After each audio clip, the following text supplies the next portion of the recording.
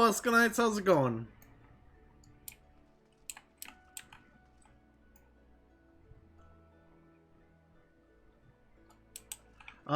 Today I wanted to start the stream out by jumping into the Dancer Unlock quest. Because they start out at level 60. I won't really have to do any grinding on them. Good, madame. Oh, good, madame. You can spare a moment, yes?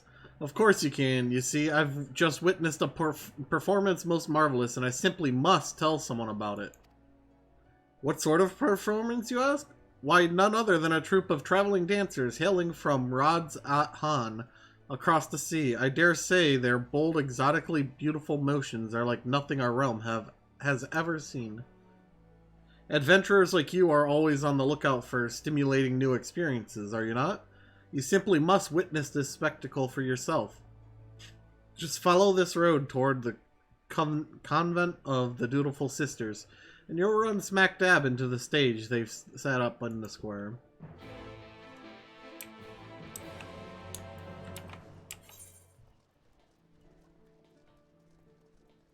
Alright.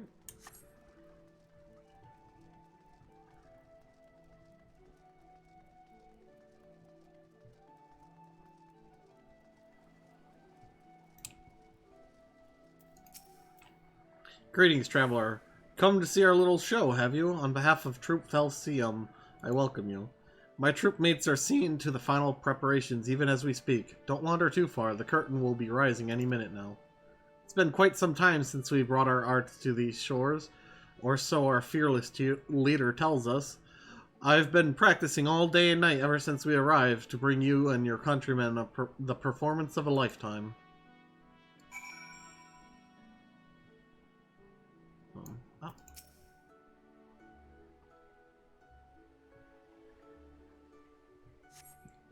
I remember trying to do this quest when Stormblood first came out, and it was packed. Or not Stormblood, Shadowbringers.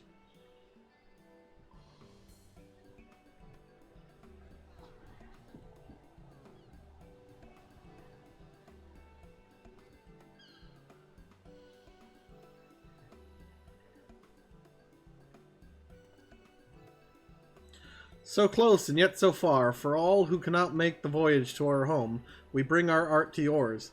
Hailing from Radzat Han across the sea, I present the incomparable, transcendent Troop Felsium!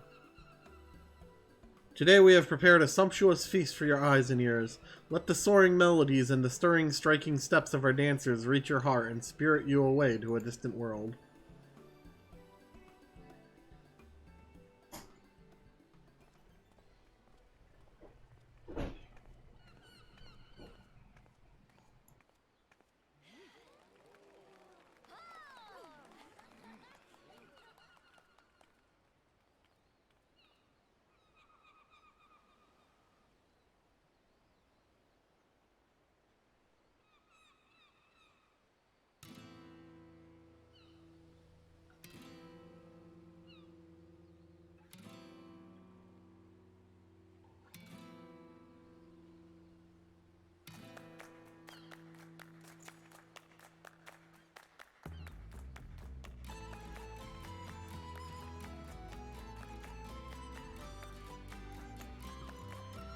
I love this song.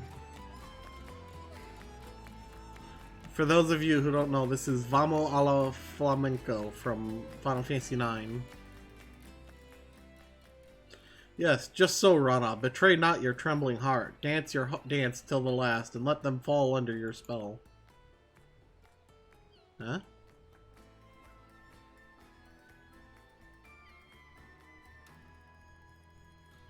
My apologies, I did not mean to intrude upon your experience. Pray ignore my mutterings and enjoy this girl's performance. She's trained quite hard for this day, after all.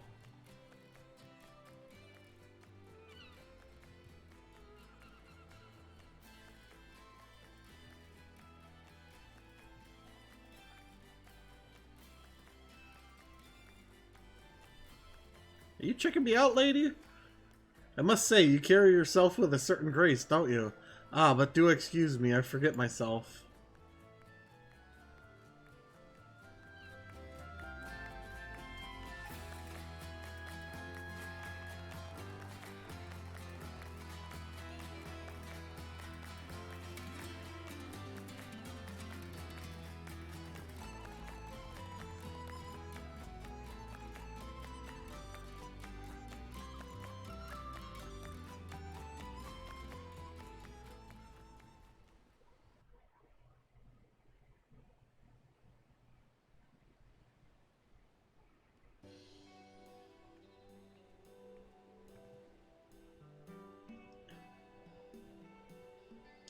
Forgive me for not having properly introduced myself.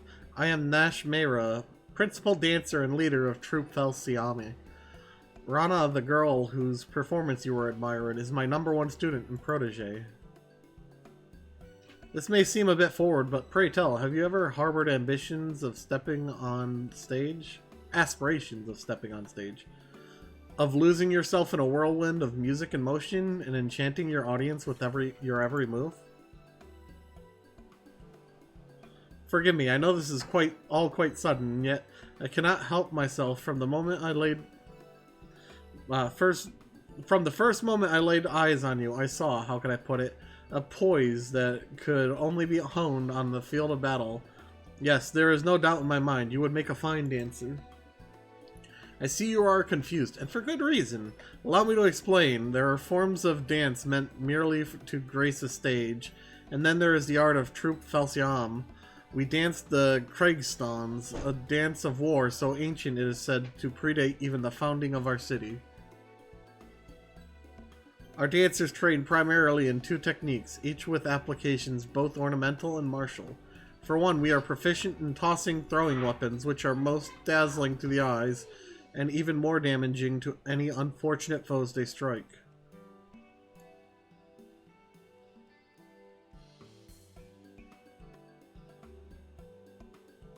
The second is, of course, dancing itself. Perhaps you have already felt it, but it is believed that there are mystical powers to our movements which can serve to heighten senses, lift spirits, and drive weakness and worry from people's hearts. The people of Eorzea have done well to rebuild this realm in the calamity's wake, yet there are scars that still go unhealed, and the specter of war still looms large over the land. If our art of dance might serve in some small way to ease worries and fears, and offer succor to the hearts of Eorzeans far and wide, nothing would bring our humble troupe greater honor, and so did I decide to lead Troupe Felsiame on a tour of this realm. There is, however, a bit of a rub. We have come with only 2 dancers, Rana and myself, and I am still nursing an injury I suffered on the voyage over. My protege is a talented one, but I can hardly ask her to bear the burden of our tour alone, and so I felt compelled to reach out to you. I could assure you that the arrangement would be to our mutual benefit. Should you offer your aid to us, I will personally instruct you in the arts of Kriegstans, an art that will avail you not only on the stage, but on the field of battle as well.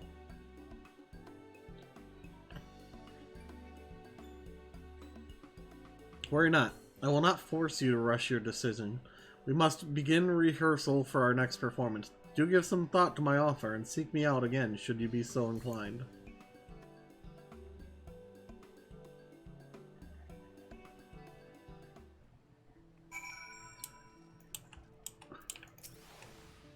You return, friend. Have you taken the time to think over my offer?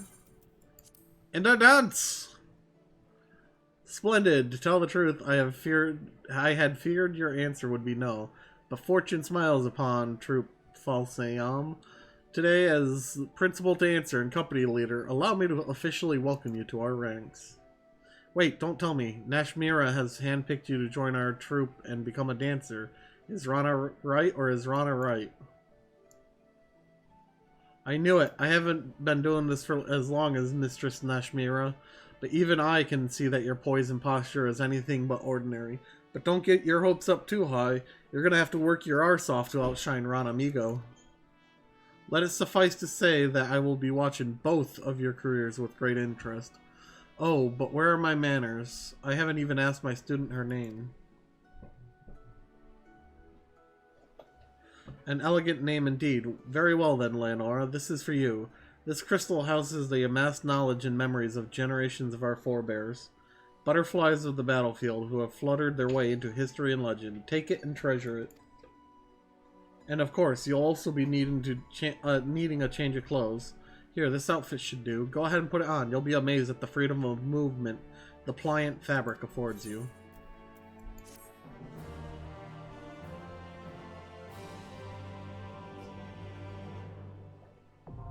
Dancer is now unlocked.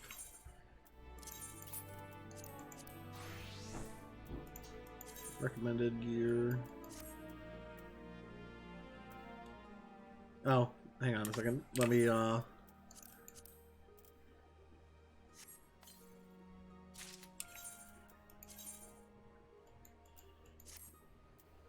go. I laugh... No, we don't want to assign it to dark. I laugh at the fact that, you know, Viera and Dancers came in the same expansion, yet you can't wear the hat. I should go buy some bracelets.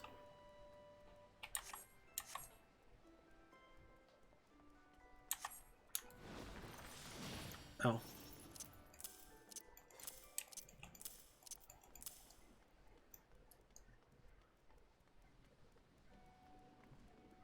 Oh, wait. Can I can do the,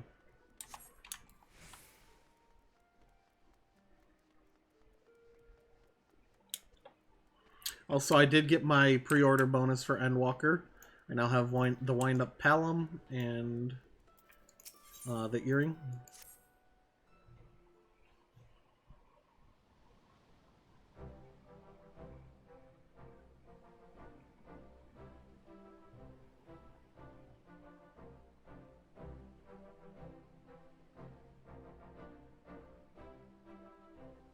I have trained many a dancer in my day, but I cannot recall ever having seen the crystal take to one of our new recruits so quickly.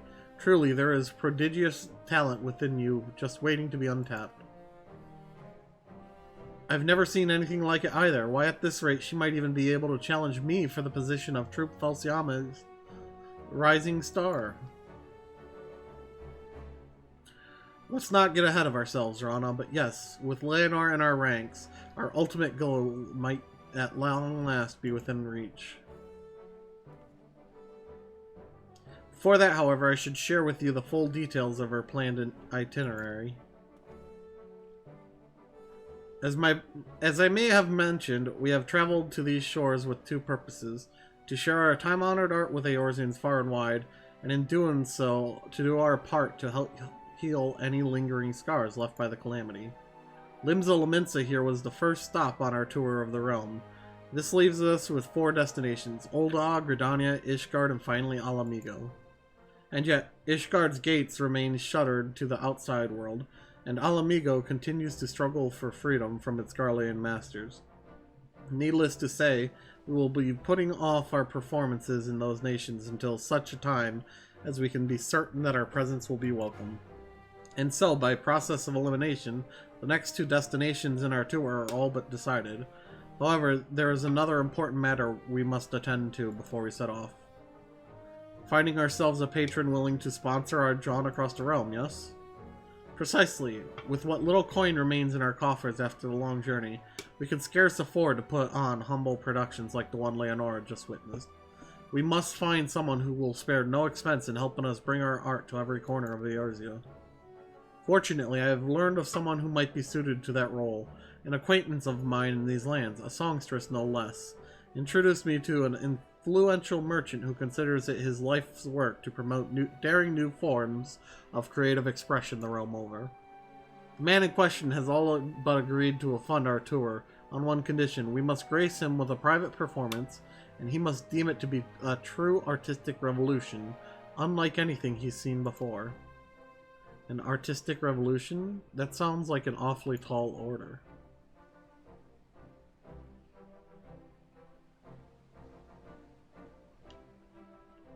Indeed it is. After all, an aesthete of such renown has surely seen a Near Eastern dance or two in his day.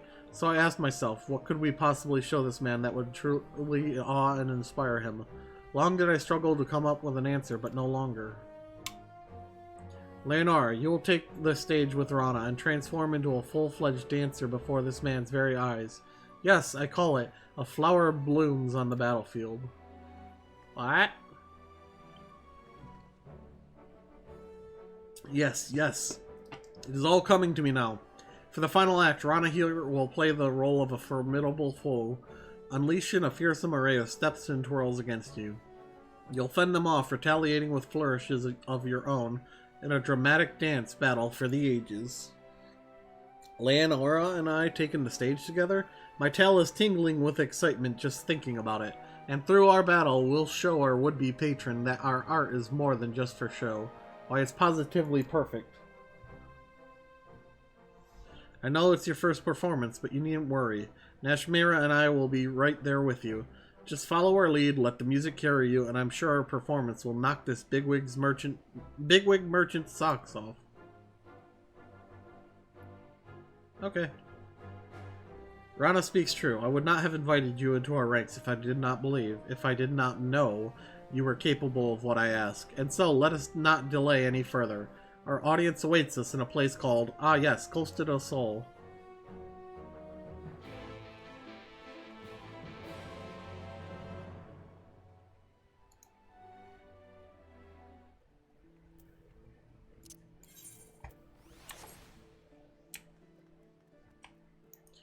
Okay. Cascade. That goes there. There.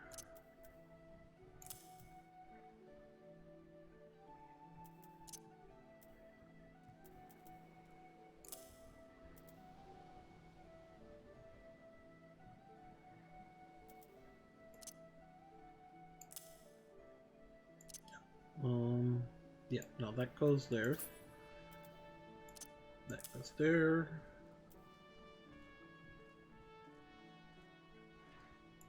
Nearby.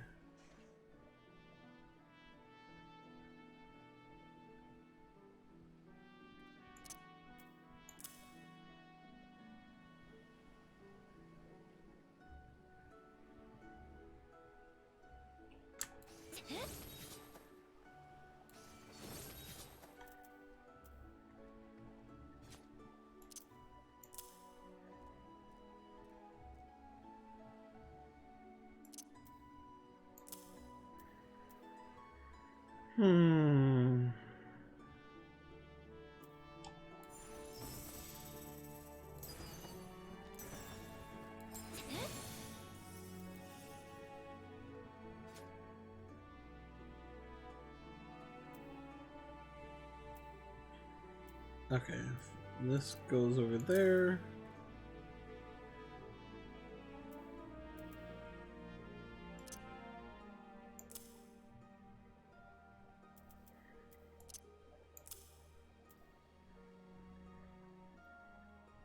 Okay, windmill. So, something like this. Okay.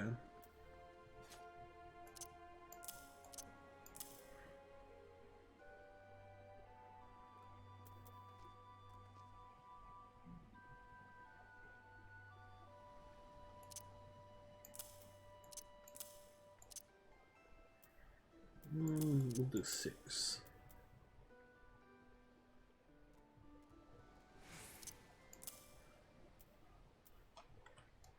Okay.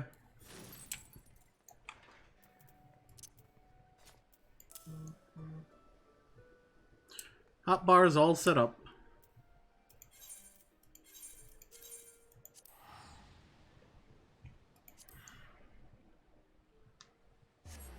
Thank you for the patience.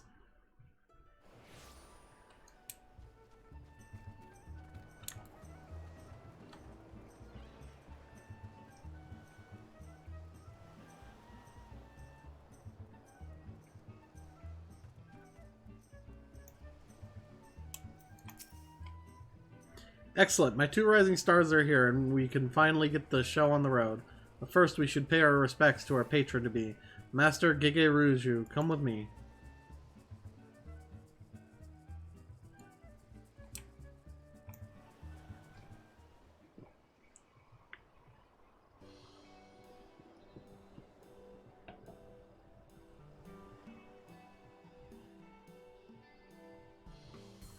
Master Gege Ruju, it is a pleasure and an honor to be invited to your lovely estate. I am Nashmira, leader of and principal dancer of Troupe Felsiama, and I stand before you today with two of my most promising proteges. Yes, welcome and all. Thal, take me, is that you, Titan's Bane? Moonlighting as a dancer these days, are you? I must admit, I thought adventuring was more lucrative than that. Mind you, when you're as wealthy as me, the best is a given. No, I won't be content with merely a masterful performance. Want to see something daring, something profound, something the likes of which this realm has never seen. I trust you're up to the task. We would let your eyes be the judge of that, Master Gegeruju. For today, Costa del Sol will be the venue for the inaugural performance of Troupe Falciame's newest production. I call it A Flower Blooms on the Battlefield.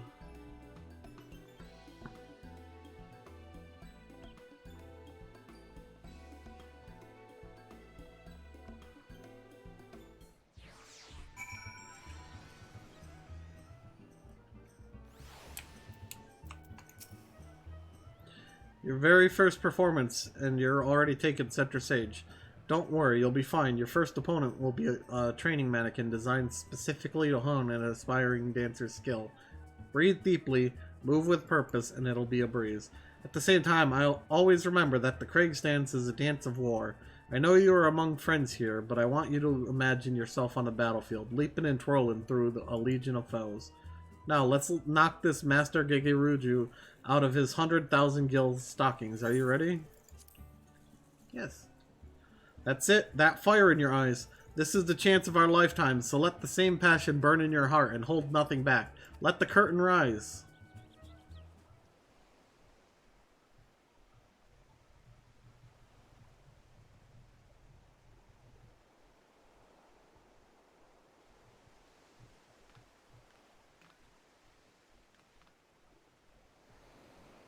You still lack experience, or lack for experience, this I know. But take heart, for I have crafted this performance specifically to draw out your innate talent. Step by precious step. Follow my lead and you will feel yourself transforming into a full-fledged dancer before you even know it. Lose yourself in the music. Let the passion in your heart take over, and you will move as you have never moved before. Yes, you are the flower on this battlefield, and today you will blossom. Okay.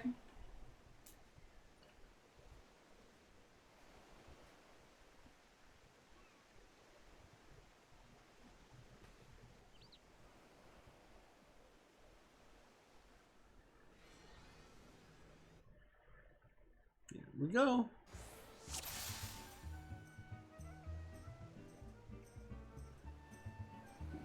Are you ready, Leonor? First, you'll want to execute what we call a closed position and choose me as your partner.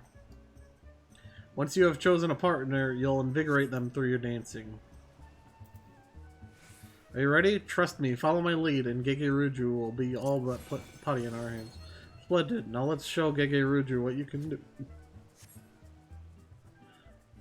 Our apologies for the day, Master Gegeruju. Without further ado, behold, as our flower blooms on the battlefield. Finally, it's time for the show. This had best be all I've heard it to be, lest you're not getting a single coin of my gil. Phew, no pressure, eh? Alright, Leonor, let's begin with the basic. Commence your dance. Make 2 standard steps and then top it off with a double standard.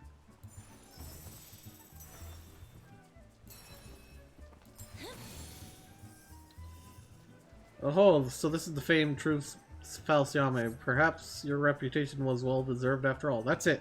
Can you feel the power welling up from within you? Now it's my turn.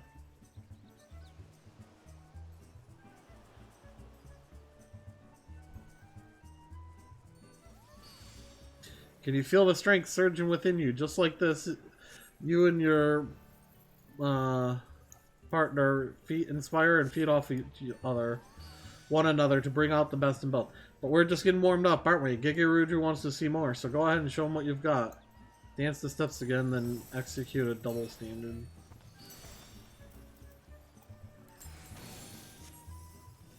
Simply astounding. I never knew that Eastern dance was so alluring. Not bad at all, but you must show me more. More, I say. It would seem Master Gegeruju has warmed up to you. Next, show him what you can do with this mannequin here. Behold, Master Gegeruju, my protege will now put on a show with this dancing doll. Watch as she fends off its mightiest attack. Oh, no, nothing like a good battle to get the blood pumping. From here, you must dance to your own rhythm. Use your weapons to your advantage as well and fell your foe.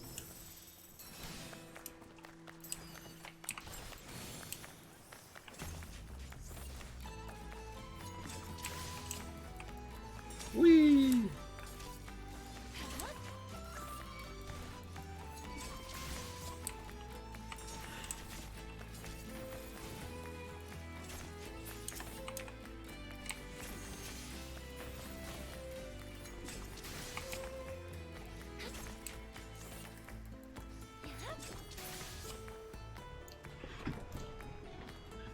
Gahaha! Elegant and deadly. Yes, I do believe I approve.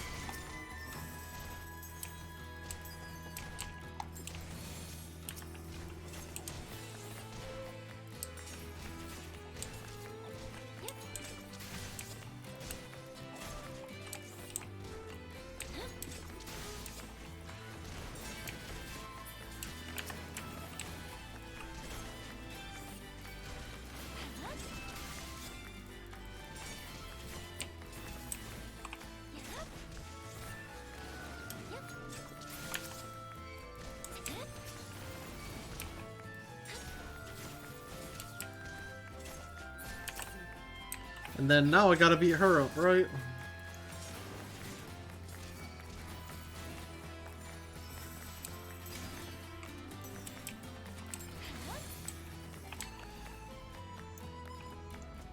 Now that's what I call dancing. What's next? The show will go on, yes? Alright, Leonora, we have Master Gegeruju right where we want him. It's time for you and Rana to take the stage together. I trust you are enjoying the show, and now we present the grand finale. Behold, as my two dancers clash in a beautiful in a display of dangerous... Yeah. Now that's what I came to see. Come, my lovelies, and sweep me off my feet.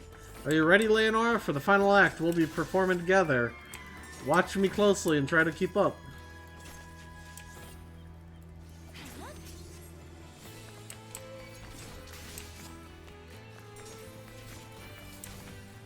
Ha! Neither you nor Master Gegeruju can resist my charms. I am as the flames flickering the darkness.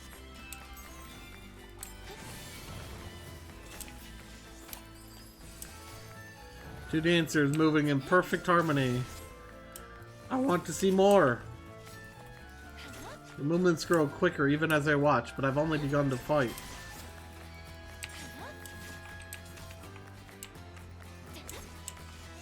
Such beauty, such grace. I can't take my eyes off of them.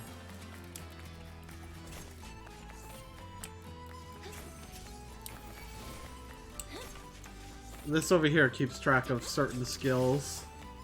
Well, looks like someone's feeling comfortable out there, but your rival still has a few tricks up her sleeves.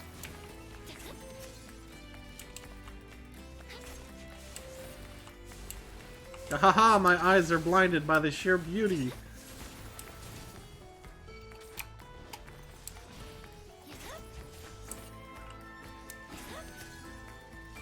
I am as a whirlpool ripping through the skies.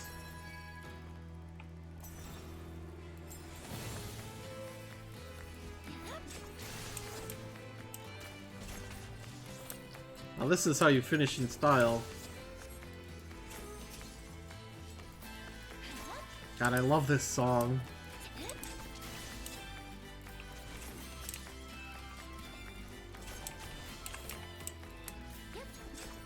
Honestly, my favorite from Final Fantasy IX. I am as the raging waves crash against the shores.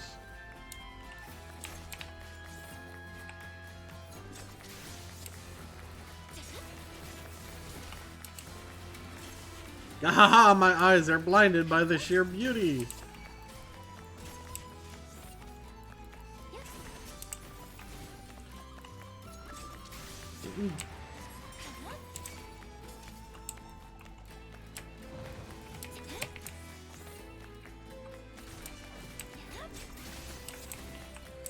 Now this is how you finish in style.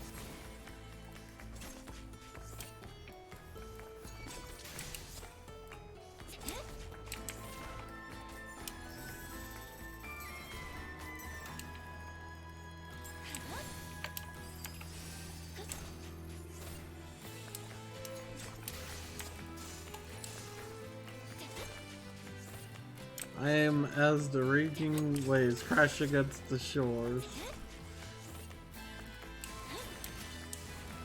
I'm kind of kicking your butt out here. Inconceivable. I've never seen anything like them.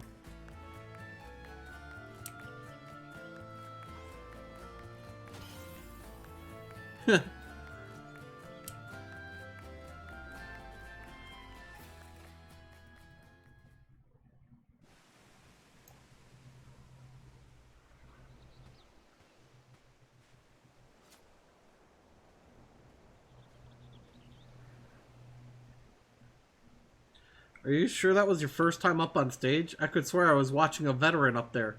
I couldn't take my eyes off of you for a moment. But hey, my moves were nothing to sneeze at either, right? Oh, my finger twitched. But enough about me. This was your day to shine.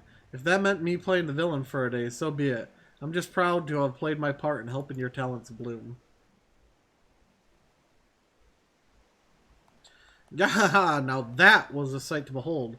A bold young woman taking on one fearsome foe after the next, and transforming into a masterful dancer. Before my very eyes. Yes, I do believe I've not seen anything quite like it.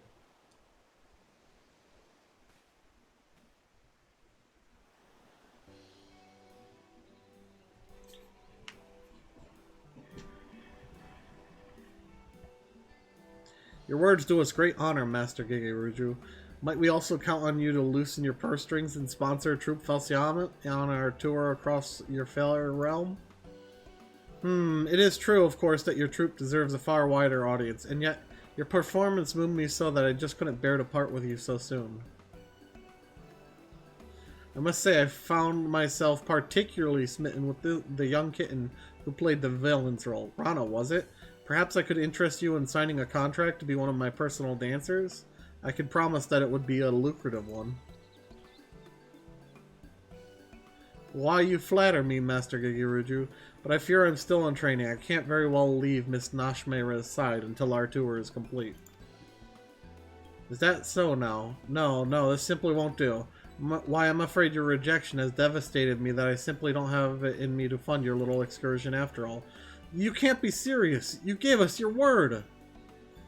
He won't take no for an answer. Whatever should we do, Leonor?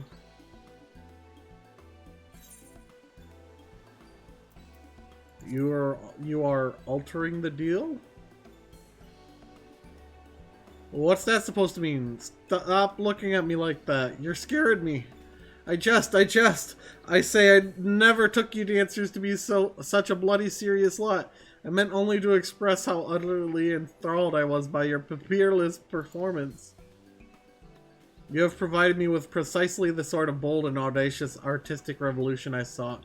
As per our deal, I am more than happy to offer you the financial backing you so clearly deserve. We are most grateful, Master Gigeruju. Truly, your aesthetic sensibilities are matched only by your boundless generosity. By your leave, we shall begin preparing for our forthcoming performance in Ul'dah. Wait, I say, if I might make just one small request? I ask not that you sign an exclusive contract, only that one of you sojourn here as my honored guest and entertain me for a spell. In return, in addition to my patronage, I promise that I will deliver you a personal letter of recommendation to the syndicate on your behalf. Well, I do believe that sounds like a mutually beneficial arrangement. In that case, Master Gigeruju, you may have the pick of any of my troupe, excepting Leonora, of course. Then the deal is done. Yes, I would be more than content with the lovely Miss Rana here. Leave the negotiations with the syndicate to me. In the meantime, I look forward to seeing every move in your repertoire. The pleasure is mine, Master Gigeruju, and please introduce me to your personal dancing girls as well. I'm sure there's so much they could teach me about the art of dance in Eorzea.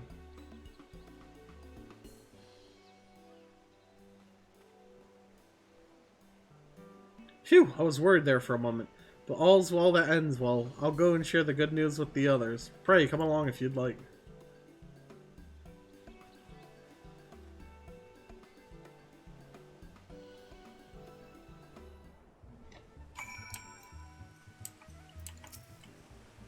When Master Gigeruju started insisting on taking Rana from us, I thought our efforts were for naught, but it seems we've come away with everything we bargained for and then some.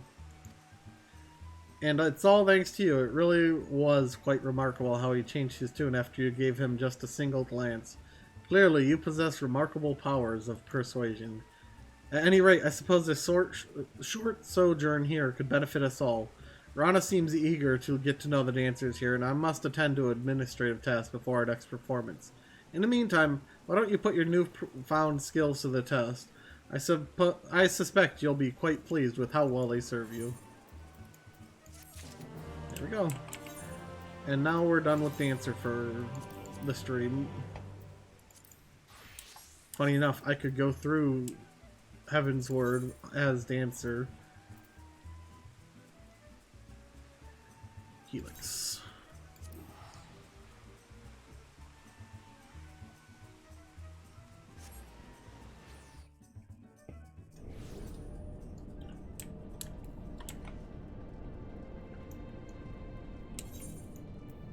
We have the new earring, Menfina's earring. Oh, before I forget, I should.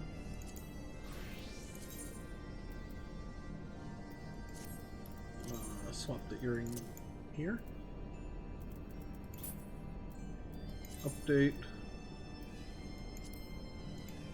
And thaumaturge. Am I done with this? I'm level 25 and below. I am level 25, so yes, I'm done with it.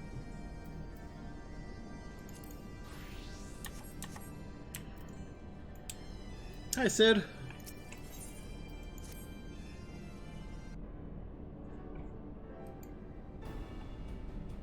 First of all, in the entrance of efficiency, I suggest we make the place our base camp.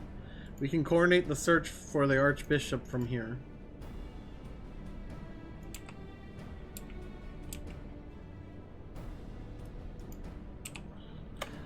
I have no objections. Now that we stand upon Aziz's law, I am struck by the vastness of the isle.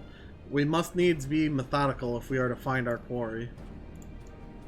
Good. Now, unless I'm mistaken, this used to be an airship landing, and a major one at that.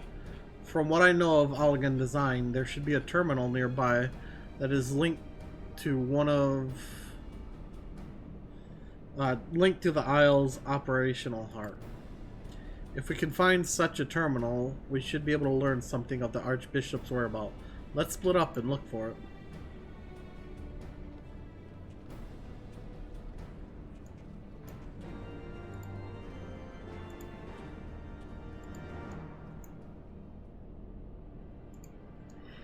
Okay, now we do this.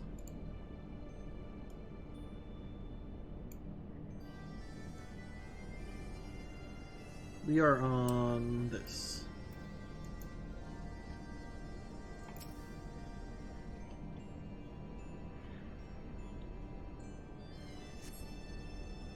What ungodly vessels must the Allagans have built to warrant so vast a landing?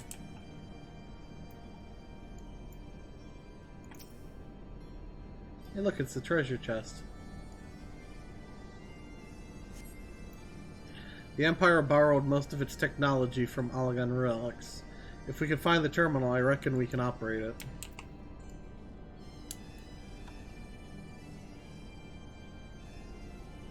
Hey, Stydian, what'd you find over here?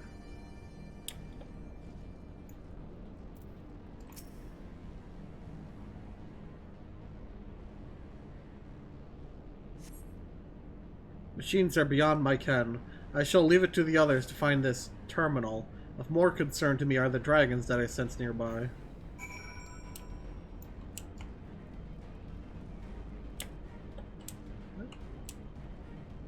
Oh, there was no ground over that wall.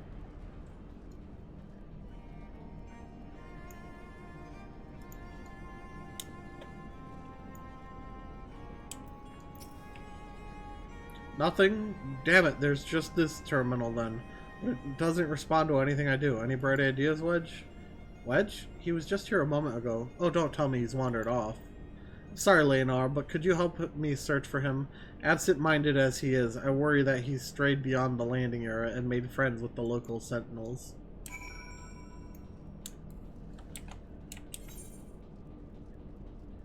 Damn it, Wedge!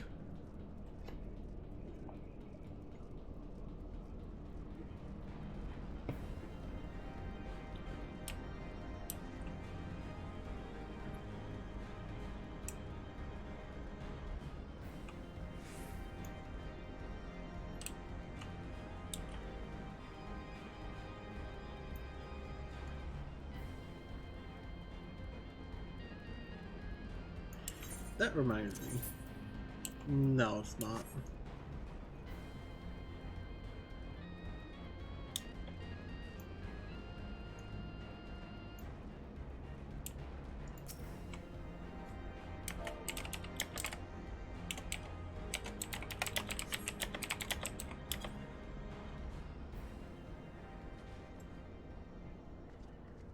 Uh-oh. Wedge, you okay? Ow. Wedge, are you alright? I'm fine, Chief. I just tripped, that's all. Fool of a Lalafell, what were you thinking coming here on your own? Death by overwork is one thing. Death by stupidity is quite another. I'm sorry, Chief, but I think I've found something. What is this? The wreck of a sentinel? This is no wreck, Chief. She's still operational. Kicks it. See?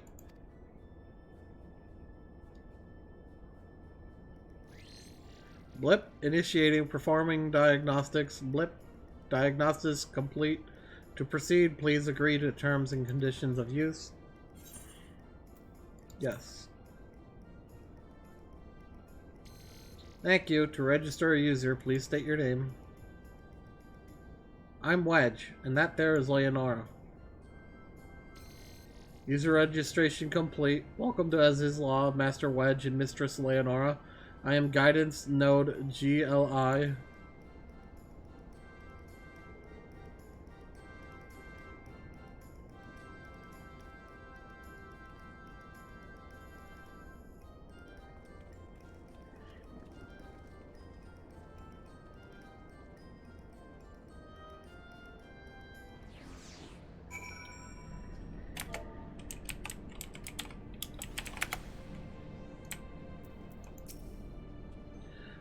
This isn't quite what I had in mind, but it might just serve. Wedge, bring the node this way, would you? There's something I'd like to try.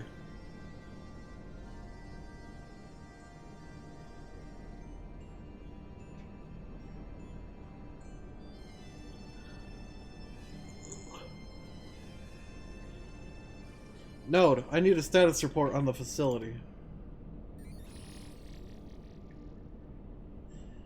Gilly, you have to do what the chief says.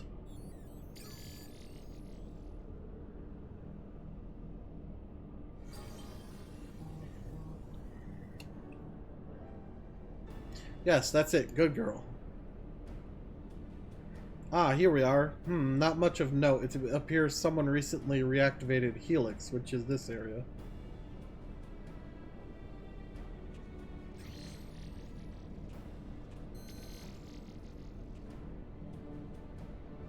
Reactivated, you say?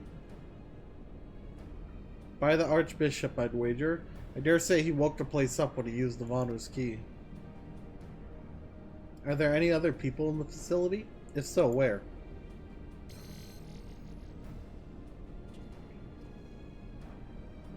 Let's see here.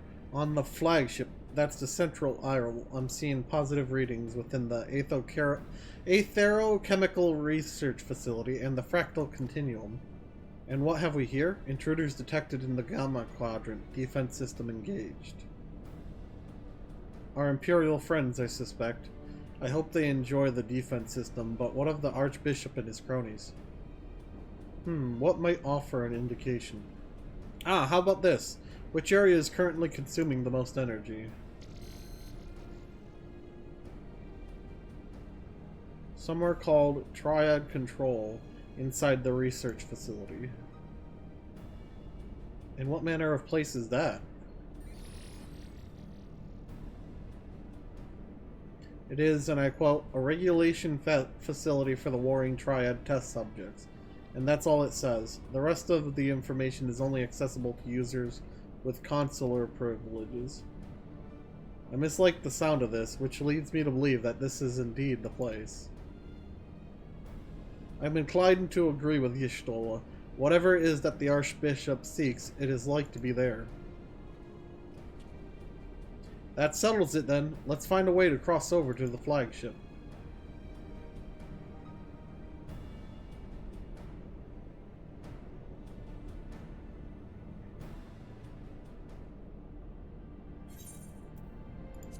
Thanks.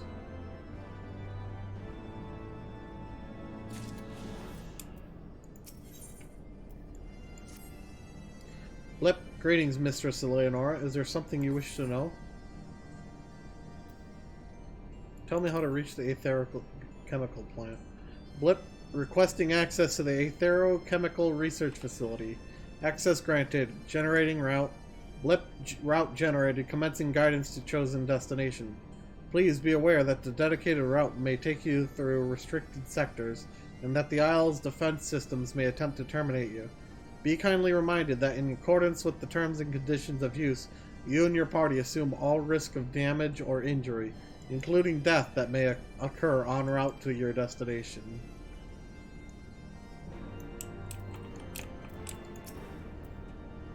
Can the guidance node be trusted? I know not, but we have few other options. Let us see where it leads us.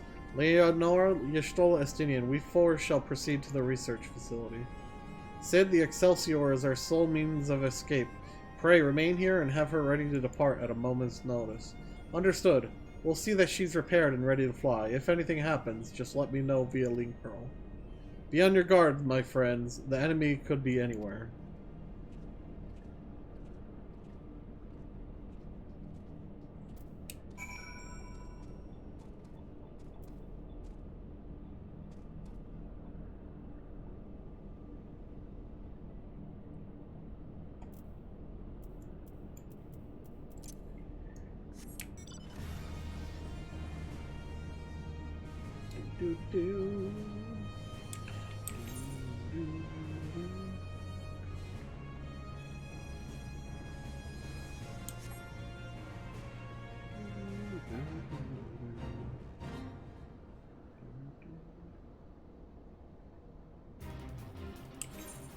I believe it's this way.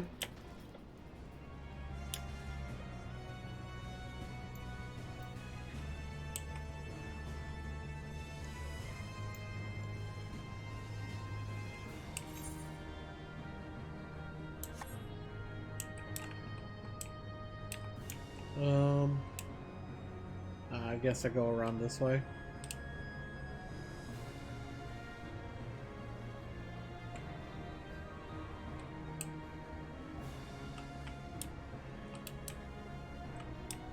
Up and around.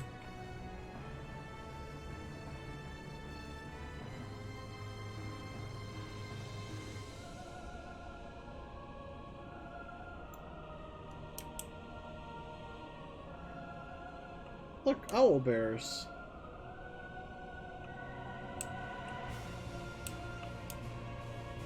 I guess not up and around.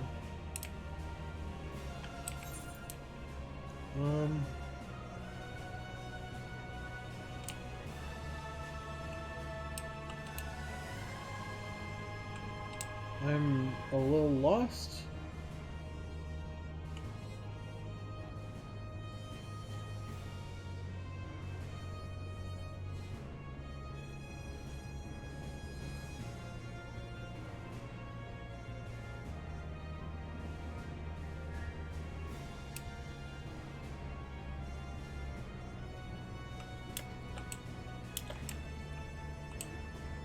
Okay. Getting back on track.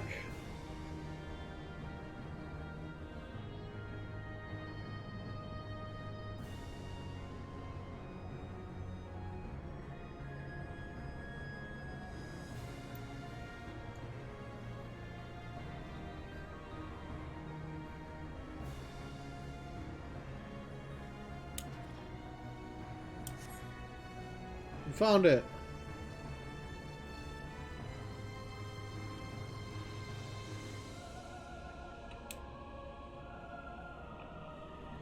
Hello, guidance node.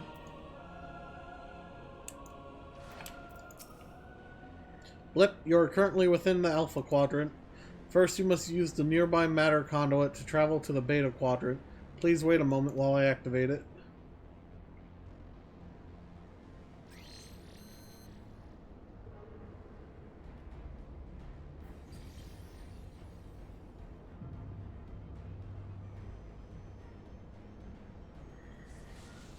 Okay.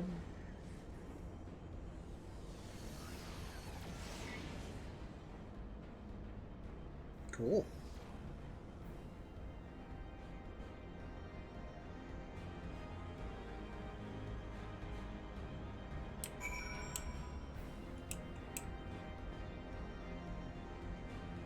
Teleporter! Activate!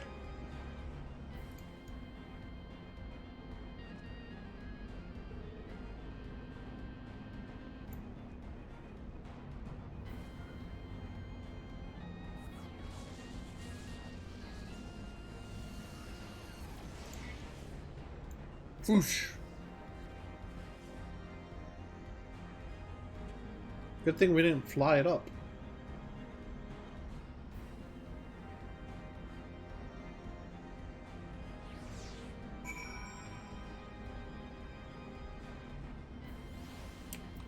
Hello, guidance node.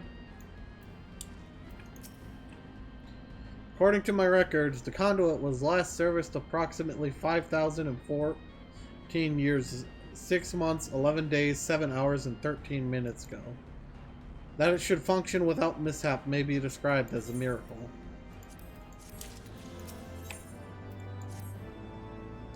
Lip, resuming guidance to the Aetherochemical Research Facility. Please follow me. This sector, the Beta Quadrant, is home to laboratories which produce chimerical life forms for both military and household applications. Our facility has been awarded 3-star certification for compliance with ASO 3001. The good behavior of the creatures aboard here is guaranteed. Please be warned, however, that millennia of neglect may have had an adverse effect on their disposition. For your own safety, please refrain from approaching the creatures. Okay.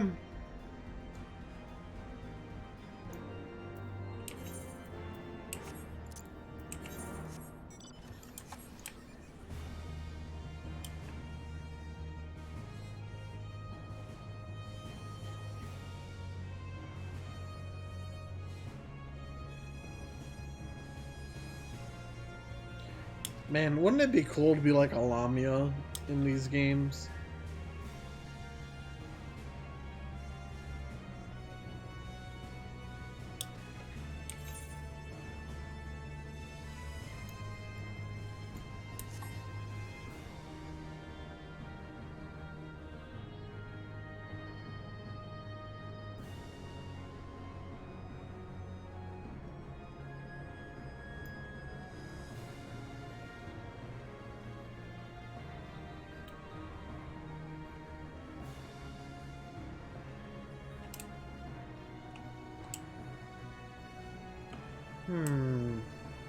Hope I'm going the right way.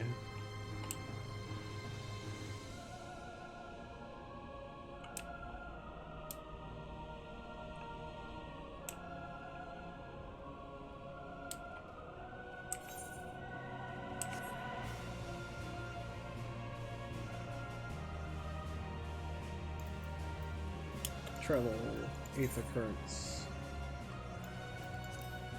So this one plus 2 more and we got flight here.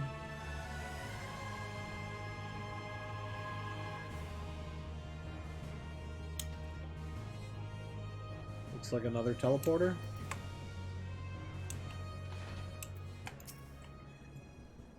Blip, unable to activate matter conduit. Energy shortage detected. Identifying cause.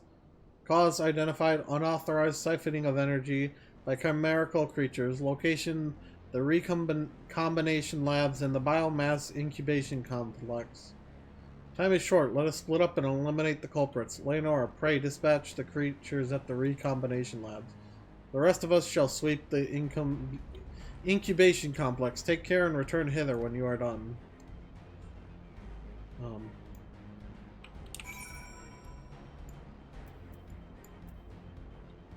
That's a ways back. Couldn't you have put it closer, game?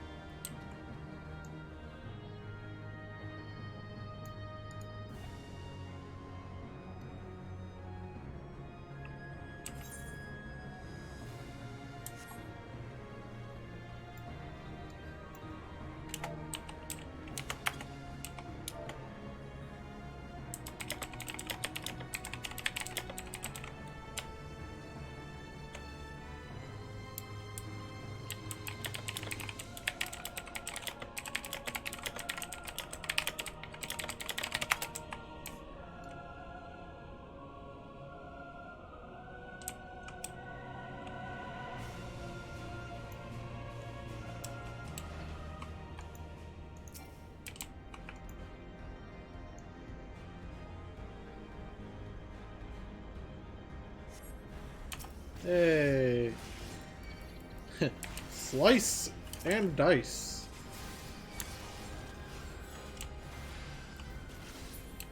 Is that it? Oh no. 3 different spots.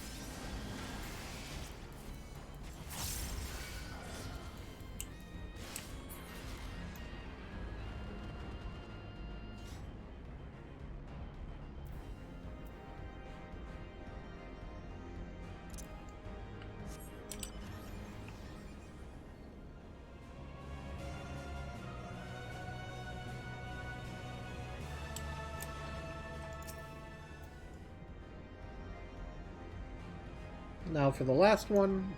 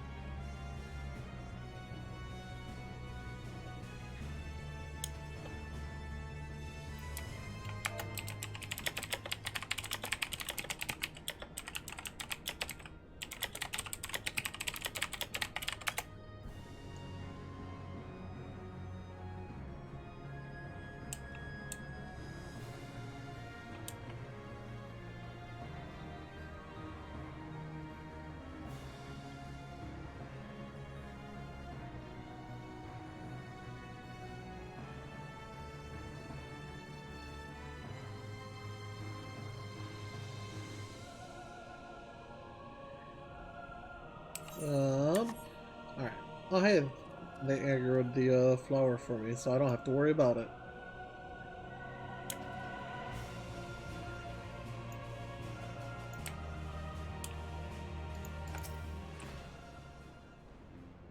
Blip, energy restored to the conduit. Please wait a moment while I activate it.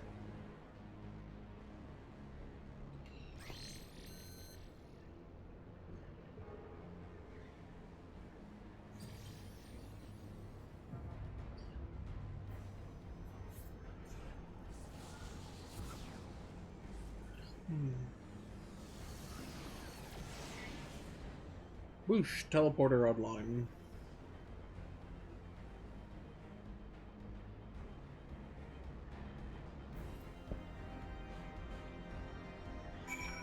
Now we teleport.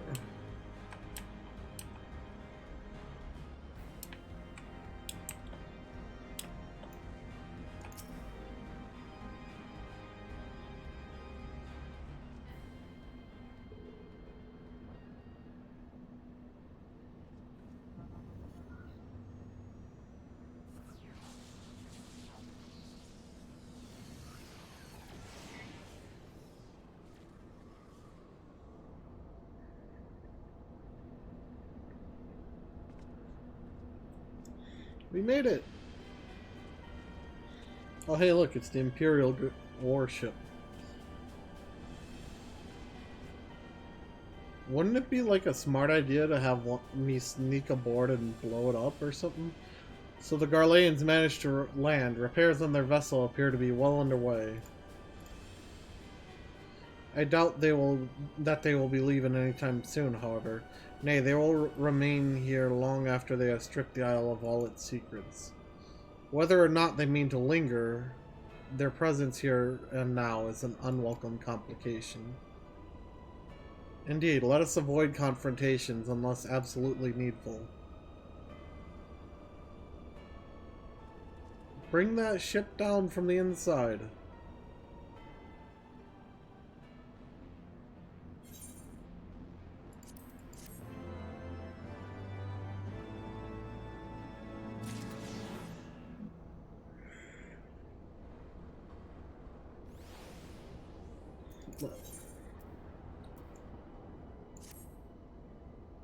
Warning, intruders detected in the force in this quadrant.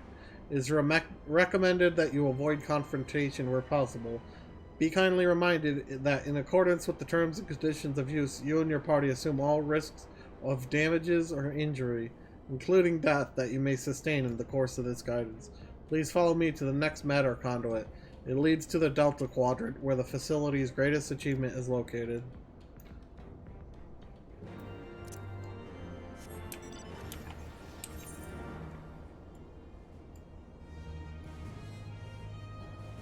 Yeet.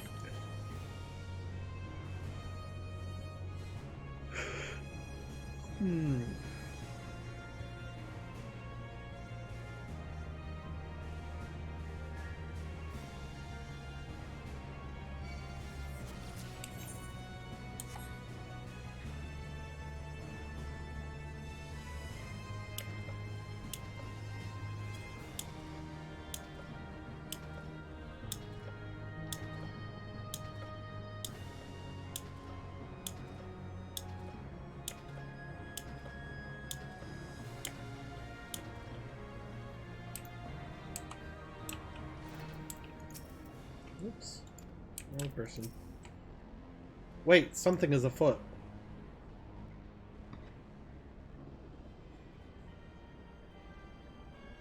But what about a hand?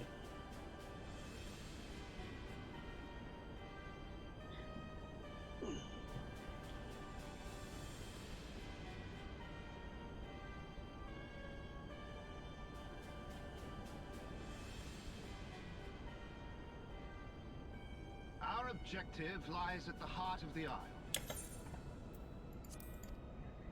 Okay. The third will remain to guard the ship, while the second patrols the perimeter and eliminates any threats. The first will come with me to secure the research facility.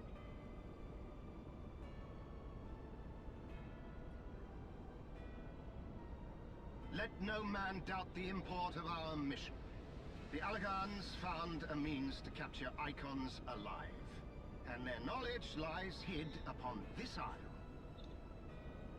If we can but acquire it, we would be able to prevent the beings from returning to plague us, thus ending the cycle of rebirth. Not a bad idea. I need not remind you that success will raise our legion high in the Emperor's regard.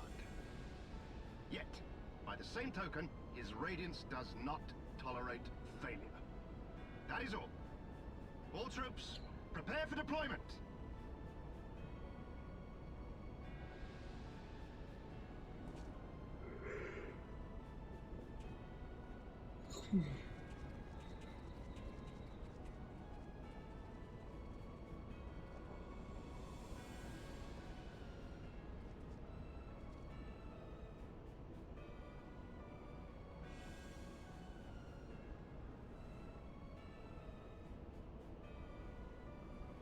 So that is their purpose. To think that the knowledge used to bind no less a being than Bahamut sleeps here. Imprisoning a primal in such a manner would represent an effective means to halt the cycle of summoning, were it not for the grave and obvious risks. Indeed. We need but refer to past experience, that of Bahamut's calamitous return, to see why this is not the solution we seek. Held in duress, a primal will continue to nurse its hatred for mankind. And when it inevitably breaks free, its rage will be beyond quelling.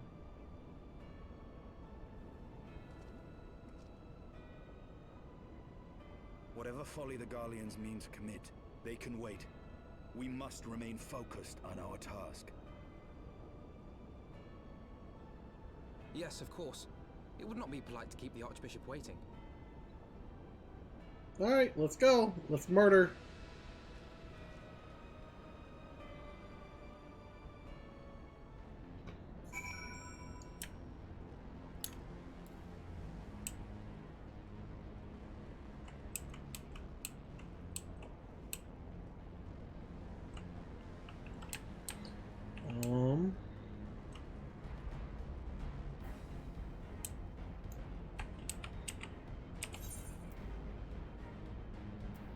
I don't...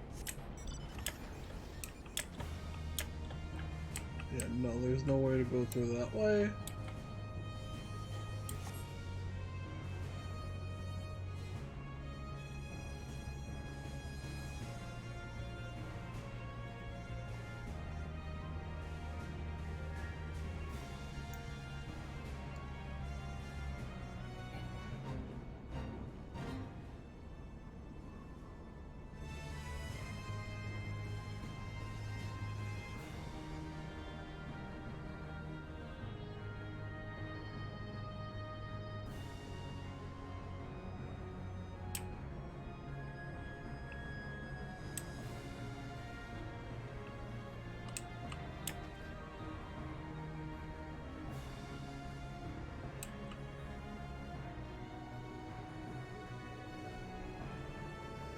This way!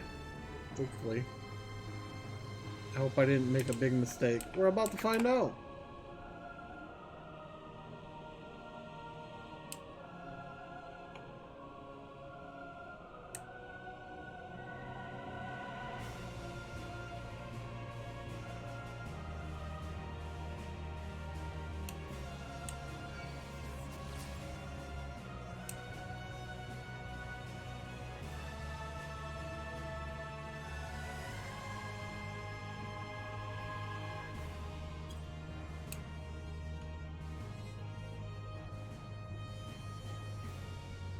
I think I'm going the right way, but like it's impossible to tell.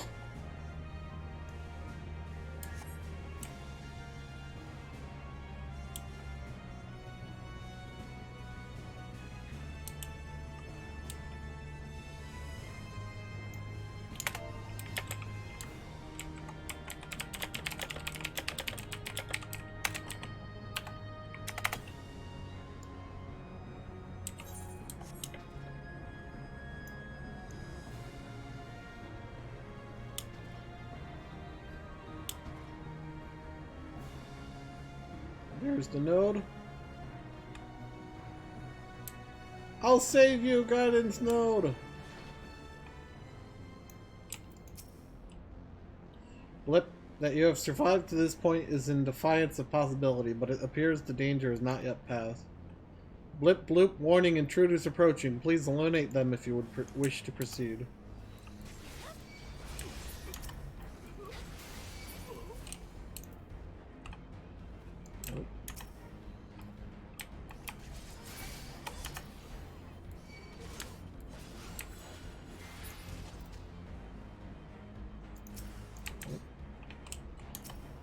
Yeah.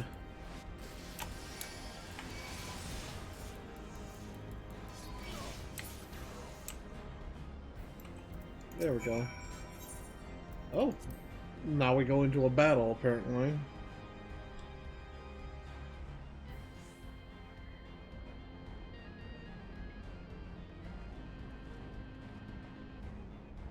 Nod.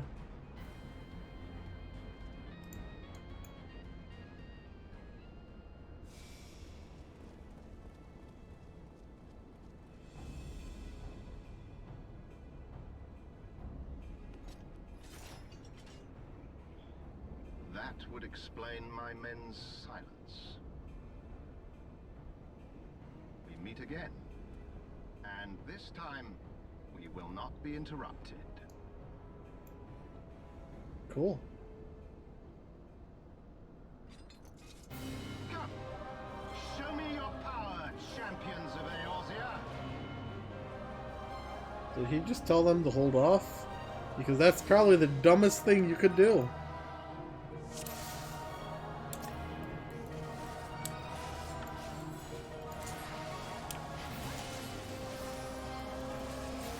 shall make it quick.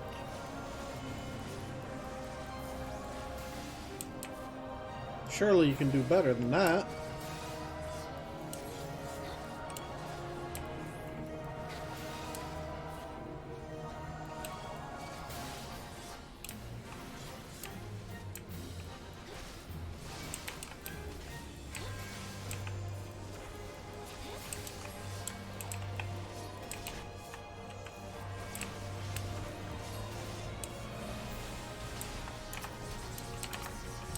Leave the file, rank and file to us. Focus on the legatus. Okay.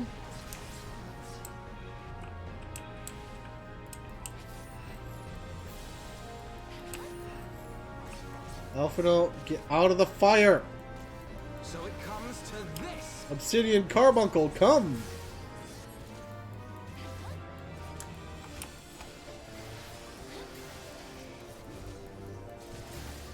Okay, Ishtola left with Estinian. I need air support, now!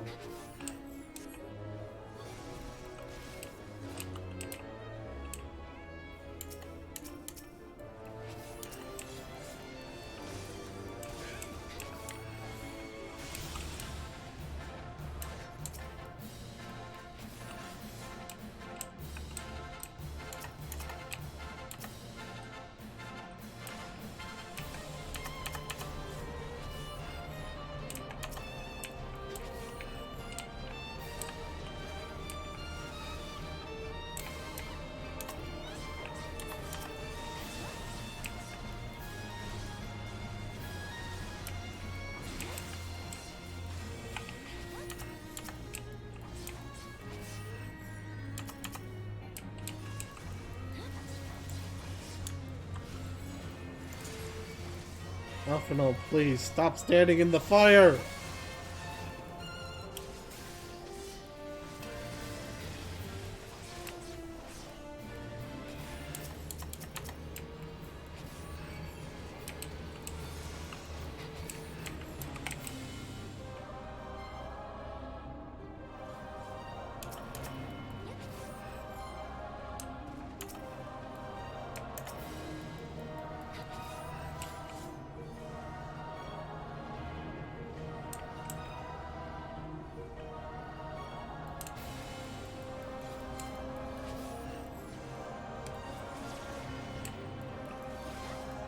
Easy peasy.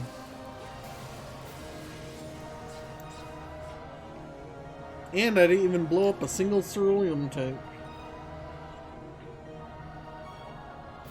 I had heard the tales of your strength, warrior of light, and now that I have experienced it firsthand, Van Baelsar's defeat seems less inexplicable.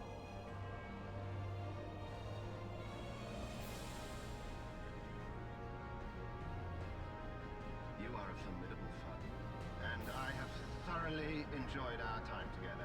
Alas, all good things must come to an end. Allagan's secrets await, and there is no profit to be had in remaining here. Why are we gonna let him go?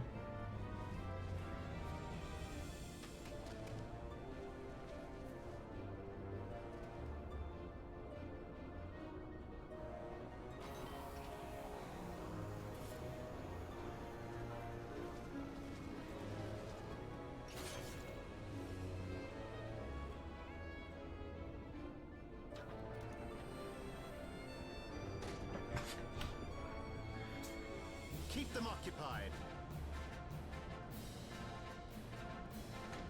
Coward!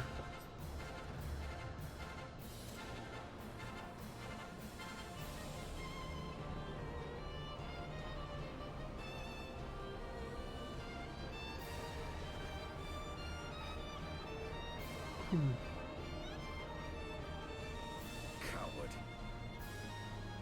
Hey, that's what I just It would said. seem we have no choice. You must continue on. We will hold them here. Okay. Take the eye. It should still hold enough energy to be of use to you. Ooh.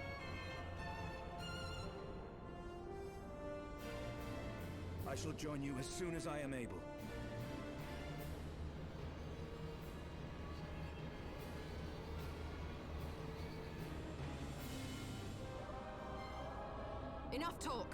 haste and stop the Archbishop.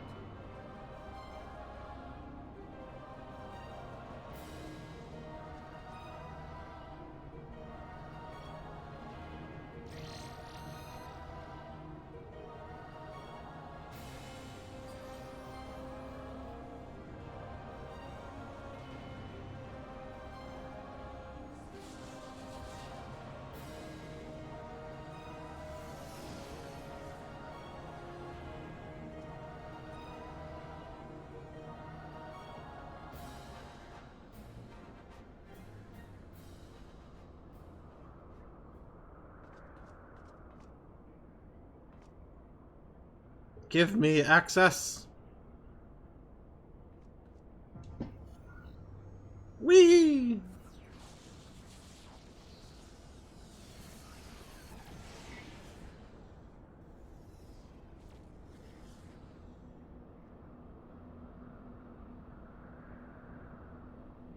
Good luck.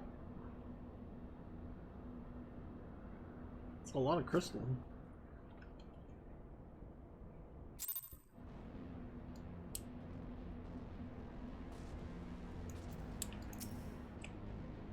Blip, welcome to the Delta Quadrant, where methods are developed for mastering dragons. To this day, the sector is home to live specimens brought over from the southern continent of Mera Citia, truly a testament to the greatness of the Alagan Empire.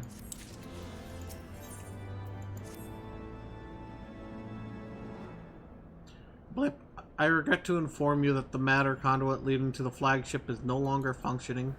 According to my records, it was destroyed by a dragon, which broke free of its restraints when they failed approximately 2,369 years, 1 month, 24 days, 7 hours, and 4 minutes ago. Please find an alternate route to the Aetherochemical Research Facility. The Alagan Research Council apologizes for any inconvenience caused.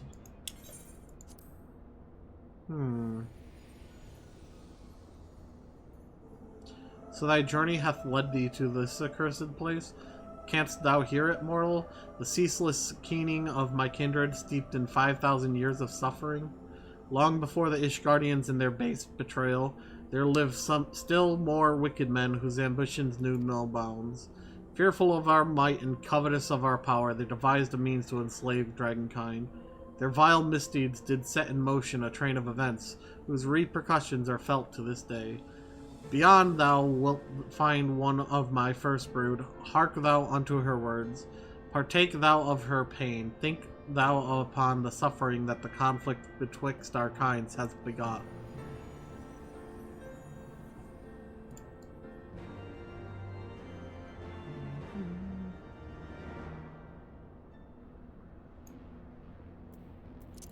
We should be able to move faster here.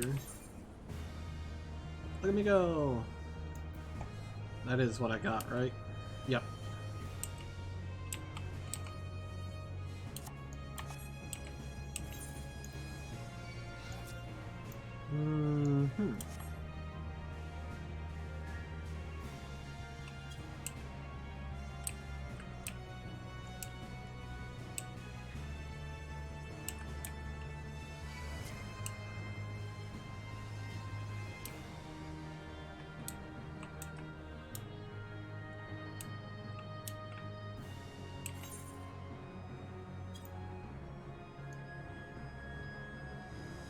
Looking like... Okay. We can get through here.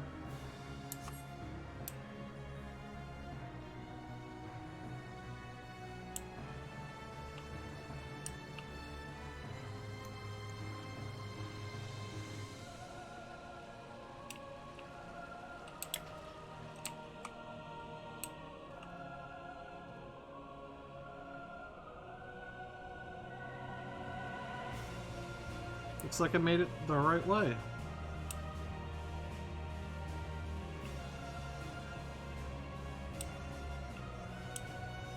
Hello. You're a dragon, aren't you? A great worm is being held in some manner of restraint. That should give me my flight in the region.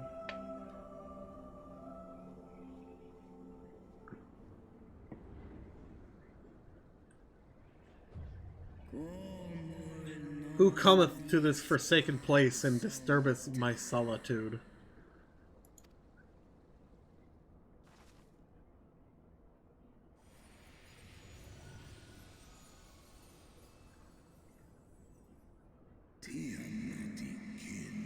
Tiamat, my child. Father? Can it truly be you? None other. My form is such that I may journey with Hydaelyn's chosen. A mortal who desireth to end the war between man and dragon.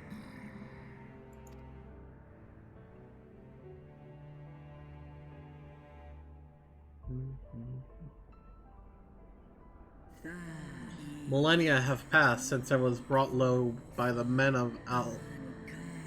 To that war rages still between our kinds. To think, war rages still between our kinds. Hearken to my tale, child of man. I am Tiamat of Midgarmer's first brood. In a time before time, my father did come to this star, bearing 7 eggs.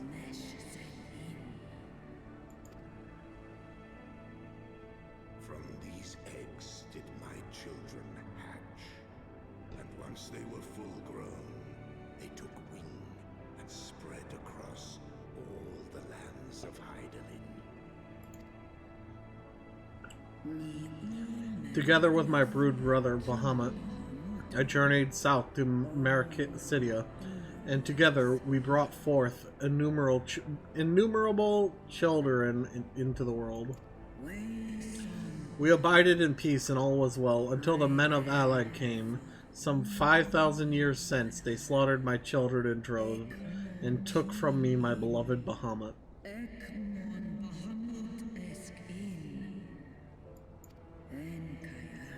'Twas then, when I had fallen into the depths of despair, that black-robed men came unto me, the Asians.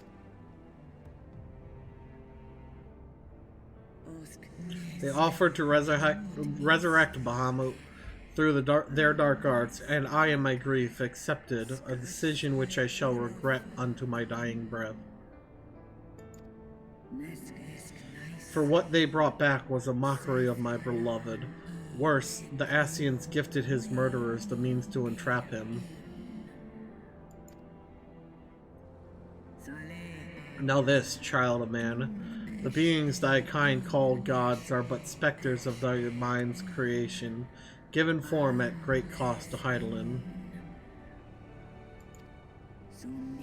Many such beings yet slumber across the land, brought to heel by the self-same empire that bound me.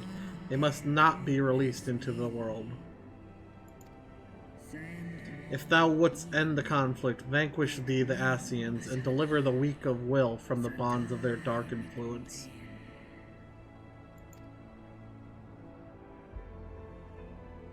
Okay. It hath been 5,000 years, my child. Wilt thou not forgive thyself? The release of death is denied me here.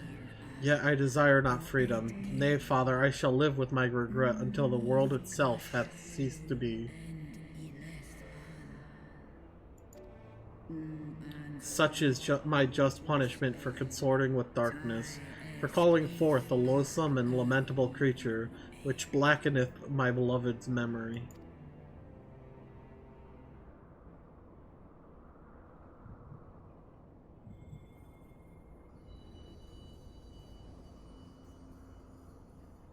Are we getting our last crystal back?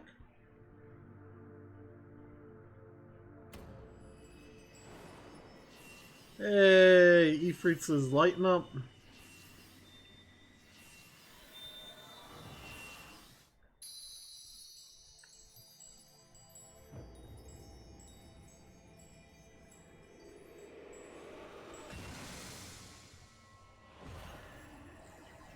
Hey, the blessing's back.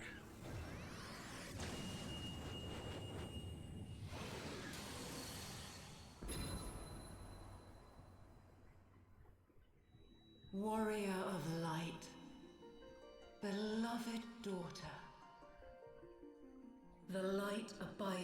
within thy heart again. Full valiantly didst thou overcome thy many trials, but glory not in thy success. For the servants of darkness are ever close at hand. Receive of me my blessing once more, and go forth to shine thy light on all creation. Yes, Mother.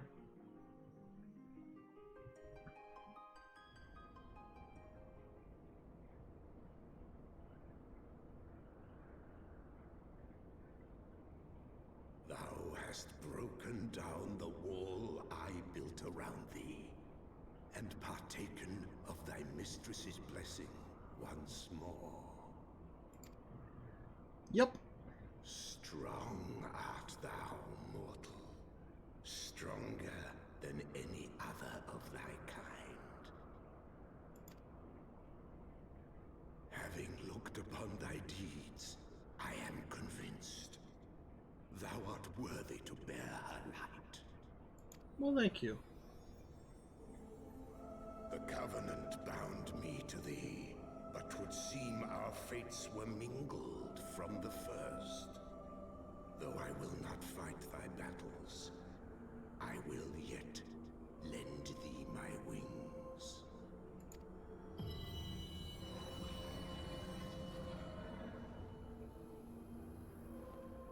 Your Midgard Stormer has evolved.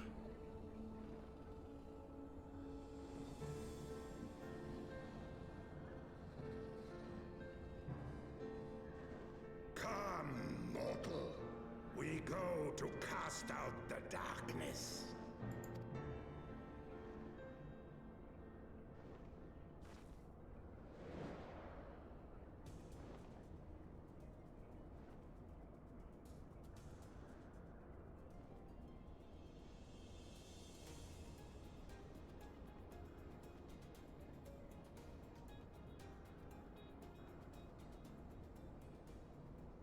You can now ride Midgard Stormer.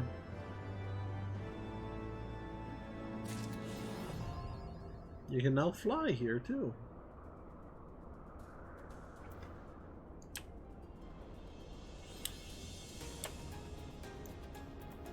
What is this achievement?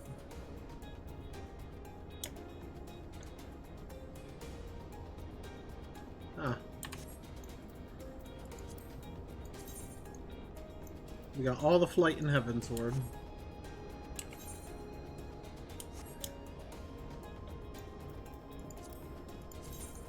And there he is.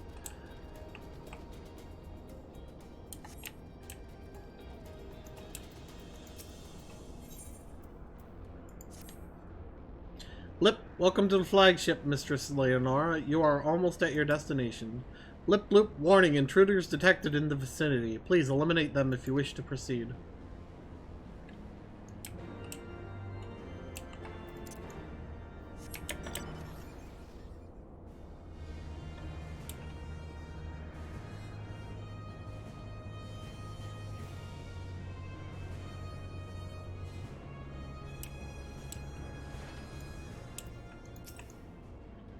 Blip bloop, warning, intruders approaching. Mages.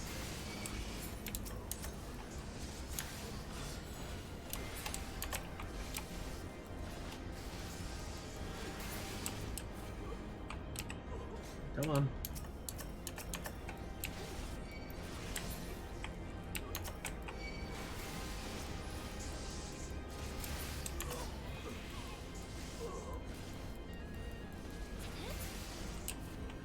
Next. Nope.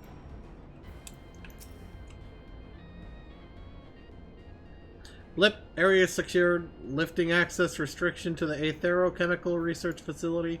Restriction lifted. You may enter the facility at your leisure. Ending guidance. Blip, unknown energy source detected within the Aetherochemical Research Facility. Please exercise caution. I am pleased to have been of service to you, Mistress Leonora. And please send my regards to Master Wedge. Deactivating. Bloop. Oh. Poor Node.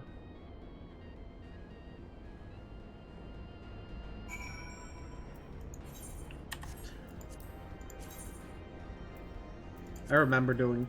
This used to be such a hard duty when it first came out. Oh hey! We're gonna get some tombstones for this. Oh wow. That was instant.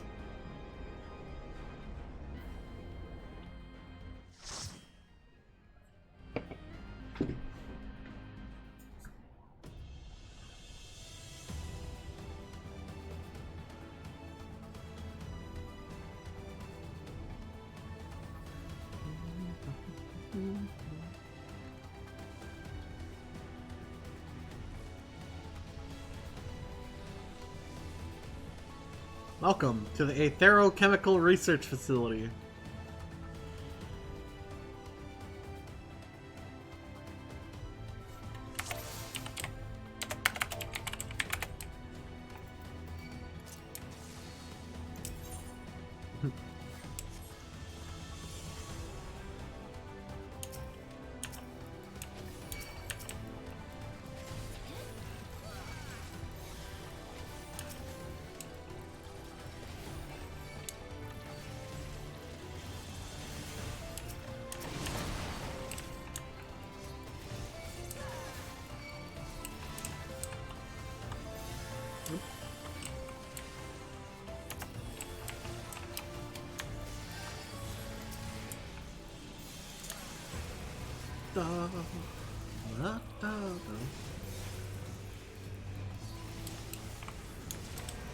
Once we get to Stormblood, we're going to be able to do all the Dark Knight quests.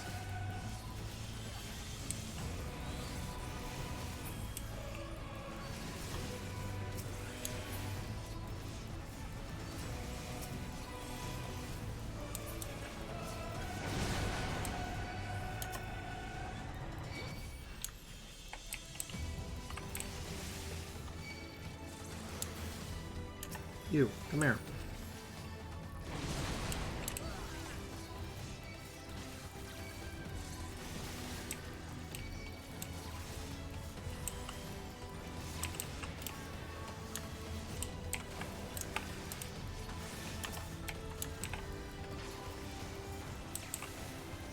Oh yeah, that thing's stuck in the wall, I forgot.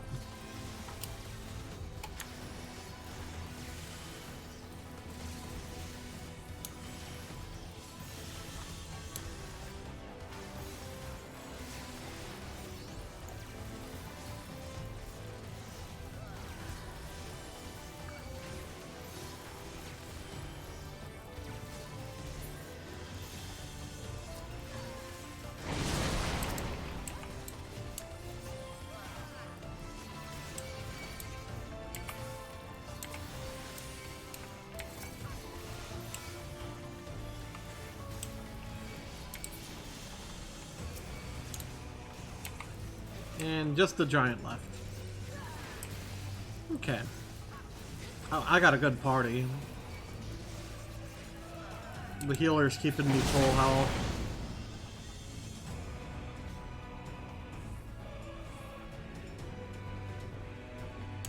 Emerald? Hey, get back here, you little shit.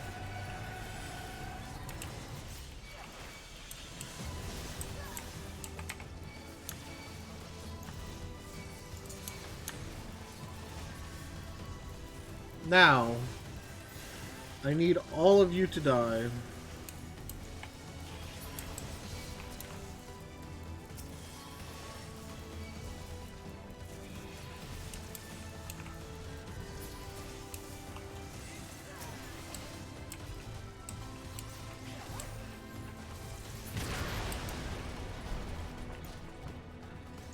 Hey, look who it is. I will crush you underfoot.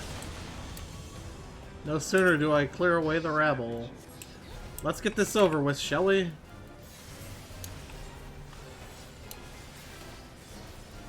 You look familiar?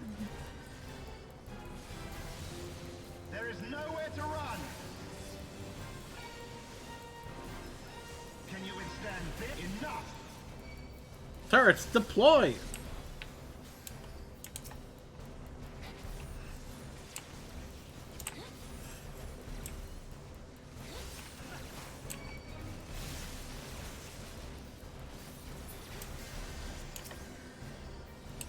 With those line attacks, you can actually take the aggro off of the mob by running in front of the line.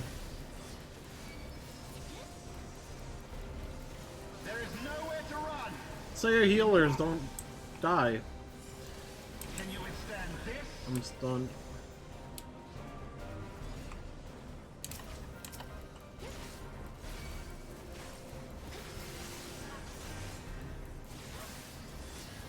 Let's just go ahead and...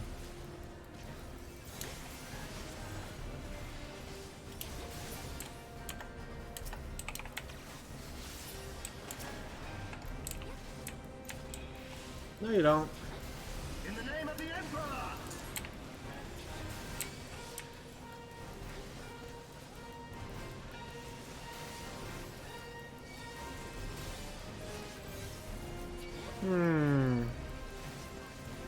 You're not very tough, are you? Well, there is nowhere to run! Can you withstand this?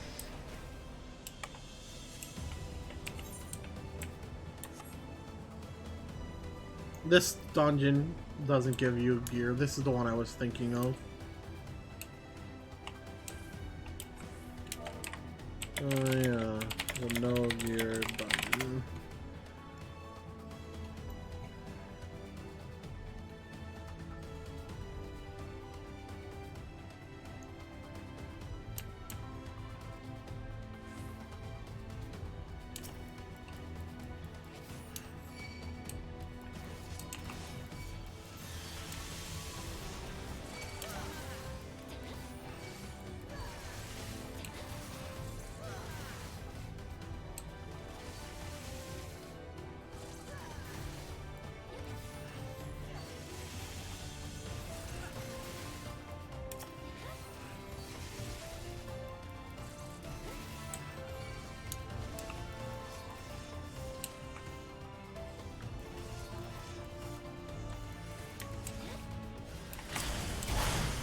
Here come all the ads.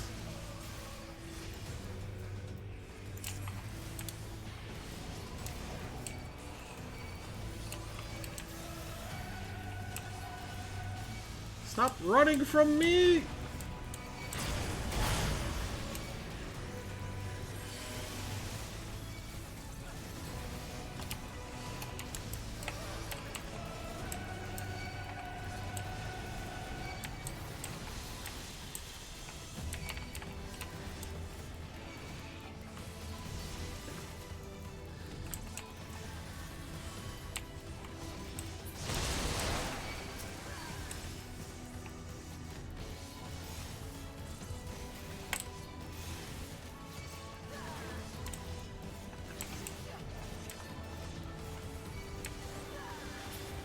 Alright.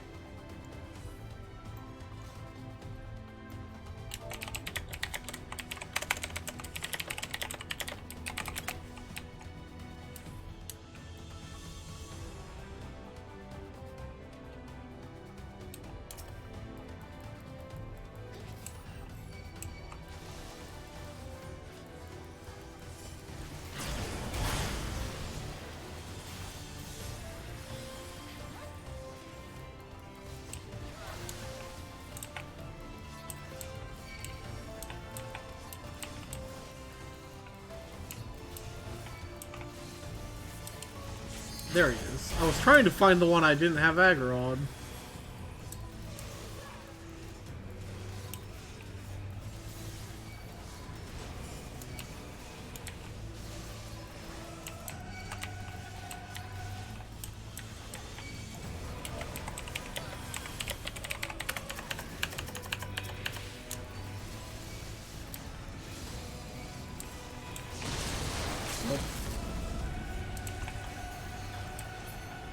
There we go. Thank you.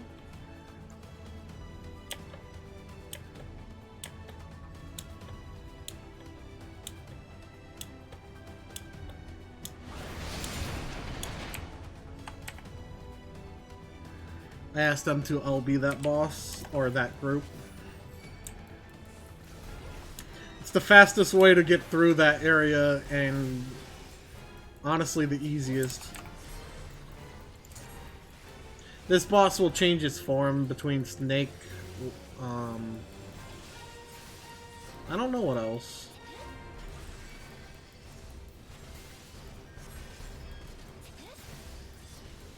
Snake, Naga.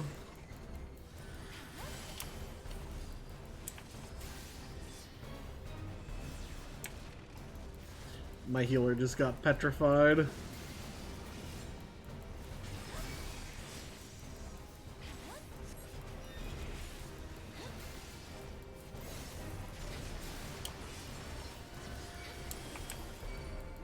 And I think I guess this turns into a robot? Yeah.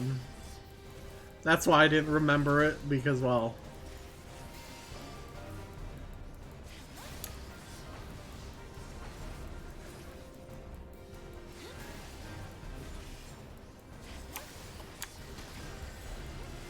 You okay? Oh.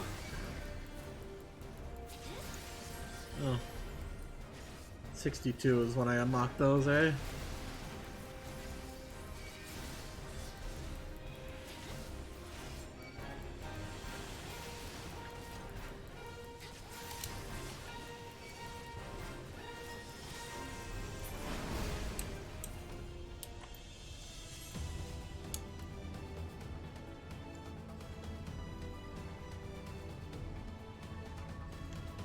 Almost done.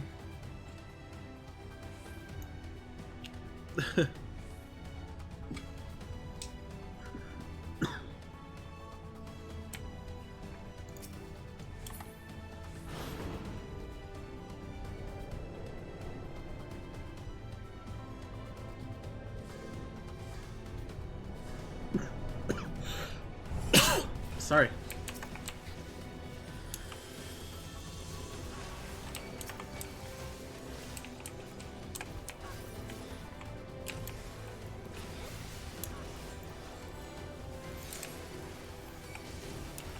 I can't actually tank those weird things.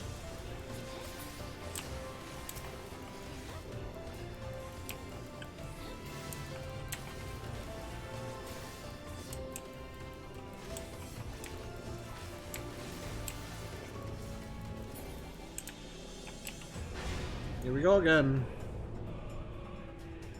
Every game needs an elevator battle.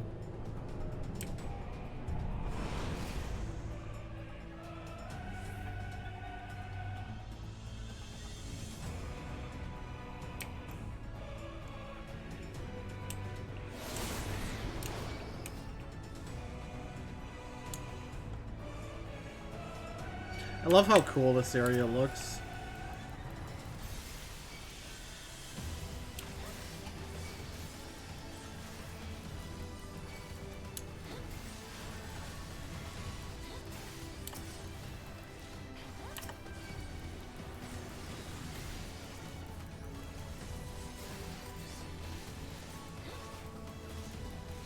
No more spells for you.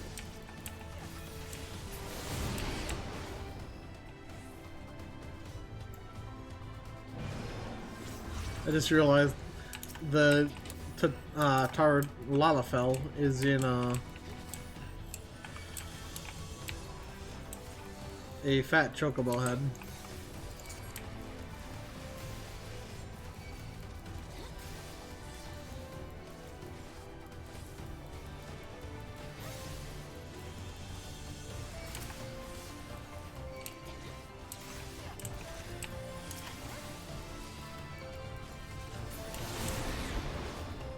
Nice.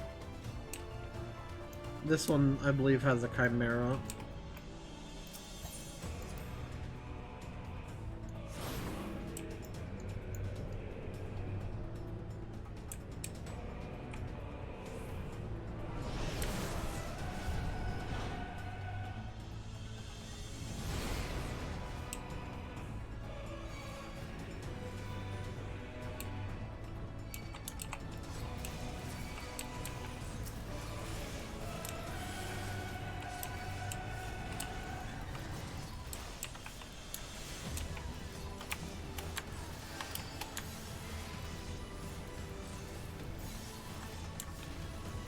I don't want to deal with the heal here.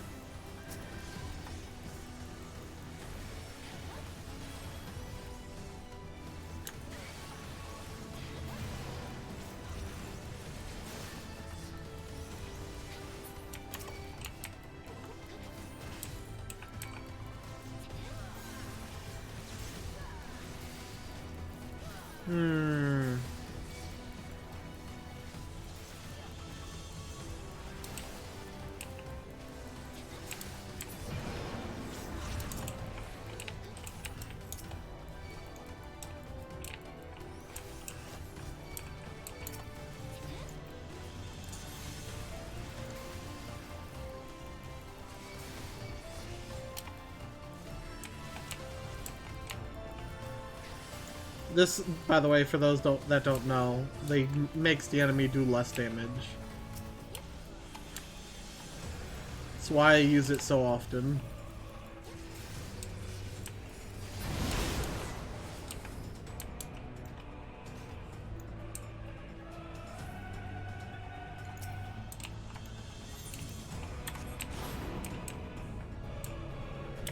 Whee! Go down!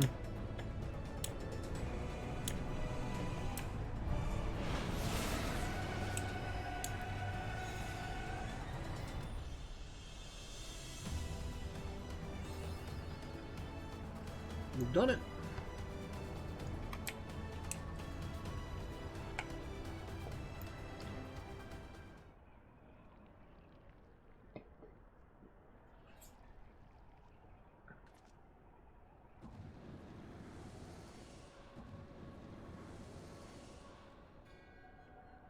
The champion of Hydaelyn.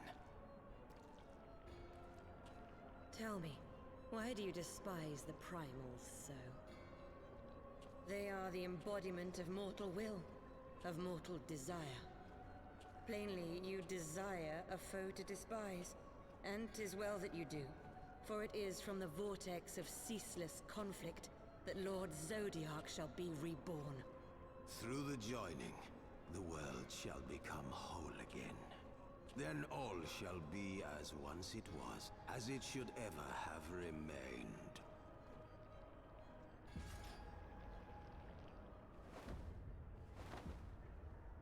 For the glory of Lord Zodiark. Your meddling ends here and now, warrior of light. No, your meddling ends here. You're the one that's literally meddling. Darkness shall consume light. Ignorum.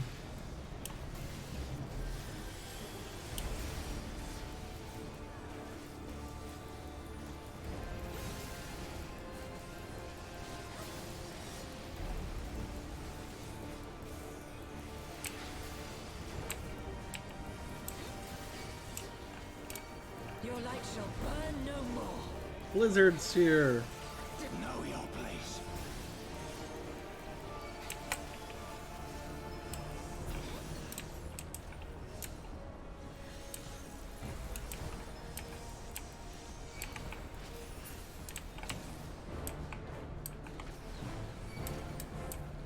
You have meddled in Hi, La Habrea. Now they swap out. It's a tag team fight.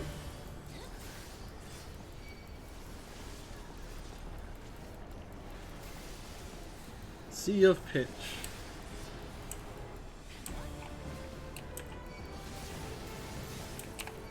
Oh shit. Oh, this is gonna hurt. chaos shall reign forevermore.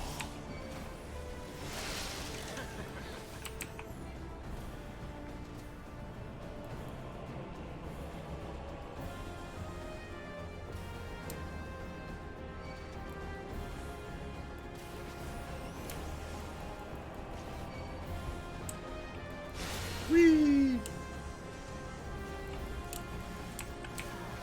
You'll not defeat me again. I like the idea that my character literally is going whee as we slide around and stuff.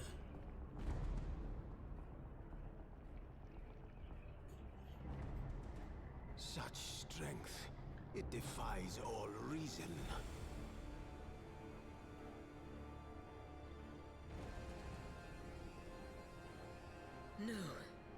will not be bested by the likes of them. La Habrea, it is time.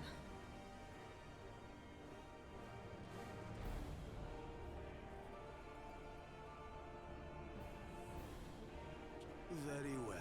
Let us show these mortals the true power of the Echo. The power to break down the barriers of existence.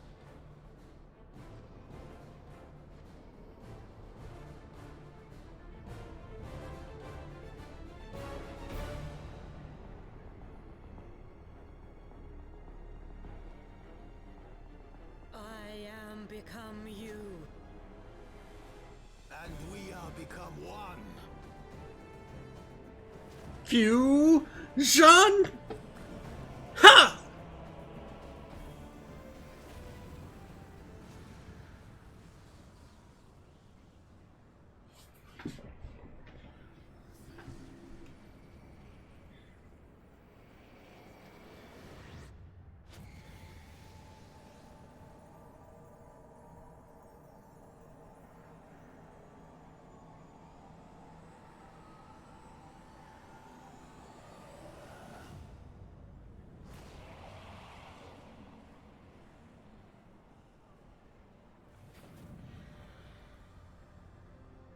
Ooh, you're ugly.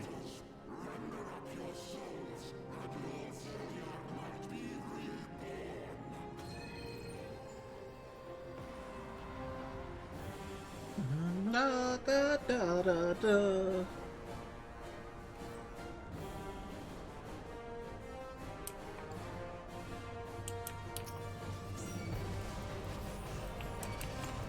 They were waiting long enough for me.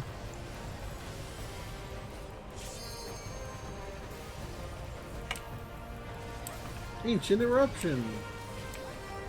So this thing has a special attack where we're gonna have to go and hide in portals of darkness.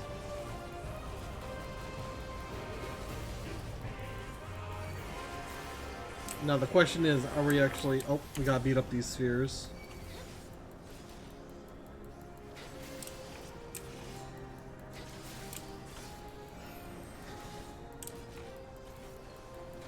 Help me!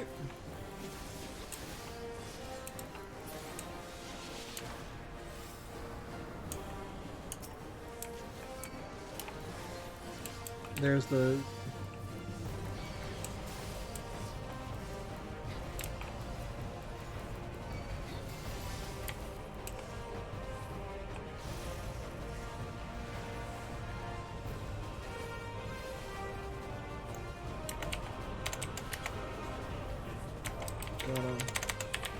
right in the portals. My healer got hit by that attack, and well, because they did, look at all the debuffs on him.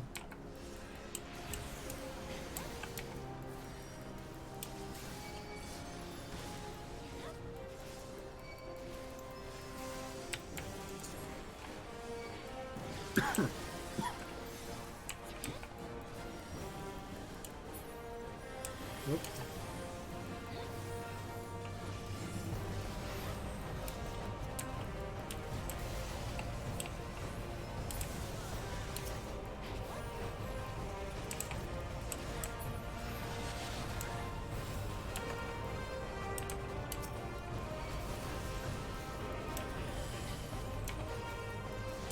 Oh no! They went into it too soon.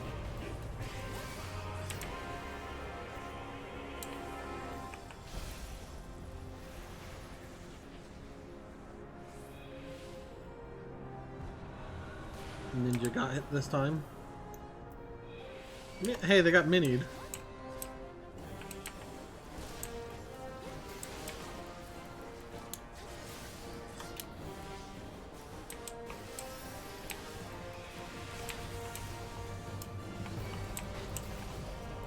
You gotta, for that attack, you gotta eat everyone else, or you gotta eat other people's orbs besides for your own.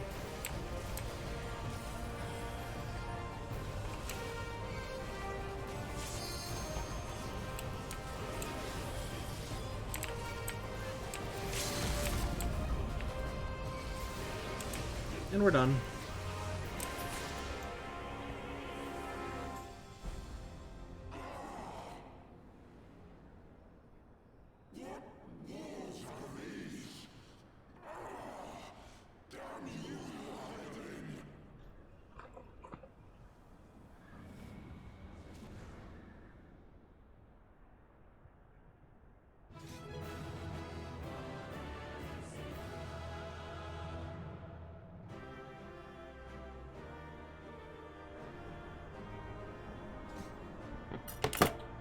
Thank you for the run.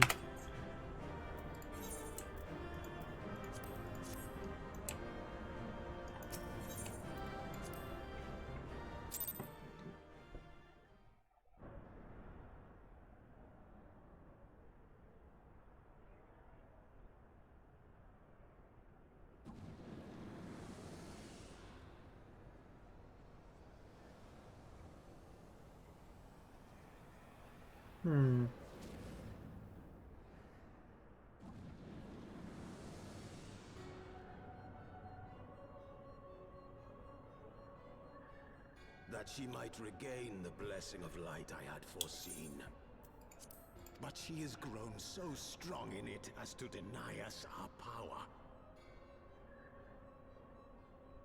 Let us withdraw, La Habrea. That power remains to us, at least.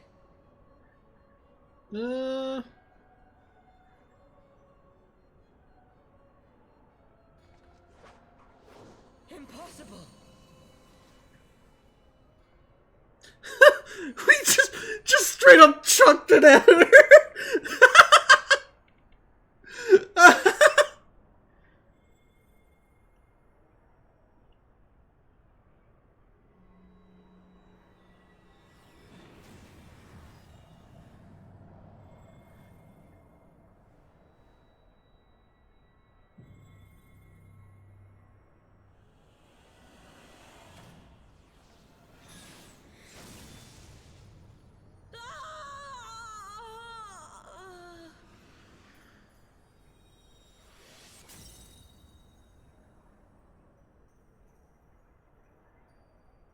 Goodbye.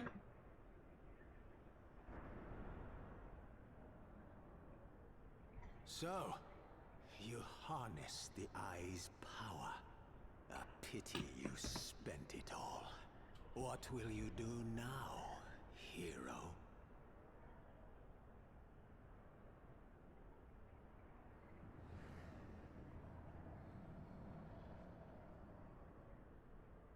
So, not even the vaunted warrior of light can unmake an Ascian without relying upon mortal contrivances.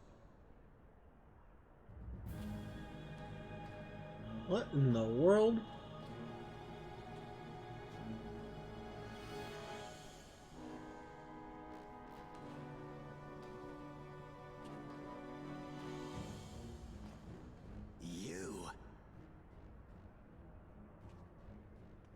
In the distant past, King Thordan and his knights 12 fought and defeated Nidhogg. Though the victory cost them dear, they were rewarded with a great prize, the Dread Worm's Eyes, both of which have since been held in the Holy Sea's safekeeping. Where is the other one? The eye you possess was Nidhogg's left, and long has it served as a source of the Azure Dragoon's might. As for its twin,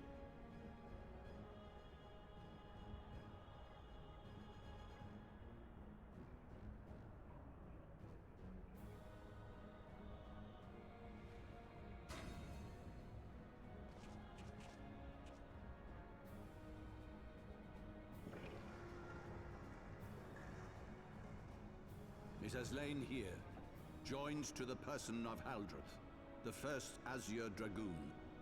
For though he learned to harness its power, he was ultimately consumed by it. Even in death, his body decays not. A pitiful end for a fabled hero. Interesting. My Ascian friend, long have you and your kind sown the seeds of chaos by teaching mortals the secrets of summoning. But if you assumed that we would meekly serve as your pawns, then you are gravely mistaken. You would raise a hand against us?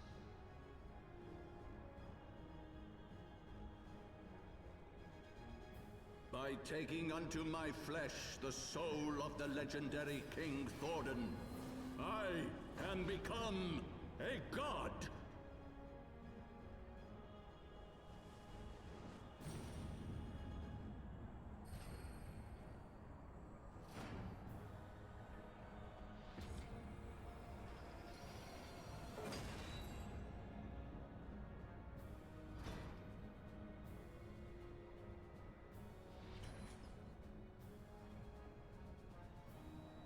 Mm-hmm.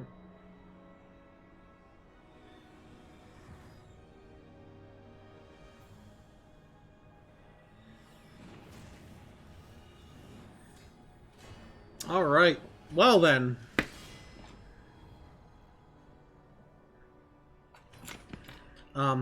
Why did we let him do this? God who knows not cessation, whose being is sustained by a millennium of fervent prayer, and the eye's nigh bottomless reservoir of ether. Hey. What? Your contempt for man has proven your undoing, Ascian.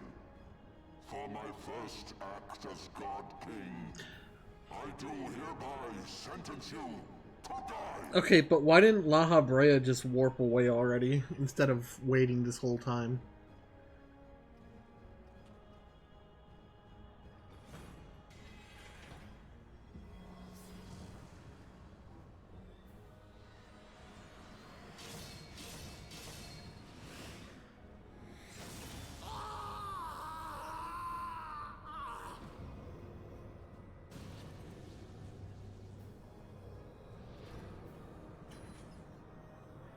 Is that Nidhogg's eye on the sword? Gods feed upon ether. It matters not what form that ether takes. Ascian souls are no exception. With this power, I shall put an end to 1,000 years of conflict.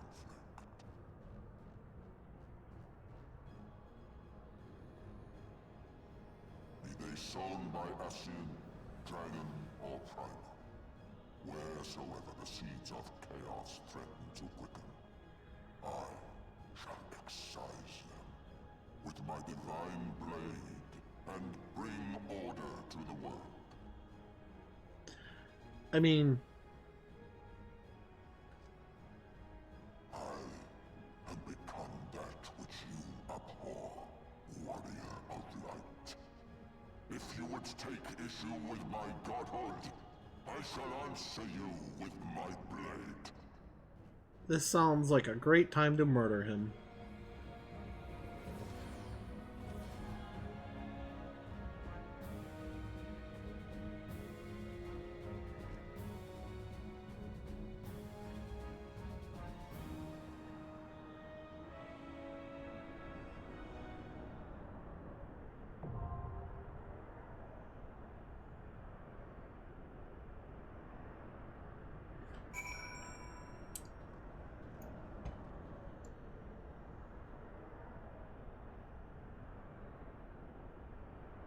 Wait.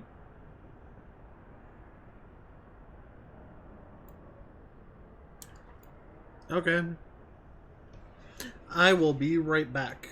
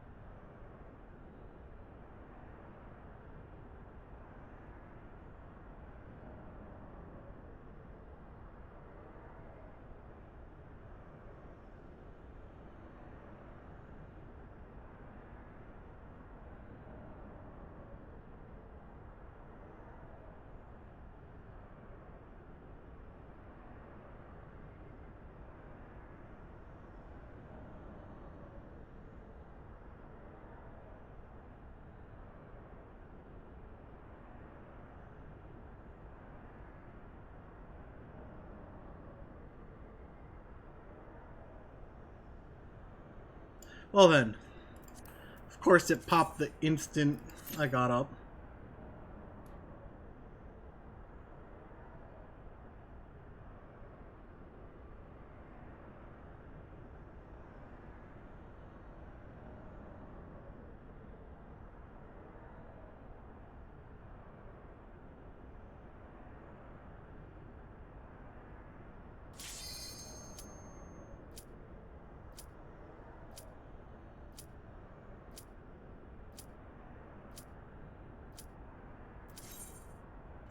Alright, here we go.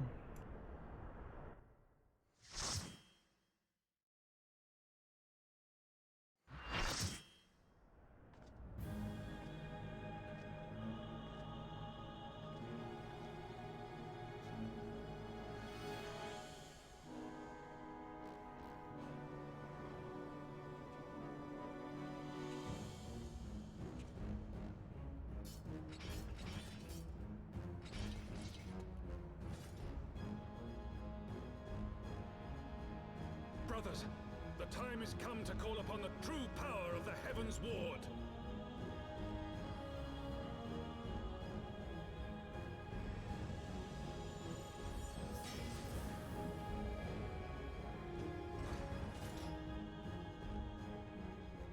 Fight me if you will, warrior of light. I care not.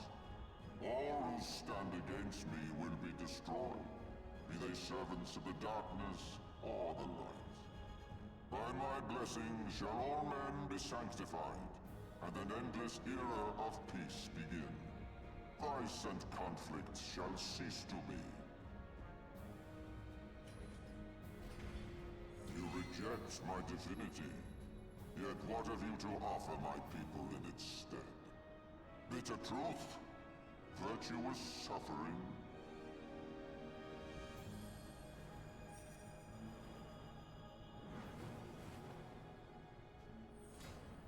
No matter. If you believe your cause just, I call upon you to defend it with your life.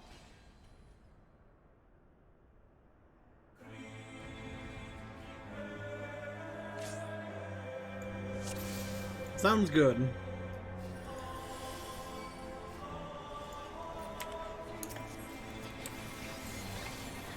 I'm gonna let the other one tank.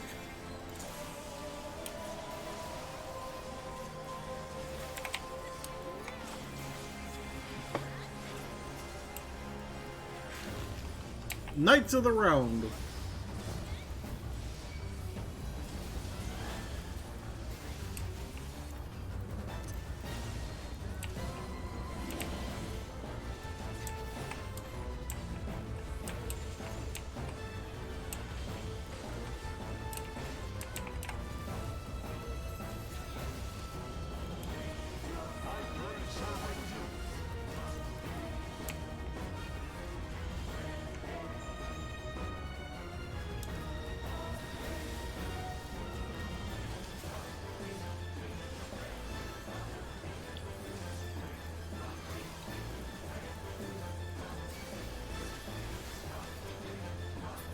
Now, yeah, here it goes. This is why I put my tank stance on.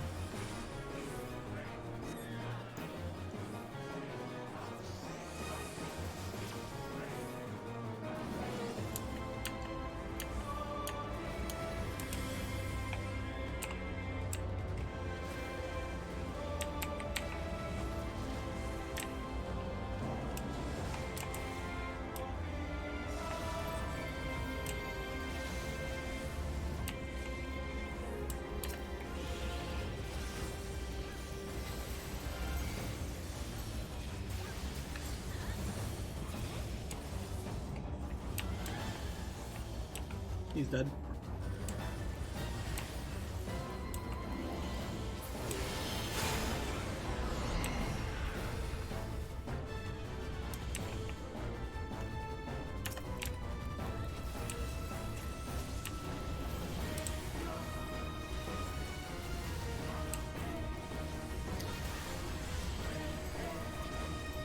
Gotta kill him.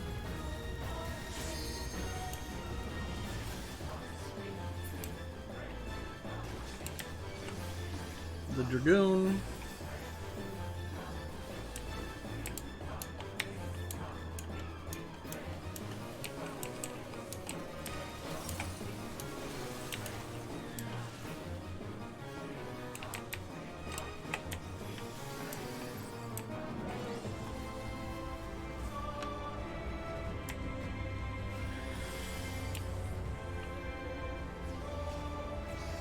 Come on.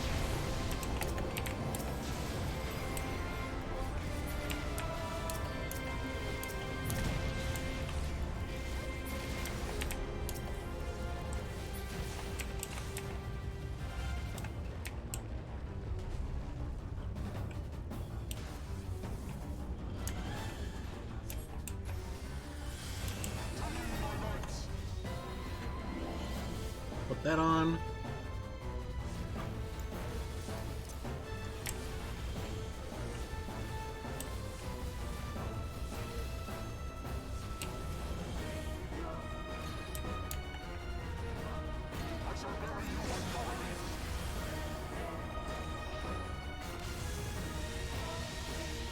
No damage.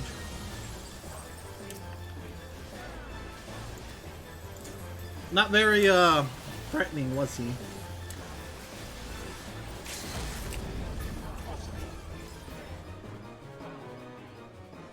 Oh!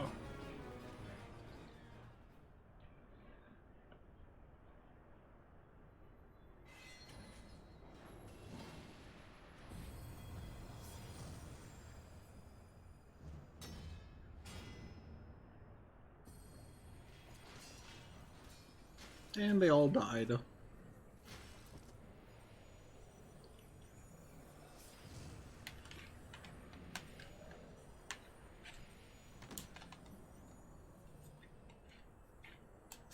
How can this be?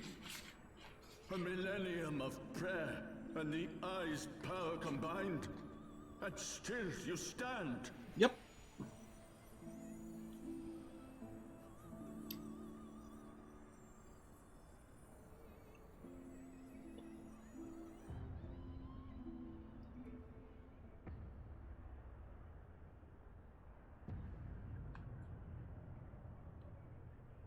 Who?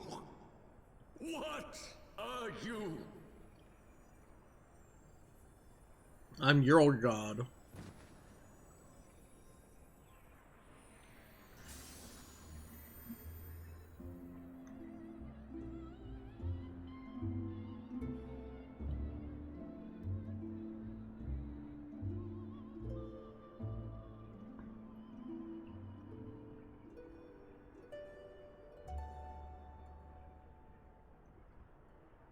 Hey, Visceral.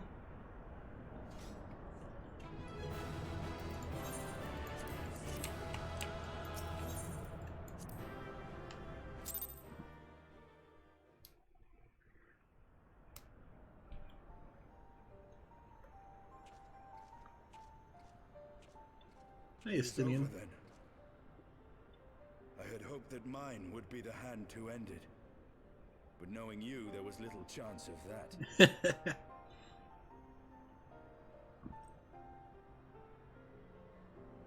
Here's your toy back.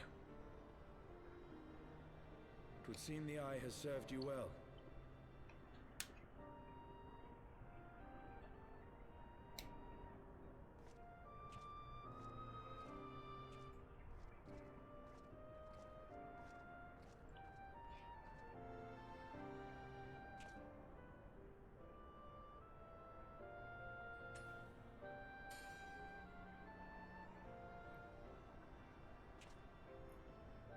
Its twin.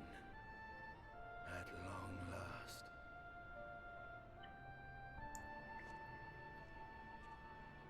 All that remains is to take them beyond the reach of man and dragon both.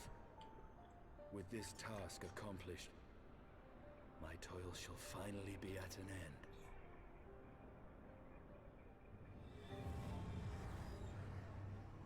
Uh-oh.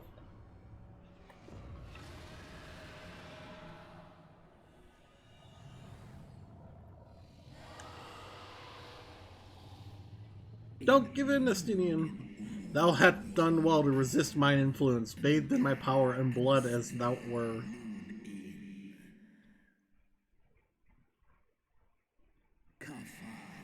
Alas, in thine anticipation of comfort, thou hast lowered thy guard.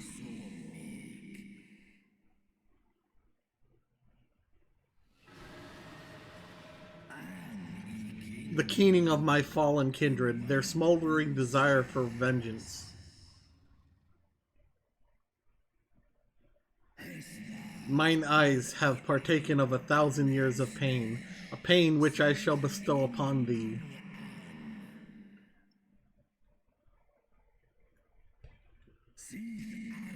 Drink deep of my rage, mortal, and become me!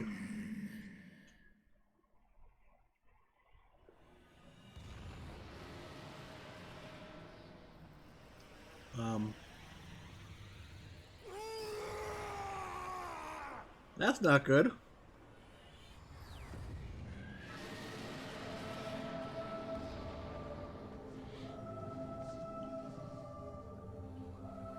Did he just turn into a primal Nidhogg?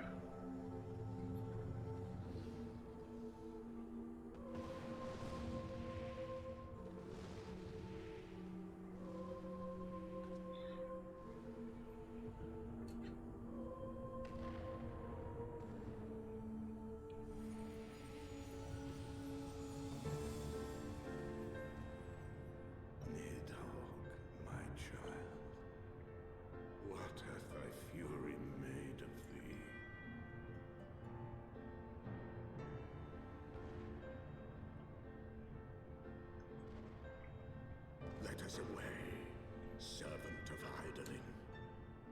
Okay.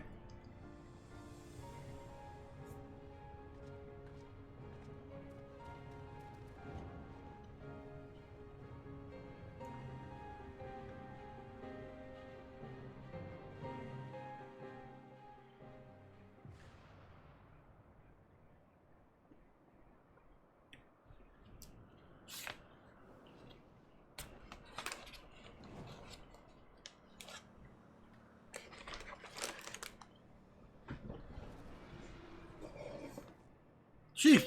Over there! Oh, yeah. Oi!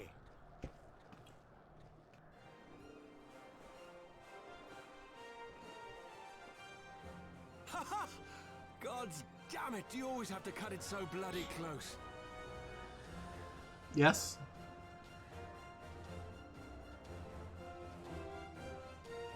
Hey, I know we just killed Thornton and whatnot, but Nidhogg just took off. I wouldn't be playing some triumphant music at this point.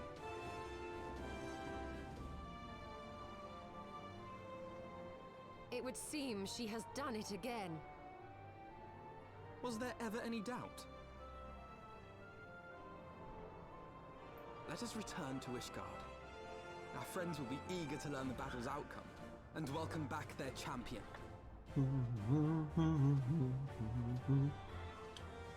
Okay.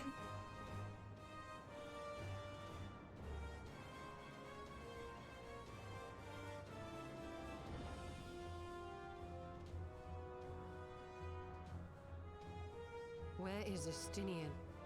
Did none of you see Nidhogg fly out? Hey, Visceral, did you end up pre-ordering Endwalker?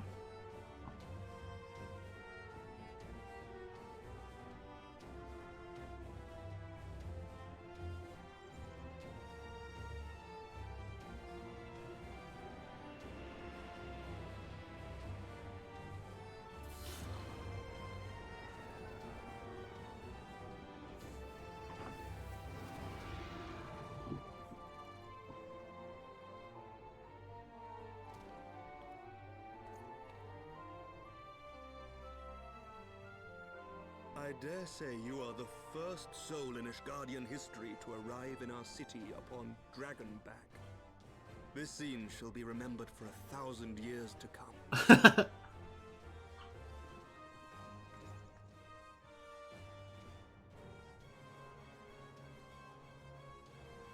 As we had feared, The Archbishop summoned the soul of King Thordan into himself, and thence became a primal.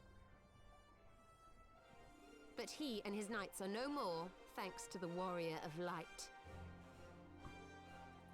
Your struggles are not yet over, mortals.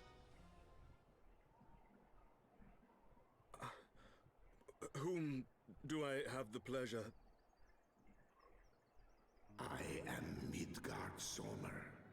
I have journeyed with Hydaelyn's champion and observed her deeds in the conflict between man and dragon.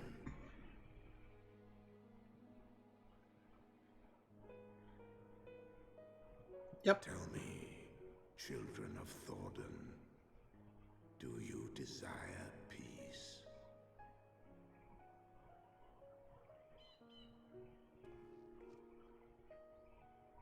My people have committed unspeakable atrocities against dragonkind, even against our own. Would that we could undo these wrongs, but we cannot. Be that as it may, the future yet presents a chance to begin anew. Our nation has broken free of the shackles of a false faith, and Nidhogg shall lead his kindred against us no more. About that. I doubt not that it will require much effort and perseverance.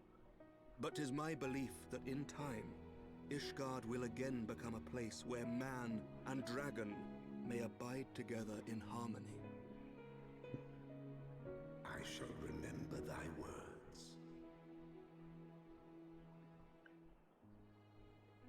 Yet be warned, Nidhogg's soul liveth on. His unbridled rage hath claimed for its vessel the one thou callest the Azure Dragoon.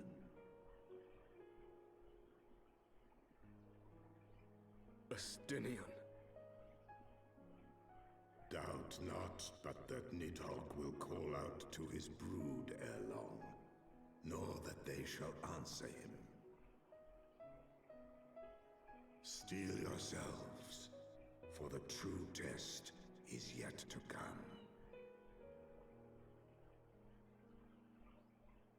Come what may, we will never cease to believe. Upon the souls of they who have sacrificed themselves to pave the way for peace, we will never abandon our cause. 1,000-year war cannot be ended in a day. It may take generations. What thou dost begin, thy children must continue.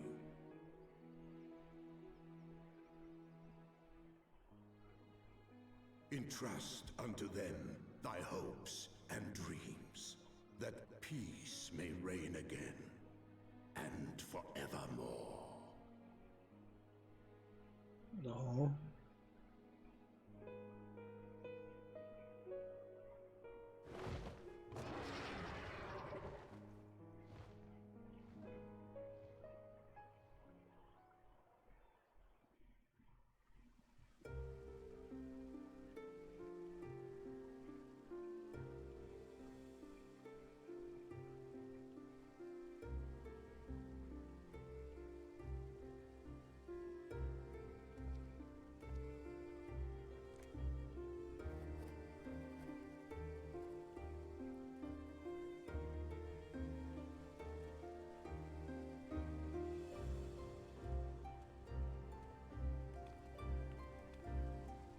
Yay, Nanamo.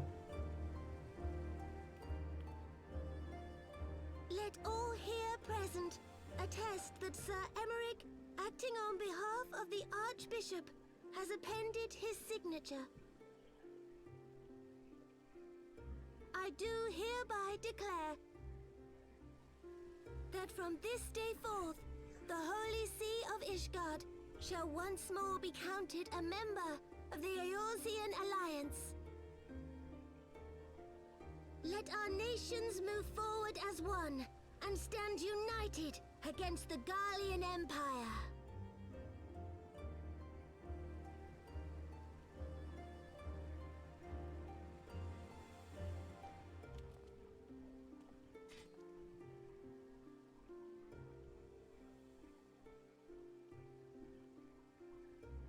She whips out her gun. For the future of Eorzea. For the future of Eorzea!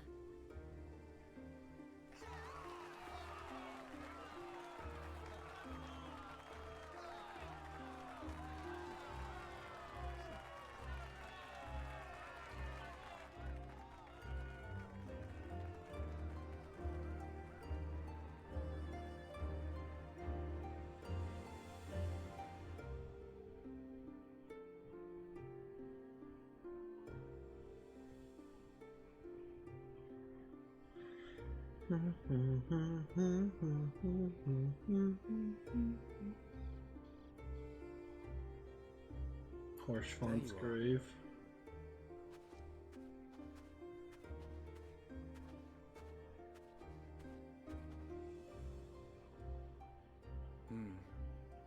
A noble monument to a noble soul.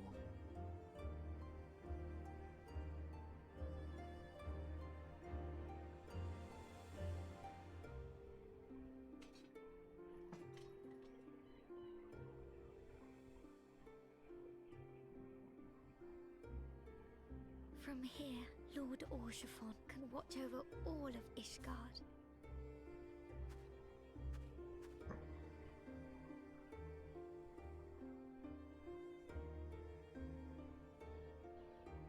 It has been a long and arduous journey, and we have lost much and more along the way.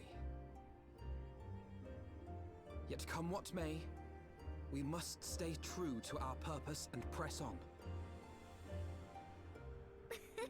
That's right, you two. It's high time we got back to rebuilding the Scions. Which means we're going to need money! And lots of it! Taro, now is not the time!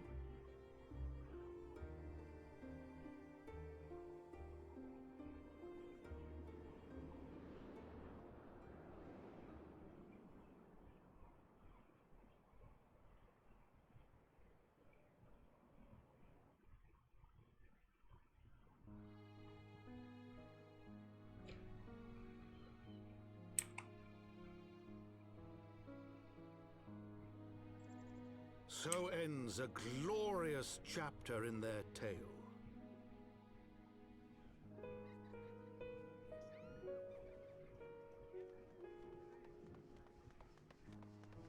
However, tumultuous days yet lie ahead for Ishgard. After 1,000 years under the yoke of the Church, the people take their first tentative steps into the unknown.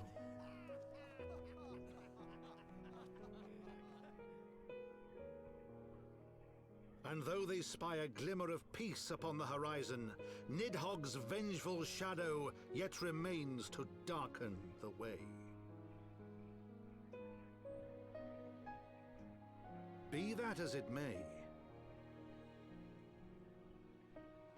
so long as the young commander of the Temple Knights and his heroic companions are there to guide them, the people may hold fast to hope. The hope that one day true peace will return to Ishgard, and that man and dragon may live in harmony once more. That Let scene. the deeds writ herein never be forgot, that they may inspire generations yet unborn to strive ever heavensward.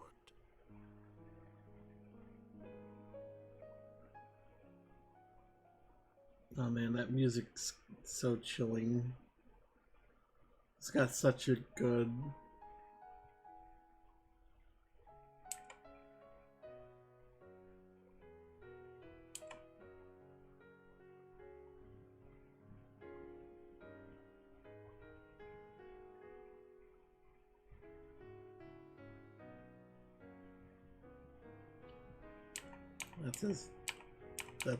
That's as fast as I can get it to go.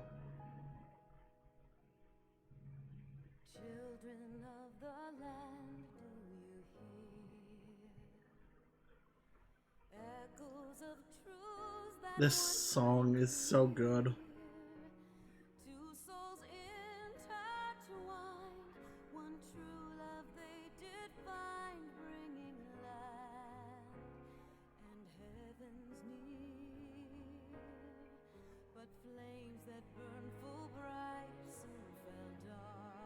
I wish they would have made a grave for Ysel too.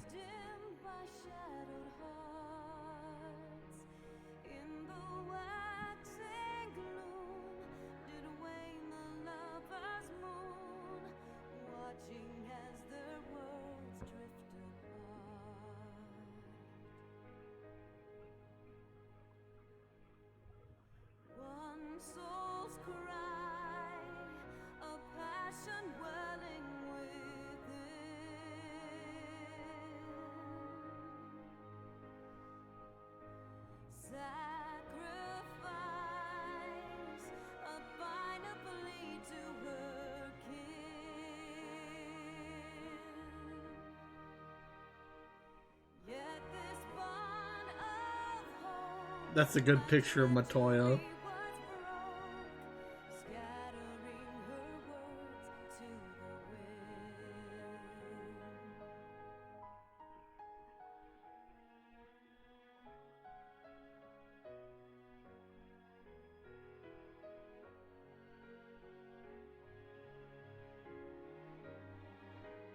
Funny enough, King Thornton was evil, but if it wasn't for him, La Habrea would still be around.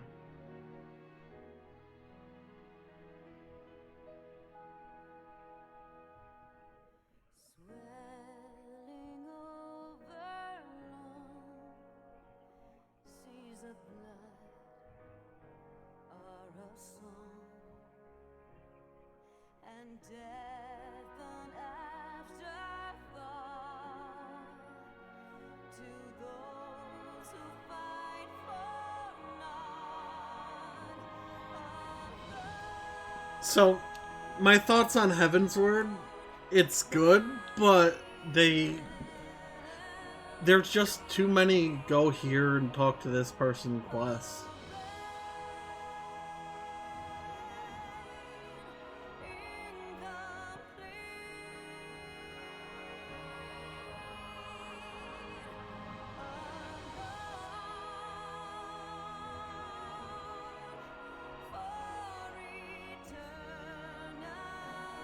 I honestly, the story I felt was better for ARR. Sure, there's a lot of go here, go there, but that makes sense because we're still working up to being the Warrior of Light.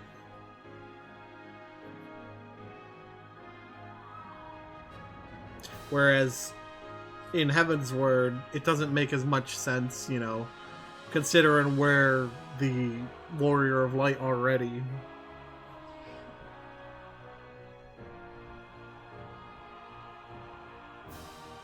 Either way, the stories both were good.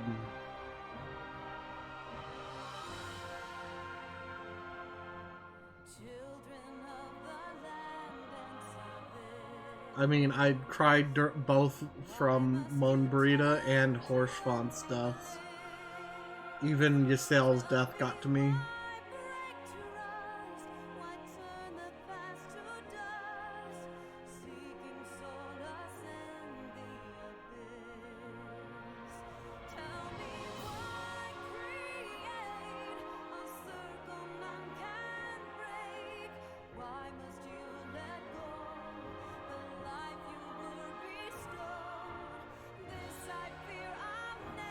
These are the special thanks. So,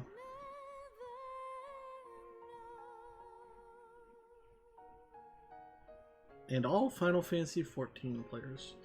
See, I like it when games give you the little thank you for playing. When you beat.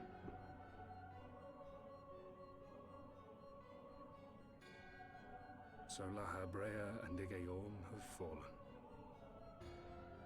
Bested by mortals in their attempt to initiate the Eighth Rejoining. That they should be so complacent. And now it falls to me to deal with the consequences. Without intervention, the balance between light and darkness will begin to shift, placing our mission in jeopardy.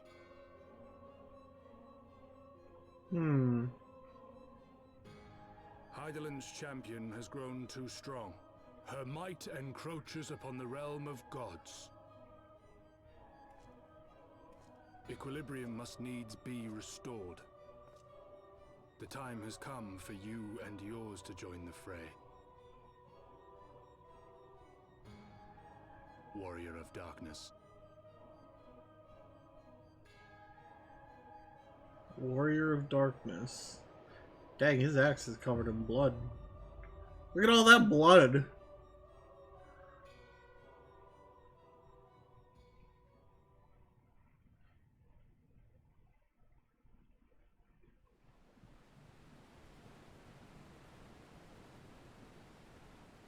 What's this?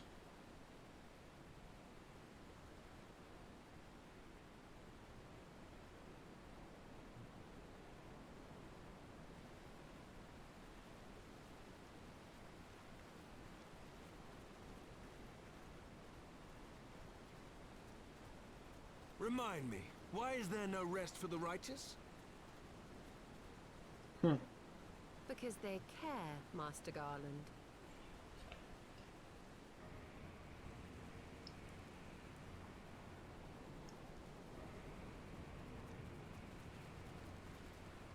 What in the world?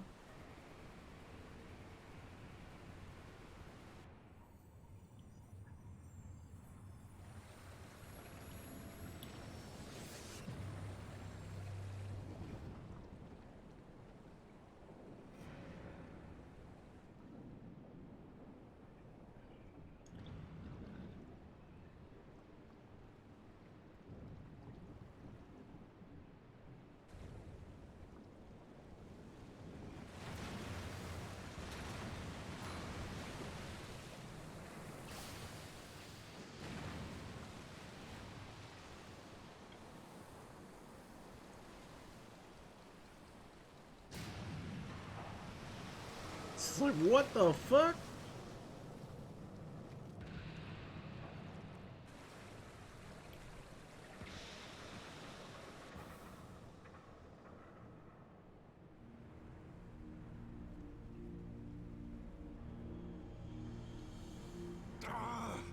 Of all the things they could have picked to play with, that's not a toy, you bloody fools, it's a primal!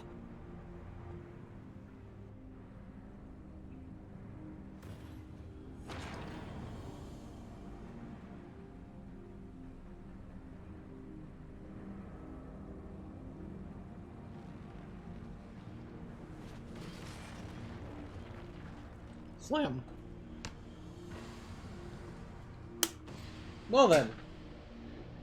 Look at that new toy.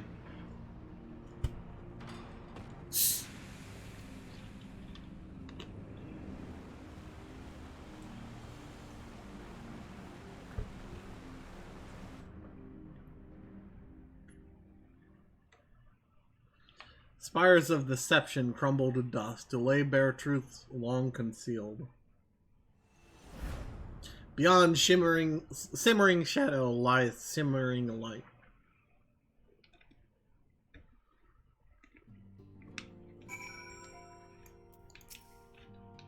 After long years of estrangement, Ishgard rejoins her sister nations in the Alliance. Words cannot well express my joy. None of this would have been possible without you, my friend. Change is coming to Eorzea, though it will inevitably bring with it a measure of upheaval, with hard work, peace, and prosperity are sure to follow. And yet, even as we look forward to the coming of a new age, we must needs be wary of old threats.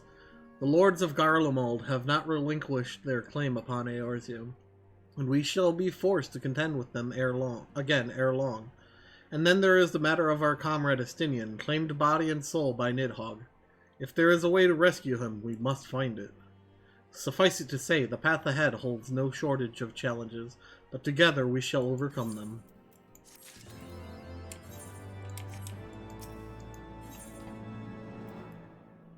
Ooh, look at all this food.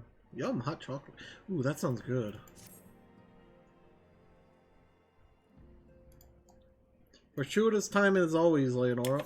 If you would be so kind then. Absolutely. You'll be pleased to hear that Riel and his men have been making excellent progress.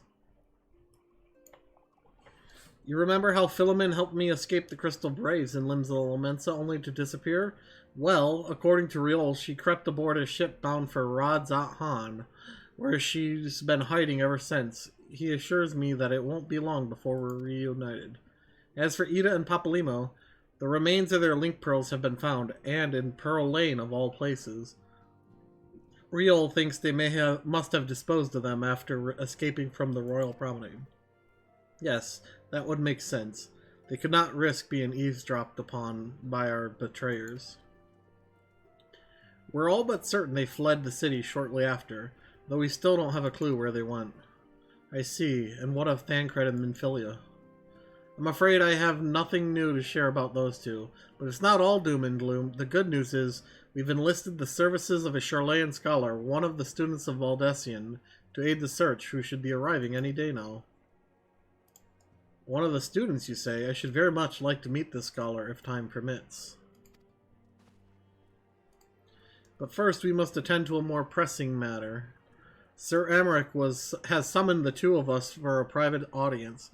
The messenger did not specify what he wished to discuss, only that it was urgent. Assuming you have no objections, Leonore, I suggest we proceed to the congregation forthwith. And mayhap we can meet with the scholar afterwards? Agreed. In that case, I think I'll return to the Forgotten Knight for now. Things are liable to fall apart if I'm gone too long, you know.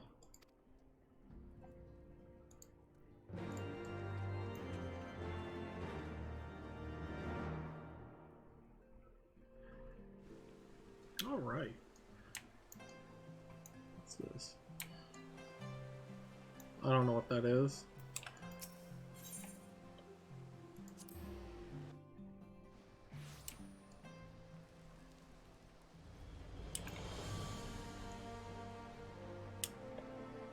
Alright. Hey, Elfinome.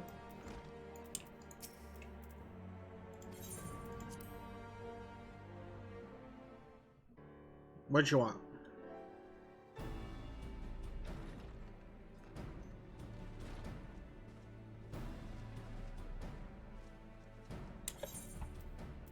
Thank you for coming. I wish to speak with you both in a place where privacy was assured. We quite understand. What was it that you wished to discuss?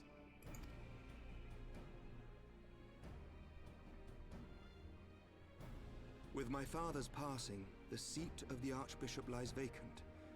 And so, in accordance with canon law, I have assumed his responsibilities. I should stress that this is a temporary measure. It was never intended that the Lord Commander of the Temple Knights serve in this capacity indefinitely. Quite the opposite. The statutes specify that I should surrender my powers as soon as a conclave of the senior clergy and the high houses have named a new archbishop. But in light of recent events, that would not seem appropriate. I confess I did not expect you to divulge quite so much quite so soon. The details of the Archbishop's plans, perhaps, but the true origin of the war and all it entails? I too had concerns. But when the Warrior of Light is witnessed returning to the capital upon the back of a dragon, one's options are rather limited. Mayhap I could have concealed certain details, but for how long? And at what risk? Should the truth have come to light in the meantime, how would the people have viewed my silence? After 1,000 years of lies and secrecy, I could not well abuse their trust and hope to be believed. The time for deception has passed. I only wish the people agreed. That some would deny the truth I had anticipated, but not this many. And among the few who acknowledged that my father had to be stopped, no small number questioned our methods.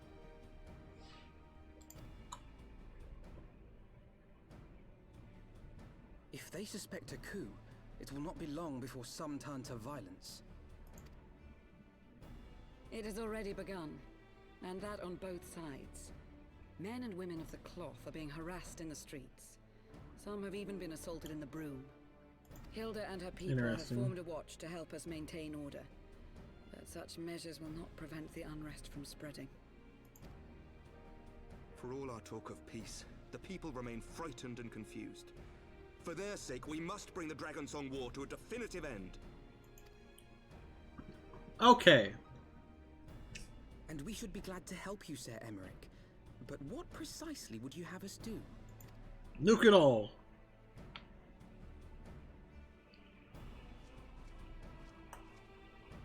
We wish to treat with the dragons of Annex Shrine. To that end, I would trouble you for an escort and an introduction.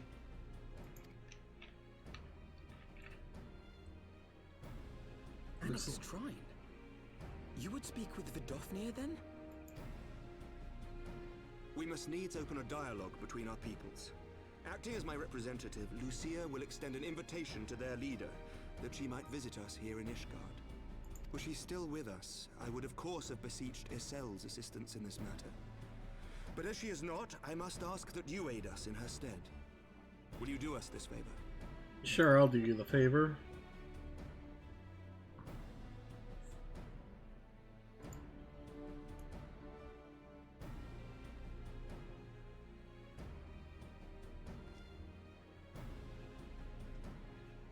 Thank you, my friends.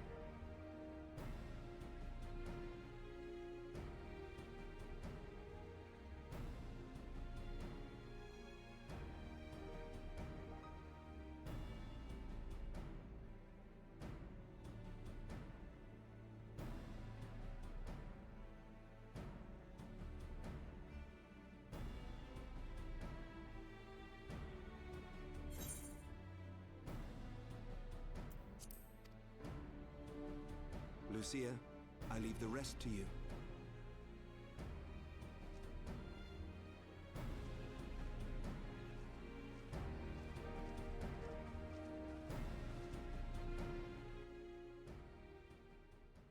In the wake of the Archbishop's fall, the nation of Ishgard trembled, the faith of her people shaken to its very core.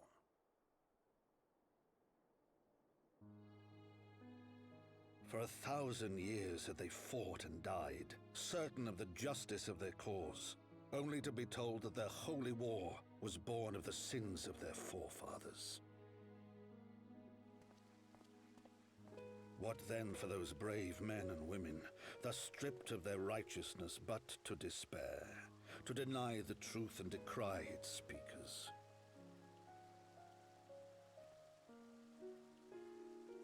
And what then for those whom they defamed but to hope on, to have faith in a brighter tomorrow?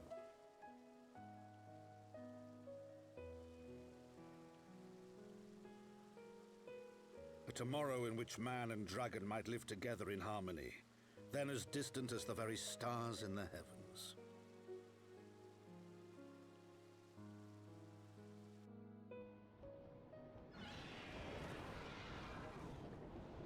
Yet while we dared to hope, deep within his lair the enemy lay, gathering his strength. Nidhogg, now possessed of his 2 eyes and the body of the Azure Dragoon, prizes to which he had laid claim at the very hour of the hero's triumph.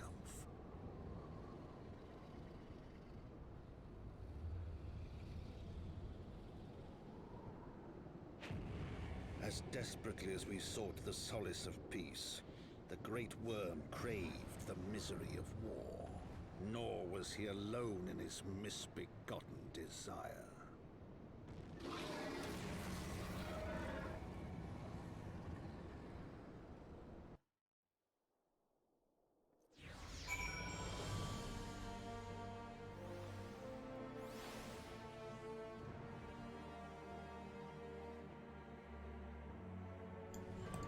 Alright, Lucia.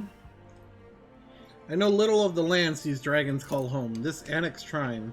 Had you not agreed to escort me, the coming journey would seem a far more daunting prospect. I confess, I myself once shuddered at the thought of it. Yet even the longest journey begins with the first steps, does it not? Ah, but ere we set forth, Leonora and I must needs inform our comrade of our plans.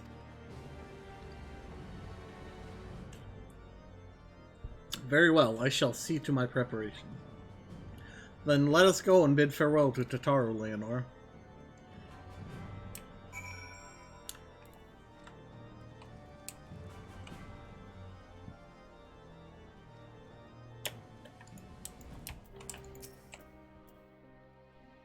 So, what was your secret meeting all about? I'm all ears.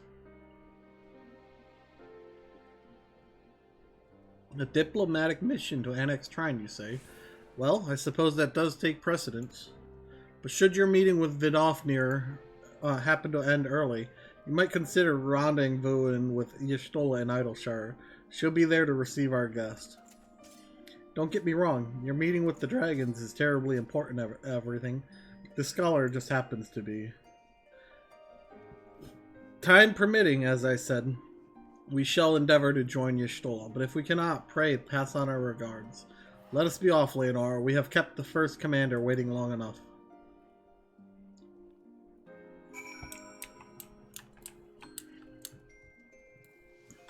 I mean, we didn't leave that long, Elfino.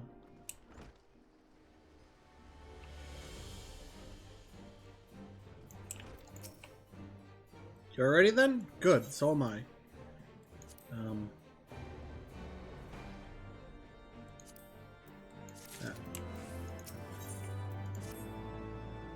The path is long, but known to us. From Falcon's Nest we shall cross the western highlands to make for Talfeather in the Dravanian foreland.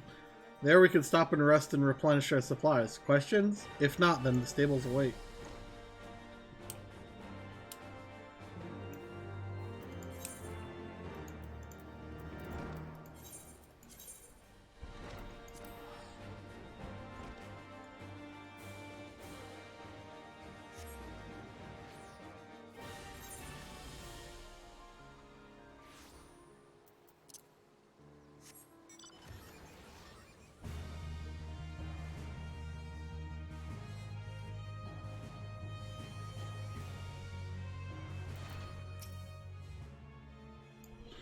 I always imagined that the first time I set foot upon Dravanian soil would be at the head of an army, and here I am ready to treat with the brothers and sisters of mine enemies. Full well do I know how difficult it can be to set aside the past, though it was I who first proposed recruiting Giselle to our cause. I questioned the wisdom of my words almost as soon as I had uttered them, and for a long time after that. Here was a woman with the blood of innocence on her hands, men, women, children, all slain in the name of the implacable Lady Iceheart. Yet she acknowledged her misdeeds and agreed to join us in common cause. At our side she fought in service to that greater good, even unto her dying breath, and while that does not absolve her of her sins, I hope that one day she will be remembered not merely as a heretic, but as a misguided soul who dreamt of peace. You ask much, Master Elfino, yet who can say what might come to pass should our negotiations bear fruit? Yes, yes, of course. We must press on to annex Trine, if you will follow me.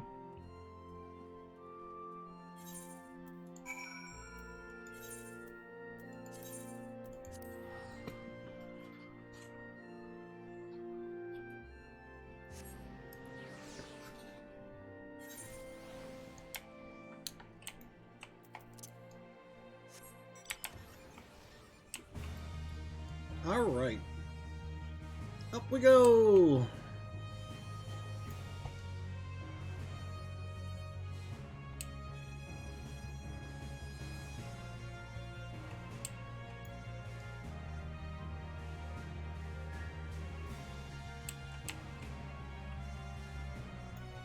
Hey, Vidofnir.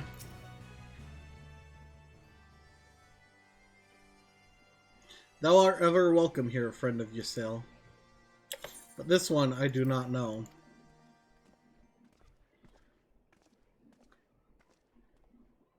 Pray forgive us this unannounced visit, Vidofnir. May I present to you Lucia, first commander of the Temple Knights of Ishgard and our trusted friend.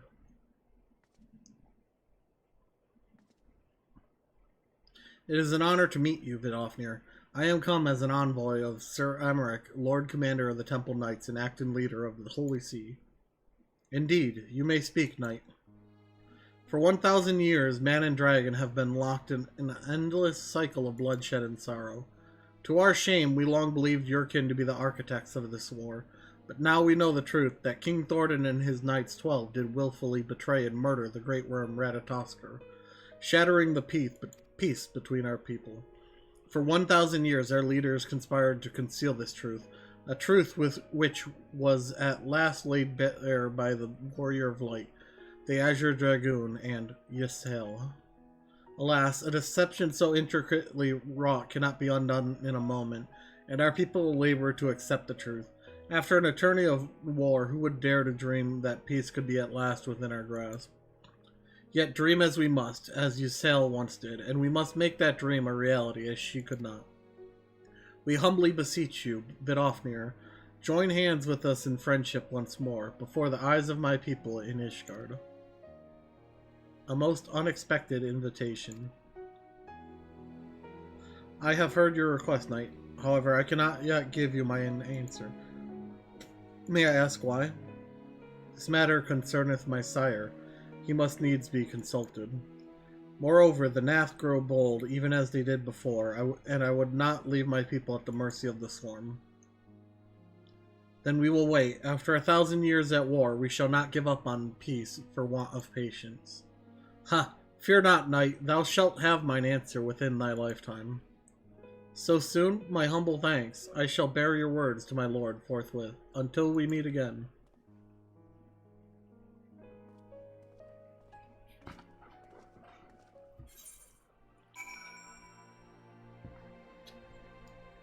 Alfie Nerd.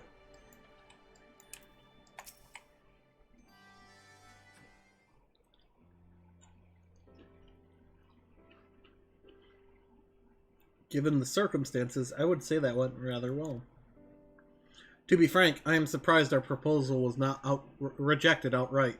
Whether aught will come of it remains to be seen, however. Mayhap I should take this opportunity to speak with some of the other dragons. Ah, but you need not wait for me. The return journey holds no fears for me now. Well, if you have no further need of our services, we shall continue on to Charlaine. We hope to welcome a scholar who has agreed to aid us in the search for our missing comrades. And I pray your journey is as swift and uneventful as ours was. And thank you again for sparing the time to assist us, even when such grave matters remain unsolved. I can think of no graver matter than a 1,000-year war, one which our friends gave their lives to see ended. Suffice it to say, I would willingly make 1,000 such journeys to ensure that their sacrifice was not in vain. Of that I have no doubt, Master Alphino. I only hope the fates will not hold you to your word.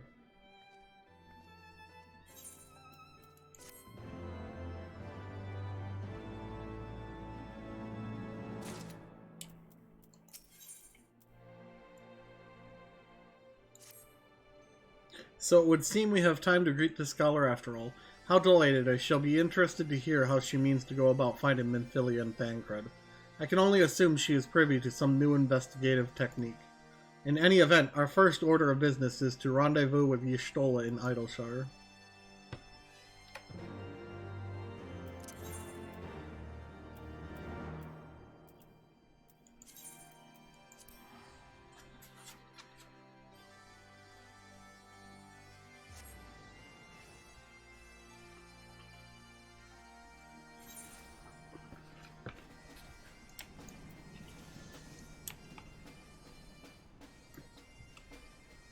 I don't remember any of those.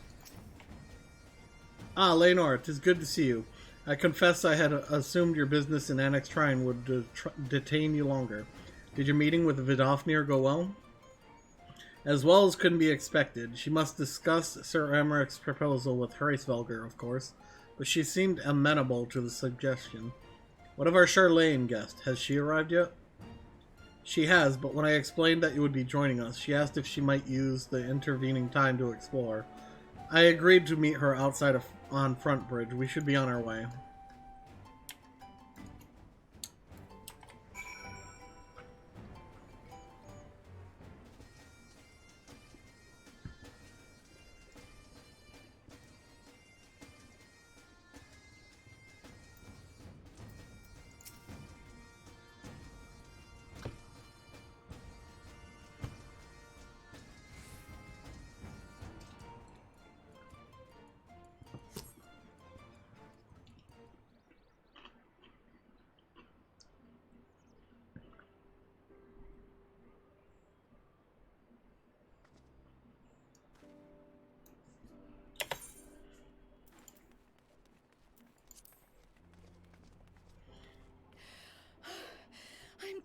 terribly, Aw, terribly look at how sorry to have cute she kept you is. all waiting. You need not apologize. We arrived but a moment ago ourselves.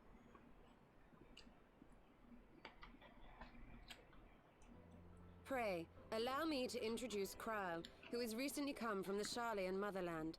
She has generously offered to assist us. Oh, please, think nothing of it. A trip to Eorzea was long overdue.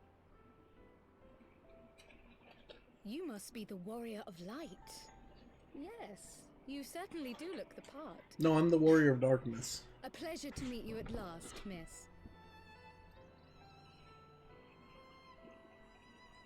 And who is that I spy but young Alpha No Levieux himself?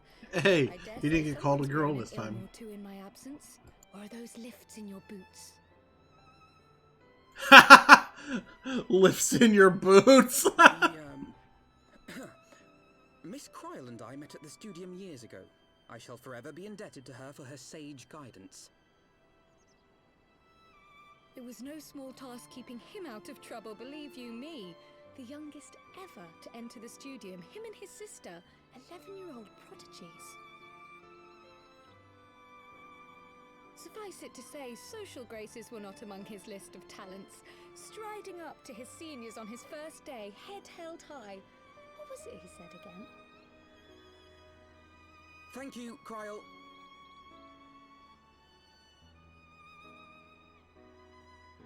For what? I haven't finished yet. Would you care to attempt a more dexterous deflection? Mayhap we should save this delightful conversation for a more fitting occasion, when pressing matters do not demand our undivided attention.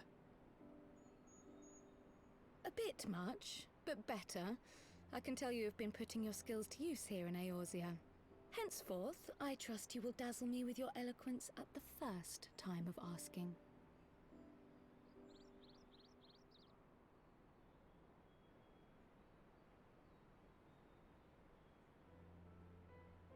Right, on to more pressing matters.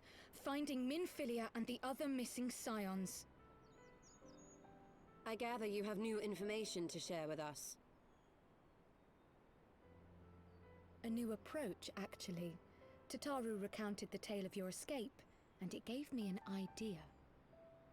Simply put, assuming Thancred left some manner of trail when you whisked him away, as is almost always the case with teleportation magics, I am confident I can find and follow it.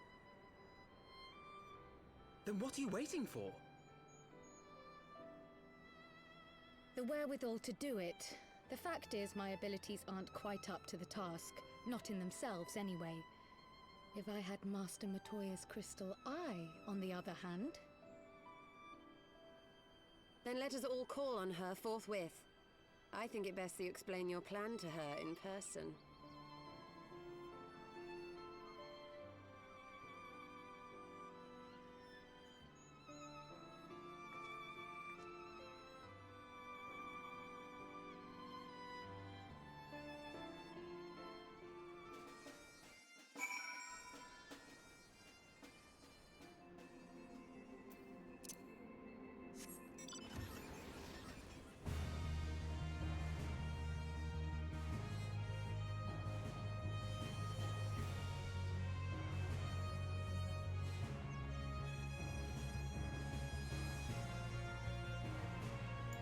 Now, where...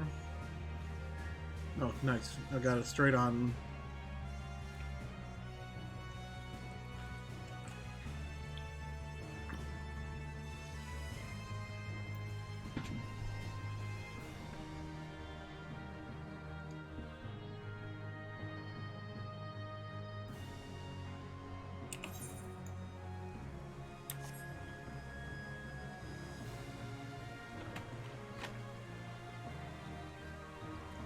So, Vecero, if you're still around, I wonder if you're on.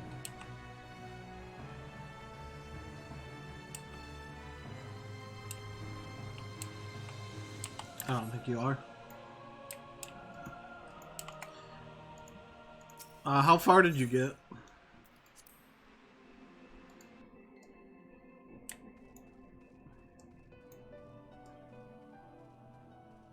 love this song. Wait. Oh.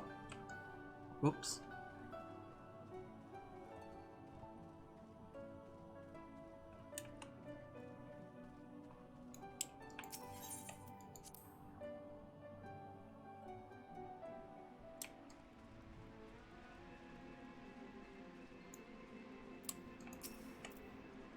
You did say we were headed for a cave, did you not? Because I certainly don't see a cave nearby. Is Master Matoya meeting us on our way or something?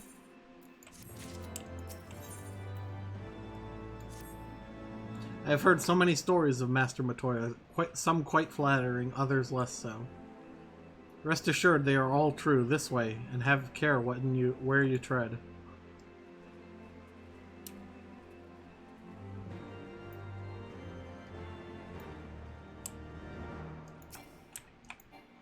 Let me in. Oh, come on.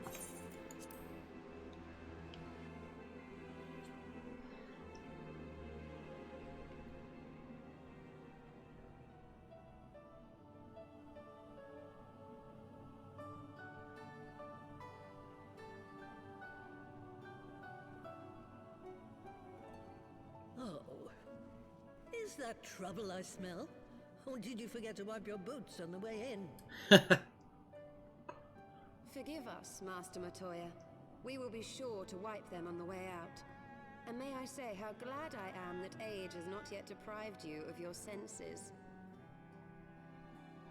Ever so quick-witted, aren't we? To the detriment of your manners.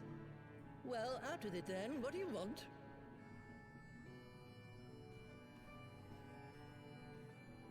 Pray, allow me to introduce myself, Master Matoya. I am Kryl, of the students of Baldessian. I hope you will excuse our unannounced visit. Baldessian, you say? Ah, yes. The old coot set up shop on the Isle of Val, didn't he? Regrettably, our order's headquarters and the isle itself were obliterated by a magic of immense power. I have the blessing of light to thank for my own preservation. Oh, so that's how she survived. Kryl, you too possess the echo. Well, yes, of course I do.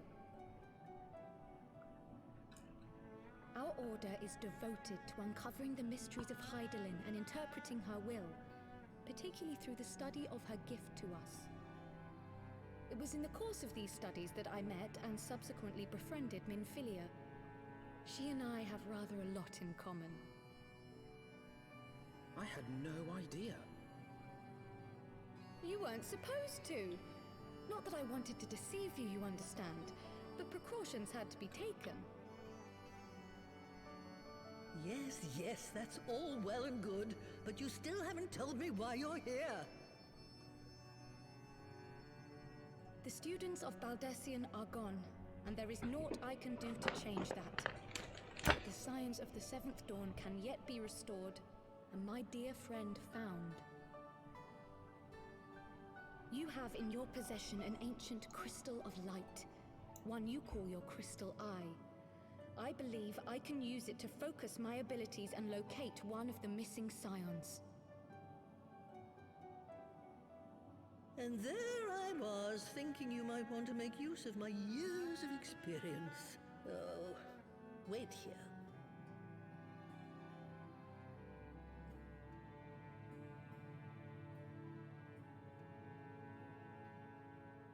Long did I ponder the nature of this crystal and its familiar radiance, but never did I suspect it was a crystal of light.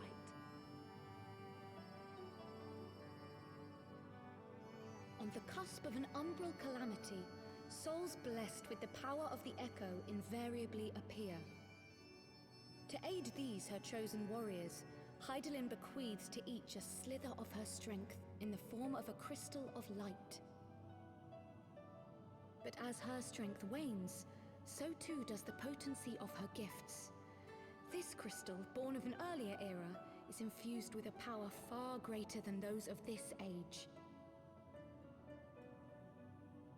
You could travel the length and breadth of the land and not find a crystal even a fraction as pure. Its value is beyond measure, as are the risks inherent in its use. No two manifestations of the Echo are alike. I, for example, can converse with beings of every shape and size, excepting beasts, contrary to what others would have you believe. Language has nothing to do with it, of course. Rather, I am sensitive to the whispers of the soul, their intent, their very essence even, the traces of which serve to guide the elementals to Y'shtola. Far-fetched though it may sound, I believe that with your crystal eye, I may be able to pick up where they left off and follow the remaining trail to Thancred. That is, if I have your permission.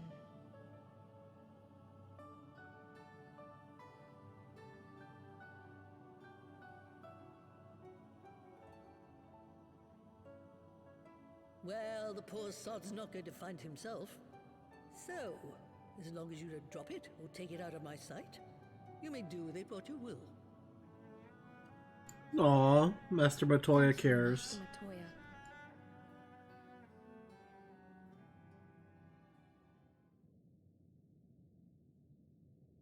Then let us begin.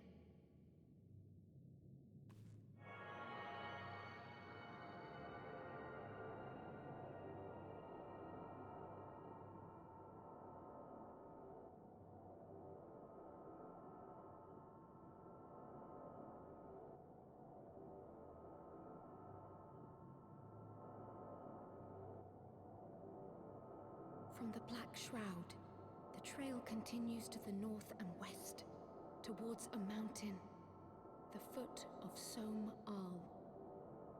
It was a near thing, but he was not deposited within the rock. I think.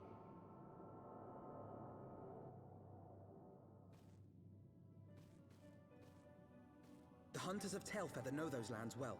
I say we begin our search there.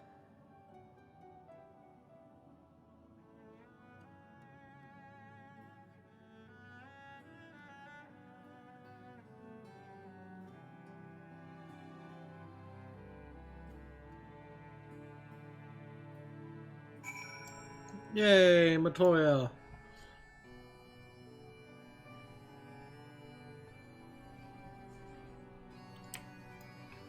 Outside of Tailfeather.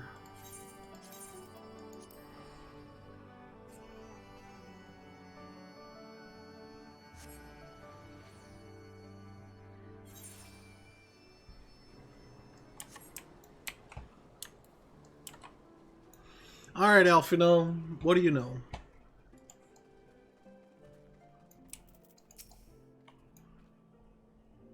Were I to find myself in an unfamiliar wilderness, my first instinct would be to seek out signs of civilization. Ordinarily, perhaps, but in his wounded state, he may not have wished to risk contact with strangers of unknown allegiance. Yet even had Thancred chosen to remain in the forest, the hunters would surely have stumbled across his trail. Tailfeather doesn't strike me as an isolated outpost, though. Merchants and traders pass through reasonably regularly, do they not? In which case, we will need to provide a more detailed description when we question the locals. Fear not, Kryle. I have already prepared several sketches of Thancred for that very purpose. This is impressive. You drew him from memory? A skill I acquired some years ago for reasons I no longer remember. I propose we split into two pairs. Y'shtola and I will inquire at the outlying encampments, while Leonora and Kryle question the residents of Tailfeather. Afterwards, we shall regroup near Loth As Voth and share our findings. Assuming there are no objections, let us be about it.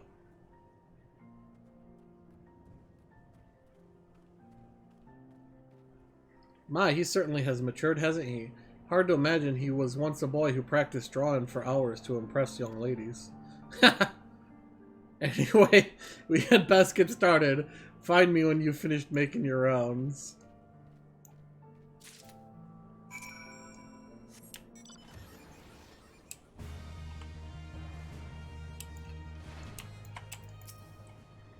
Searching for a friend of yours? Let's have a look then.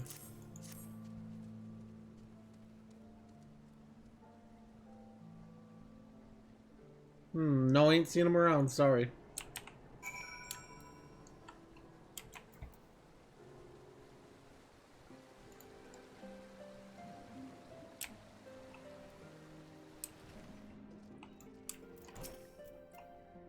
What's that you've got there? A sketch?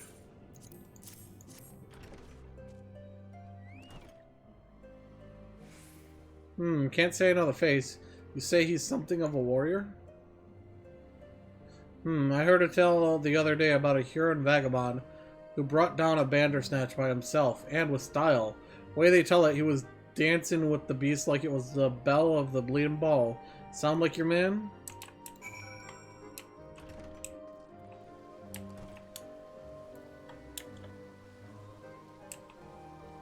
Nah, my man has no style or tact.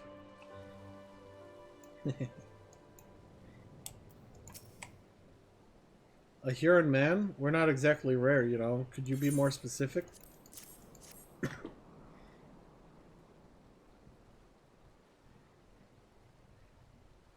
I did spy this bloke a while back. Didn't get a good look at his face, but it could have been him. This was beyond the forest, as I recall, along the river to the west of Tailfeather. I remember thinking he wasn't much of a hunter. The lad was making no effort to cover his tracks, see? That, and he was carrying an axe instead of a bow.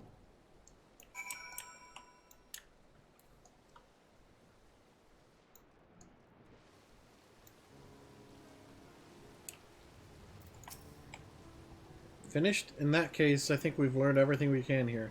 Let us see what the others have found out.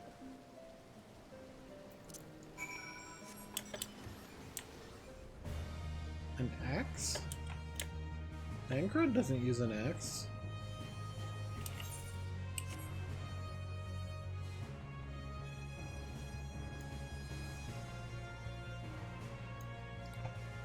Right? I wonder if Tancred knows how to use an axe.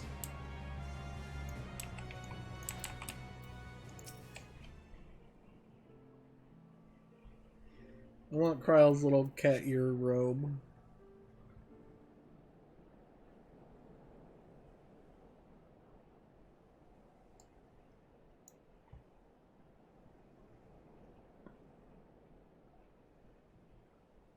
My apologies for our late arrival. We thought it was wise to question as many hunters as we could.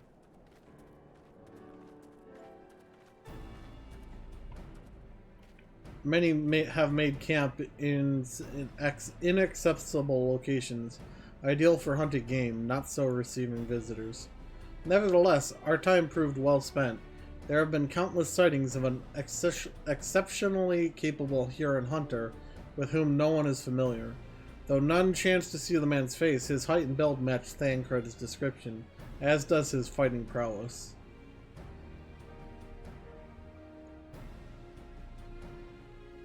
So you have heard the same tales. Be that as it may, we yet want for conclusive proof.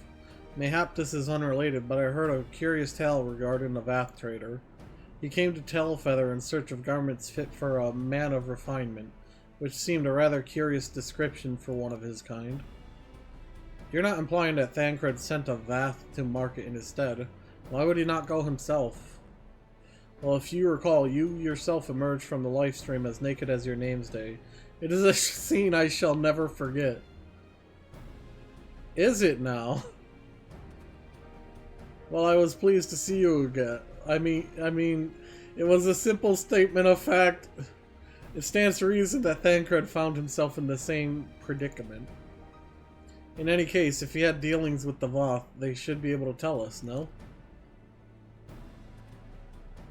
Quite right, Kryle. Quite right.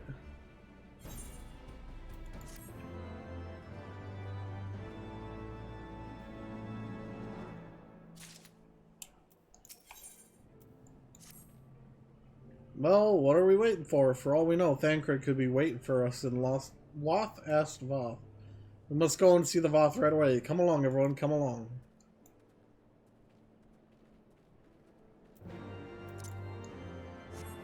And away I go! Oh, he's right over here.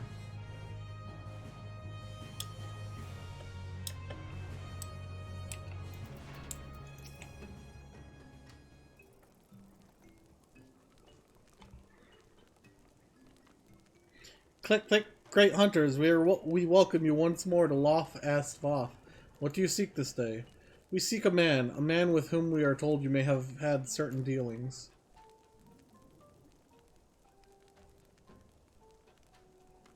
How curious, the hunters tire of godly sport and pursue mortal prey? No, he is not prey, but a friend long missing. Click, click, good, good, he is a friend to the Voth as well, one with whom we have traded many times. Truly, and you are quite certain it was this man? There is no doubt, click, click. The fleshling clothed in skins came to us from Psalm El. Lost and weak, he offered meat and hides in trade, and in exchange we tended his wounds. He brought us much flesh, so skilled a hunter he was. Much flesh, when he asked for garments we were glad to provide him. And where is he now? Click, click, gone to Loth Asnoth. Not long ago, when he heard the One Mind had summoned our god once more. Ravana is returned?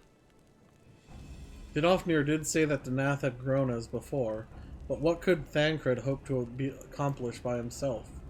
Honored Elder, we thank you for your help. Would that we could repay this kindness ere we depart, but we must hasten to our comrade's side. Go, great hunter, lest the Nath claim him as a sacrifice. Click, click.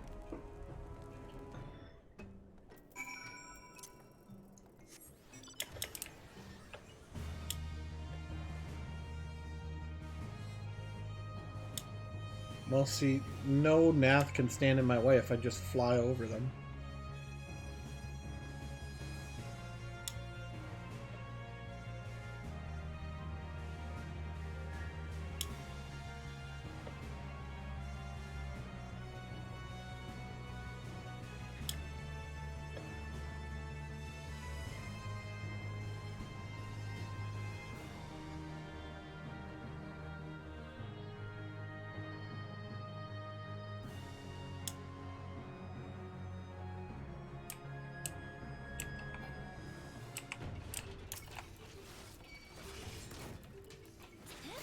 Good news, none of these are gonna aggro me because they're level 52 and I'm level 66.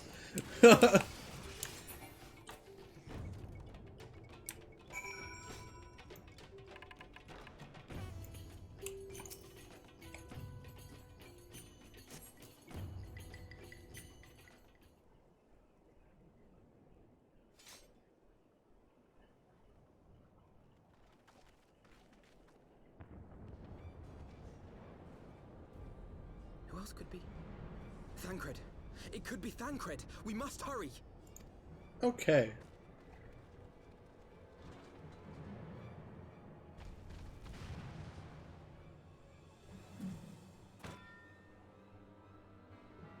That's not Thancred.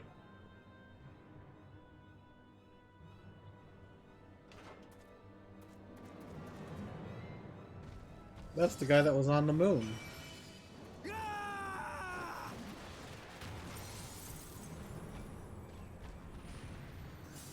Dang.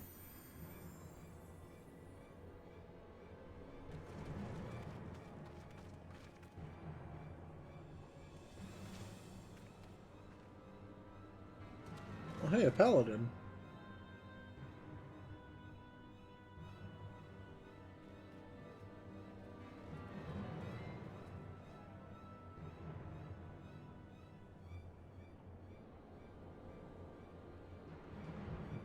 This looks really cute on her.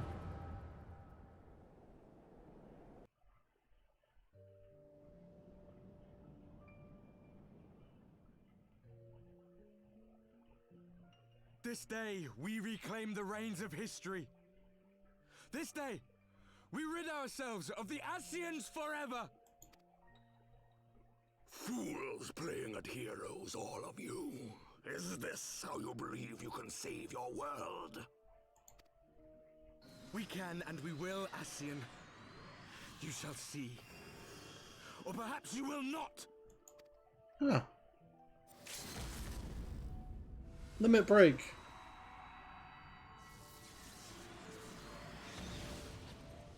How come I can't do that? He's a tank. He doesn't get that kind of limit break. So you are the warrior of light. The savior of Eorzea.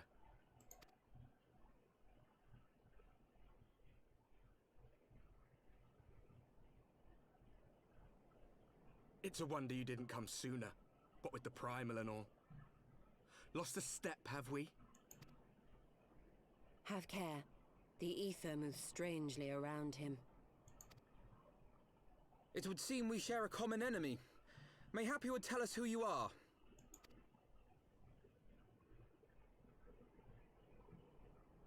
Shall we show them?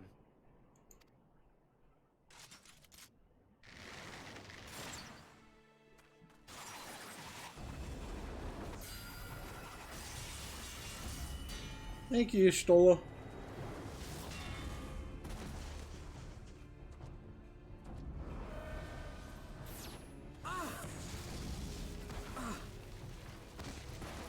Cryle!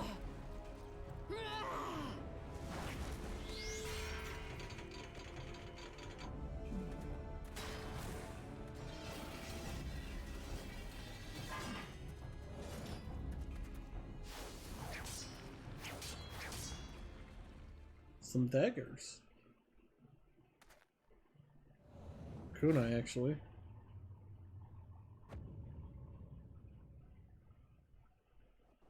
Huh.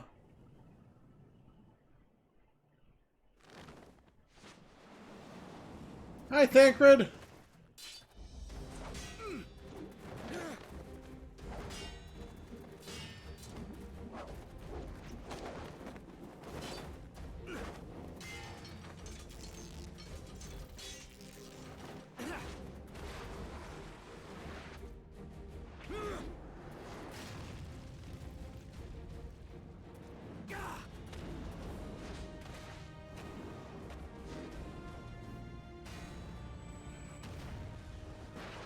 Damn, Thancred. Whoa, what are those daggers? Those are swords.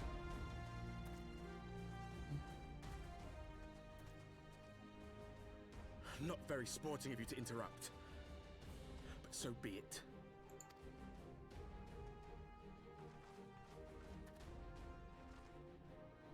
Mark well our faces, warrior of light, for we are the warriors of darkness, walkers of a different path, and we shall meet again.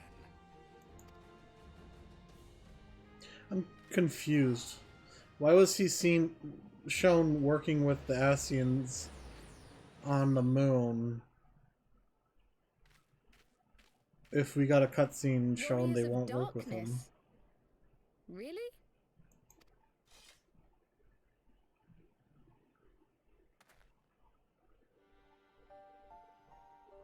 Hi, Thancred. Welcome back. Thancred, are you all right?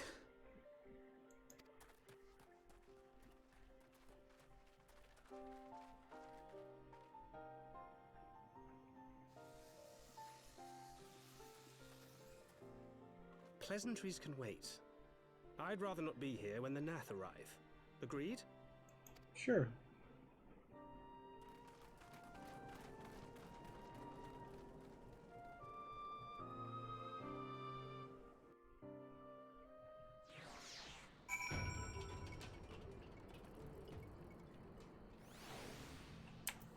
Thancred!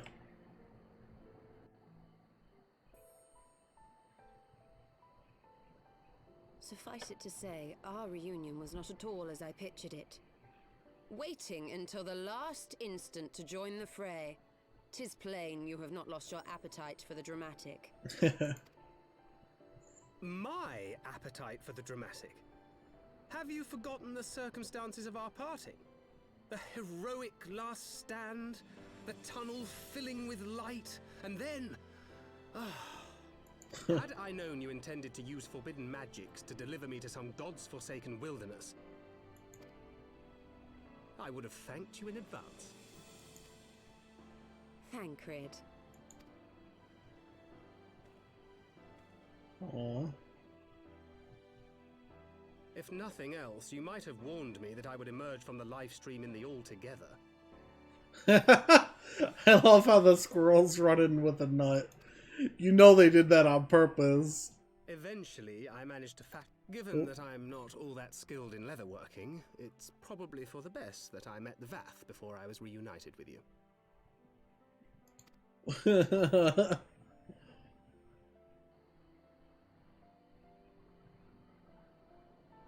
So you were the fleshling clothed in skins of whom the storyteller spoke. A description which fit me as ill as the skins themselves. Happily, I was able to trade with the Vath for garments better becoming a man of refinement. From them I learned of Ravana, and of the great warrior who had once laid him low. Yeah.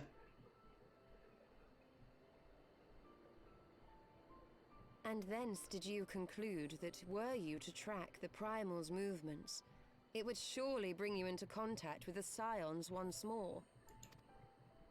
It seemed a reasonable assumption. I could think of no one else with your enthusiasm for slaying beastmen gods. Until now, that is. Ah, yes. The self-proclaimed Warriors of Darkness. 'Tis only fitting that they stand in opposition to the Warrior of Light, I suppose. I'm confused. I glimpsed the leaders past, if only for a moment. They were confronting a man in black. An Ascian, I think. If these warriors are capable of doing battle with Ascians and Primals both, they must be possessed of powerful protection. Protection not unlike the Echo.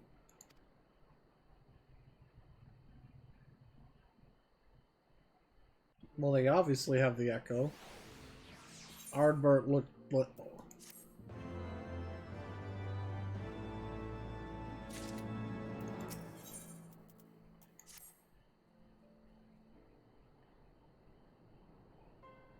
Blessed with the power of the Echo and driven to put down Primals. Despite his declaration that they walk a different path, I struggle to see how their goals conflict with ours. Nor is that the only oddity. I find it passing strange that such exceptional individuals should have wholly escaped our notice until now. Surely we would have heard rumors and attempted to recruit them to our cause. I recall no such adventurers, and I would not soon forget their like, nor would any of us, I think. One of our primary duties was to scour the city-states for promising candidates, which is how Thancred found Leonora. Ah, the memories. It seems like only yesterday that you slew your first primal.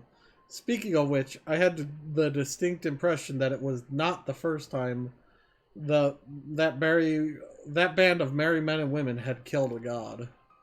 I labor to believe that a band of preternaturally gifted adventurers has been traveling the land, slaying primals without our knowledge. 'Twould imply gross negligence on our part. Speculation will avail us not. There is far too much we do not know. For the present, we must needs concentrate on what we do know, namely that Lord Ravana is no more. Vidofnir must be informed. The news may render her more receptive to Sir Amaric's invitation. Since you seem to have a failure as well here well in hand, I shall take my leave. Simply being in the vicinity of this colony has given me a stinking headache.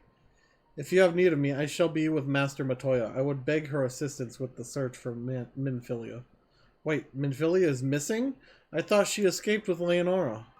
I shall explain on the road. Much has happened in your absence.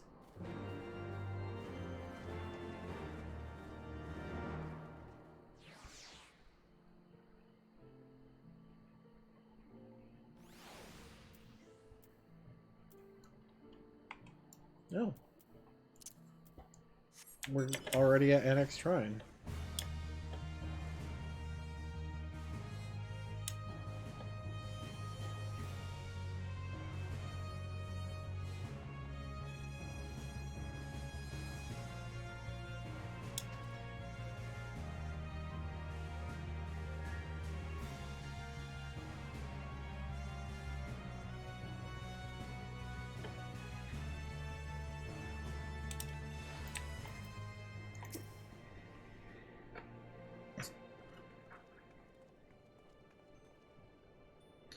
I had not thought to see thee again so soon, mortal.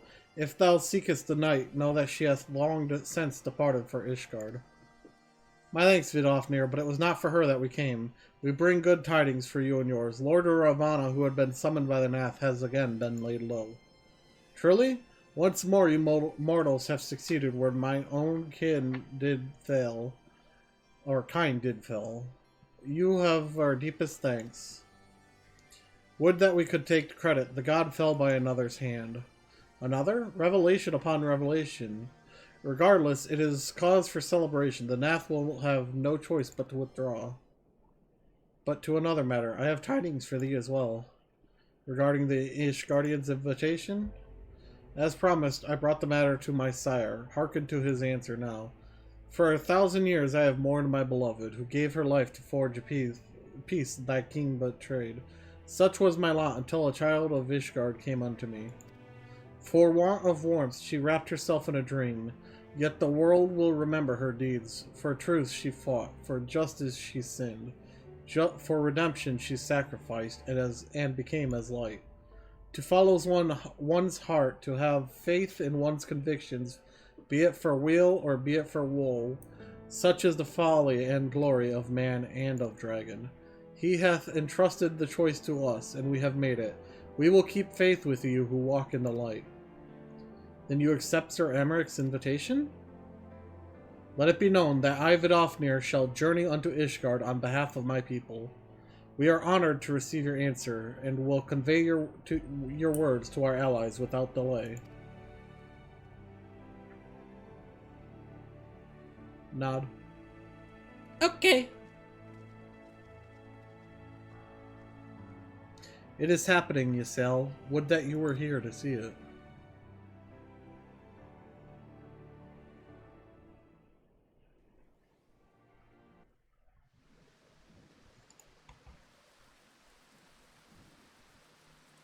Emmerich.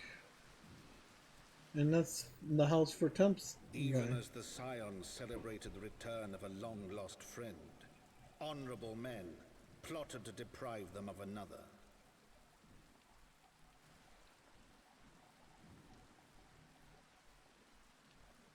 Is he gonna get stabbed?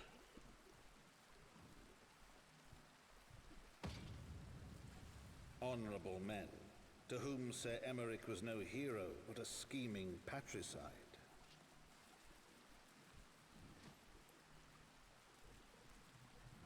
Emeric!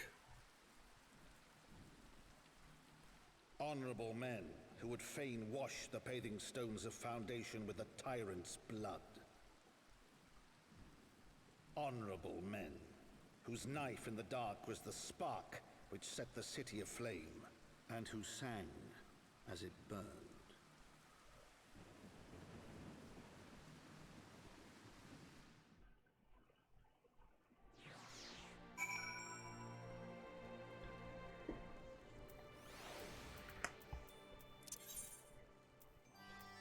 Back to Foundation.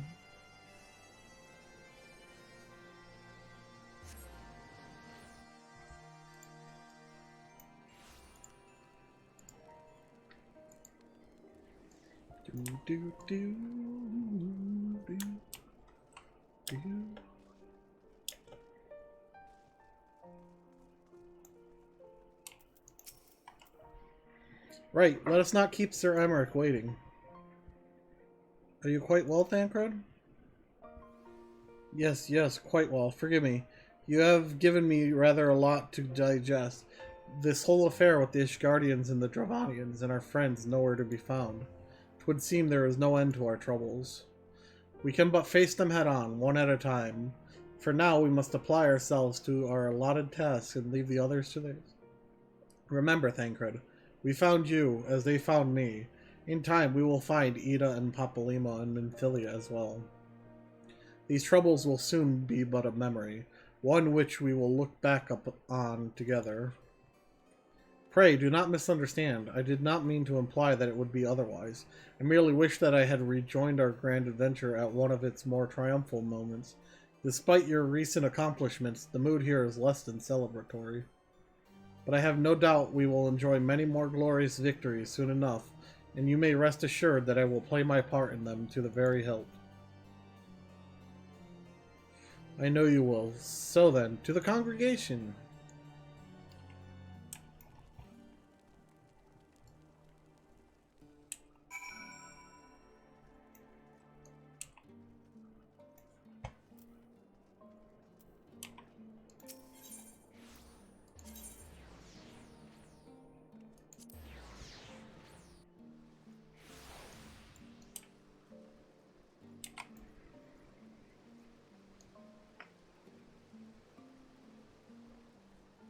Lucia.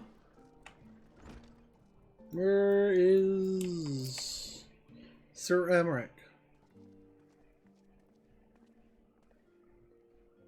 You have returned. In this, at least, the fates are kind. Greetings, First Commander. It pleases me to inform you that Vidofnir has accepted Sir Emmerich's invitation. She has? These are glad tidings indeed. Would that the Lord Commander were here to hear them. Ah, is he otherwise engaged? Aye, sleeping off a knife to the gut. What? What happened? Will he live? The chirurgeons tell me he will make a full recovery, but had Lord Edmont and Lord Artorial not been on hand when the assassin struck, he would not have been so fortunate. For in mercy, they subdued the fiend before he could land the telling blow. The attack was just the beginning, though. Not long after, buildings all around the city, including several of ours, burst into flame. Bastards caught us completely by surprise. We've been dousing the fires, but for every one we put out, it seems like 2 more start up. Casualties are mounting, especially in the Broom. 'Tis plain these fires were started by the assassin's conspirators. Until they have been rounded up, there will be no end to this. Will you help us find them? Then let us be about it.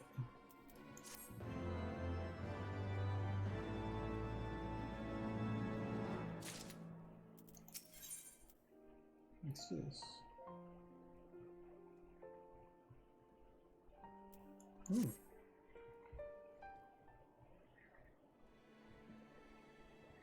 The flames are spreading. We must needs begin our investigation immediately. Witnesses must be found. Suspects must be identified. Have you been able to determine the precise location where the fires were set? Mayhap there is a pattern. If there is, we have yet to discern it. Fires have been reported throughout the city in both the pillars and foundation. Indeed, given the size of the area affected, I think it best to divide our forces.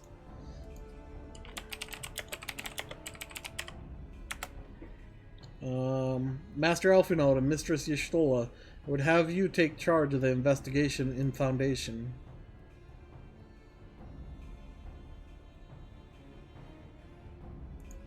As you wish. Mayhap Totaro can be of assistance as well.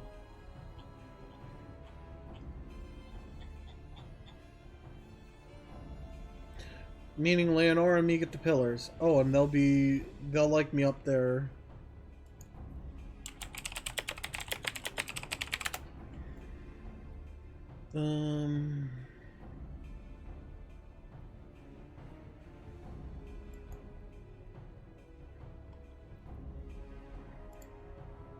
Meaning Leonora and me get the pillars.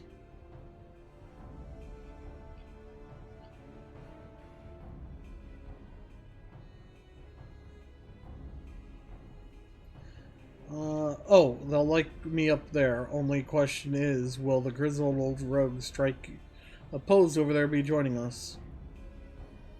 Tancred of the Signs of the Seventh Dawn, and may I say what a pleasure it is to meet you too, my lady. I'll bet. The name's Hilda. A Scion, eh? And there I was thinking I'd found a fellow ruffian amongst all these illustrious personages. I will remain here to coordinate the fire-quenching effort. If you learn aught of value, pray inform me immediately. That is all.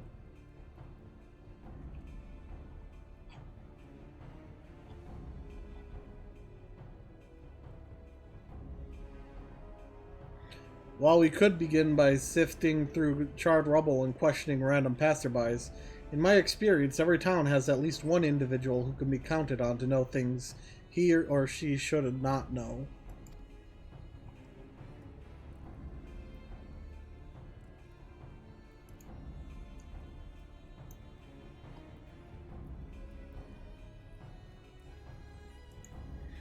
Oh, aye, the infamous Lord Amanelin de Fortemps, lover of women and wine, though neither care for him that much. They say he could gossip for Ishgard.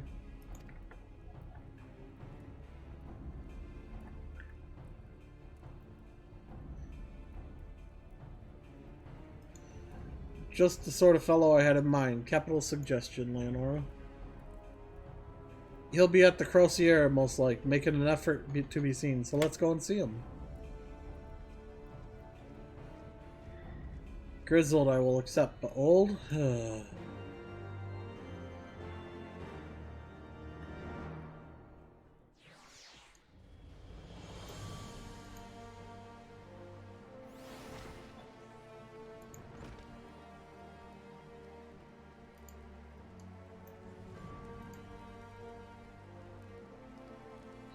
Just one moment.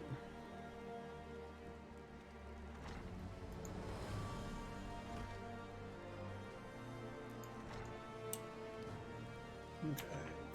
Jewel Crozier.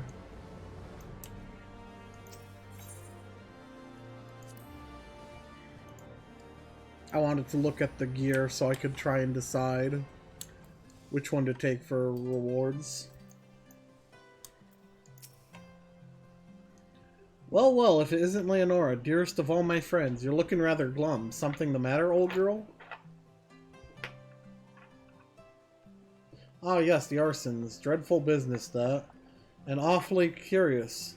Wouldn't you say? There doesn't seem to be any rhyme or reason to it at all. Naturally, we've doubled the guard outside the manor, along with most of the other houses. Can't have the old pile going up in flames, after all. Oh, in case you're wondering why the Hoplin is awash in refugees, the lower levels of the vault have been opened to those unfortunate souls who have lost their homes. Sir Amric's orders, from what I hear, remarkable man. Not even a knife in the ribs can keep him from his duties. Actually, old girl, if you were thinking of questioning the refugees, I should be more than happy to accompany you to the Hoplin. While you conduct your inquiries, I could offer words of comfort to the distressed and despondent young maidens. Wait a moment, I know who that is. You're giving me one of those looks, aren't you? You do me injustice, old girl. I will have you know my heart yearns for but one rose, prickly though she may be. I sense you remain unconvinced. Very well, if it will help me to prove the purity of my intentions, I shall gracefully rescind my offer. Now run along and catch those arsonists. That was not entirely what I had hoped for. Whose idea was it to come here again? Never mind. For our next step, I suggest we divide our efforts. While you question the refugees in the Hoplin, Leonora, I shall investigate the locations where the fires were set. Would you be so good as to join me, Hilda? You know what? I reckon I would. Can't have you roaming about in an unfamiliar city by your lonesome, can we? You'd only get robbed blind and left shivering in your small clothes. Joke's on you. I'm not wearing...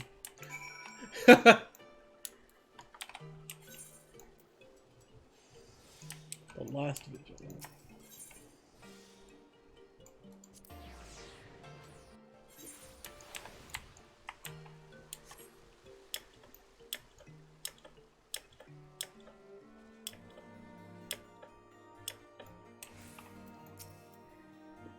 Ours was one of the first homes to be claimed, but I didn't see how the fire began.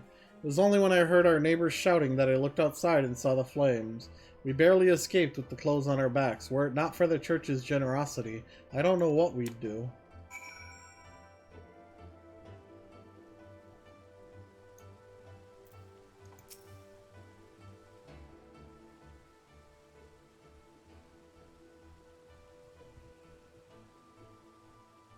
Come, my brother and sister, there is food and shelter enough for all in the basilica. Eleni's blessings be upon you, Father. I confess we were not sure if we should come. There are so many unbelievable tales these days about the Archbishop and Sir Amric and the Dravanians. Trust in your heart, brother, and pay no heed to the lies of lesser men. They seek only to lead you astray. Do you require succor as well, miss?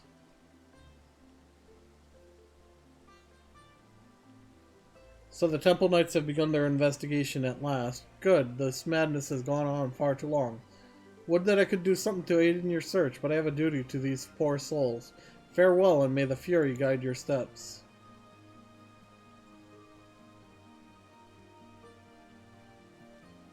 I don't trust you.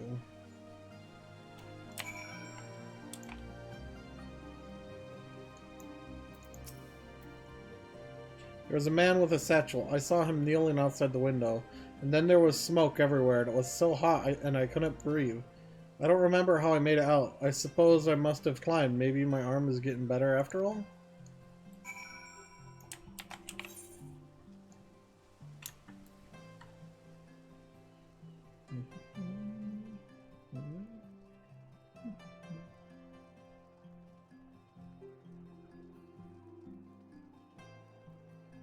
And crud, there you are.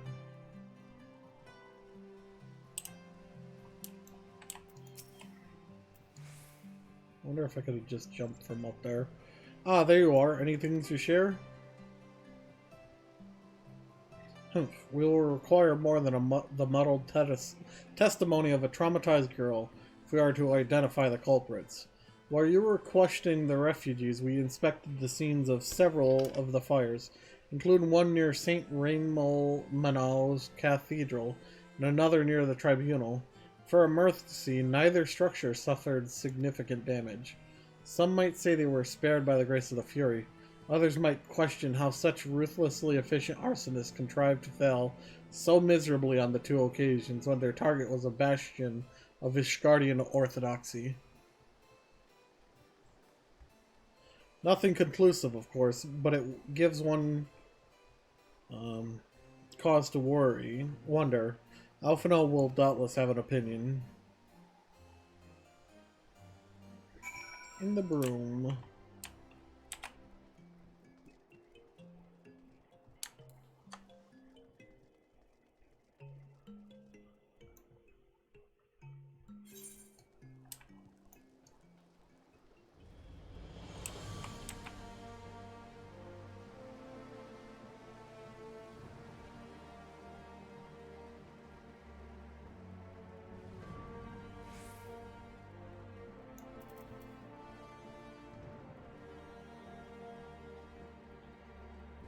Ah, I see a visceral.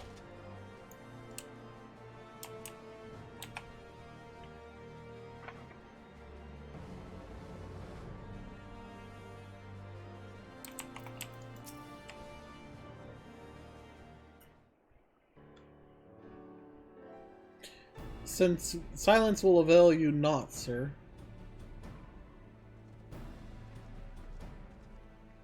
Oh, Leonora, I was just about to summon you. As you can see, we have detained a suspect. We found this man loitering near the remains of one of the stricken buildings. According to eyewitnesses, he was also present before the fires broke out. We wished to have words. He did not, so we insisted. Let me go, damn it! You've got the wrong man! Sniff, sniff. My, but you reek of oil, and are those burns on your hand? An occupational hazard, I suppose, but tell me, does arson pay well? I'm a victim, you imbecile. Look at me. Aye, that you are, after a fashion. You should know that your pious patron has already spun us a delightful yarn about how his pet mongrel slipped a leash and set about burning half the city to the ground. Not very noble of him, I grant you, but then these highborn types rarely do show loyalty to their pets. In fact, he called you rabbit and begged us to put you down. That's bollocks. He was the one who told me to keep going. Oops. Even a sinner such as me could find salvation in the Fury's works, he said. I had left it behind, tried to, with all my heart, said my prayers every day like a good man. But he came to me. He came to me! And there you have it, Hilda. Would you be so kind as to escort our friend here to the congregation? Aye, so long as you don't mind if he's limping when he gets there.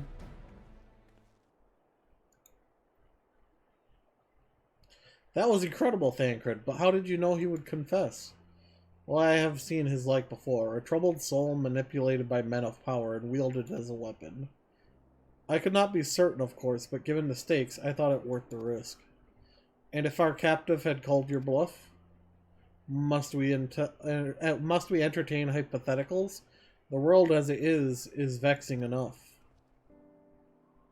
Thank you, Thancred. Whether by luck or judgment, we have at last confirmed that these arsons were orchestrated by a person, or persons of influence.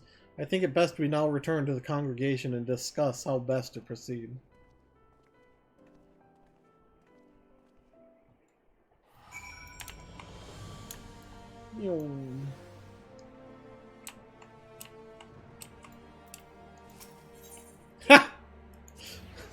Seeing the carbuncle fall.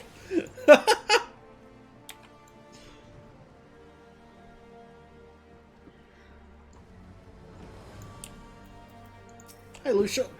How's it going?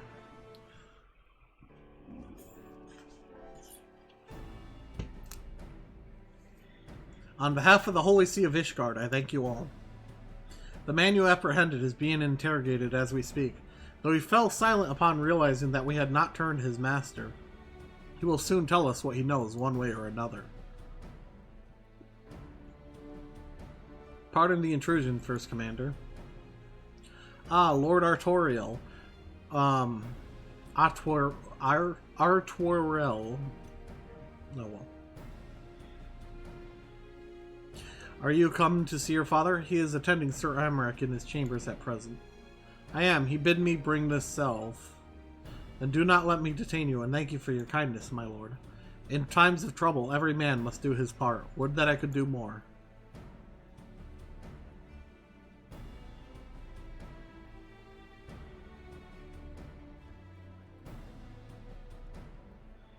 My lord Artoirel did not seem to be in the best of spirits. 'Tis little wonder, Master Alphinaud, his father is widely slandered, and his half-brother not yet cold in the grave. Fending or slaying? I'm going to take the fending. These are for glamour purposes.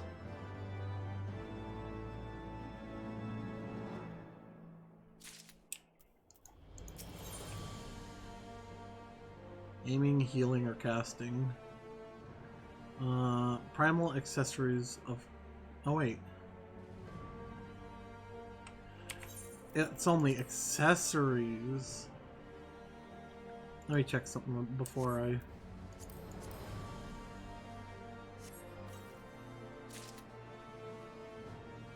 Ah, dang it. It's only the rings and stuff.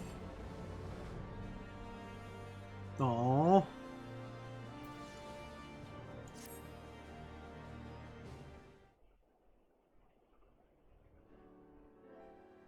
I do not mean to diminish our accomplishments, but until we identify the ones who ordered the fires set, our work is far from finished. Between the various conservative and religious factions in Ishgard, I dare say there's no shortage of parties who would like to see the status quo preserved. Do any likely suspects spring to mind?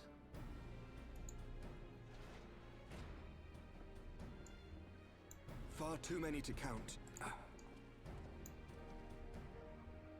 Lord Commander, your wounds. Huh. Are healing well. Thank you. Time is of the essence. Lest we forget, these men would sooner put their own city to the torch than see it change.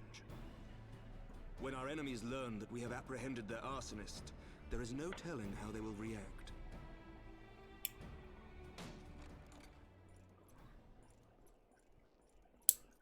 Lord Commander, an armed mob has seized control of the vault. That's not good. And now we know. Tell us what happened, sir. Spare no detail.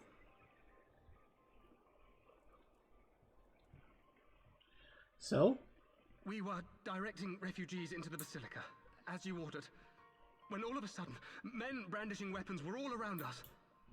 What armor is that? We had no time to respond. They've taken the refugees hostage and barricaded themselves inside the vault. And they sent you to deliver their demands. They, the true brothers of the faith, demand that a conclave to select the next archbishop be held forthwith. Furthermore, they declare that you, Lord Commander, are guilty of patricide and high treason, and that you must surrender yourself at once to receive of the Fury's judgment.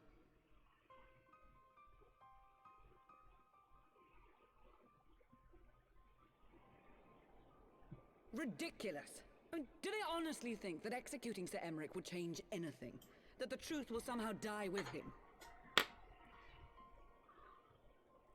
These fundamentalists rage against the passing of the old ways, unable to accept there can be no going back. Does he have fish for earrings? Given the fanciful nature of their demands, a peaceful resolution does not seem likely. If the hostages are to be rescued, it will be by force, I fear. Agreed. Lucia, take a contingent of knights and establish a perimeter outside the entrance. At once, Lord Commander. Hilda, I need your people out in force throughout the Broom. When word spreads of the situation, the friends and family of the hostages may try to take matters into their own hands. I will not give these militants more targets. Yes, sir. I shall lead the assault on the vault.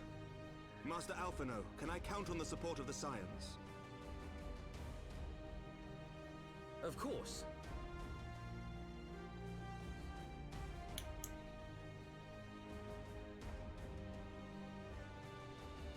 We are in your debt. I shall join you as well, Lord Commander.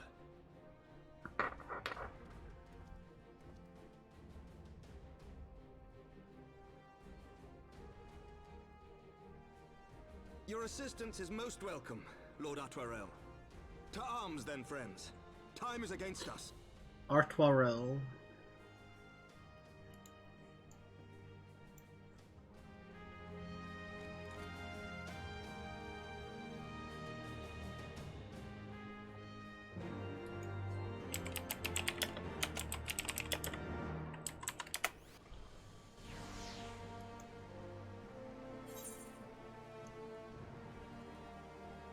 Okay. Where are we going? The Jeweled Crossier.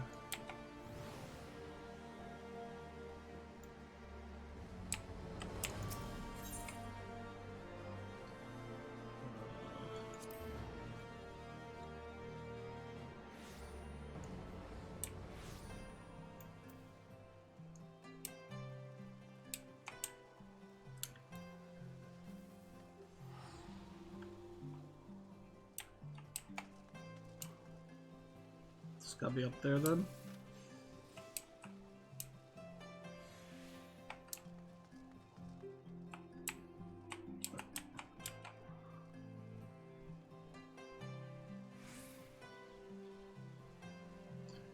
Oh, to battle!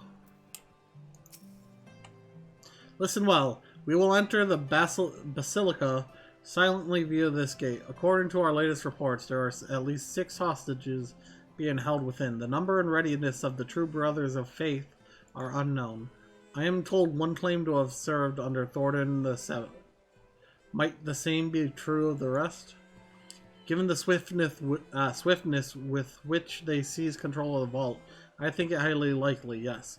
Which means that they may well possess the knowledge required to turn the building's defenses against us. Be that as it may, we have no choice but to press on. Lord Artoirel, you are a brave man and true, and none would dare question your honor if you chose not to risk your life in this endeavor. Are you certain you wish to join us? I am no stranger to the battlefield, Sir Aymeric. My arm will not falter, my shield will not break. Haloni as my witness, we will bring these fanatics to justice.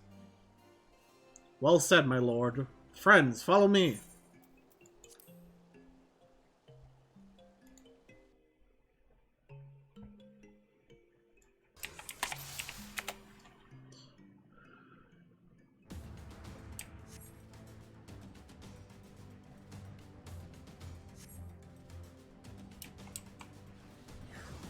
Come, we must remember, saving the hostages take precedence over all else.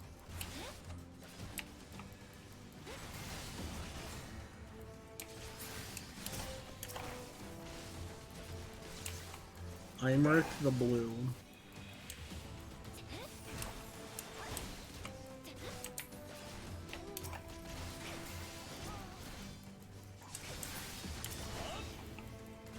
Tancred, can't you kill a little faster?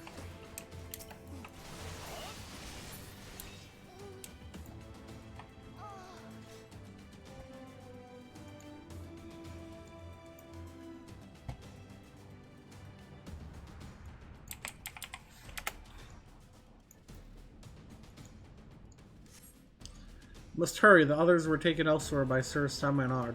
Sir Simonard, so this is indeed the work of the Archbishop's former servants. On your guard, they've sounded the alarm. I will hold the entrance and look after this one. Now go!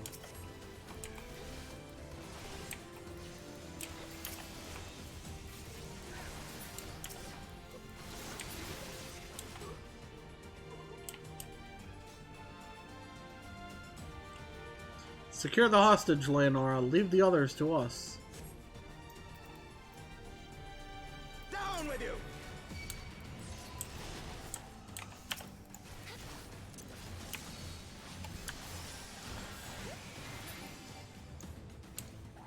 Bitch trying to kill my hostage.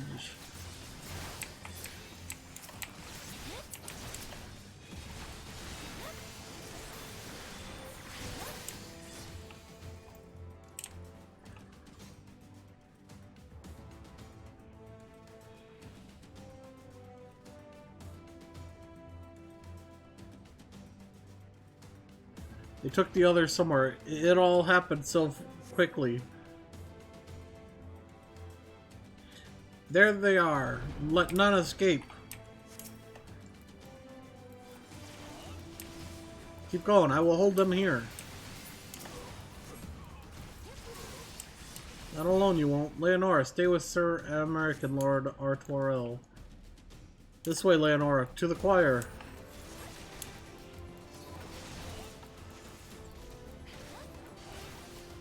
You underestimate me.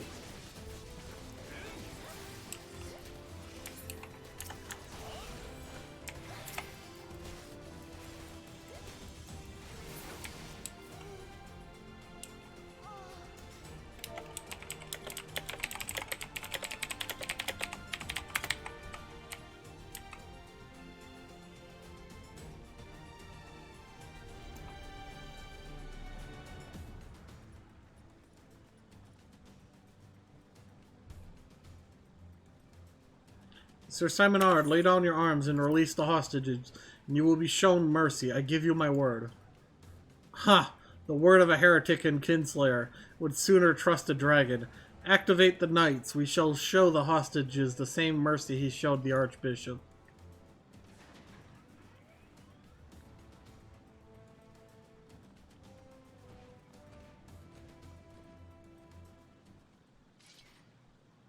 Unlike you, Sir Emeric, I am a man of honor. By my hand you shall receive of the Fury's judgment. So it is to be a trial, then, Lord Artoirel. Leonora, leave us and save the hostages. I will deal with Sir Simonard.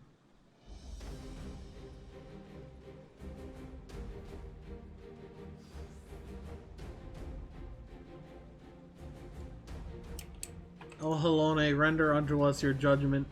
Raise up the righteous and cast down the wicked.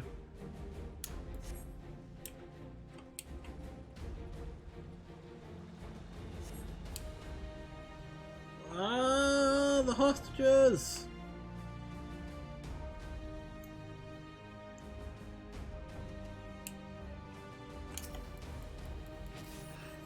No, please!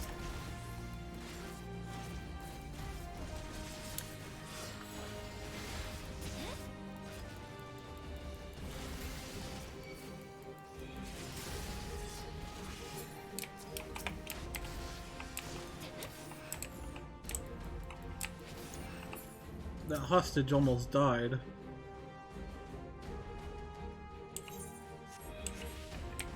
There must be others nearby, but where?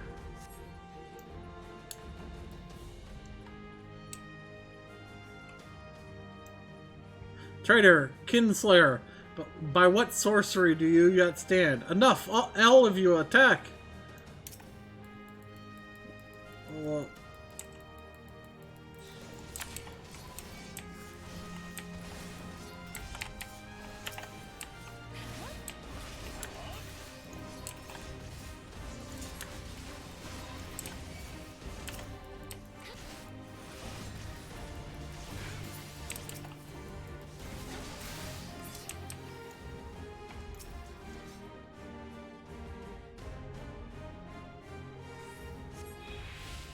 see no others nearby. Come, Leonora, Sir Emeric needs our help. I don't know where the sixth one is. Oh. At the entrance, apparently.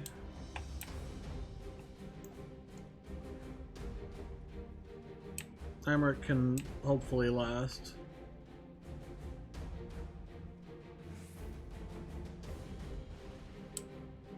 Oh. I guess not. I'm probably gonna lose this now. Whoops.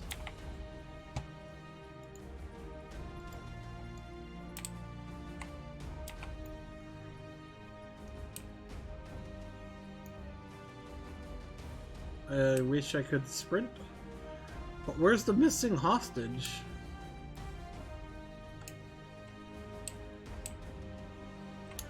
Well, I guess one died. Or something.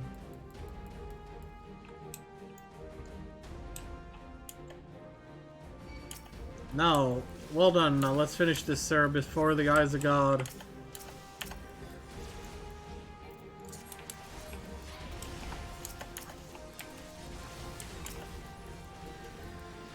This knight does not yield!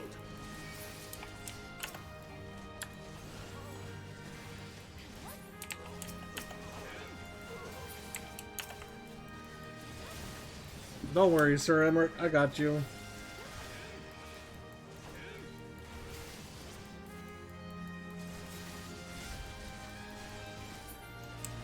One day, I swear you... Oh, there's probably another hostage after.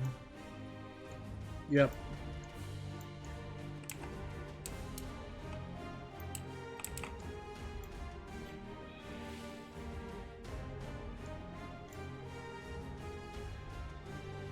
You must hurry. The priest took Melee upstairs when he saw you kill his men. Have no fear, child. We will save your friend.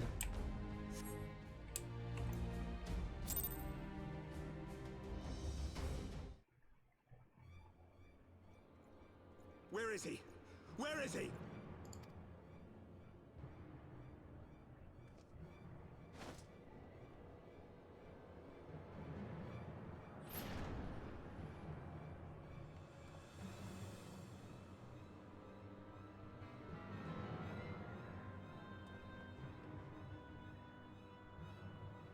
Come no closer!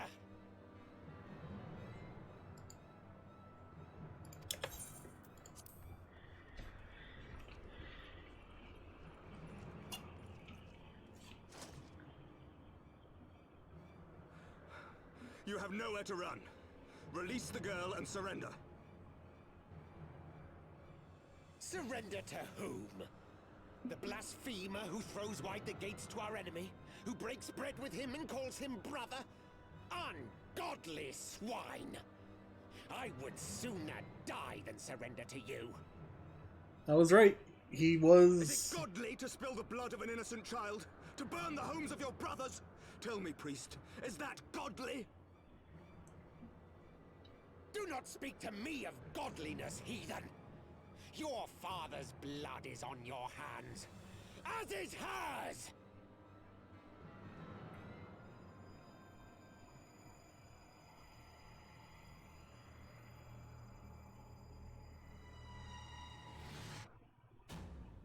That face.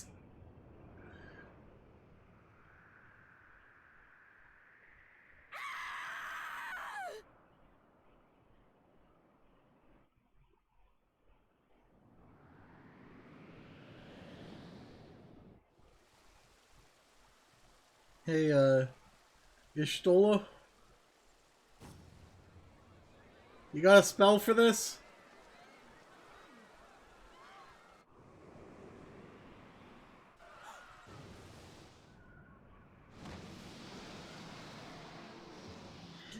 Okay.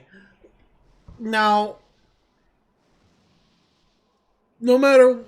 What? But She fell so far that would have killed her nonetheless. Also, doesn't... That dragon has spikes on her back.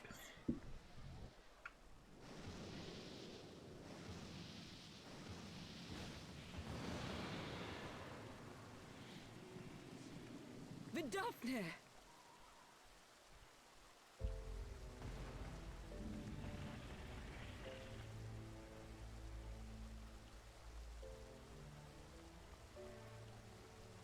quiet night.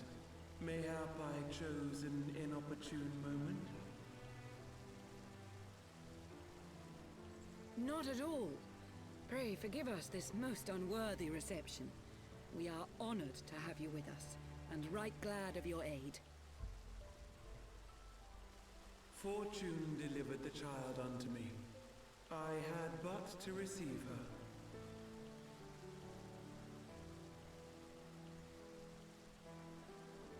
Thank you for saving me. Aww. Thou art welcome, child.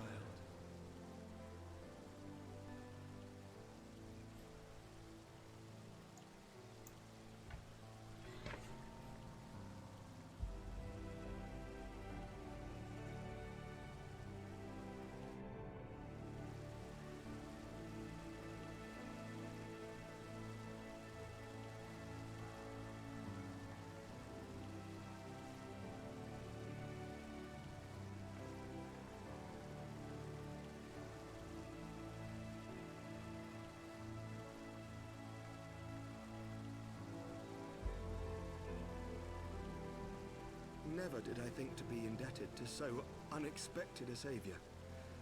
But full glad am I to be so.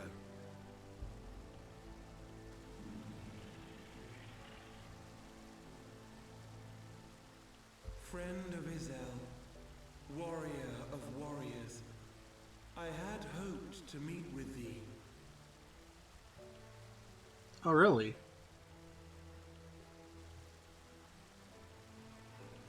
I bear a message from my sire. From Bracefelder?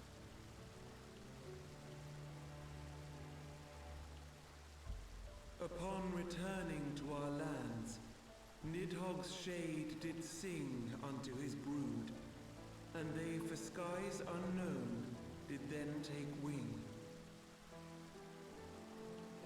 This thou must know, for your fates are inextricably bound.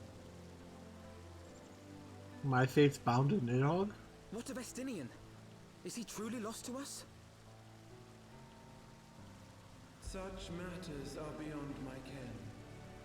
I but bear my father's words. Take from them what thou wilt. Fare you well, mortals. Bye, Vidofnir. Thank you for saving the girl.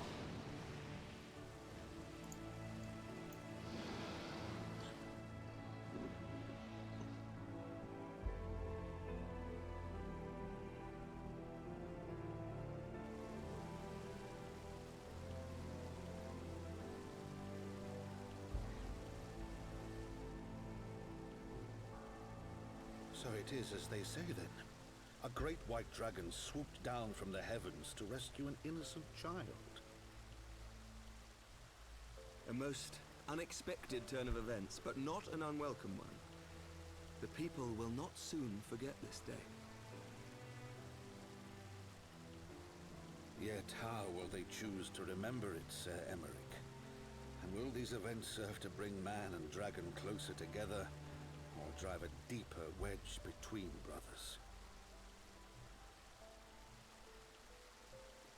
After 1,000 years, the world these men once knew is changing, and with ungentle swiftness to boot. Though their actions are misguided, their sentiments are only to be expected. You may be sure that others will rally to their cause. I share your desire for lasting peace with the Jovanians, I do. But I would not see it built on the bones of our countrymen, nor on our own.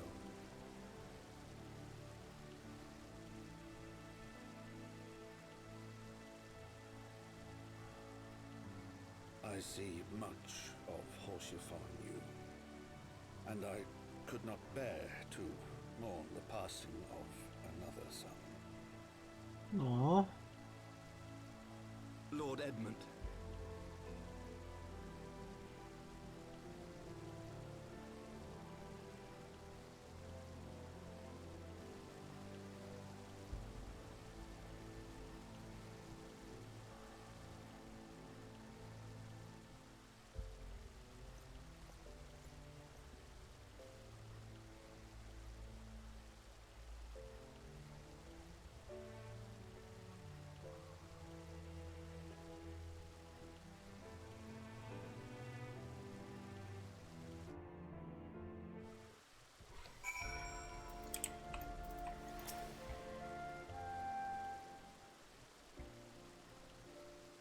This has been a day of surprises, has it not?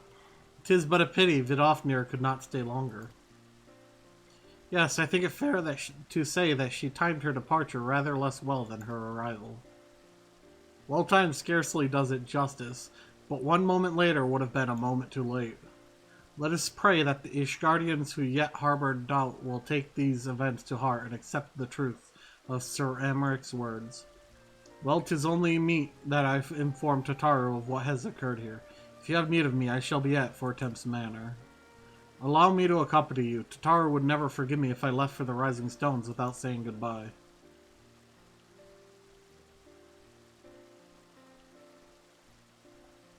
Okay. A moment, Leonora. I wish a word. Tell me, does Thancred seem quite well to you? I'm not sure how to put it into words, but... So you sense it too. A subtle change, imperceptible to most. I myself did not notice at first, but upon closer examination, I saw that his etheric flow had been irreparably disrupted. As a result, I strongly suspect that his ability to manipulate aether has been compromised. Simply put, Thancred may no longer be able to wield magics. It would do much to explain why he chose to remain within the wilderness instead of seeking us out. He would have been compelled to rely solely on traditional methods of travel, significantly prolonging his journey, and when he learned that a nearby beast tribe was making preparations to summon a primal, it may well have seemed more sensible to wait. But this is still little more than speculation. Until I have proof, pray speak no word of it. Right then, I should be on my way. Kryl may have charmed Master Matoya for now, but who could say for how long it will last?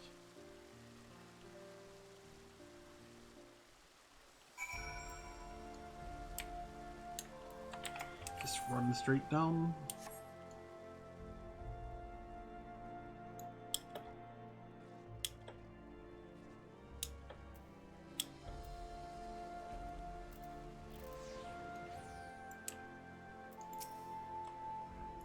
Alright, Elfinode.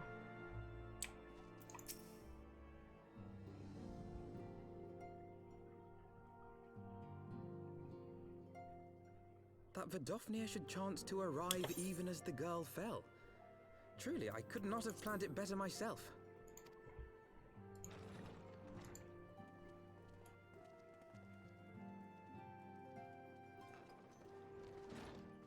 Ah, good. We were afraid you might have left.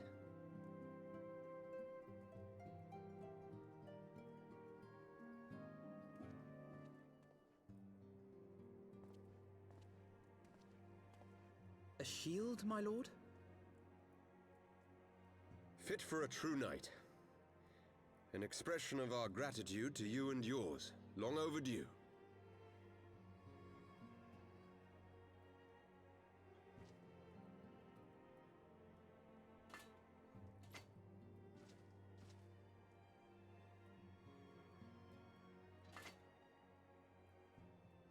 But there is something else I would discuss ere you part. Something which cannot leave this room. My father will soon step down as head of our house. Sir Emeric was not the only one to fall under suspicion following the death of the Archbishop. There are some who believe my father complicit in a coup d'etat. Thus he intends to renounce his title to absolve our house of suspicion and secure the support of our peers. Okay. Surely there must be another way to convince Houses Durandare and Zamail. Zamail? So I said to him. Alas, he will not budge.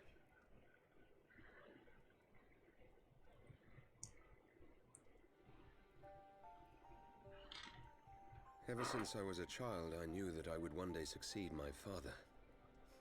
The thought of it filled me with pride. Yet once I learned the day was at hand, my heart was filled with naught but dread. Our legacy is built upon the lies of our forefathers. In accepting this title, am I not perpetuating this injustice? Why should I become the next count?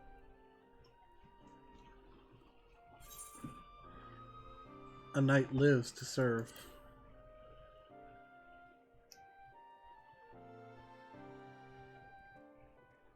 You sound just like him.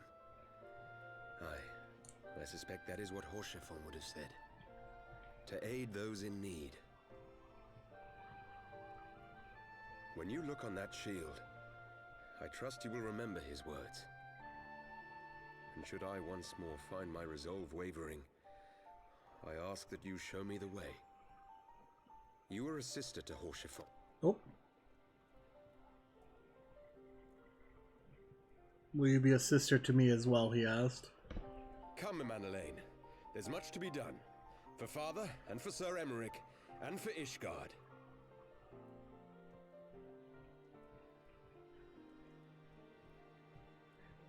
What's wrong?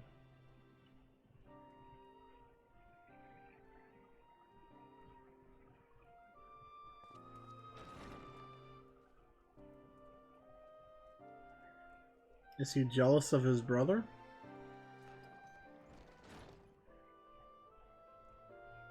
To think we share the same blood. Pray excuse us.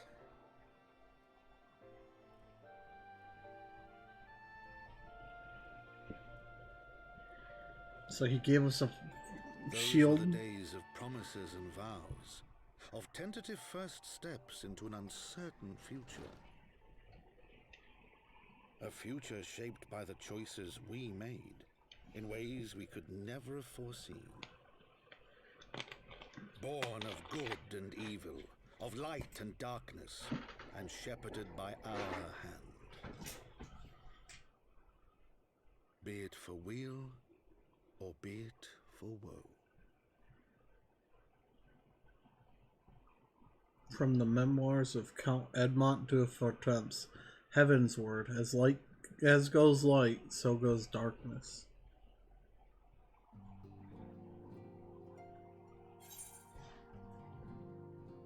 These are just accessories.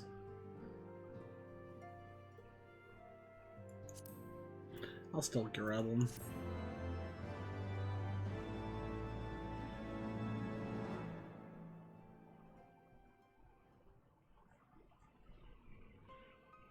Riange.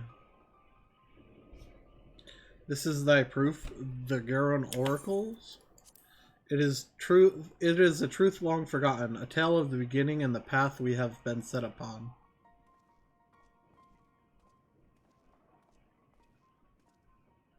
Riange is working with the Asians again. Our fates were ordained long ago, Archon. The Garleans are no exception, nor the Triad. You know what must be done.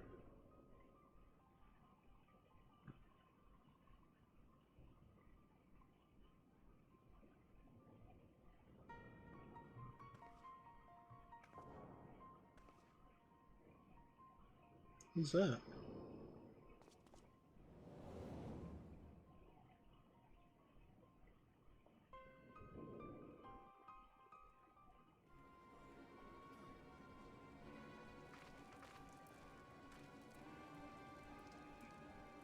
Ida.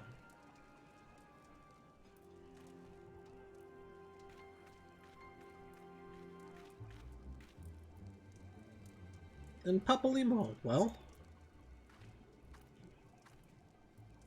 everyone has their orders.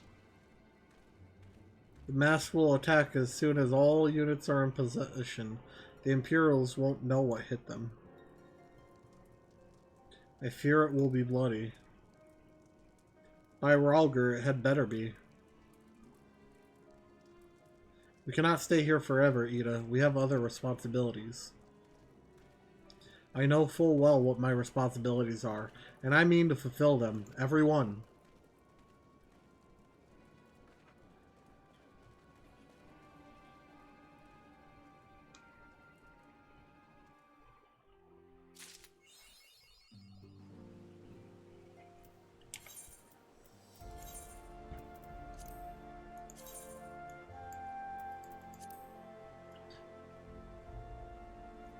It's, this is, yeah, it looks like it's censoring me like this.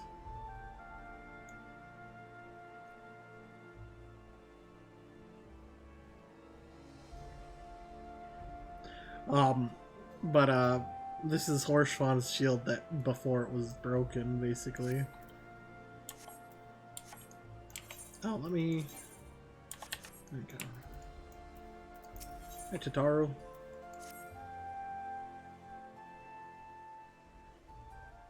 Alfino, Leonora, I've been looking all over for you. We've received news regarding Philemon, Hoary Boulder, and Coulterette.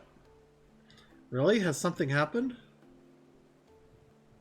No, it's nothing bad. Quite the opposite, in fact. It seems that once they learned the Scion's good name had been restored, they boarded the next ship bound for Limsa Lominsa. They should be arriving any moment now. It's easy to forget how useful link pearls are, isn't it? When they work, I mean. If you don't mind being spied on. Quite, but what wonderful news. To think that our reunion is close at hand. A pleasure to see you too, Alfino. Ah, Thancred and Kryl, what brings the two of you here? Kryl and I have been looking into how we might track down Minfilia. And we may just have found the answer.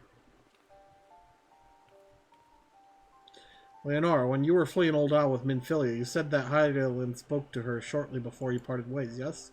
Well, assuming that is true, and I see no reason to suspect that it is not, it seems reasonable to conclude that Hydaelyn commanded her to remain behind. That is to say, the Mother Crystal directly interceded to guide Minfilia. Admittedly, this is all still quite hypothetical, but I propose that such intervention, however subtle, must surely leave some residual trace, a lingering disturbance in the aether, or ripple, if you will. In order to establish the existence of such ripples, of course, we will require suitable data. Fortunately, I know where such data can be found, the battleground where Leonora felled the Ultima weapon, and the site of my personal ignominy. 'Twas there that Hydaelyn intervened to shield her from the magic I invoked. And Kryl and I will infiltrate the castrum and analyze the aether therein. The two of you? Alone? I have a proven knack for subterfuge, and I am confident there will be sufficient nooks and crannies in which to hide Kryl while the patrols pass. Besides, if you and Leonora came along, who will see to Philemon's grand homecoming? When you put it like that, very well, I will trust in your plan.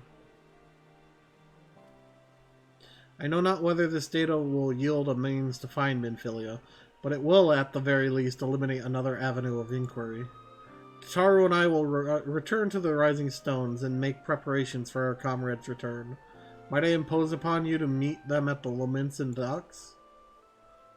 Sure. Then I shall see the four of you at the Rising Stones. Safe travel.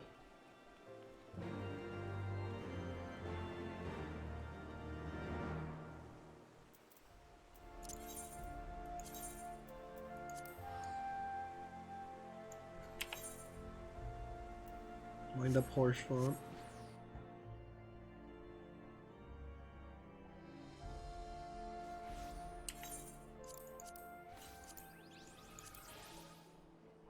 Well, at least this means Horschvahn will journey with us.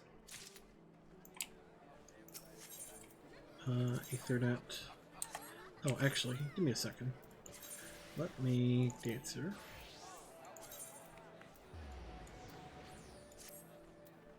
What? Why is this? Oh, because it only gives you one of them.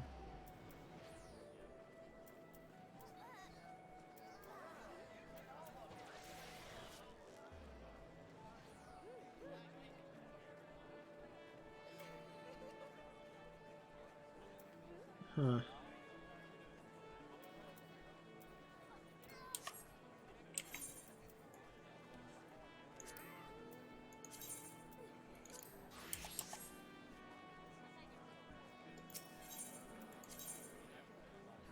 August.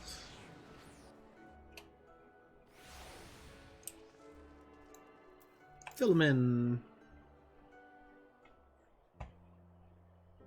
Oh, Leonora, how have you been? Come here, let me have a good look at you. Make the 12. One hears the strangest tales in foreign lands. I worried about you all every day. We would have sent word sooner, but the braves afforded us no opportunity. When they fell upon us in the market, it was all we could do to escape. Tataru found her way to you, of course, but we were forced to seek shelter aboard a Hanish vessel. It pained us not being there when you needed us most, but we made the most of it, didn't we, Coltonet? Studied and trained from dusk till dawn, we did. We would have sent word sooner, but we knew not whom to trust, and with the vast distance. But those dark days are behind us at last. I shall be glad indeed to return home and speak with my daughter. About that, we don't know where Minfilia is. What do you mean she's missing? How could you let this happen? Forgive me. I'm sure you're doing everything in your power to find her. As Thancred must be, he's watched over her from the first, long before me, and he will watch over her to the last. I shall pray for her safe return, and busy myself in the meantime. For a certainty, there is much more to be done. The braves may have bloodied us, but the path remains, and we shall not be swayed from it. Aye, that's the spirit. To the Scions and a long overdue reunion. Huzzah! Nod. Well, there you have it. To the Rising Stones.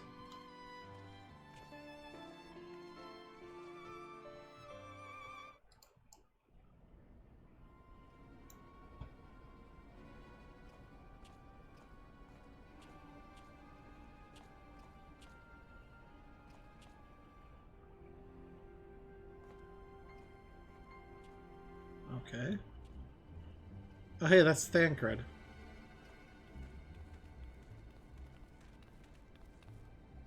Well done, sir. And with that, I believe we are ready to proceed.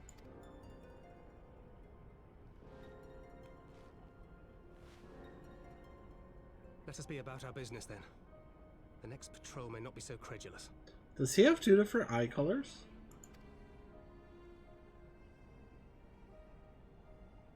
Why must you be so disappointingly brusque?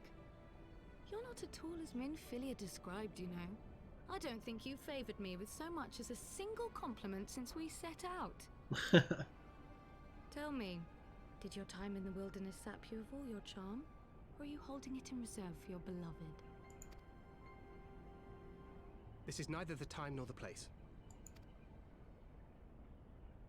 Well, call me old-fashioned, but when I'm risking life and limb infiltrating an Imperial castrum, I like to be sure of my comrades' motivations.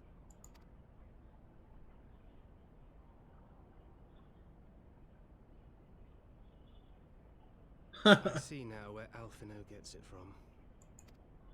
Minfilia is dear to me, it is true, but not in the way you think. 15 years passed, when she was still but a child. There was an incident at a parade. A Gubu broke free of its fetters and ran amok through the streets of Ul'dah. Had I been more attentive, I could have prevented it. But I was distracted, and her father was killed. I feared she would never recover. But in the years that followed, she showed herself to be more resilient than I had ever imagined. And when she learned of her gift, she did not flinch from the responsibility, but sought to guide others on the path. She touched the hearts of all around her. Mine, Louisoix, every Scion's. In those dark days following the calamity, she was our guiding light, our hope for a brighter future. She had so many dreams, and I would give anything to make them come true. Aww. My apologies. I can see she means the world to you. I did not mean to pick at old scars. No harm done, I assure you. But fair is fair, my lady. What is Minfilia to you? I'm kind of curious. You mean you don't know? Only my dearest friend. When I finally emerged from my torpor, I learned that nary a day had passed without her asking after me. She never gave up hope. Aww. And neither will I. Then for Minfilia's sake, let us pray that these vestiges of Hydaelyn's intervention will lead us to her.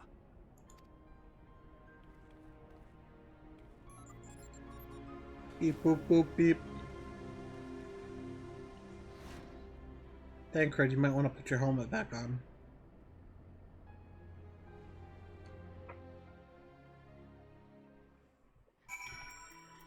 Revenant Stoll we go!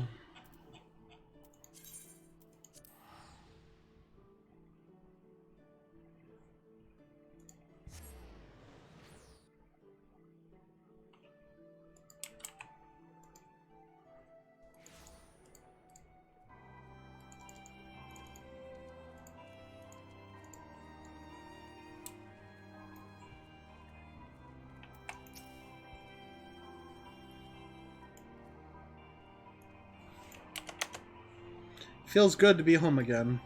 To think that everyone is waiting for us just beyond those doors, friends and family with whom we have shared so much. God's help me, but the older I get, the more sentimental I become. Come, let us not keep them waiting.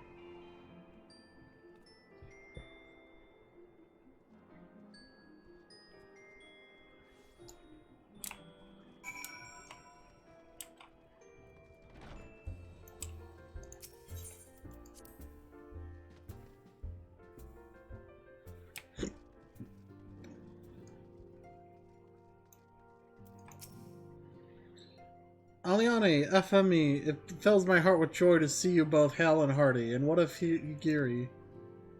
She is well, though abroad on a mission at present. It just wasn't the same without you. Welcome back, my lady.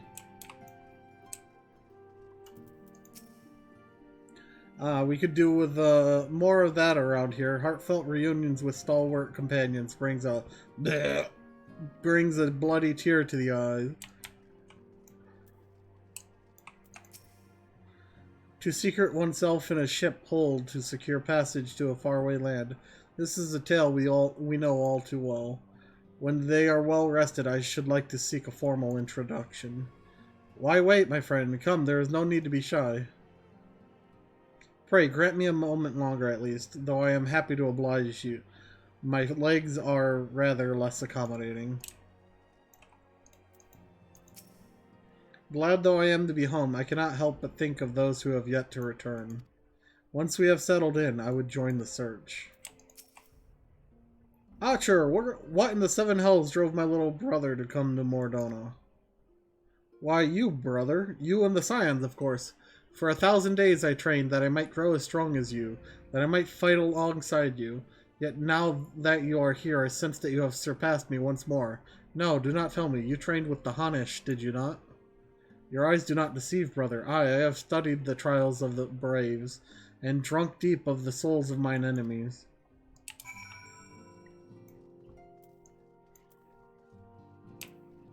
Hi, Tataru.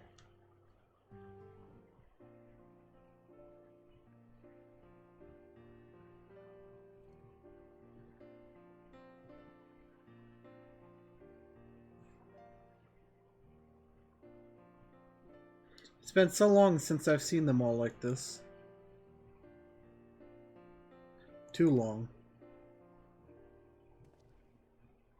'Twas the chaos born of my foolish ambition which forced them to flee. Though they are returned, there are yet others yet missing, others whom we cannot forsake.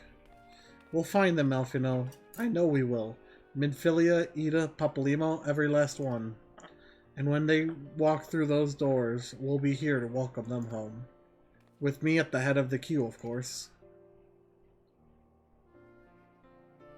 Okay. Cookies.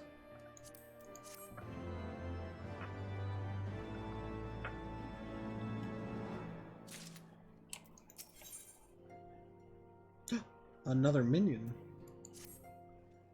Thancred and Kryl contacted us a short while ago. It would seem that their foray into Castrum Meridianum bore fruit. They asked that we rendezvous with them in Y'shtola in Idleshire, where they will share their findings.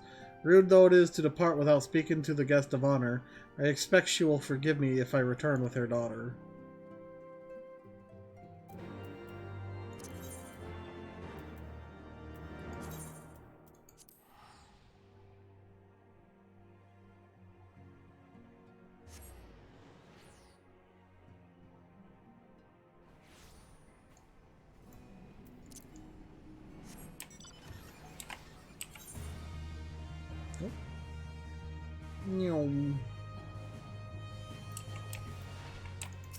Trial. My apologies. I see I'm the last to arrive. So, what news have you for us? Well, as we postulated, there were indeed what appears to be the remnants of an unexplained disturbance in the aether at the scene of the ultimate weapon's destruction. A ripple at odds with the presiding pattern.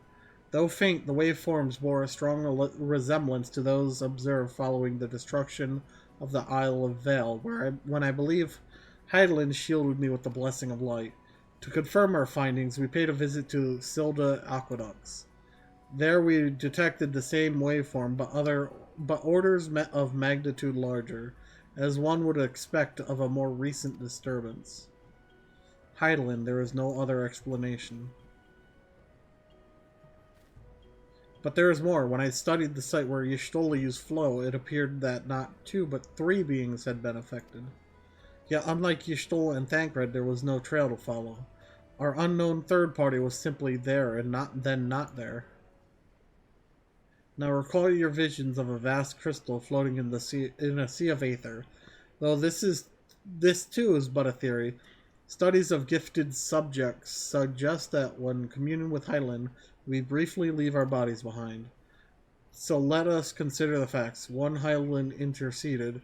2, a third being was caught in Y'shtola's flow and vanished without a trace. And 3, Hydaelyn may have the capacity to summon the consciousness of gifted individuals to her side. You are implying, I take it, that Hydaelyn guided Minfilia into the compass of my magic, that she might summon her body and soul onto the ethereal sea?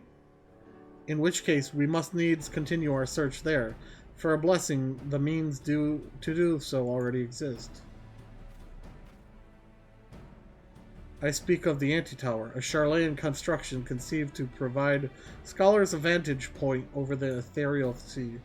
Though I know not where its entrance lies, we need only ask its last custodian, a contrary old crone, who for another blessing refused to join the Exodus. Master Matoya was the keeper of the Antitower? I had no idea. Then our course is clear. We must petition her aid once again. She's a hermit. She's gonna get pissed off at us.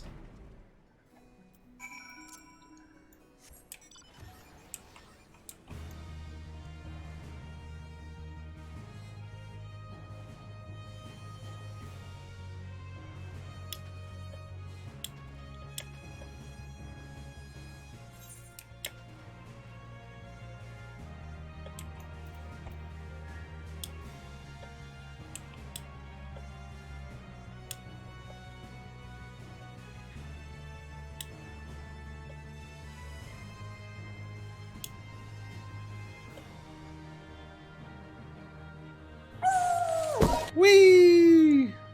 How's it going, Trina?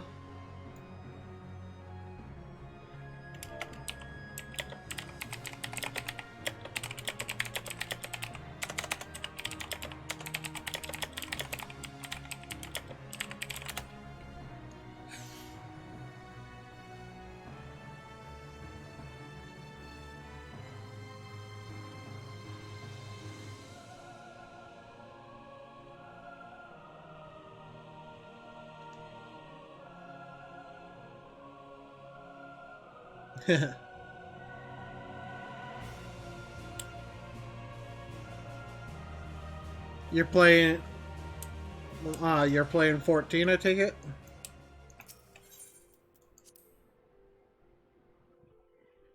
Master Matoya. Oh, God, I love this song. It's so relaxing. Destiny 2.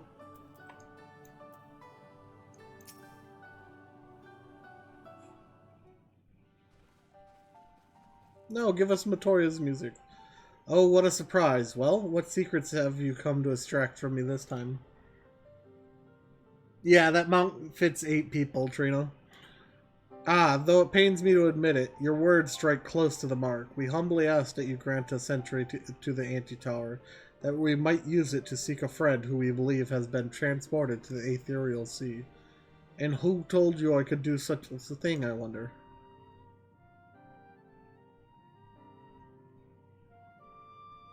The tower was abandoned to its magical keepers 15 years ago.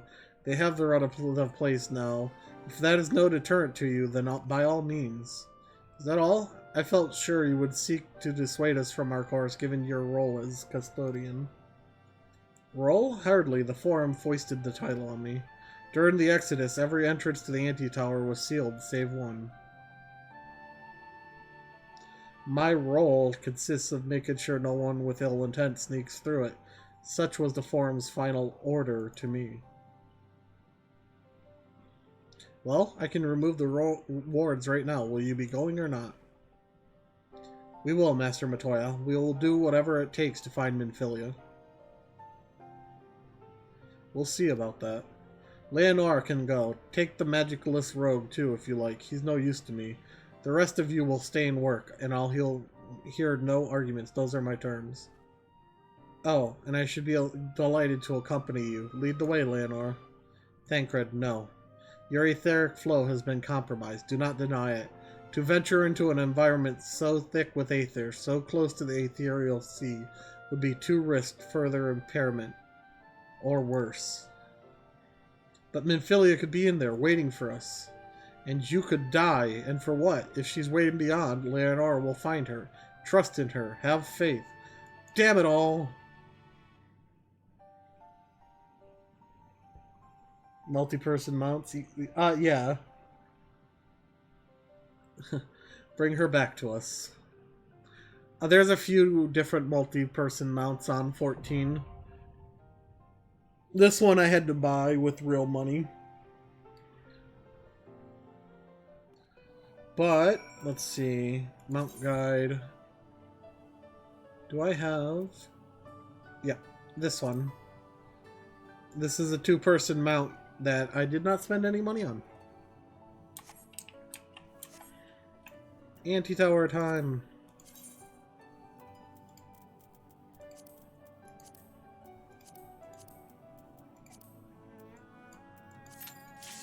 Oh wow, instant queue.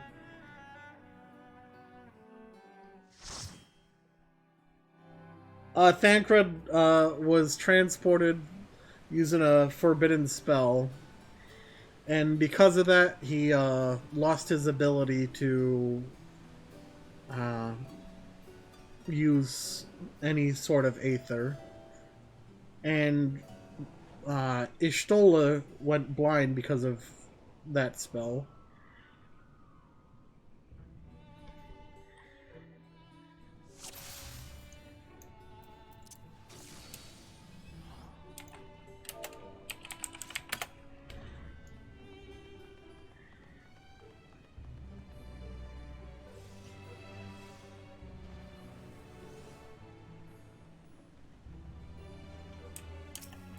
The bright purple one is the black mage. Funny.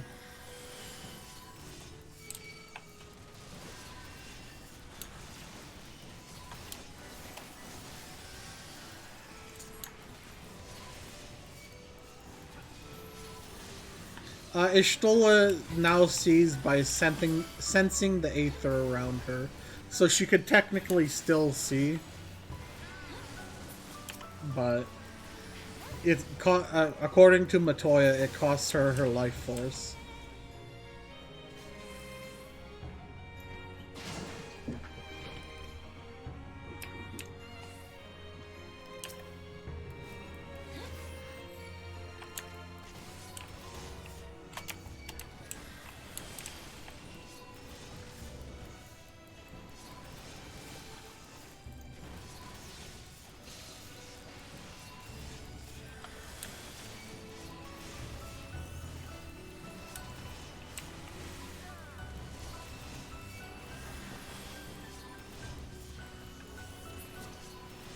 This song is just so relaxing. Like, I could fall asleep to this song.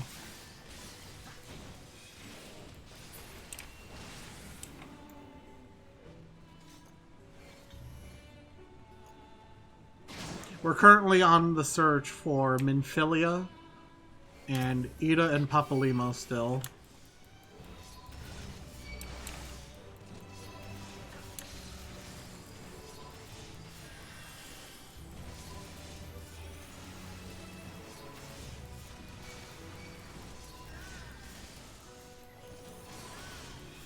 They showed us a hint of Ida and Papalymo.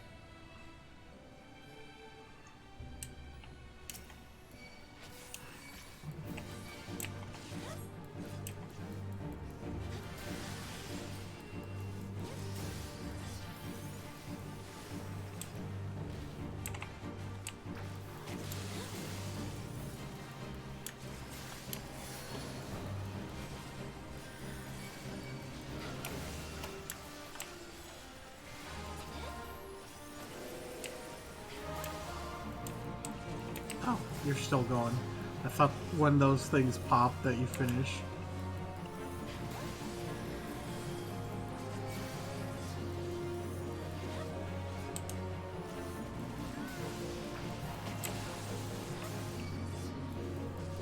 Someone's gonna get turned into a frog shortly.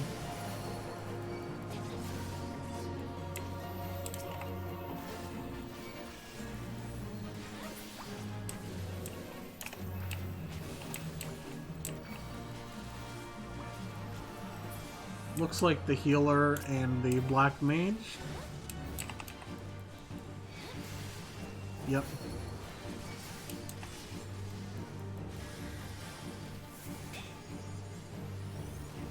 Ow.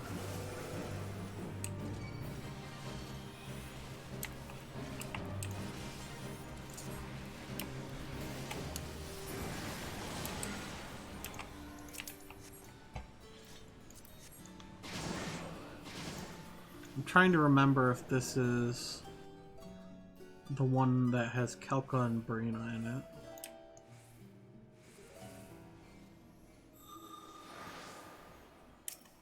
You travel down the up staircase.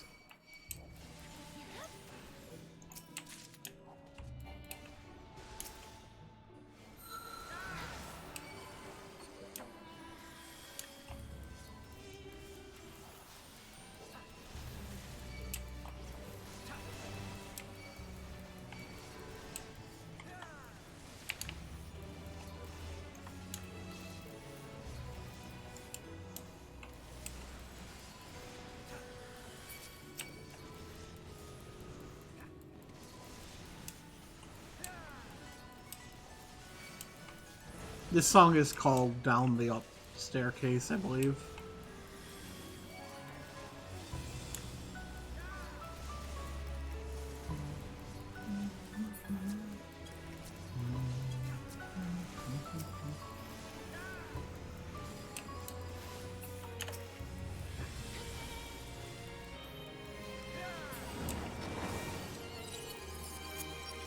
Next.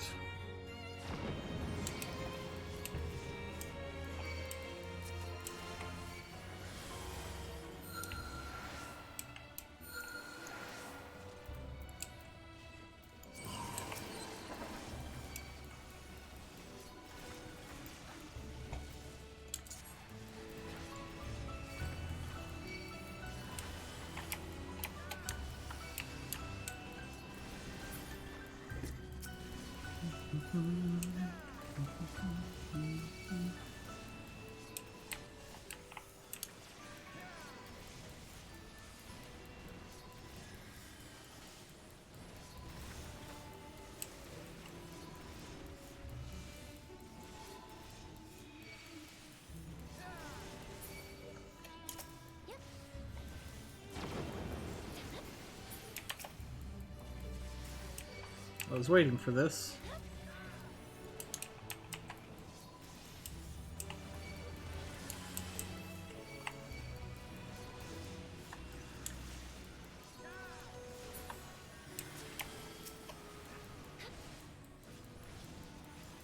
Next boss.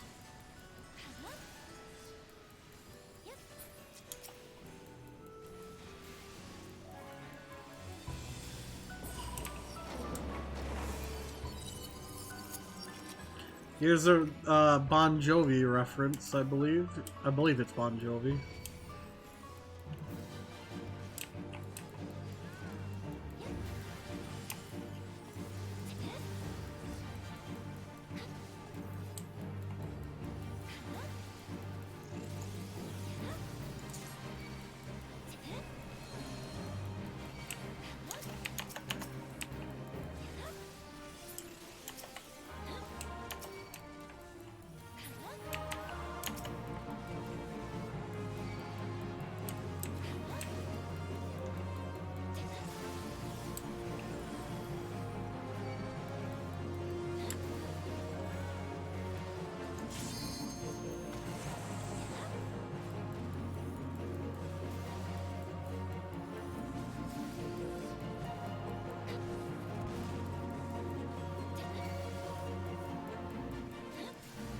That person needs to get behind another rock.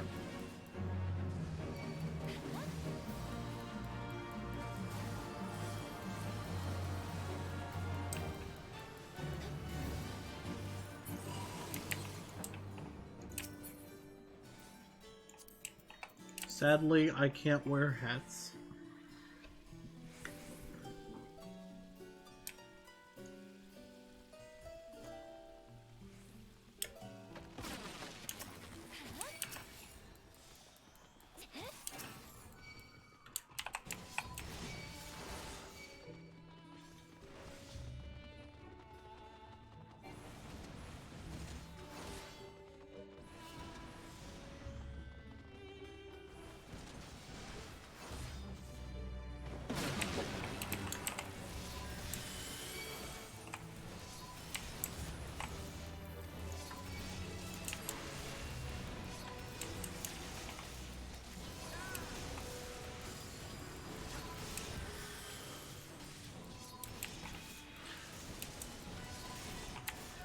So what are some of everyone's favorite songs to listen to? Like, style-wise. I love music that I can just sit there and relax to.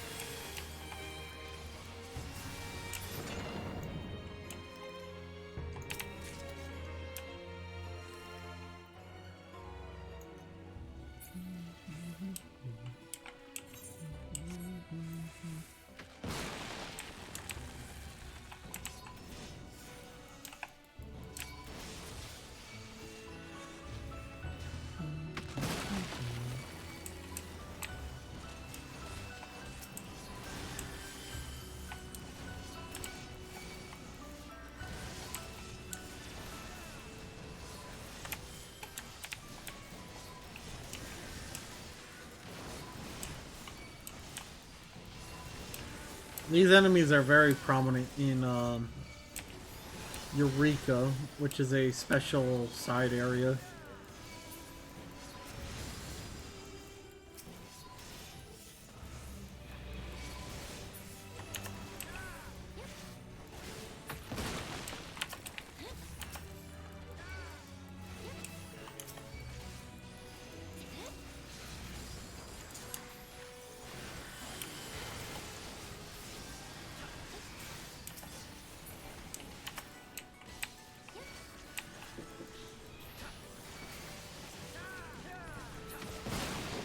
There we go.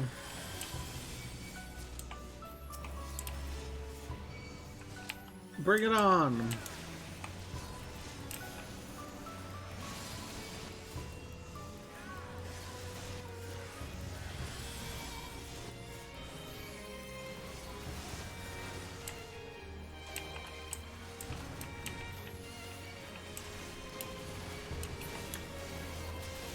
Reprisal is an AoE that centers outside of YouTube, so anything around you is going to get hit by that.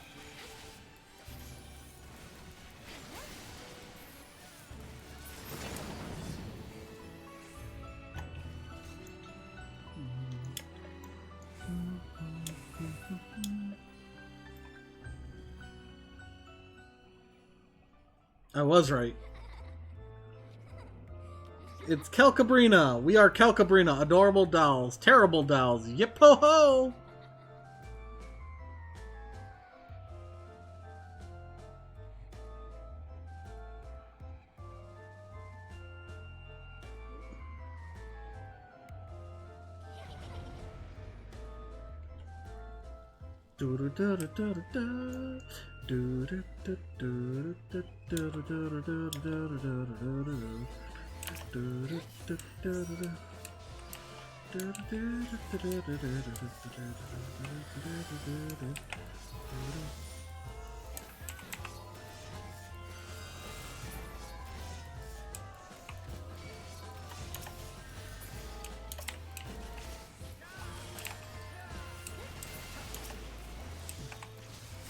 Look at how fast they die.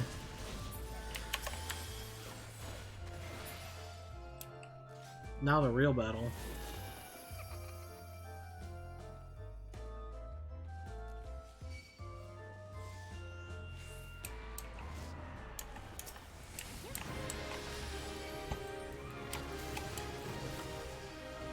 I really wish that it had played that song still. Ow.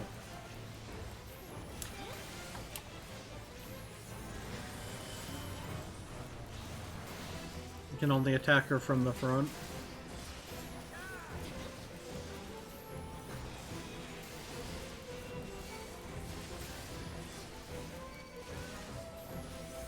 Dollhouse.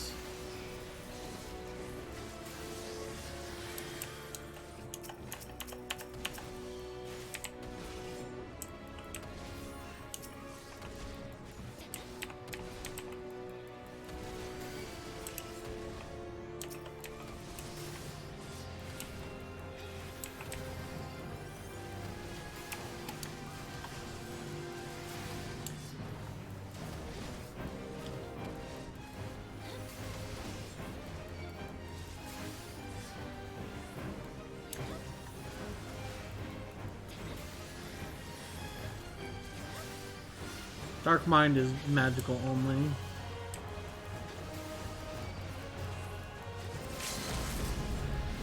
It's over.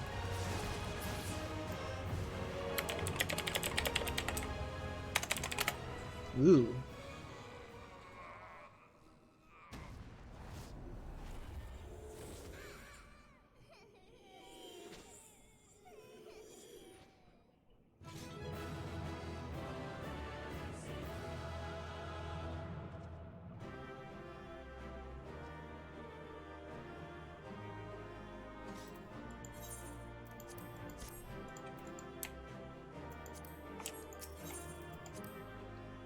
Yay, 2 commendations.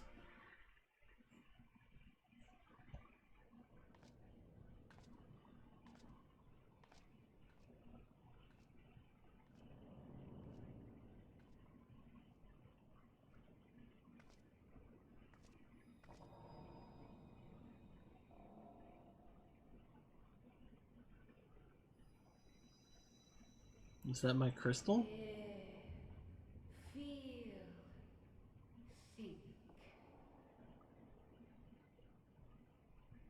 I don't think. Have you not seen me? I smash things.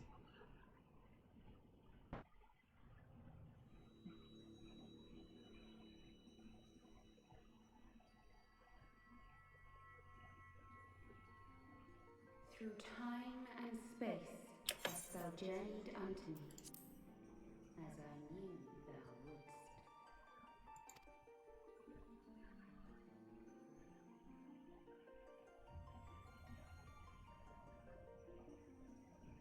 We are the word of the Mother.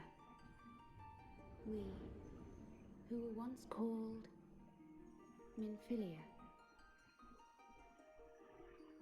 What? Much time hath passed for thee since the bloody banquet, since I hearkened to her word. Mother, Hydaelyn, guided me towards Y'shtola and Thancred, that I might be swept up in their flow and delivered unto the ethereal sea. So that's why she turned around. There, adrift and alone, her voice silent once more, I prayed for those we had lost, for those we can yet save. To her I would make an offering.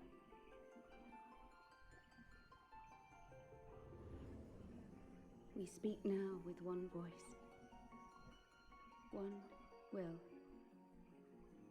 one word. Unto thee we bequeath the most precious of gifts, the truth which lieth at the heart of this world. Thus do we beseech thee once more. Hear, feel, think.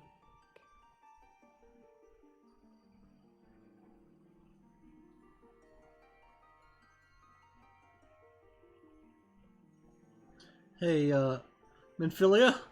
Hydaelyn doesn't have a problem me being a dark knight, right? Before there was life, in the depths of the ethereal sea, light and dark did once dwell as one. But the darkness coveted power, and the balance was broken. Thus was I forced to banish him unto the distant heavens, to forever remain apart, a moon bound. In sundering the star did we cry out, and the barriers twixt planes chanced to falter. Across 10 and 3 were we then divided, reflections of the source, each possessed of a shard.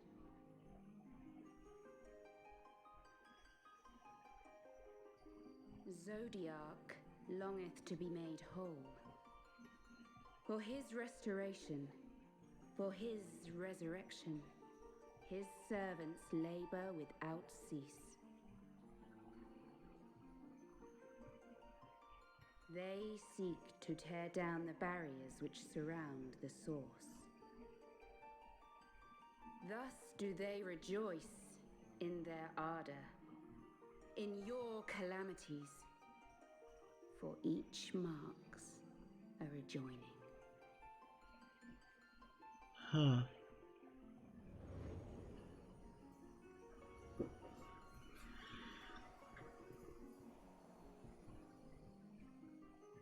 Seven times have they succeeded. 7 times hath the darkness grown stronger. 7 times have I failed. The Ascians cannot be suffered to continue. This is my final.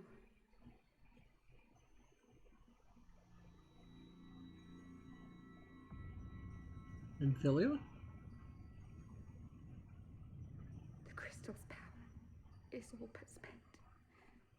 With what remains, I will return you to the shore of the ethereal sea.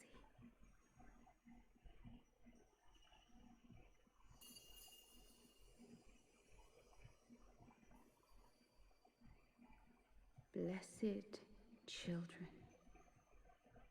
go forth and seek. Huh. Seek.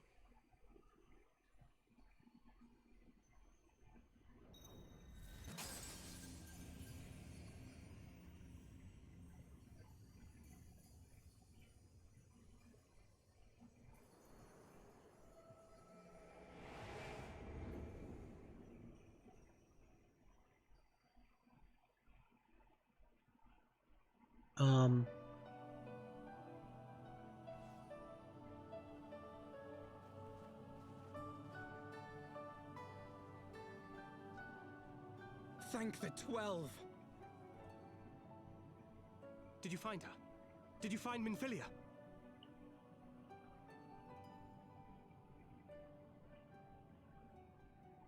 She's now the mother. She's now Hydaelyn.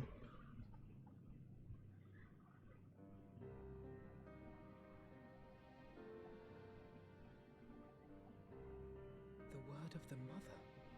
I'm not sure I understand. Nor am I. Cryle?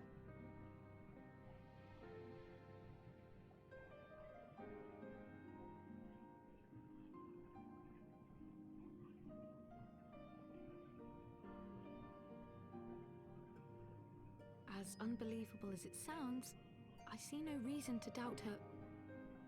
The word's tale.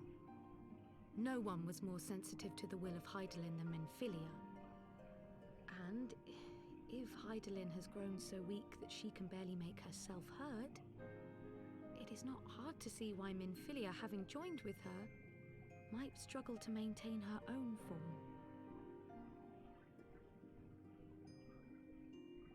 What? Why would she need to maintain her own form? Are you saying she's gone?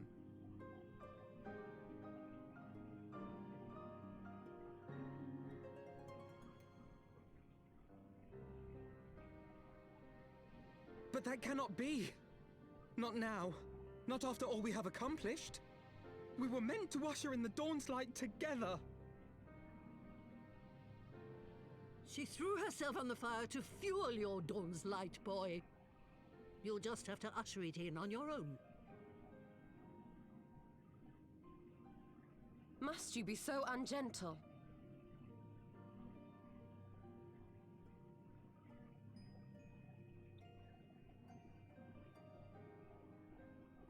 Tell me about the Scions, boy.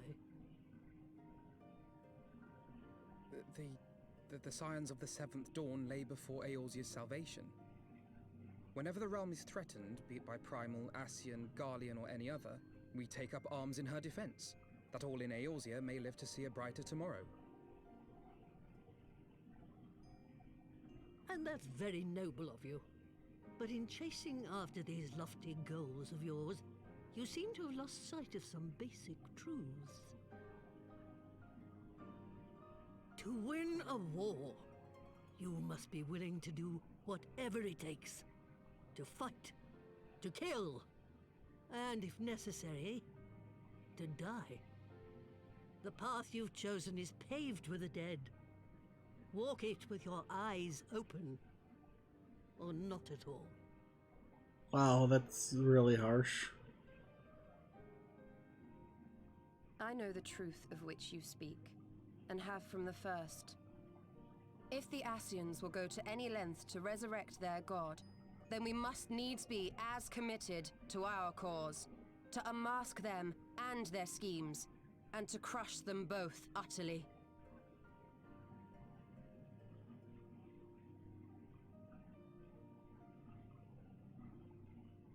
Come, there is much to be done. Yes, of course.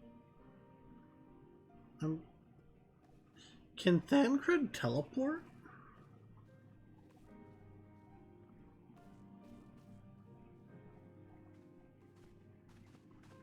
Thancred, wait!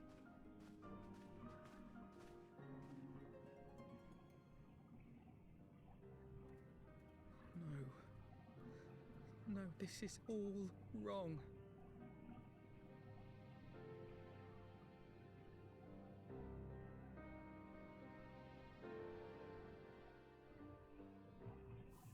Minfilia's gone. She's not coming back, is she? She did what she thought was best. I know that. I do. To give all for her beliefs was ever her way. So we will, as we must. What greater calling could there be than to stand against the dark as defenders of the light? And yet, where does it end? The sacrifice, the loss.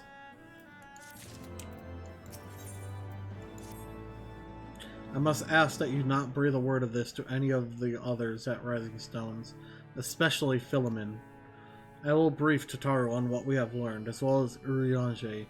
He may have insight into what the word told us. As for you, Laenar, after all you have done, I would say you have earned a rest. Ah, but speaking of well-earned rewards, I received a missive from Sir Amaric while you were away. 'Twould seem he is planning a ceremony of some sort and would like you to attend. He did not divulge the details, preferring instead to explain in person. Mayhap you should pay him a visit?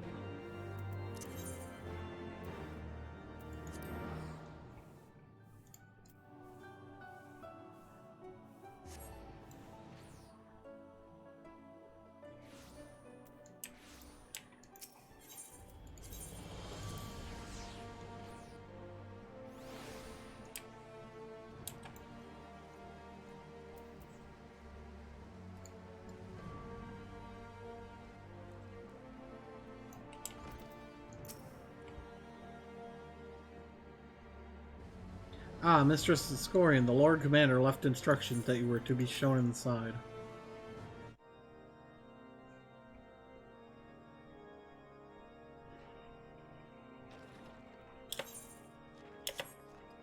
A pleasure to see you again, my friend. I take it you received our invitation. Good, good. You of all people should be present. Present for what?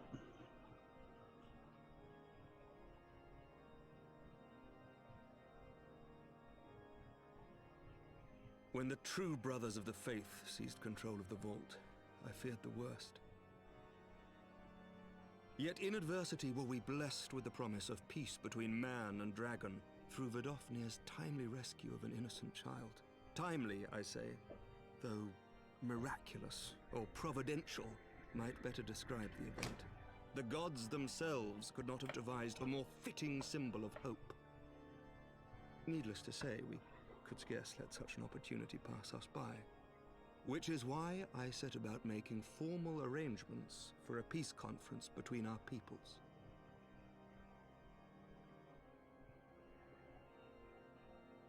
You and yours have done more to bring us together than any, and it is only right that you attend.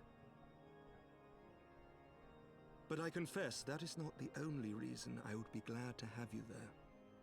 Given Nidhogg's implacable opposition to the peace, it is possible that he and his followers may attempt to disrupt proceedings, in which event your presence would be a comfort to all in attendance. Yeah, I can see that. Pray understand, I have no wish to invite the Worm's ire. But if our fractured nation is to heal, if we are to move forward as a people united, then we must do whatever is necessary to bring about lasting change.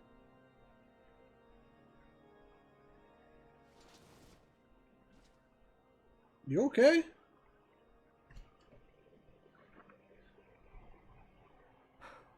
Tis nothing. Tis nothing. Lucia cautioned me against giving vent to my passions, lest my wounds reopen. It has not been easy reaching out to our opponents in Ishgard, many of whom sympathized with the actions of the true brothers. But in so doing, we have limited the influence of the Zealots. The people are ready, my friend. This conference must go ahead. Sure, just don't die on me from it.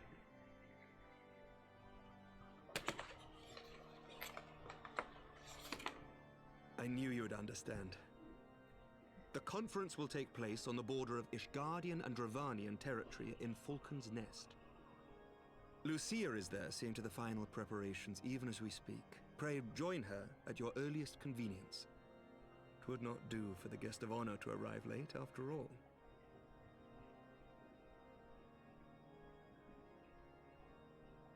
Oh, and one more thing. A drink! We should make time for one. Once the conference is concluded, I mean. By my reckoning, 'tis long overdue. Are you asking me out on a date?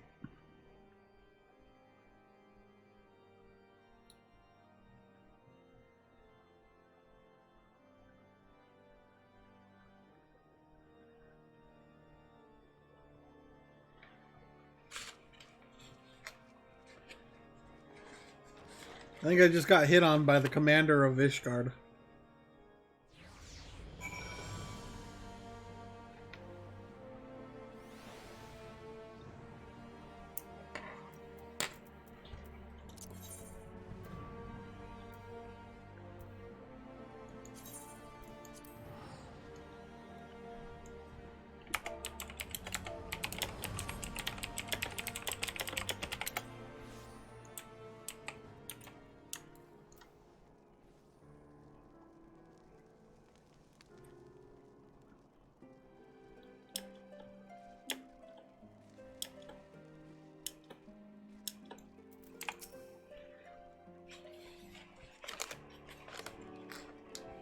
The Lord Commander said you would come, Leonora.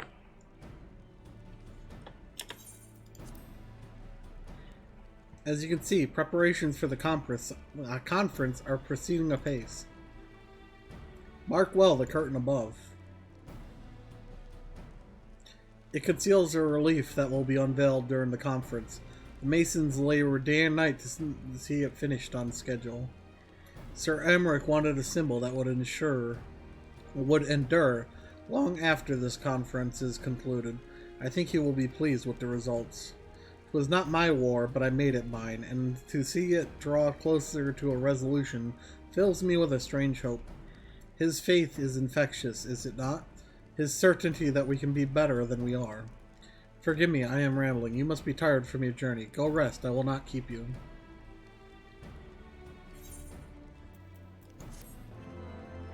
Okay.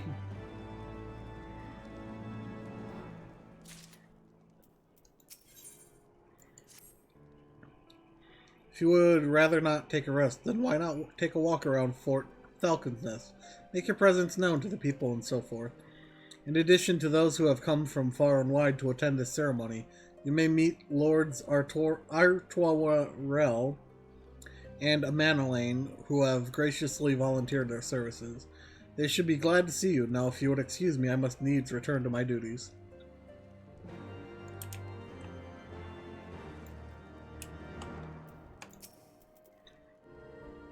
I'm glad to see that the rumors were true.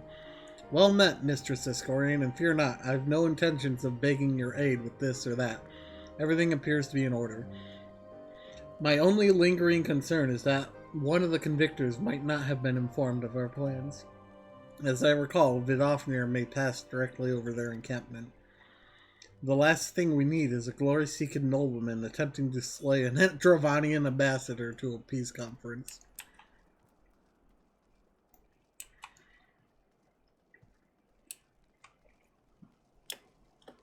Hi. Do you know when everything's set to begin? I wasn't sure how many might come, so I thought it best to come early and find a spot with a great view. When I heard that Sir Emmerich was planning to make a speech, I knew I couldn't miss it. I mean, the man risked his own neck to rescue those hostages. How often do we get heroes like that in this day and age? And he's more than a fighter, too. He's a thinker, he is. He's got plans to better our lives, to change things, and he'll do it, by the Fury. Me and my friends and family, we all believe he can do it.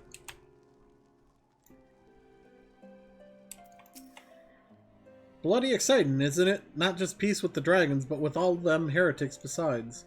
Don't misunderstand, we've all got a healthy fear of being bathed in dragonfire. That being said, the heretics did far more to hinder our efforts here in the past, so hearing that we're close to a reconciliation comes as a great relief.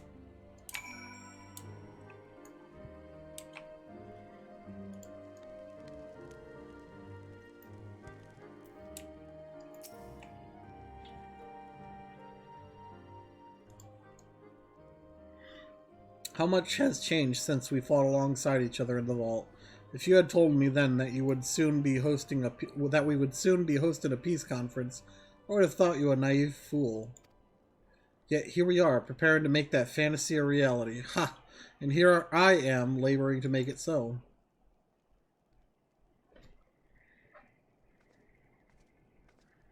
Lord Artois-Rel, if I may. Certainly, First Commander. How may I be of service? Some of the convictors are refusing to stand down. The majority were willing to do so, but a small party have instead pledged to engage any Dravanians bound for Falcon's Nest. Fury take me. They would defy Sir Amaric's commands if they dare attack Vidofnir. It will not come to that, but to see it that it does not, we must needs hasten to their encampment. They should be far more reluctant to oppose us were a Lord of House Four Temps present. I understand completely. Let us depart at once. But ere we do, I must ask, would you look after a Madeleine while I am away? As you know, he has ever been an impulsive, changeable child, but recently he seems to have been suffering from a bout of melancholy. I thought to lift his spirits by having him assist with guard duty, a simple but honorable charge. Unlikely to expose him to danger given the presence of so many other knights. Alas, he has taken no interest, and I fear he may abandon his post in my absence. All I ask is that you keep an eye on him until I return, exhausting though that may be. Thank you, my friend. I promise we will not be long.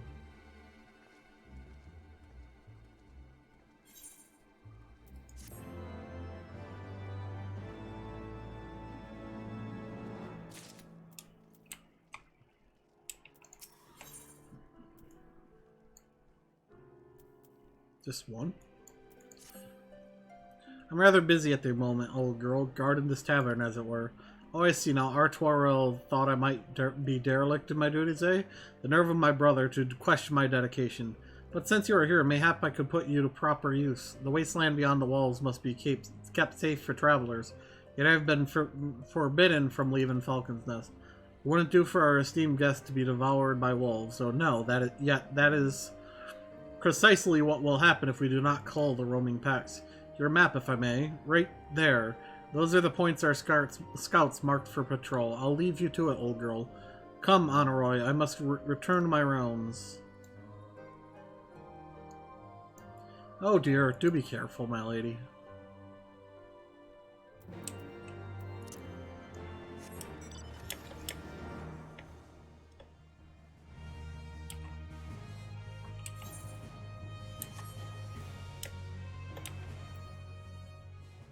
I said go.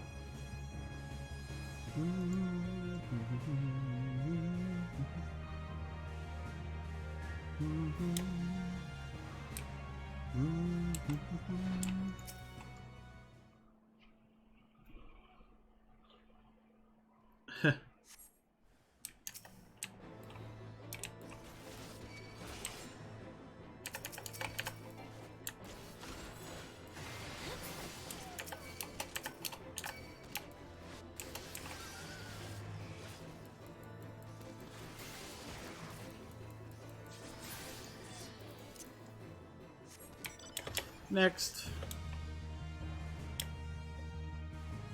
I feel like I've been conned. He's gonna take off, isn't he?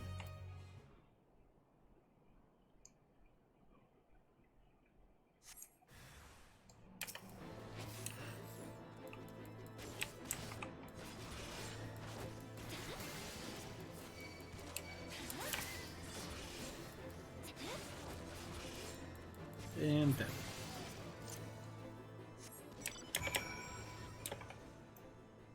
Away you go!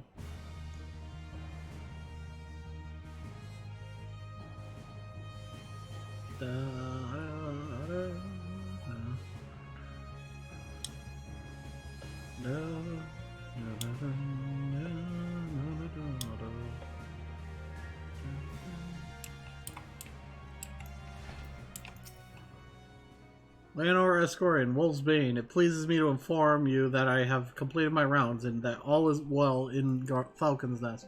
Oh, and there was a grizzled fellow looking for you. You know, the one who made that arsonist confess? Clever, that. Tancred? Tancred, was it? He was asking after you. Anyway, once I noticed the garish weapons he was sporting, I deemed it a waste to leave him be. I dispatched him to an area I neglected to mark on your map. Yes, this one. If you hurry, he might still be there.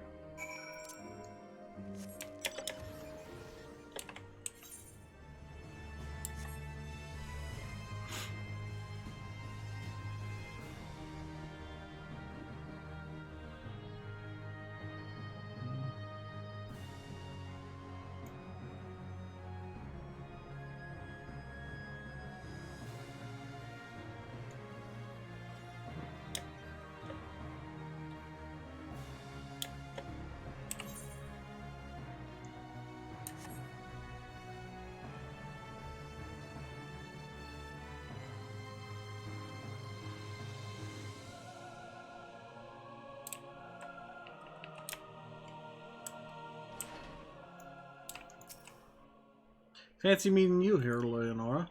'Twas fortunate I came when I did. These two would have not fared well against the wolves on their own. The young lord wasted no time in taking advantage of you, did he? And me, I suppose. Let us return to Falcon's Nest, then, and see what other thrilling tasks he may have for us.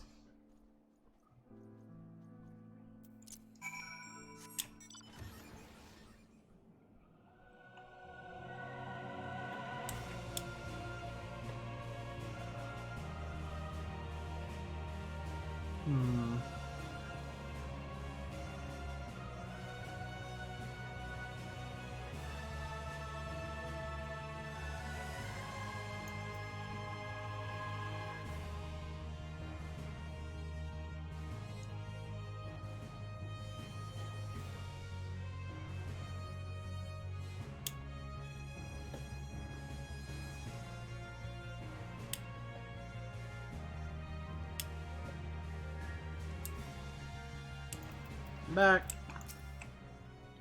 And there they are, a pair of gallant heroes if I ever saw them.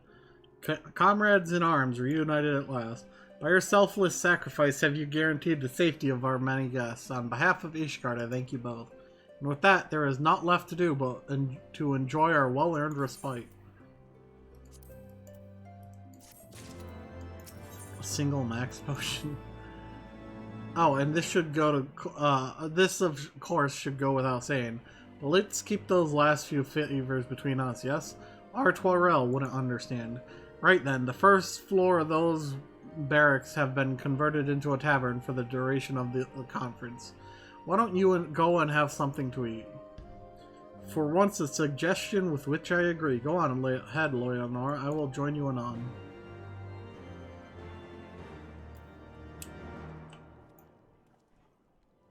For those we have lost, huh?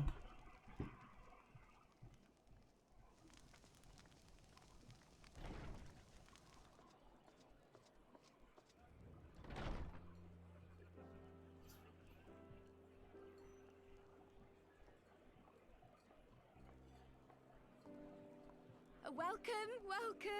Find yourself an empty seat and I'll be with you in a moment.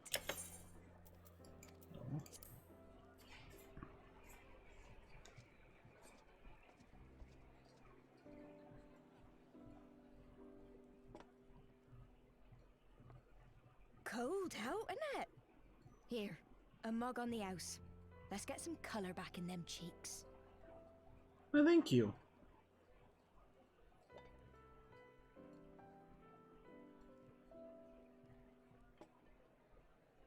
Afraid food will be a bit longer than usual. We've got a lot of hungry folk to feed, what with the conference and all. Oh, so many people with cause to celebrate. To think there could be peace in our time, after all them years of fighting. When I heard about the conference, I knew I had to come. I knew I had to be here, to do my bit. My husband, he died fighting the dragons, you see. And here we are, about to break bread with him.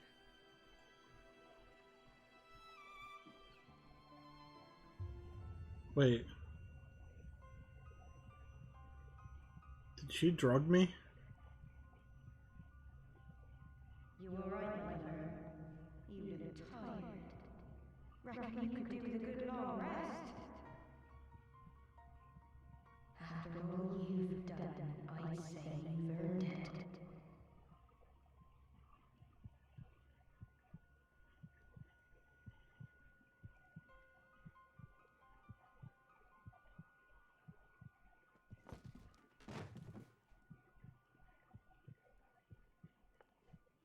Sleep now. Sleep. Sleep and leave us to our affairs.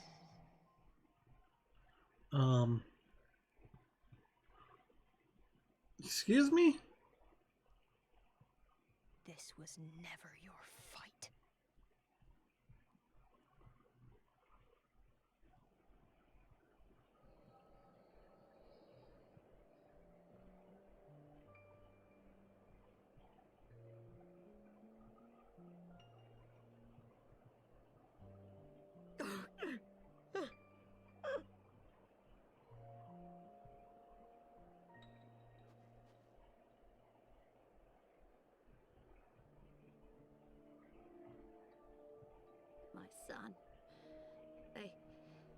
They told me he walks in Hallone's halls.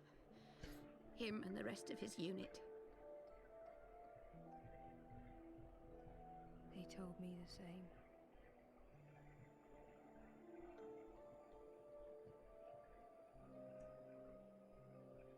I expect they think it's comforting. Every time I come, I cry. I cannot bear to remember, but to forget would be 1,000 times worse. Yet that is what they would have us do. Accept this truth for the sake of peace. Bury the past and look to the future. But he was my future. My flesh and blood. My heart. Uh-oh.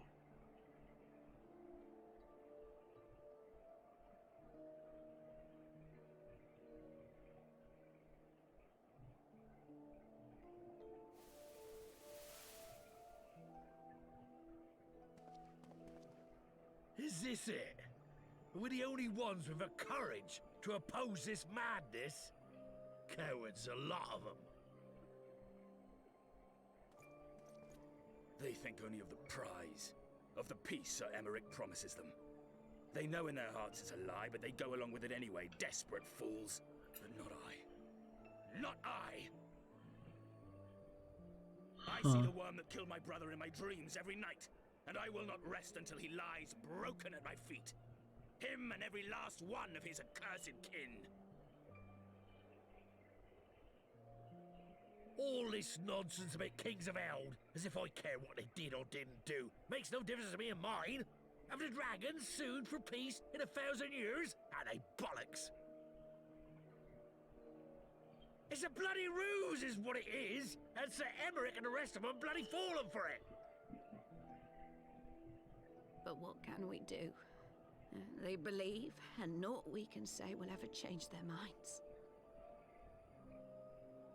Whether we like it or not, man and dragon will come together at Vulcan's Nest, and all will be forgiven. Forgiven and forgotten.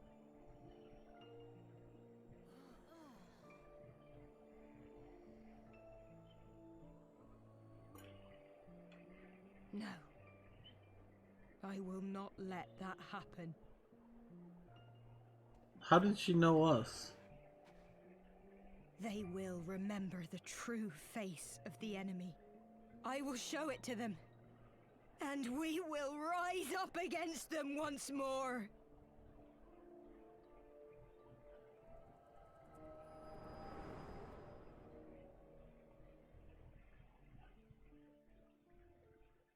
Hey!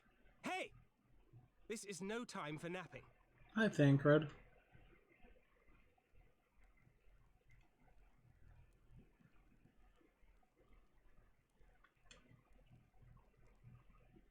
Where'd everyone go? Do you have your wits about you? Good. Come with me. We have a crisis on our hands. Oh boy.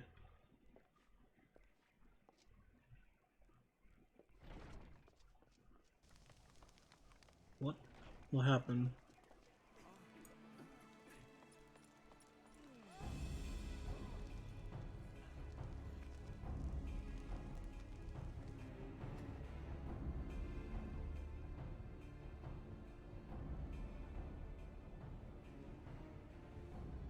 Hear me, brothers and sisters. Do not be fooled by the honeyed words of the Travarnians. The peace they promise is but a prelude to slaughter.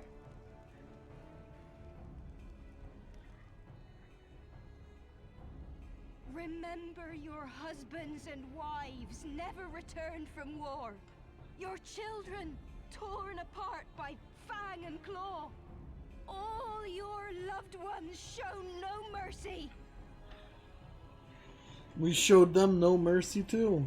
Does not your heart cry out for vengeance? Your blood boil at the injustice?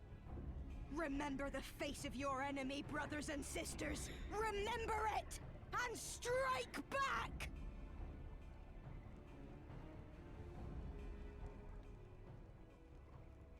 You there! Don't just stand stand around gawping. Do something, man! Stop her! Yes, yes, my lord.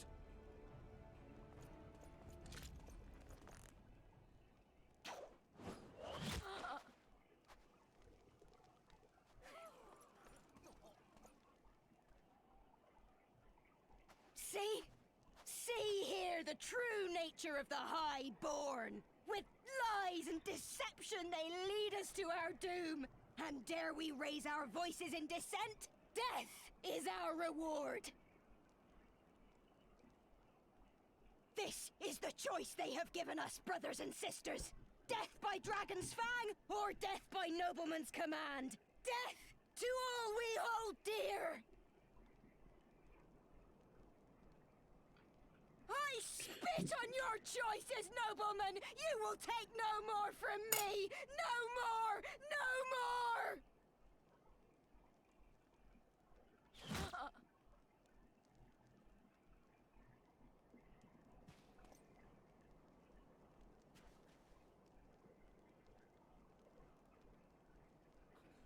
What have you done? I only did as you ordered, my lord.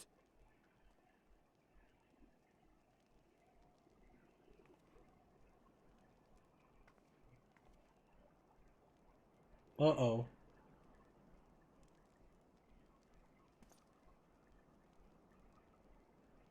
I gave no such order. I did not. I never meant for anyone to...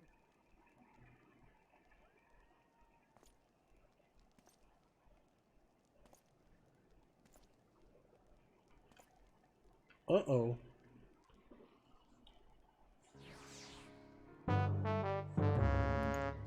Hey, Dorkable! Thank you for the raid.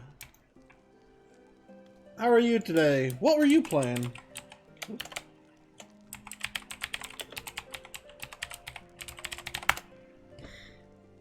Oh, Stardew! I dare say that could not have played out any worse, given that the first commander and Lord Artoirel are not here to take control of the situation. I spoke with a messenger who said they would be returned shortly, but until they do, naught will be done. Lord Manolane has retreated to the barracks and is refusing to speak to anyone. Therefore, it falls to us to ensure that order has been fully restored. Come, let us walk the streets and speak with the people.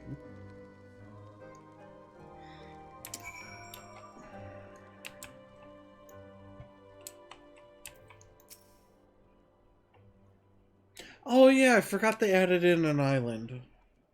My wife and I fell while fleeing with the others at first. The chirurgeons tended to our bruises afterwards. Oh, those mad fools have ruined everything, and for what?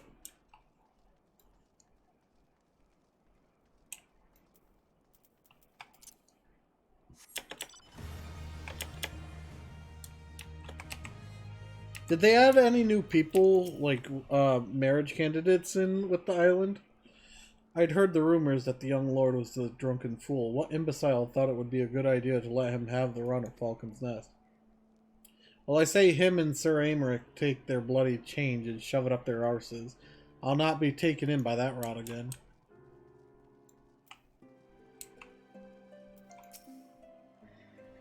They were wrong to resort to violence, but when I heard her speak, her words were as a dagger in my heart. Who are we to decide that enough is enough? That their calls for justice can never be answered. Will this be the end of it, or will there be others like them and the true brothers? I do not want to bear steel against my kinsmen ever again. I do not know if I even can.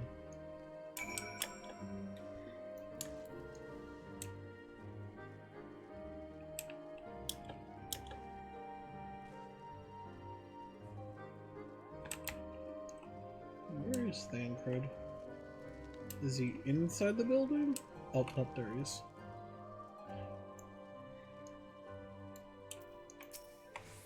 Well, what say you? So the violence has passed, but the people are far from recovered. That is to be expected. For the moment, it appears that no innocents were harmed by the guards. The blame for all casualties can be placed squarely upon the protesters. Nevertheless, the people will not soon forget the image of a young lordling ordering the public execution of an unarmed protester. one whose words resonated with the hearts of many. After all, who among us has not lost loved ones?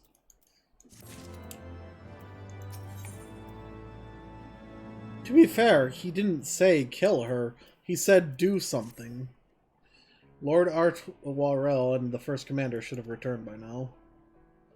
To the tavern, then. Their first order of business will be to speak with Lord Amanalain, and I somehow doubt that he has moved an ilm since we last saw him.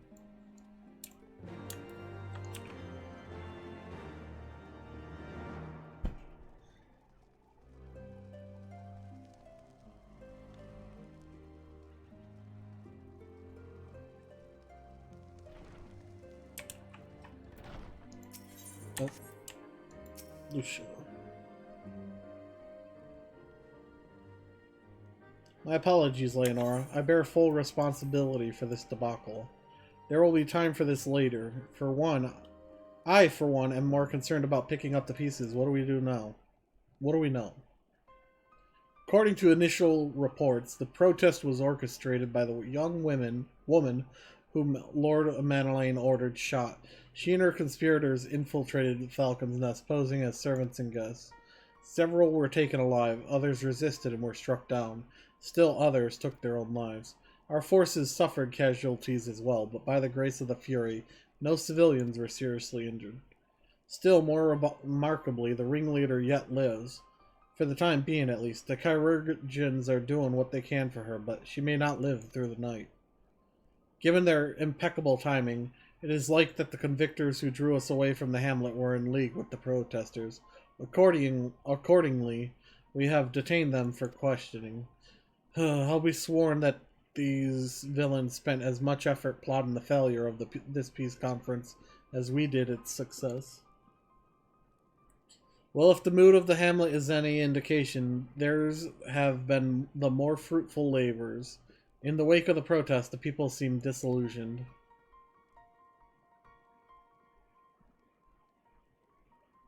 You spoke with them? Then I see.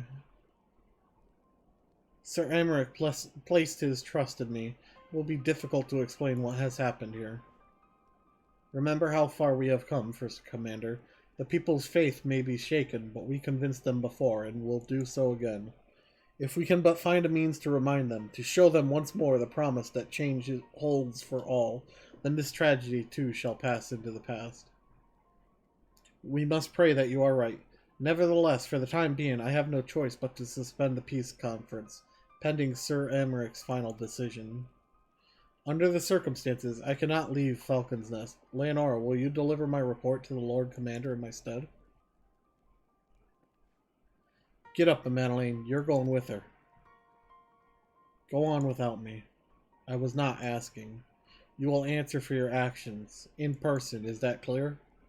Yes, my lord. Come, Honoroi. Your manservant is not here. In fact, I have not seen him for some time. Honoroi? Honoroi! I could have sworn he was...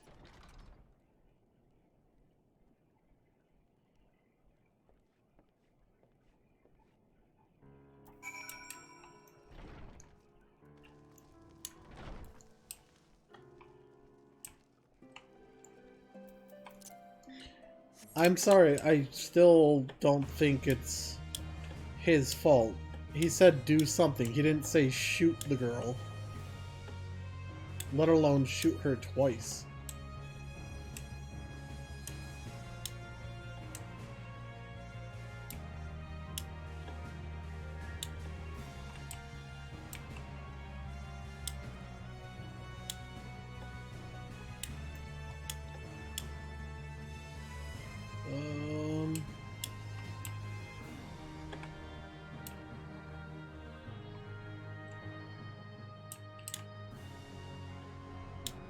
Where is he?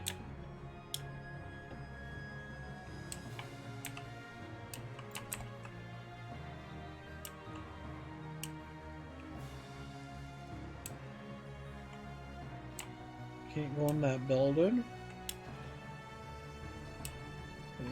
No.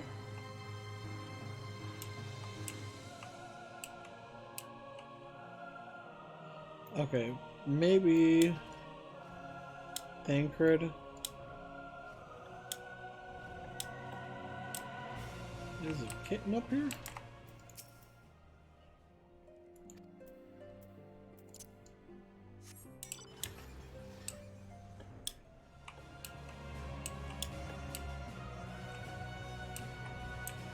Okay, I'm gonna talk to Tancred. Odd, the boy struck me as the rather devoted type. What reason would he have to leave his master unattended for so long?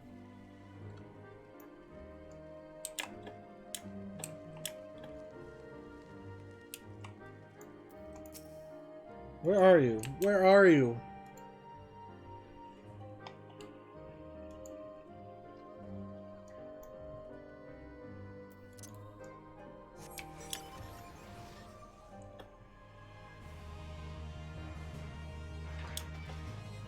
There you are.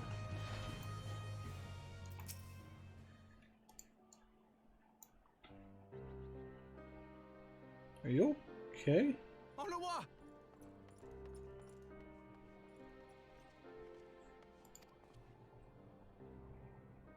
No, no! What have they done to you? Onawa! Onawa!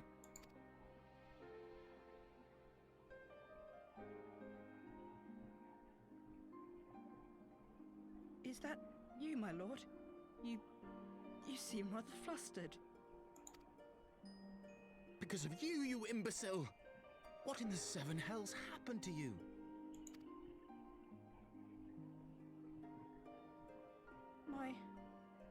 My apologies. Some few of the guests expressed a wish to leave, and I implored them to stay. It would seem they took issue with my request.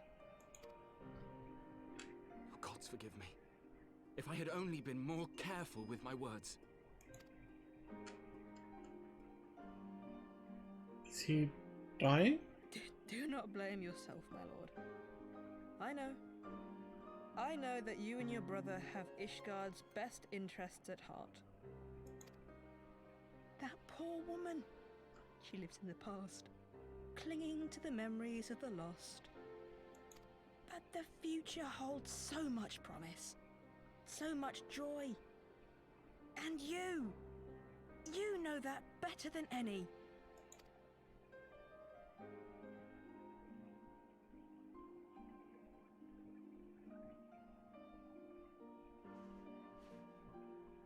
Onawa? Calm yourself. The boy will live. But it's imperative we get him inside and into the care of a Kairoujian without delay. Oh. Oh, we were so close! Why does it all have to fall to pieces? Don't they want to live in peace? Don't they want to be happy? We all want the same thing! And still it falls to pieces! Tell me, what was I supposed to do? Someone, anyone, tell me, what was I supposed to do?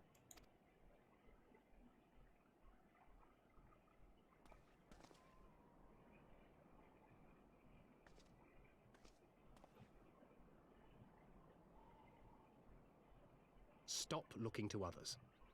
You make your choice and you live with the consequences. I was about to deck him.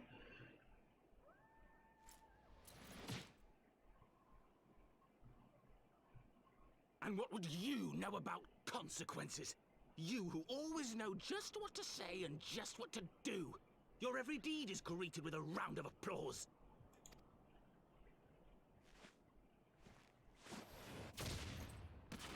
Damn! You know nothing about me.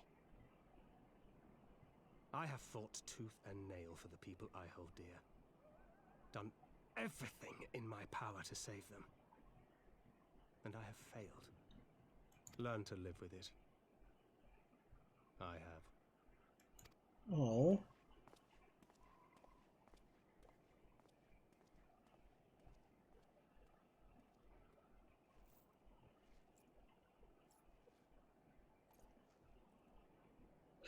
He got fucking Falcon punched.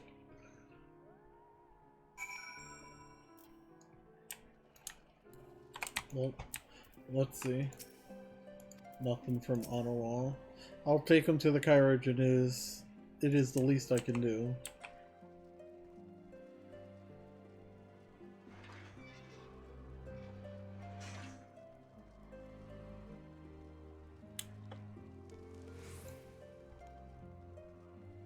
Nice punch.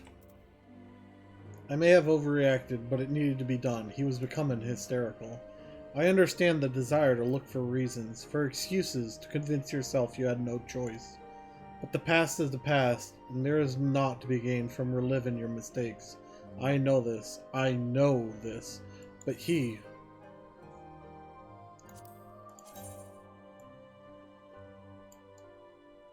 See, I don't like the design of this sword.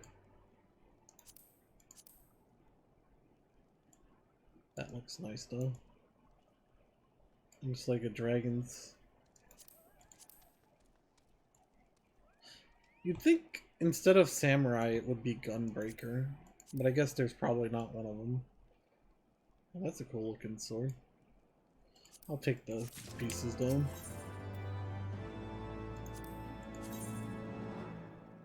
Oh no, those are cool.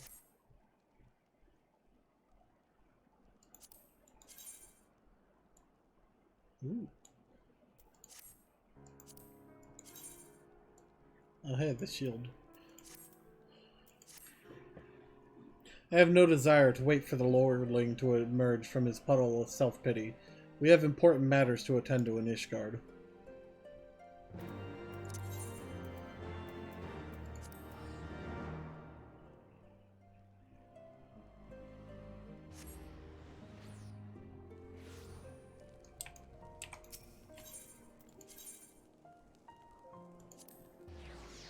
Thancred must be going through some shit. He looked at Minfilia like a daughter.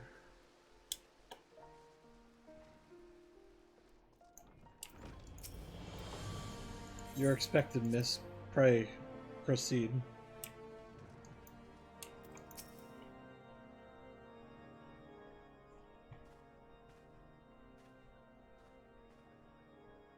Word of the demonstration and its resolution outstripped you, Leonor. Every man, woman, and child of Ishgard has heard the tale. 'Tis rumored that my youngest's lack of judgment was to blame. Of course, such stories are prone to exaggeration. What exactly came to pass?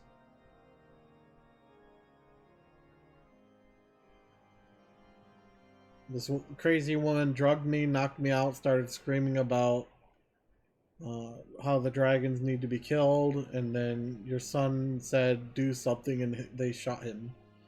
I see, so that is the truth of it. Regardless of his intent, the result is undeniable. He has furthered the cause of these misguided few who cannot let go of the past.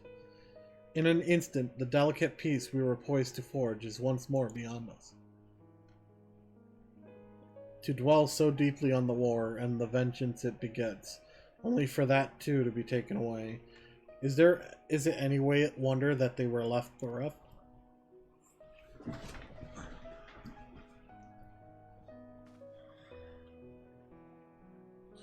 For what was this sacrifice? Have we naught to show for our suffering? I thought peace a sufficient salve, but mayhap I was mistaken. We are warriors, Lord Edmont, and ours is a nation built on centuries of warfare. Right or wrong, this is who we are, and we deny it at our peril. To hold on to the past without being beholden to it, we must needs find a way to honor the sacrifice of our forefathers without glorying in their excesses. A difficult path, to be sure. We dare not deny the scars which mar our nation's soul, lest we spur other disillusioned souls to retrace them. But as you say, we dare not revel in the past glories either, for they are tainted all. A clear, unambiguous enemy, and an undeniably righteous cause. 'Tis a bitter reflection, but lies though they were, they did long serve to unite us. No truth will ever serve as well, I fear, yet we are not without options. At our last meeting, a proposal was tabled by the other members of the Eorzean Alliance for joint military exercises, to strengthen the ties between our nations and test our readiness to meet with a common threat. I had thought to delay these exercises until after the peace conference, but mayhap a grand melee would be just the thing to lift our beleaguered spirits. Better still, an occasion for the Temple Knights and the Watch to take the field as allies. A unified Ishgardian force filled with men and women from all walks of life, which would stand against a coalition of the allied nation's finest. Hosted by Ishgard in the shadow of the Gates of Judgment, a victory under such circumstances would serve as a reaffirmation, nay, a declaration to all, and sundry that we are as strong and united as ever. Such a victory would do much to fan the flames of patriotism. It is true, but if we should be defeated, though, even to hold our own against the cream of the three nations might be presented as a triumph. Very well, you may count on my support for what little it is worth. However, I have a request. I would have my son Amanelane take part in the grand melee. By his deeds he has brought the shame upon Ishgard, and so by his deeds I would have him bring our nation honor. As you wish, my lord. If that is his desire, then it shall be so. Now then, we have no time to lose, Leonora. Would you be so kind as to deliver my instructions to Lucia? I shall write to the Alliance leaders at once and begin making arrangements for a grand melee. Should you chance to see my son, pray inform him of his duty. If he has not already returned, he will soon enough, making every effort to avoid me.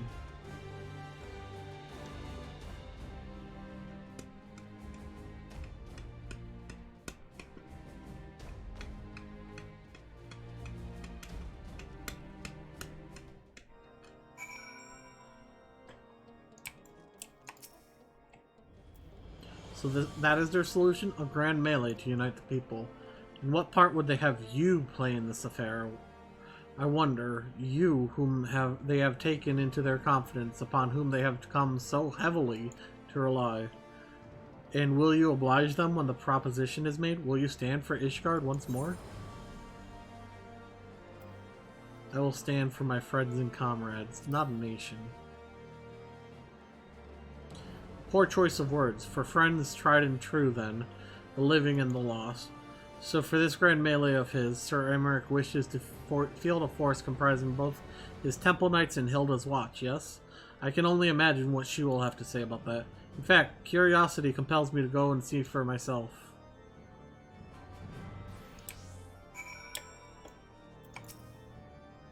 Well met, Leonor. Have you spoken with Sir Emmerich? I was aware of the Alliance's request, so Sir Emmerich would turn these exercises into a spectacle for the masses. It is not that I doubt the efficacy of such a plan. Indeed, I know its effectiveness only too well, having witnessed it firsthand. Nevertheless, he has not once given me reason to doubt his intentions, and these are desperate times indeed. I will select knights for the event forthwith, and for the watch. Did he now? How considerate of Master Thancred to seek out our young watch commander of his own volition. Alas, he acted prematurely. Pray, deliver this list of watch candidates to Hilda. I would have her best men, not her most dispensable.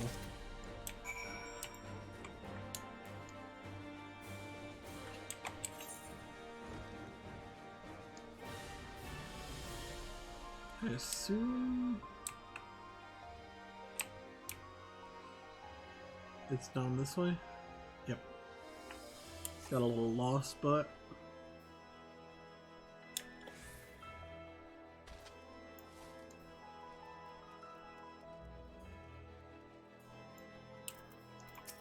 cool. Thancred's been telling me all about Sir Emmerich's grand soiree. Seems we're expected to join in. It's nice of him to invite us and all, but I hope he knows what he's doing.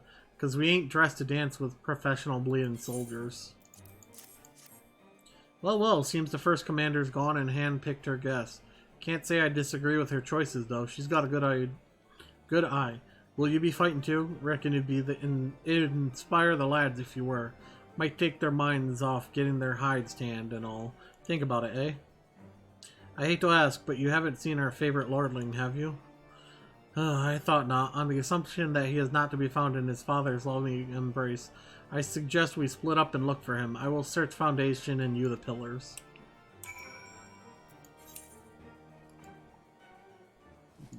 Alright. To the Jewel Crossier.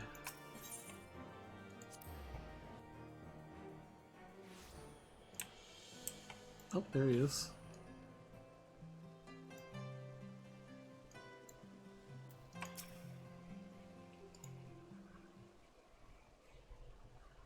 I carried Honoroi to the manor. Our best chirurgeons are tending to him as we speak. He has yet to wait, but surely he will. So father has volunteered me for this grand melee of theirs? My beloved family, always making my decisions for me.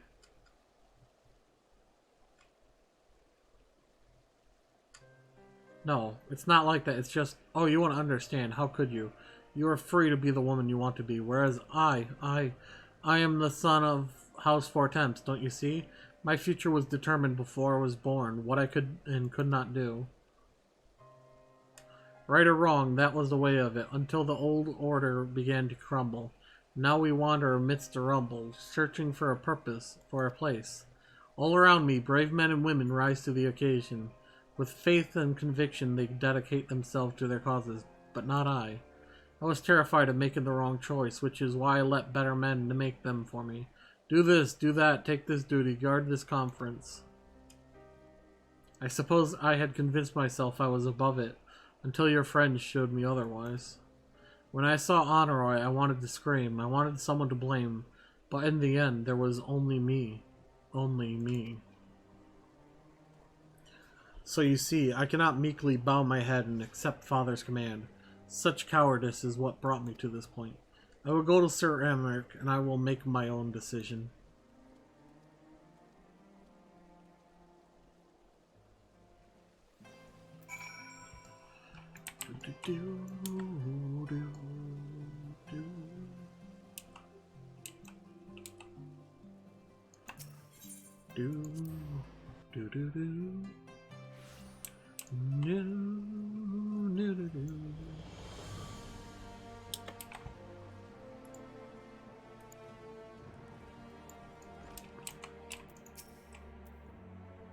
The Lord Commander is not to be disturbed. May I ask what demands his personal attention?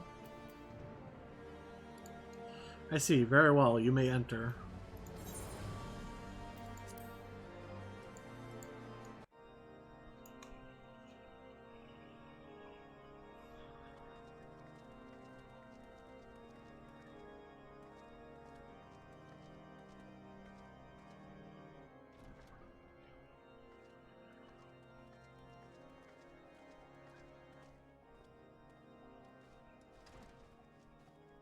Lord Commander, if I may, I wish to speak with you before the Grand Melee.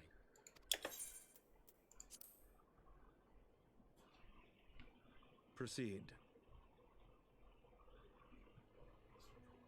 How do you do it, my lord? How do you lead with such certainty, when so many of our countrymen will not hear of peace with the Dravanians? Some of them hate you almost as much as the dragons themselves. They decry you as a patricide in the streets. They even tried to kill you, for God's sakes. Yet still you march on, undaunted, where no archbishop dared to tread. What is your secret? Where do you find the strength?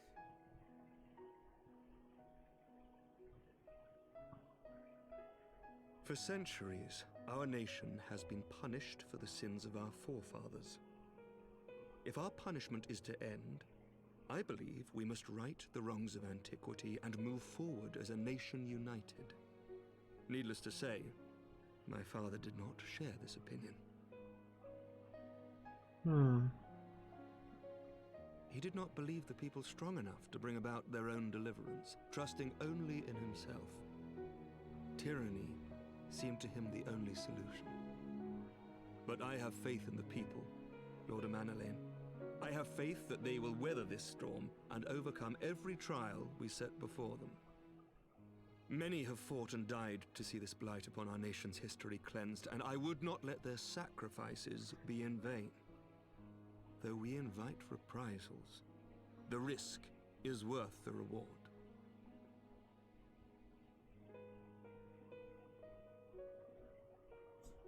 I want to believe. I do.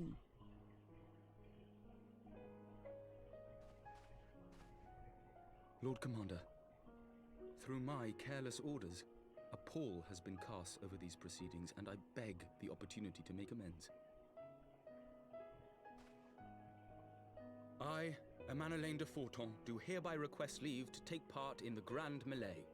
Oh, look at his ring.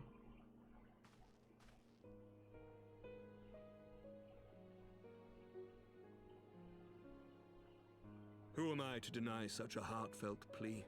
We would be honored to have you join the fray, my lord.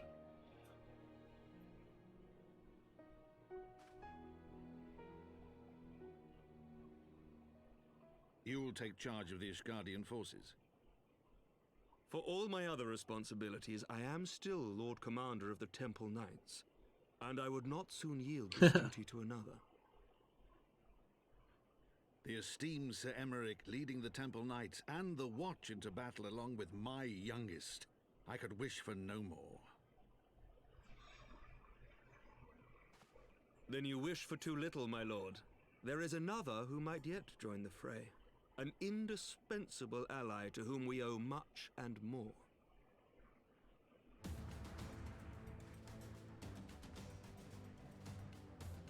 An adventurer beholden to none, who nevertheless chose to champion our cause, who has shared in our suffering and in our glory. A Roar! warrior without equal, who I am privileged to call a friend. There is no one I would rather have fighting by my side. I ask this in full knowledge of your obligations, and will not think less of you should you refuse. But if your conscience will allow it, might you oblige me, my friend, one more time?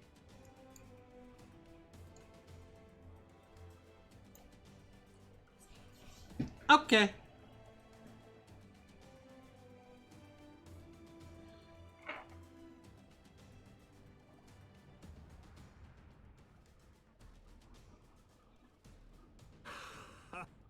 Together we shall give the people a spectacle for the ages, a celebration to mark the dawning of a new era.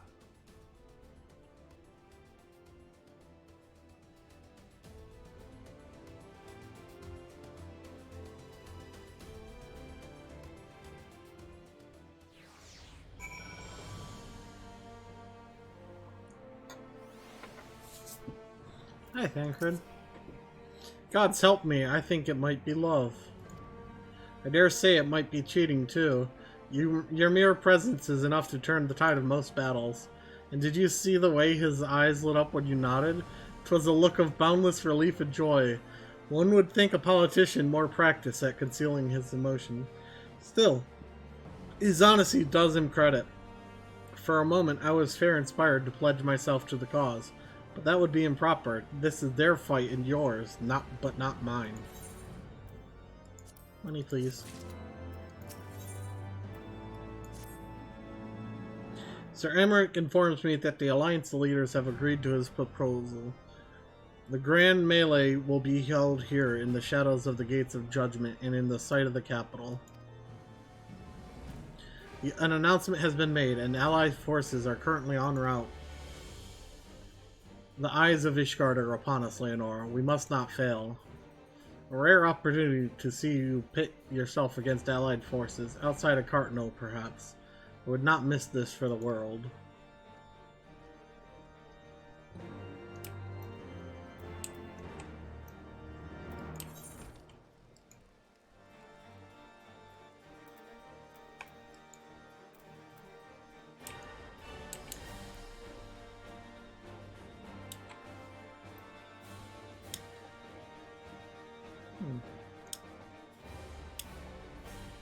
I wonder, what does she sell here?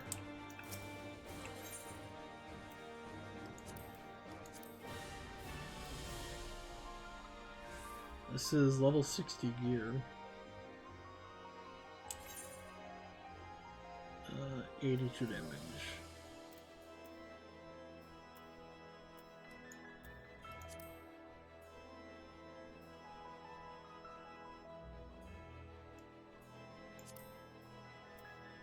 Has this always been here? Oh.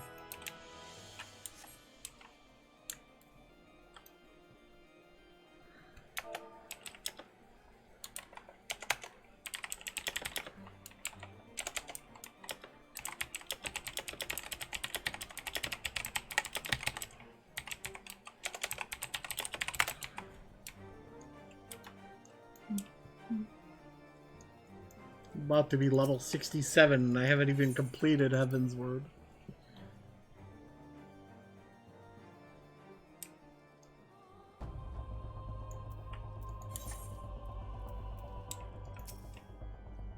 There she is. I say, when you didn't appear, I began to question. Nothing, never mind.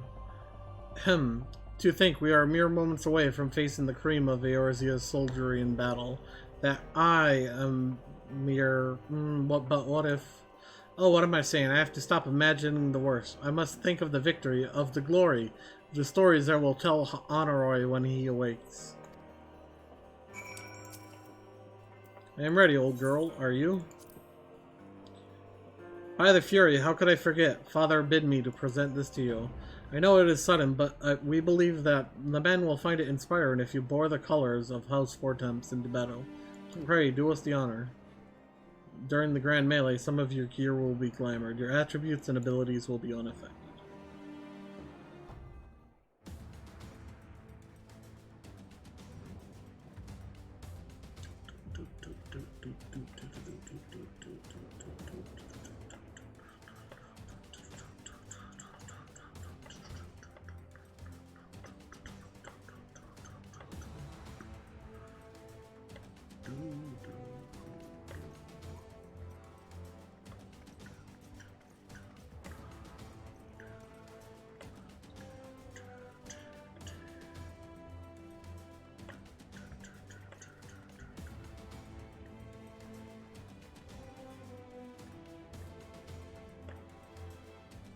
Let all here present heed well the rules of engagement.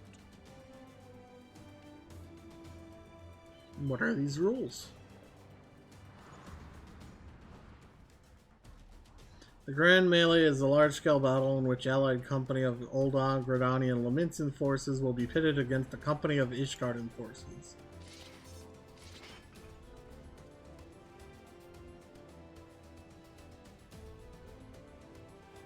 When combatants is incapacitated, the opposing company will be awarded tactical points.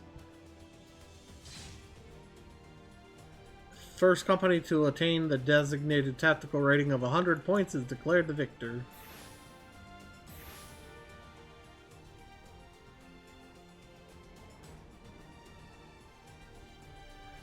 During the Grand Melee, officiants may mark certain combatants with the Fury's gaze, which will be indicated by an ethereal tether linking them to their company flag. While defeating most combatants will award your company 1 tactical point, defeating marked combatants will award your company 10 tactical points. Marked combatants also possess enhanced attributes, rendering them more powerful and more difficult to defeat. Defending and defeating these combatants is key to victory.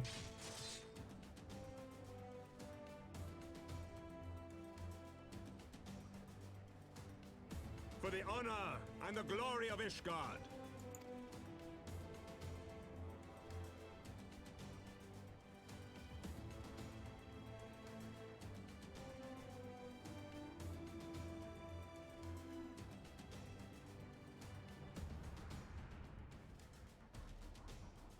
It's kind of strange that I'm taking part in this battle. All is ready then. Very well. Brave men and women of the Eorzean Alliance, let the Grand Melee begin! Yay!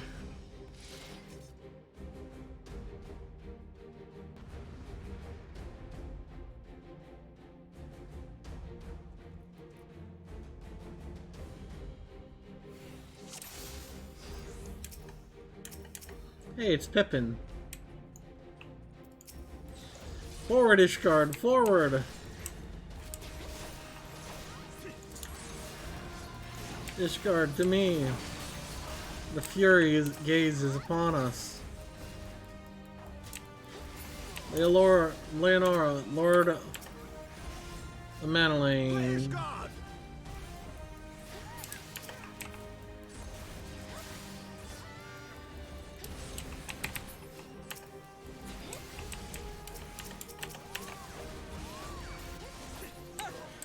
all you've got? They fall. Find the next. Press our advantage.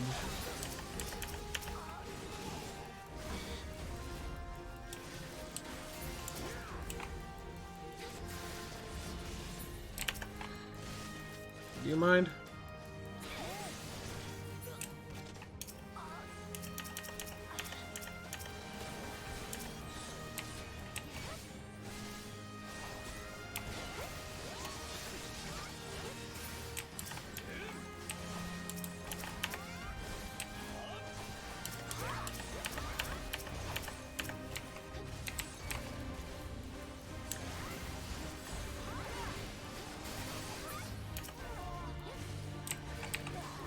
Storm Commander Riki.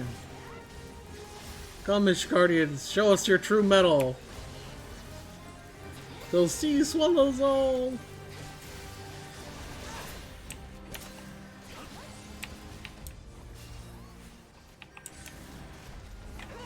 Are they? Hey Pippin, I'm sorry, but you're going down.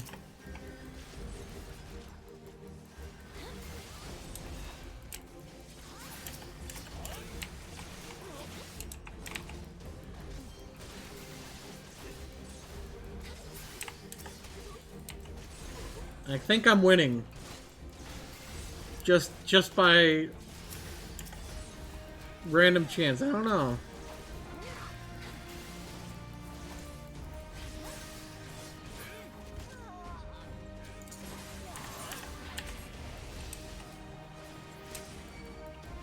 Get your ass back over here, Pippin.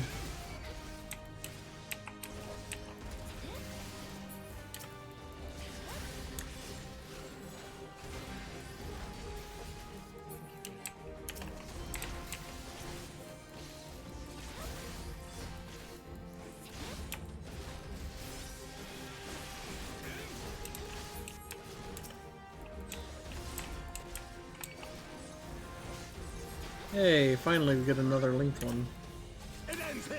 Have I been chosen? Right there! Oh, Lucia, are you down?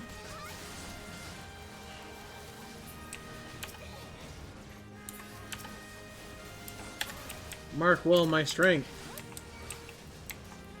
Well, you see, I'm gonna mark you for death.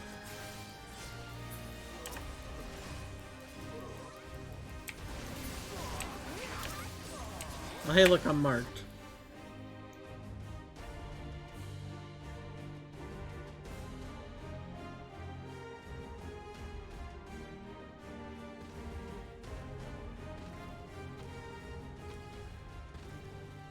Cyclops! Cyclops! Everyone on your guard! All forces, fall back!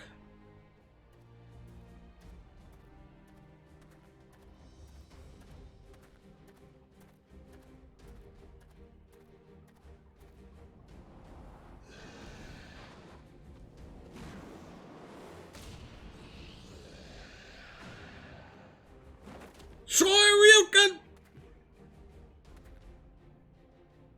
Continue the melee. I will deal with him.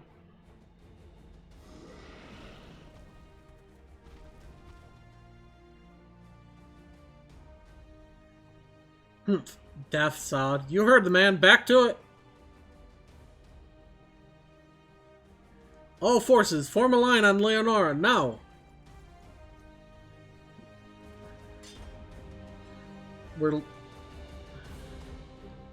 We've already won, though?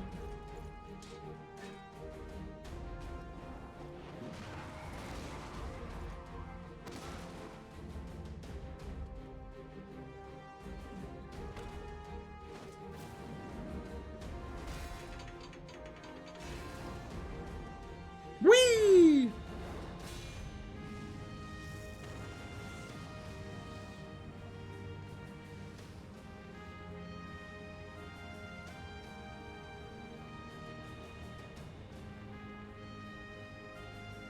Private, I will not lie. I was hoping it would come to this. So then, shall we dance? Damn it all!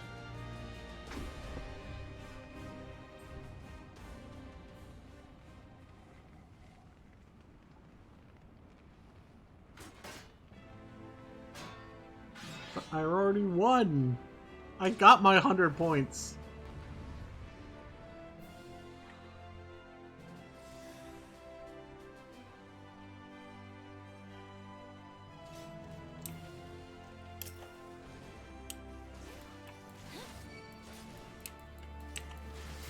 By the Fury, it's just the two of them in there. On your guard, Lord Amanalaine. Our fight is not yet finished.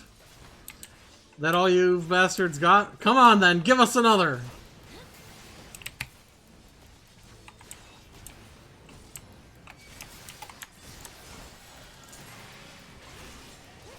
God, they keep coming, but we cannot. We will not yield.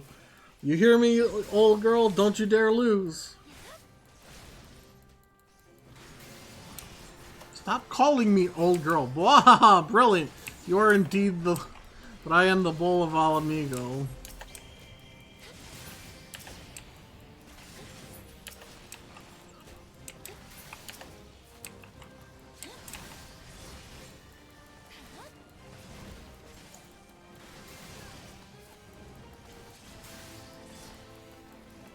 Hey, Raubon, I might actually kill you before you get this attack off.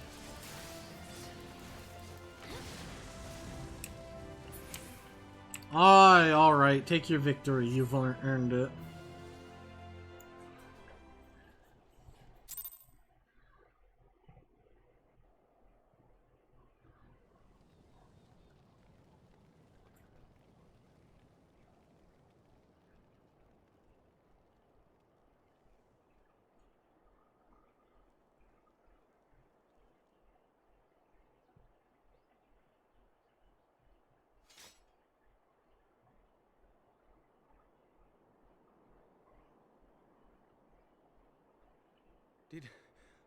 Did she win?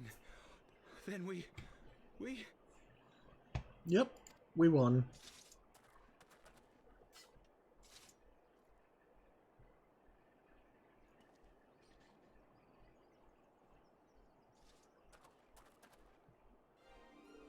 Victory is ours! Ishgard! Ishgard!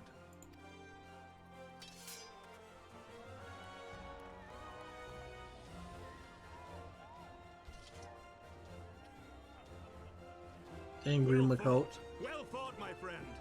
You truly are the warrior of warriors. Thank the Fury you were on our side. Nod.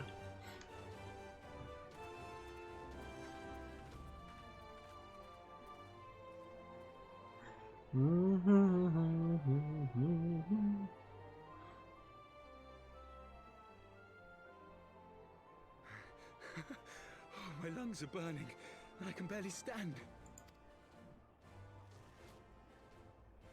I didn't think I could do it, but then I did.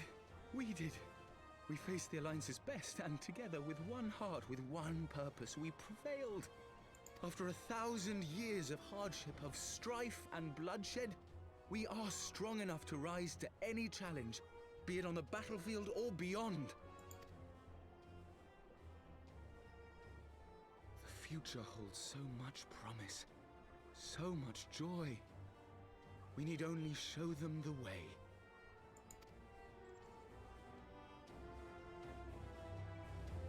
We did it.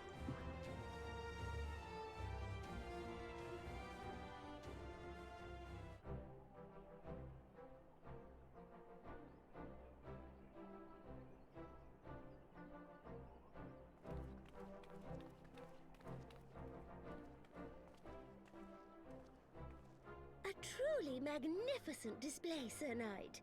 While doubtless less than pleased, I am quite sure the Grand Companies are honored to have been bested by such valiant warriors.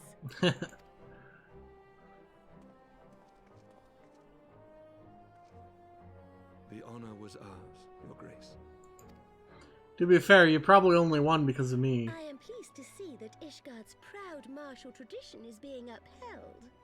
When the time comes, I trust you will fight alongside your brothers and sisters in the Eorzean Alliance with the same fervor you displayed in opposing them.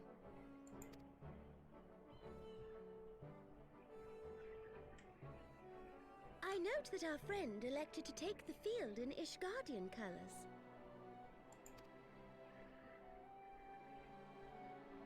At my behest, Your Grace. If we have given offense, the blame lies with me. Fear not, Sir Knight. It was a surprise, nothing more. And any hint of ill feeling was thoroughly dispelled by the spectacle of our mutual friend's duel with General Raubarn.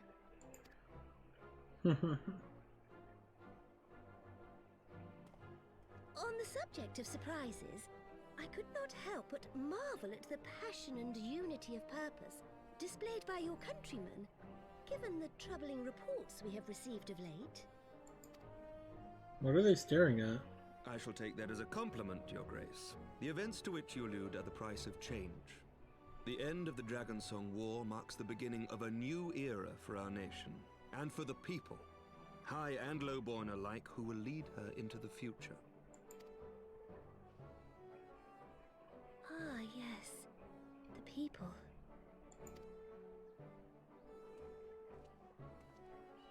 Change is indeed a perilous thing, for we who seek it, and they who fear it. I shall pray for Ishgard, and for you. Aww.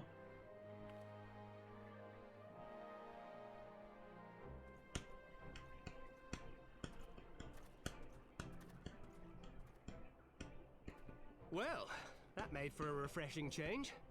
Congratulations on your victory, by the way.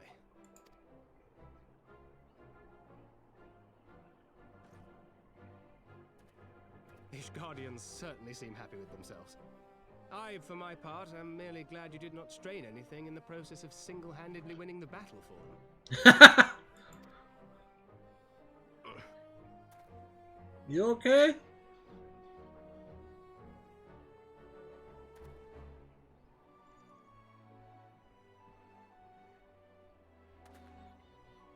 Tis but a scratch, I assure you, and I will not suffer you to worry over me. Not when we have a dozen far more important concerns.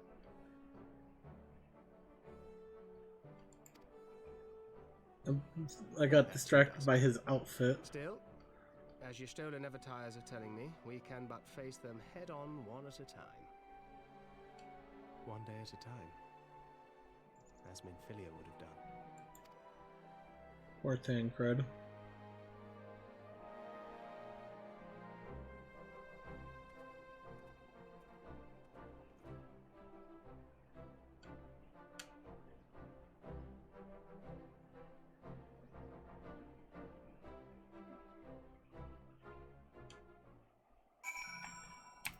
Hi, Rabon.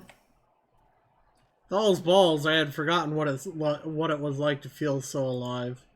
Not since leaving the Blood Sands have I had the privilege. Not since the Bull of Alamigo hung up his swords. Back then, the outcomes might have been different, but I do not begrudge you your victory. I know how far you have come, how much you have endured. Our fight only confirmed it. We shall have to do this again one day, when time allows. I shall look forward to it. Now go. Go to the Ishgardians and celebrate your victory. You have earned it. Come, Pippin. Her Grace is expecting us. Lead on, Father.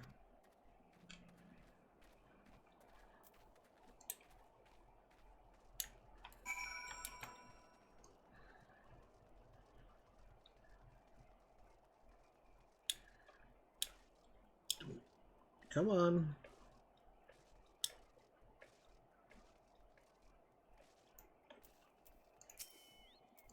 Said your goodbyes?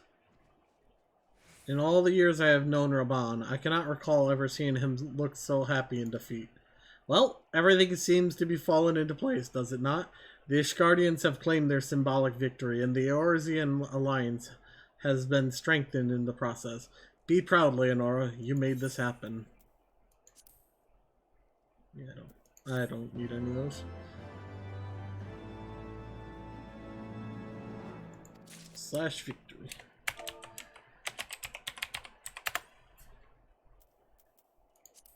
Social emote. General victory. Ah, B pose. Look familiar?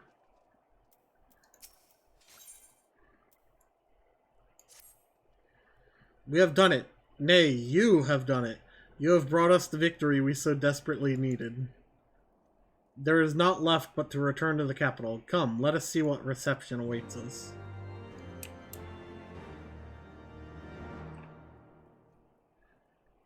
Oh, what do we got?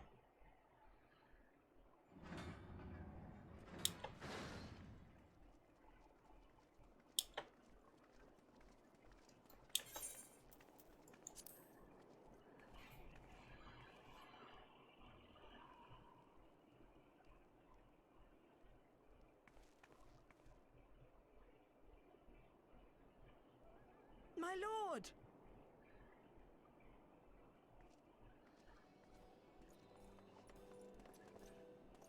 Honorwa, my boy. Shouldn't you be in bed? Honor all. Thank you for your concern, my lord. But I have largely recovered from my ordeal, and I have naught but several scars to show for it, which I have been told some women may find appealing. I see. And to think I was worried sick over you. I'm not sure I understand, my lord. Well, let's put that theory to the proof, shall we? My lord? 'Twould seem that a great many things have occurred in my absence. I thought I might begin to make amends by welcoming you in person. The messengers spared not their chocobos to bring us word of your victory in the grand melee. I cannot well describe our elation when we heard the news. It called to mind the day we rejoined the Eorzean alliance, and I glimpsed hope rekindled in the eyes of the people. The Fury herself ushers us into a new era. Sir Emmerich, the time is now. Aye, that it is. Reconvene the conference and summon Vidofnir to Falcon's Nest. We will make peace with Hraesvelga's brood and hasten this bloody war to its end. Yes, Lord Commander. I will send word to Artoirel and bid him resume preparations. Emanuele, you will place yourself at your brother's disposal. He will be glad of your assistance.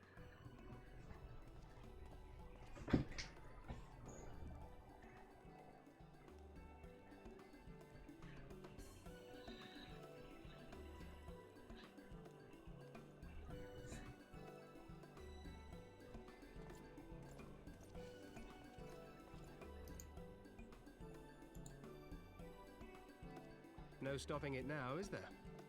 We should inform Y'shtola and the others. Yay, I did it.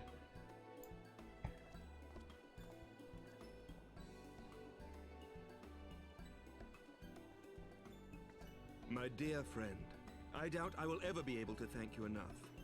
But when the conference is successfully concluded, I damn well mean to try.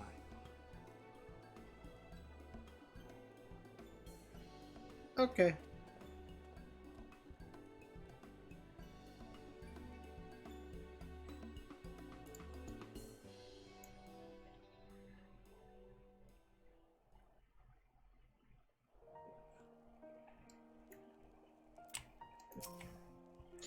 They say you dueled General Raubon within a ring of flames. I did not think the man so ostentatious. Would that I could have seen it. After we parted ways in Matoya's cave, I returned here to speak with Totaro. We agreed to tell the others only that our search for Minfilia had reached an impasse.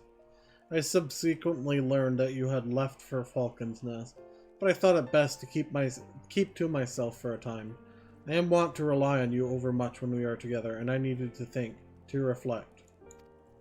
I still do, I suspect, but matters here seem to be coming to a head.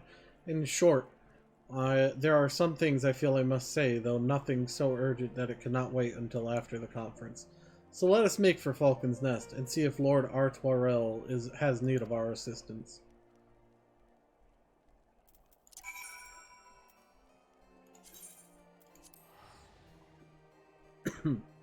Look how close we are!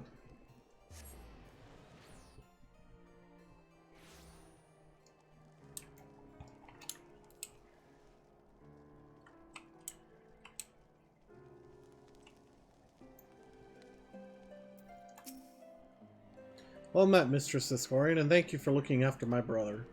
They say he fought bravely, that he did not dishonor his house. But you, my lady, to you we owe everything. As you can see, we have made every effort to strive while the iron is hot. We made our intentions known, and that all would be welcome to attend. And so they came, by the grace of the Fury they came. The ceremony will not be a lengthy affair, but there is still much to be done. I would speak with you more, but I must see to my duties. As for you and Master Elfino, you will do naught but enjoy yourself. Is that clear? If any dare beg your assistance again, I will have words. Well, there you have it. We have been forbidden from meddling. Shall we wait, or have you other matters to attend to before the ceremony begins? Excellent. I only hope Thancred and the others will not be late. Epical events do not come around very often. Epochal?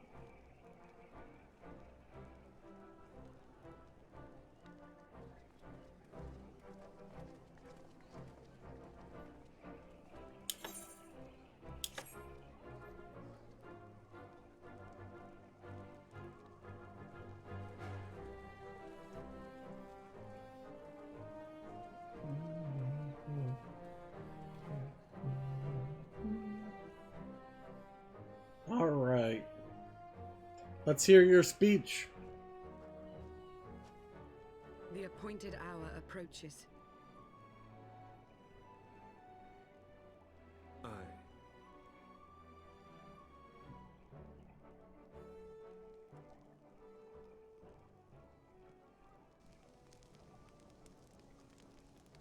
She's alive. She begged leave to watch the proceedings. I saw no reason not to grant it.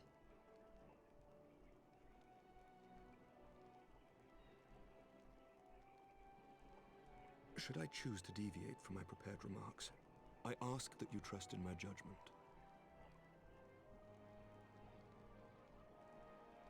Have I ever done otherwise?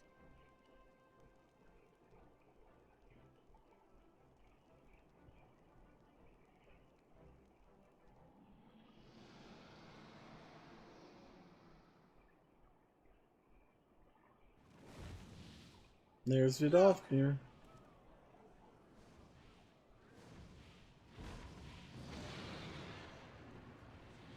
The White Dragon! Ah, how long it hath been since our peoples met thus, children of Thordan, even by our reckoning. Vidofnir, daughter of Hraesvelga, we give thanks for your visit, and bid you welcome to Falcon's Nest. Our sire bade us hearken unto the whispers of our hearts. They spoke to us of a paradise lost, of bonds of brotherhood which they yearned to see restored. Ours too yearn for such a restoration, and they have guided us here this day, that they might yearn no longer.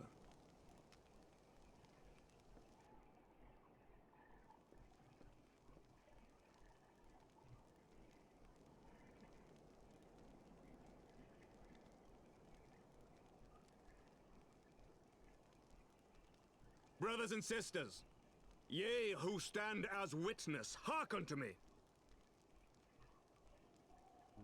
Since the days of Eld, when the bonds betwixt man and dragon were sundered by our hand, our peoples have known only war.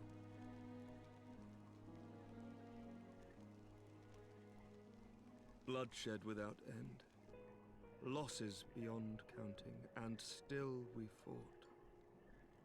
And still we fought.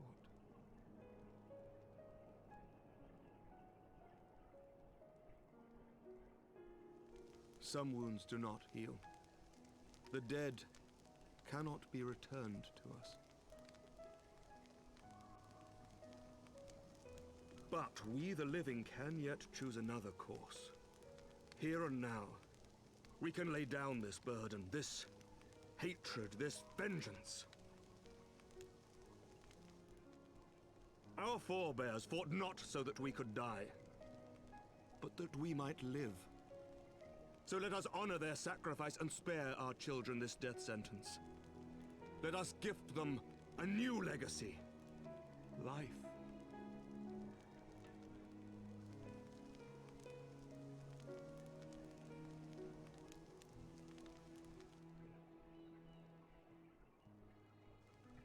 Betwixt our peoples yawneth a divide deeper than the deepest abyss, wider than the widest sea. Generations will live and die ere this divide is bridged. Knowing this, doth thy heart yet yearn for peace, son of Thordan?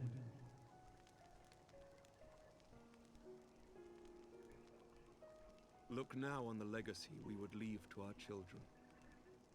A dream of peace, inscribed in stone for generations to come.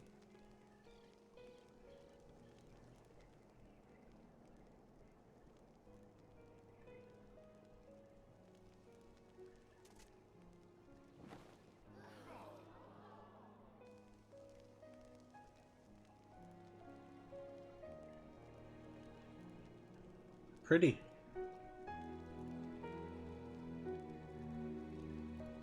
Father and his beloved, as they were so long ago, happy and at peace. The dream they shared shall be ours once more.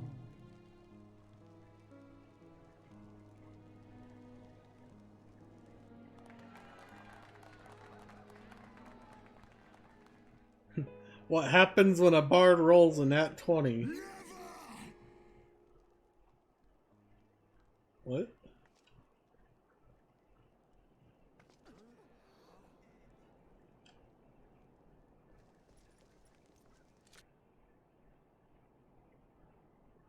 Estinian?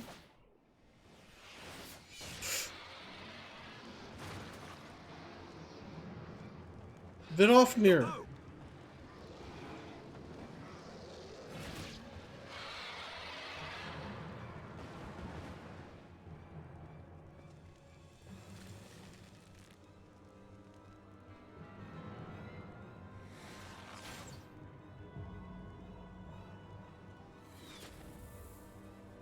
Did he just eat the arrow?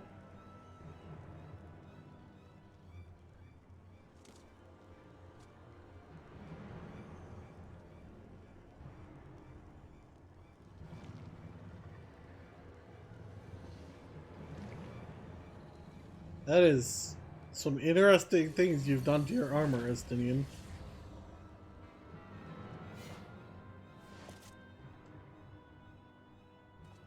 What happens when glamour goes wrong?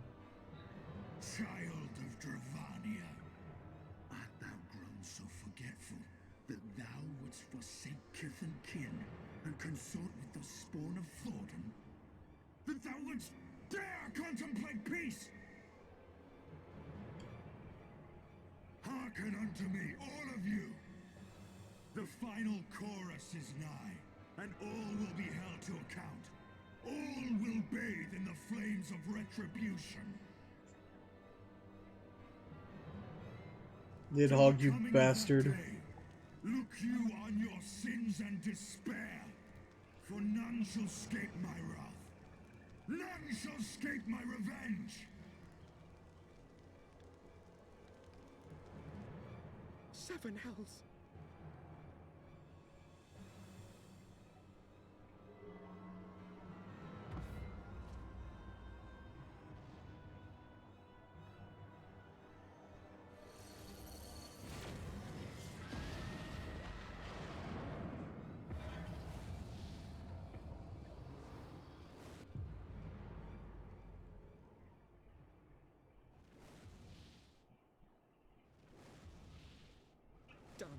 Nidhogg.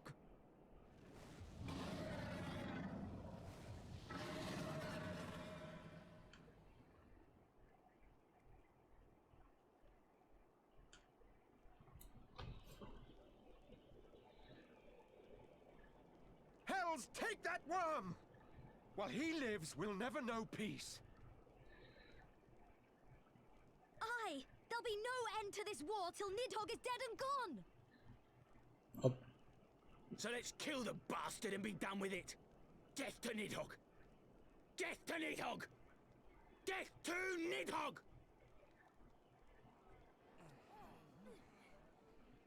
Death to Nidhogg!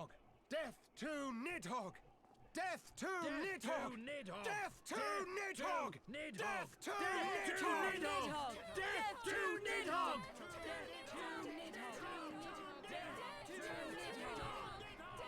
It's just Nidhogg they're shouting about, though.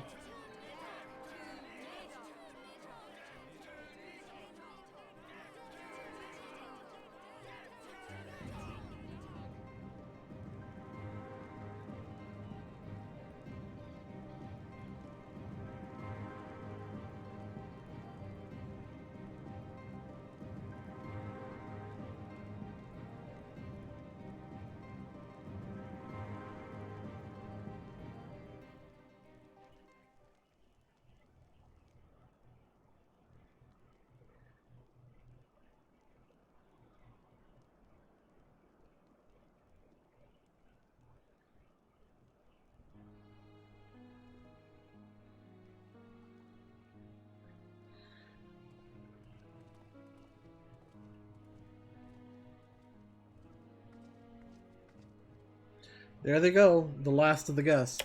Having come hither with hope in their hearts, they depart with hatred and bloodlust. Until the moment I saw him strike, I still held some small hope that what you had seen in Azizla was an illusion. Perhaps, but he acted without hesitation, as did Sir Anric. For mercy, Vidofnir's wound was not mortal, or so Lucia tells me. The dragon was spirited away to Annic's shrine to receive care from her brethren. We can but hope her recovery is swift. But such was surely Nidhogg's intent, to deliver a proclamation not only to the children of Thordan, but to his kindred. War is coming, and ye who do not stand with us, stand apart. She was an example, a message to her brood, another instrument of his vengeance, like Justinian.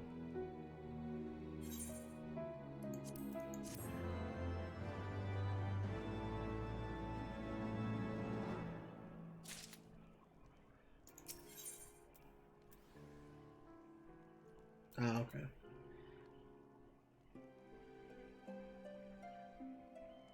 I'll grab that. When I said I wished to speak with you after the conference, I confess I envisaged rather happier circumstances. If anything, however, this latest tragedy makes the need more pressing. There are things I must say, not to the Warrior of Light or even my fellow Scion, but to you, Leonora, my friend. But not here, no. Ah, but of course, the intercessory in Camp Dragonhead is still open to us. Let us go there.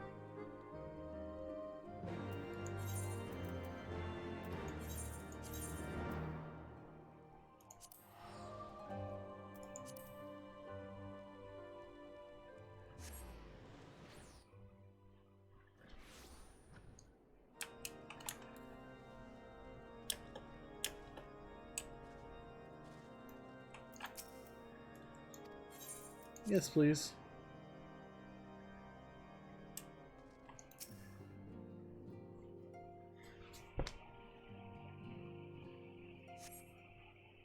More cutscenes.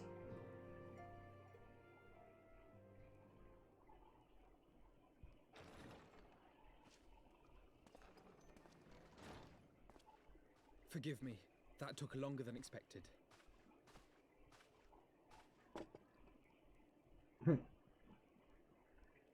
Is this a date?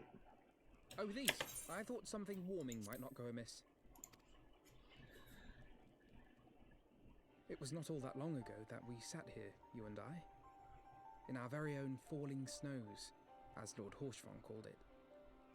I still struggle to believe he is gone. And Azelle too. I had such hopes for her.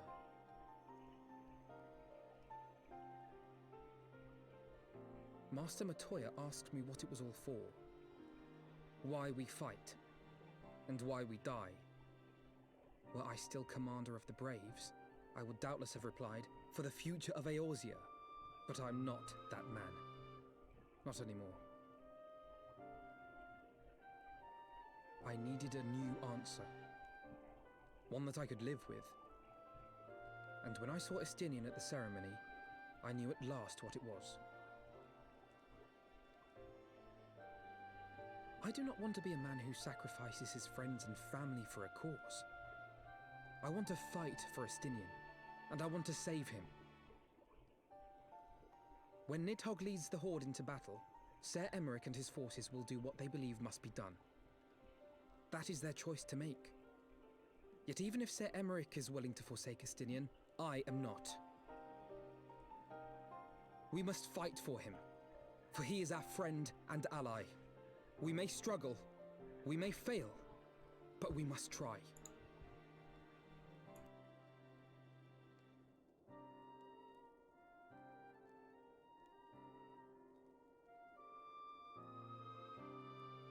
We're calling horse font.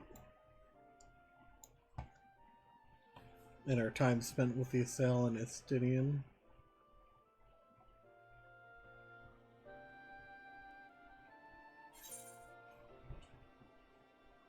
To aid those in need.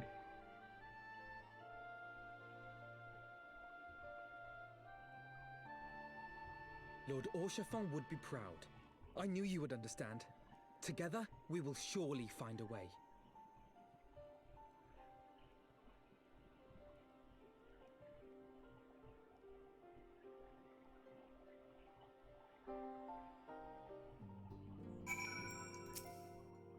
Thank you, Leonora. It is unfair of me to unburden myself in this manner, time after time, but I am glad that you permit me nonetheless. You are my true friend and ally. Though not all of our fellow scions will support our stance on Estinian, I have faith that we will win them over in due course. Such is the infectious power of hope. Right, that is quite enough solemn introspection for one night.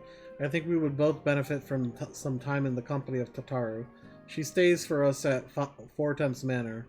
Let us not keep her waiting any longer.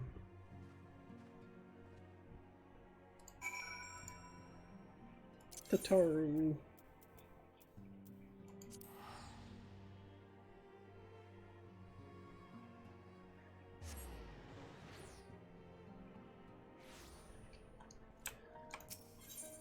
The last vigil.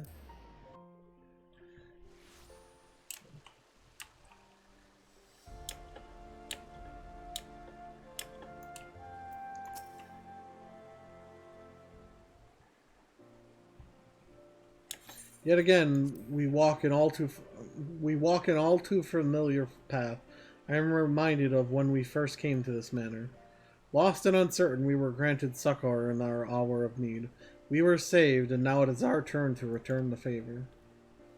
Hear, hear, let no one say that the Scions do not repay their debt.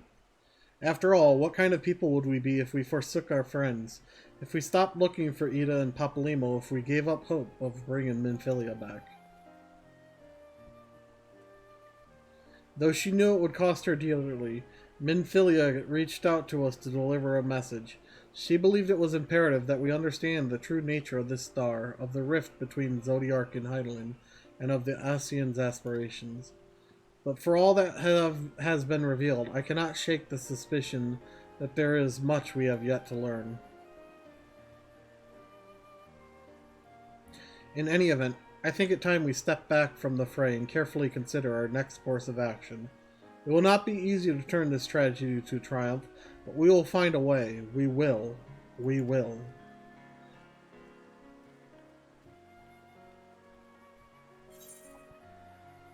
Fending, maiming, scouting. I think maiming is Dragoon.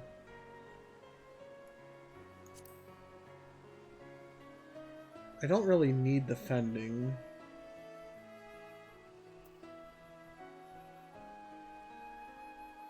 I'm gonna... No, I'll grab that.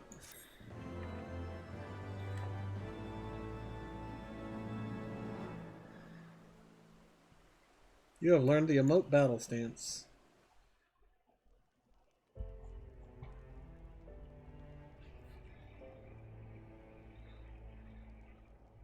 Of all the ways for it to end. Even before his transformation, I could feel the worm's hatred swirling about Estinian. The terrible, all-consuming rage. Enough to fuel a 1000-year quest for vengeance. It was all I could do not to run away screaming. But Ishgardians, nay, all Eorzeans, are made of sterner stuff. They face danger and death on a daily basis, and understand what it takes to win a war. Think not too deeply on Master Matoya's words. Her intent was but to steal our resolve.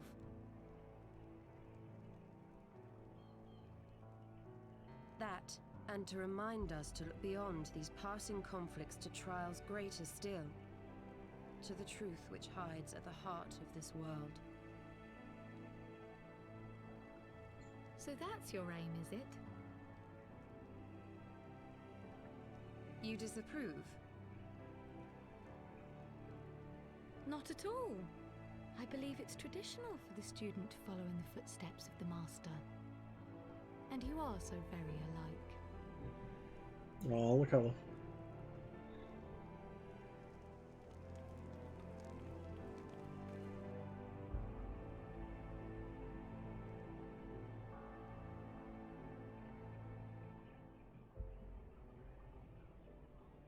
You.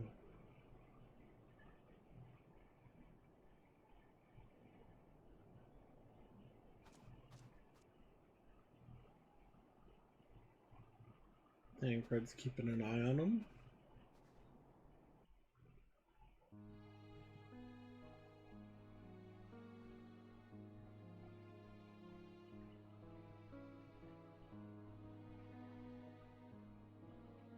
Change.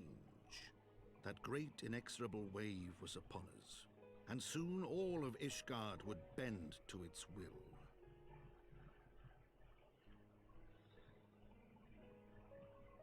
For all our sins, for all our scars, the future for which we had long yearned was at last within our grasp.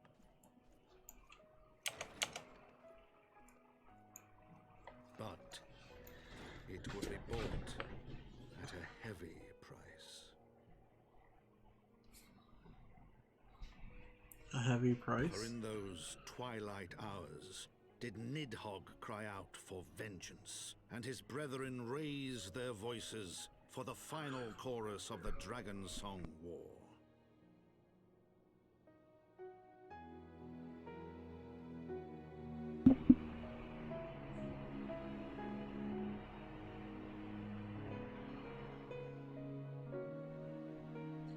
We're down to about 25 quests left in Heavensward.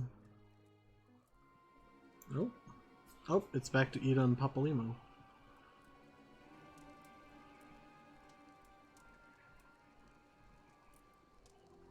Caution, Ida, that is all I ask. Do not be so eager to place your faith in them, not until we know more.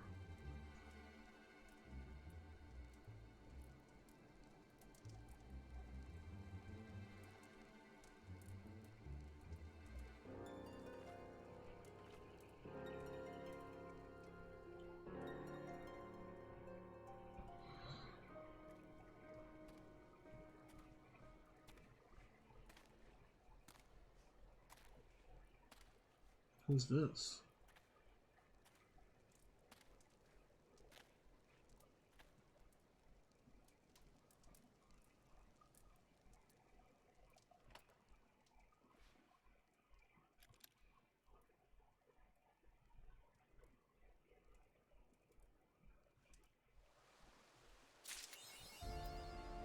First gear.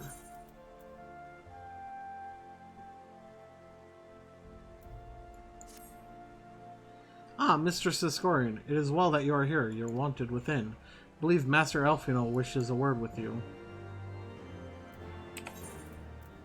That reminds me.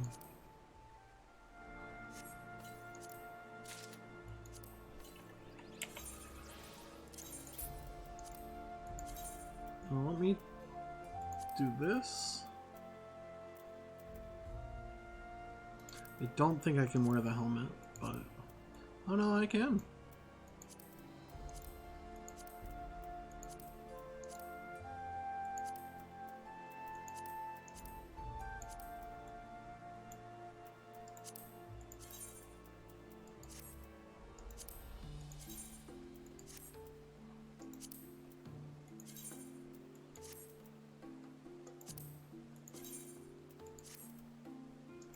This actually doesn't look bad.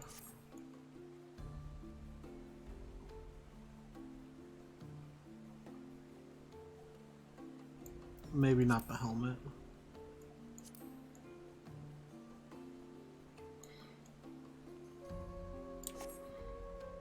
I'll remember that.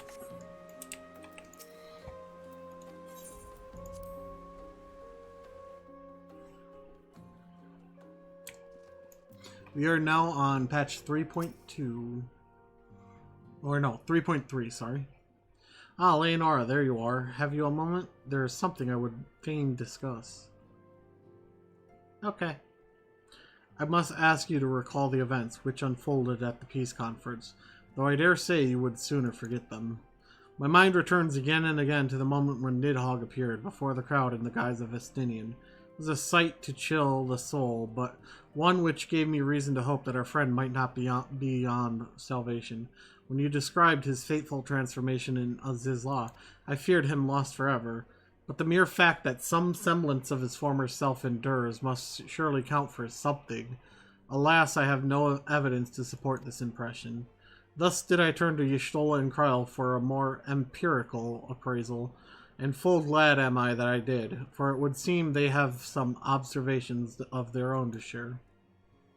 The ladies have saved us a table at the Forgotten Night. Shall we go? Okay. Excellent. Let us not keep our honored colleagues waiting.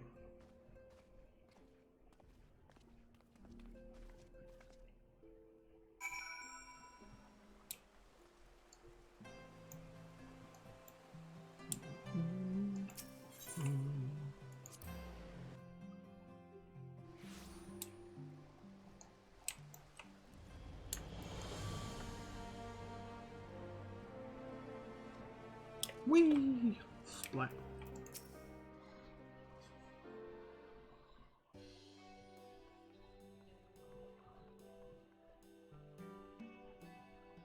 We have kept you waiting over long, I fear. Not to worry, Alphino. We had some rather fine mulled wine to keep us company. Truth be told, you could have delayed your arrival a few moments more. Gibrion got the spicing just right this time. His latest batch is not only delicious and warming, but soothing to the humors. To the humors? Isn't that soothing to the bones? Indeed. But 'twas not to soothe our humours that we gathered here. Oh no, quite right. The matter of that poor dragoon. You have discovered something. A means to save him? Let us not jump to conclusions, shall we? Assess the facts presented, then make an educated analysis, as you were taught.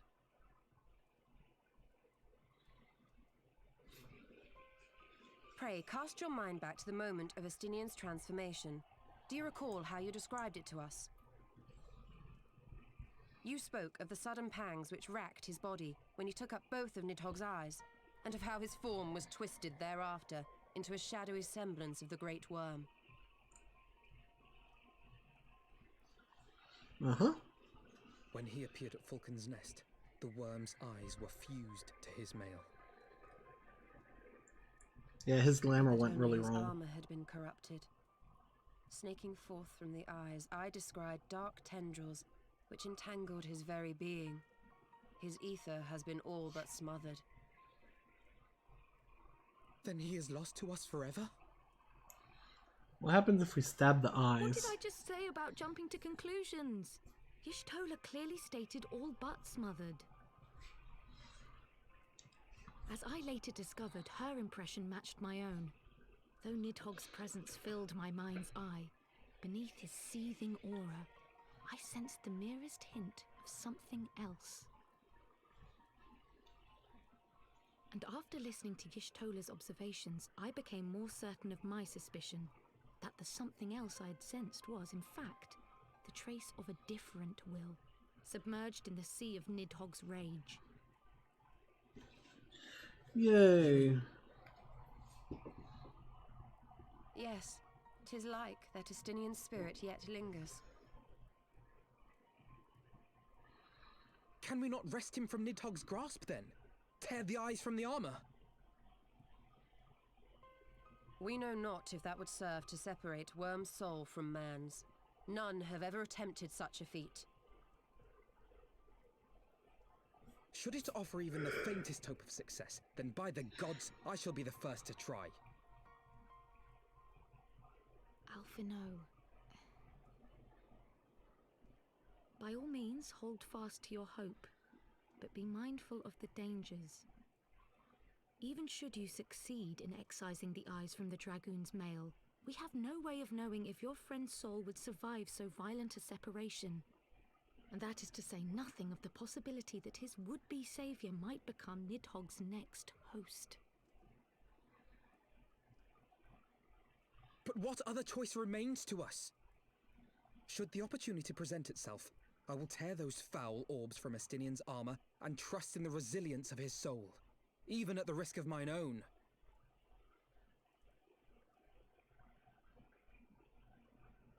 Ah, I found you at last. Yes, Honorroy?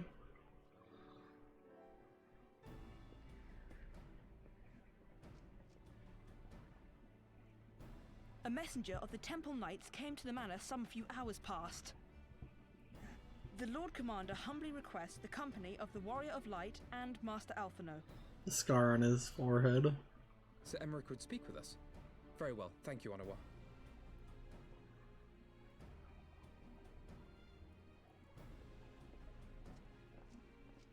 'Twould seem duty calls.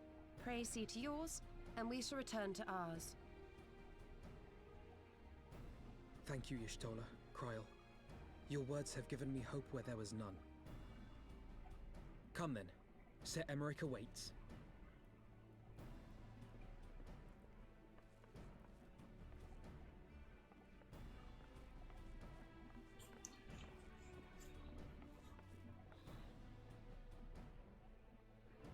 Alphino is allowing his feelings for this Dragoon to cloud his thoughts. I worry he may do something rash. Keep an eye on him, would you?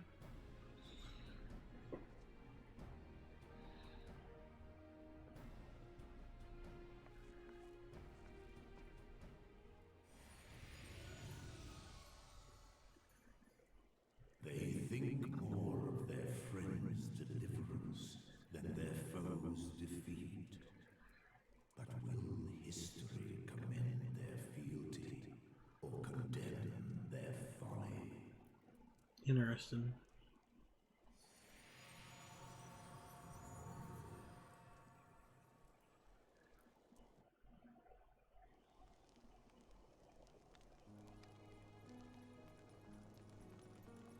The conference held at Falcon's Nest was to be a celebration of the reconciliation twixt man and dragon. But the lingering shade of Nidhogg, clad in the flesh of the Azure Dragoon, did mark the occasion by spilling the blood of his own kind. Poor Vidofnir. A timely atrocity to remind the children of Ishgard that the Dragonsong War was far from over. And when fear gave way to fury, the call to arms rang out anew. Death to Nidhogg! Death to Nidhogg!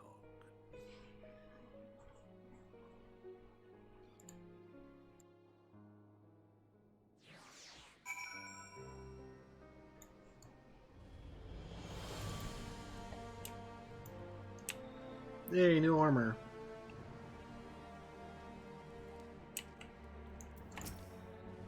What news has Sir Emmerich to share with us, I wonder?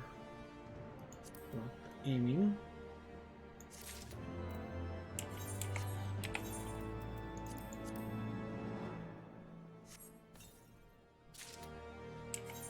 I want to see how this looks. Wait, that's not it. Try on. Sorry, on.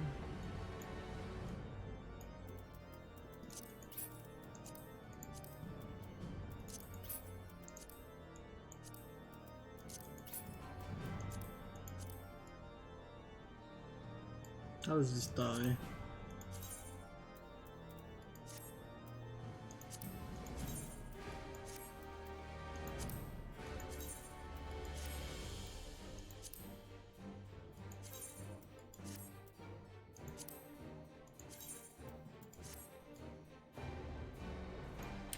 Is it better than my dancers?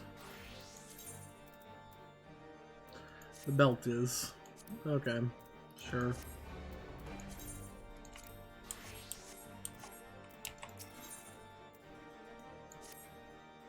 Might Sir Emmerich perchance have received word of a Dravanian advance? Or mayhap they have located Estin, that is to say, mayhap Nidhogg has been found. Come, I would hear what the Lord Commander has to say.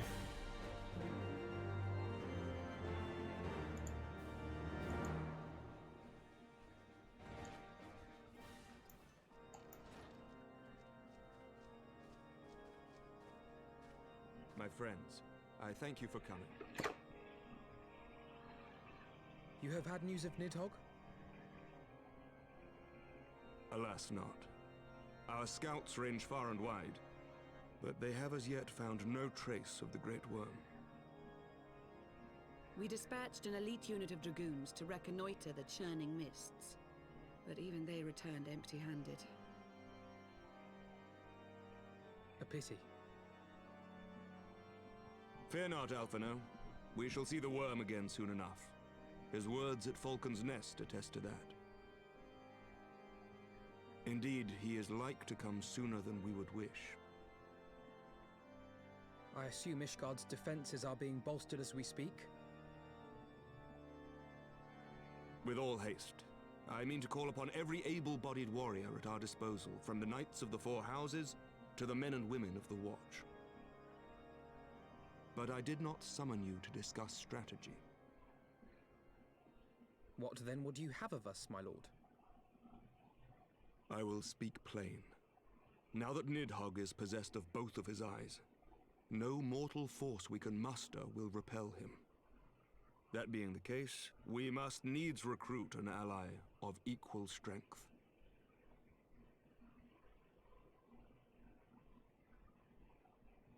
You speak of Hraesvelgr? I do. To whom else could we turn? That he is Nidhogg's equal I do not deny, nor can I name another. But convincing the reclusive creature to do battle with his own brood brother will be... how shall I put this? It will be no small undertaking, yes. Estinian's report was most particular about Hraesvelgr's unwillingness to involve himself in the affairs of men. But much has changed since your visit to Somal, and if there is even a chance that the dragon may be swayed, I must plead our case. Whatever price the dragon asks of me, I shall pay it. Such was my oath, to defend the people of Ishgard. Come what may, my friends, the battle with Nidhogg will mark the end of my tenure as the acting head of church and state. Will you help me discharge this final duty? Yes. We will, my lord, though I fear our involvement offers no guarantee of success. Come then, we will depart at your leisure. Thank you. Both of you. The city is yours, First Commander. My lord, we shall pray for your swift return.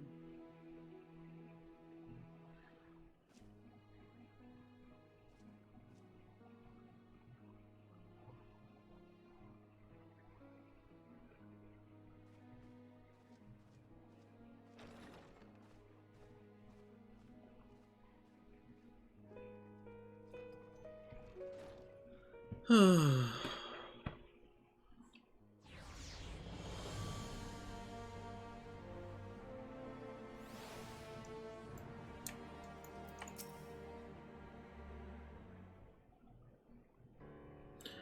grieves me to impose upon you in this manner, but you of all people understand the threat we now face. It is no imposition, Sir Emmerich. To Leonore and I, Ishgard is a second home. After the many battles we have fought and the bonds we have forged, the plight of your nation has become our own. If there is aught that we can do to aid in its salvation, then pray impose all you must.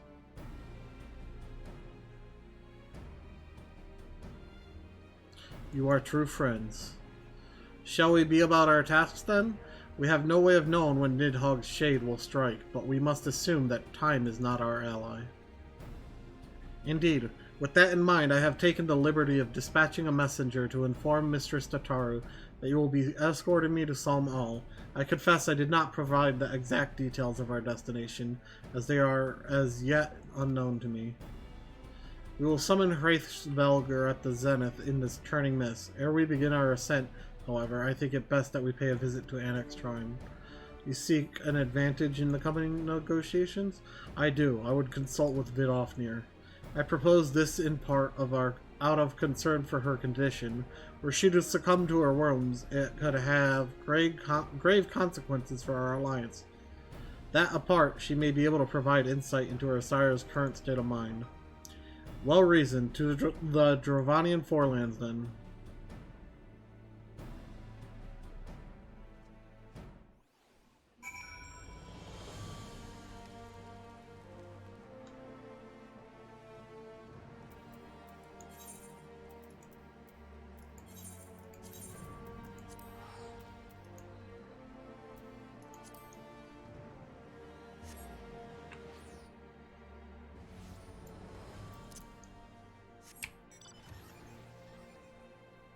It's kind of funny how I'm gonna have to actually buy gear again because I can't spend my poetics on my armor. This speeds it up a little bit by flying upwards. Vidofnir! My friend.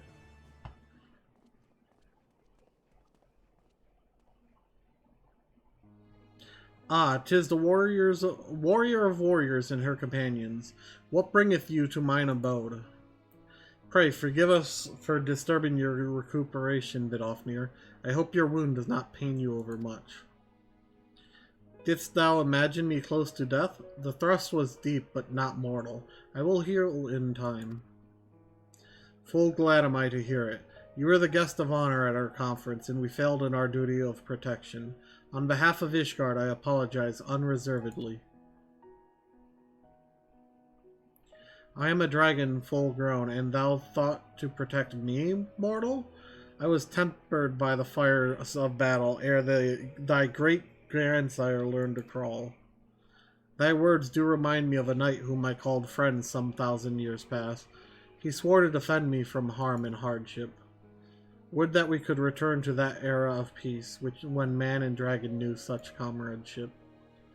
Would that our every effort to do so were not undone by ancient rancor.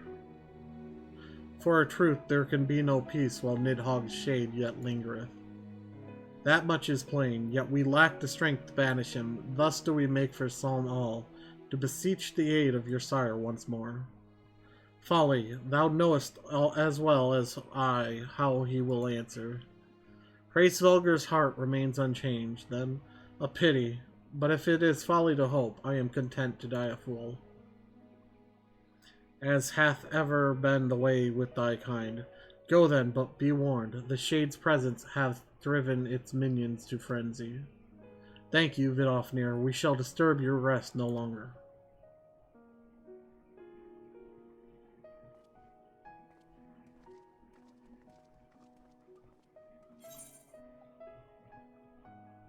Oh, sure, it doesn't really matter. The main reason I want grab food is for XP boost. Serving of pepperoncino?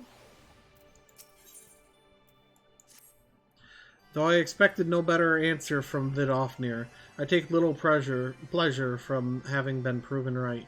'Twould seem that our presence at Zenith will be every bit as unwelcome as I had anticipated. But what is the ire of one great worm to a trio of self-confessed fools such as ourselves? Let us begin our ascent. After you, Master Elfino. Scout ahead if you wish, Leonora. We shall join you outside Mogholm.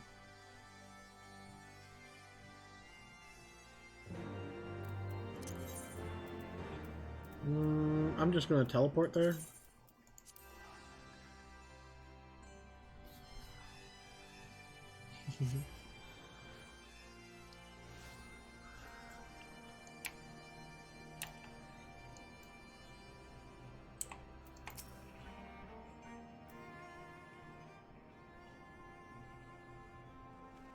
Wow, that's a really pretty picture.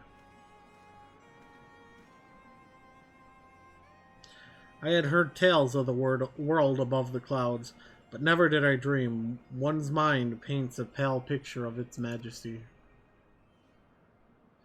Few live to see such wonders. I am reminded of my first visit to this peak, when Estinian Ysel yet walked at our side.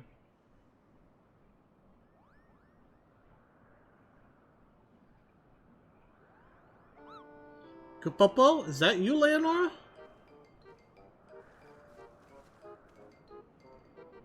Ah, if it isn't Don't tell me you've forgotten my name, Kupo. After all we've been through together. But at least you remember me. You do remember me, don't you? Of course I do, Moghan.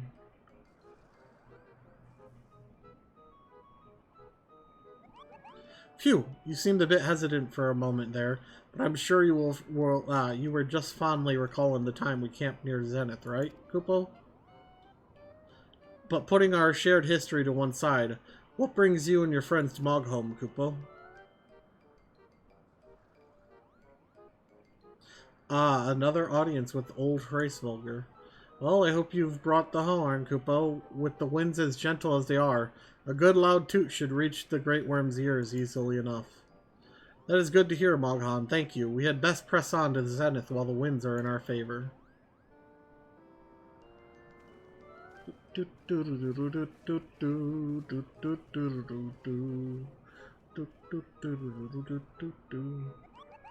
Now that was unexpected, Kupo. Chieftain Moglin will want to hear about this.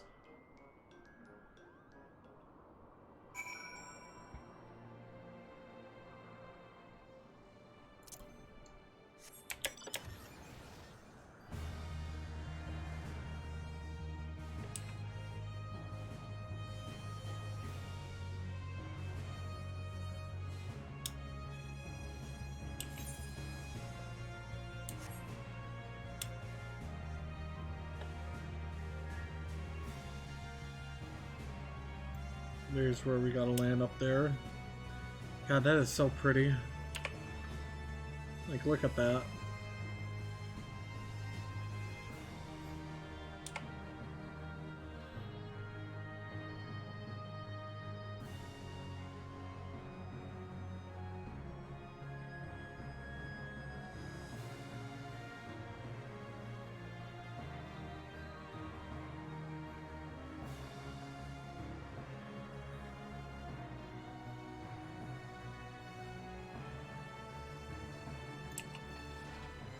Here we go. Toot time. Toot toot toodaloo.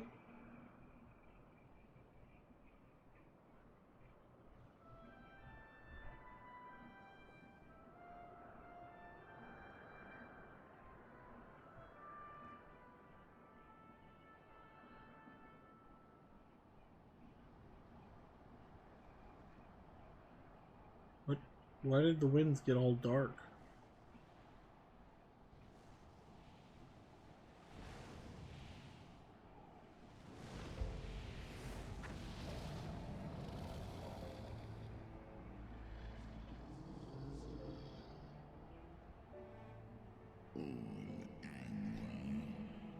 You dare summon me again, mortals? Great Hraesvelgr. 'Tis not lightly that we beg this audience.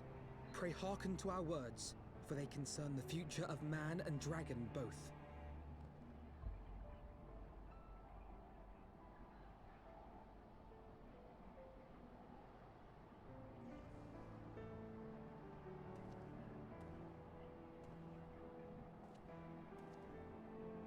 Greetings, Bresvelga.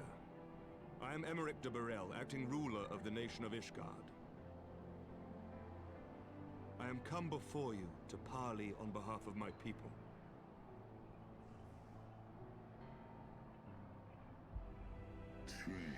To parley? Thinkest thou thy purpose unclear to me? Thou art come to beg mine aid in the battle against the shade of my brood brother.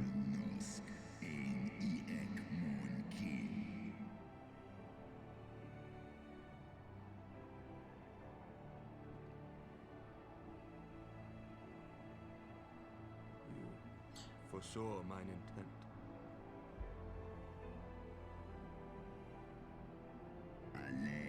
I but read that which is writ plain on thine face.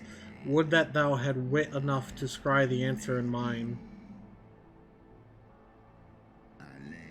My beloved Shiva did once build a bridge twixt man and dragon, a bridge which thy treacherous forefathers saw fit to tear down, as thou well knowest.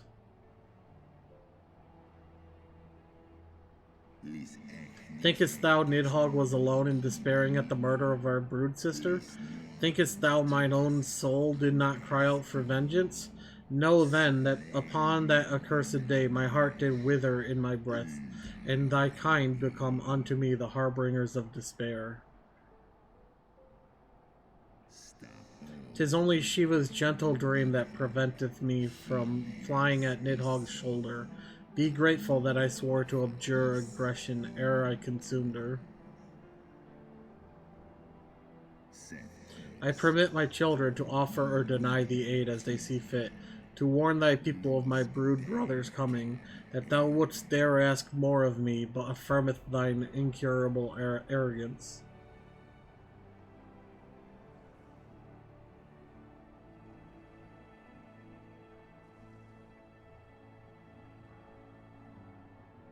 We understand that in your despair at man's betrayal, you seek only the refuge of solitude.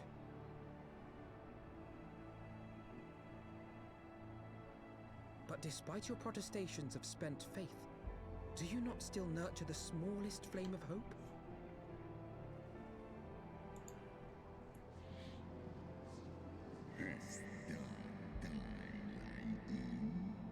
Perceivest thou such light in the dusk of mine existence?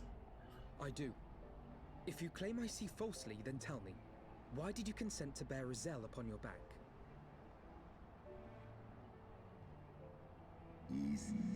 Ysel, piteous deluded Ysel, the child did lament her past sins and sought to balance the scales with her remaining days. 'Twas her unquenchable passion, so like that to that of my beloved, which did spur me into flight. And for mine own part, I would countenance no longer the hands of evil men to use my brood brother's eye for ill. So you do distinguish between those who acknowledge and repent their sins and those who perpetuate them. Interesting. It seems to me that you have not, in fact, lost faith in mankind as a whole. Rather, you weigh our respective merits by how we allow the past to influence our future. Spare me thine idle sophistry. Even were there a mote of truth in thy reasoning, what of it? Wouldst thou have me slay mine own sibling to save a city of mortals?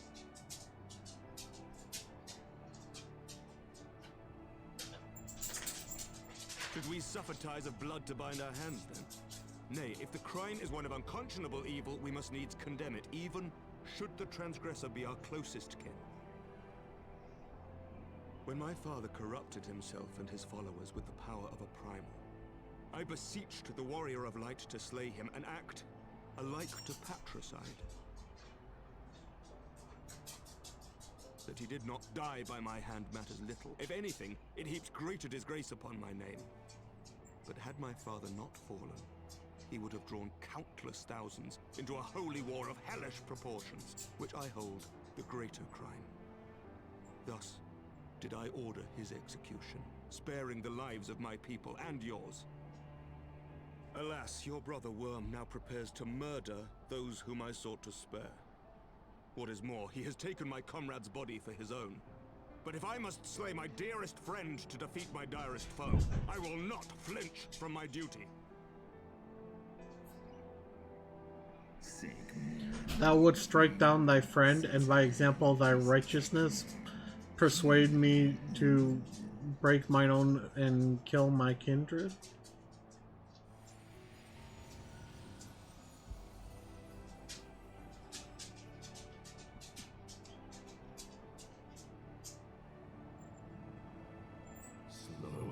Heed me, my child.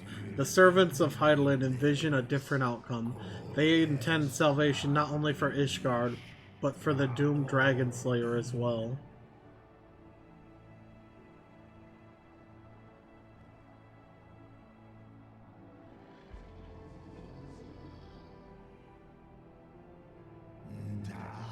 Believest thou this shade to be Nidhogg returned? Is it not merely a manifestation of his vengeance, the shadow cast by thy brood brother's rage? I would not commend thee, but ponder well thy course, lest it lead thee unto greater remorse.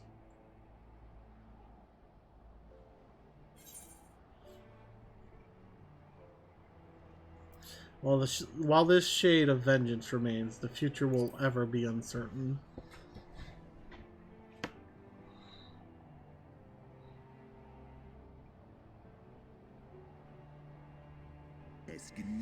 Nidhogg's transformation into rage incarnate is, in part, of mine own doing.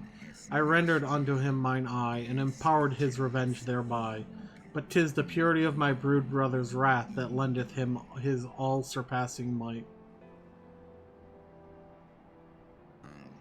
Hast thou the strength of will to stand against so terrible a shadow? I wonder. 'Twould seem I must put thee and thy companions to the proof. I shall await thee in the ruins wherein Ratatoskr once dwelled. Heed well the words of my children, and hasten thee to the place of thy trial.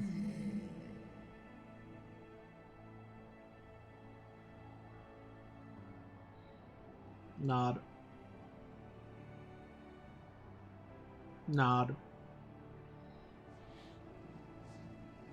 Ooh, big nod.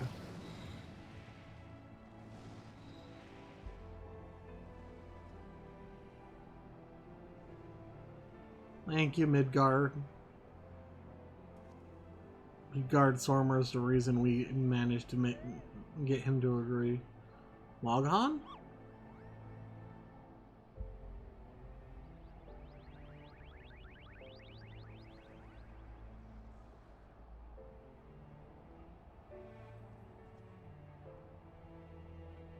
Not.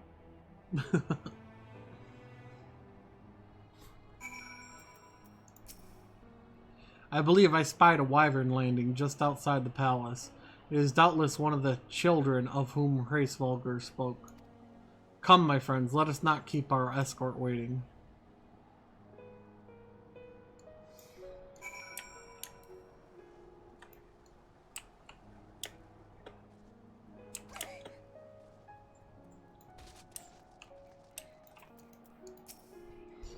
My broodmates and I will bear you to the place of your trial. Make your preparations. Sor Kai is now accessible. But with that, I'm going to have to call my stream here. I've got to drive my wife to work. So that'll be it for this stream. I was hoping to finish up today, but looks like it's going to be tomorrow where we finish up. Thank you everyone for watching. And I will see you all tomorrow. Thank you guys for watching, and a huge thank you to my patrons. Without you guys, I wouldn't be able to make the content I do and do what I love to do. So thank you very much, and I'll see you guys next video. Goodbye.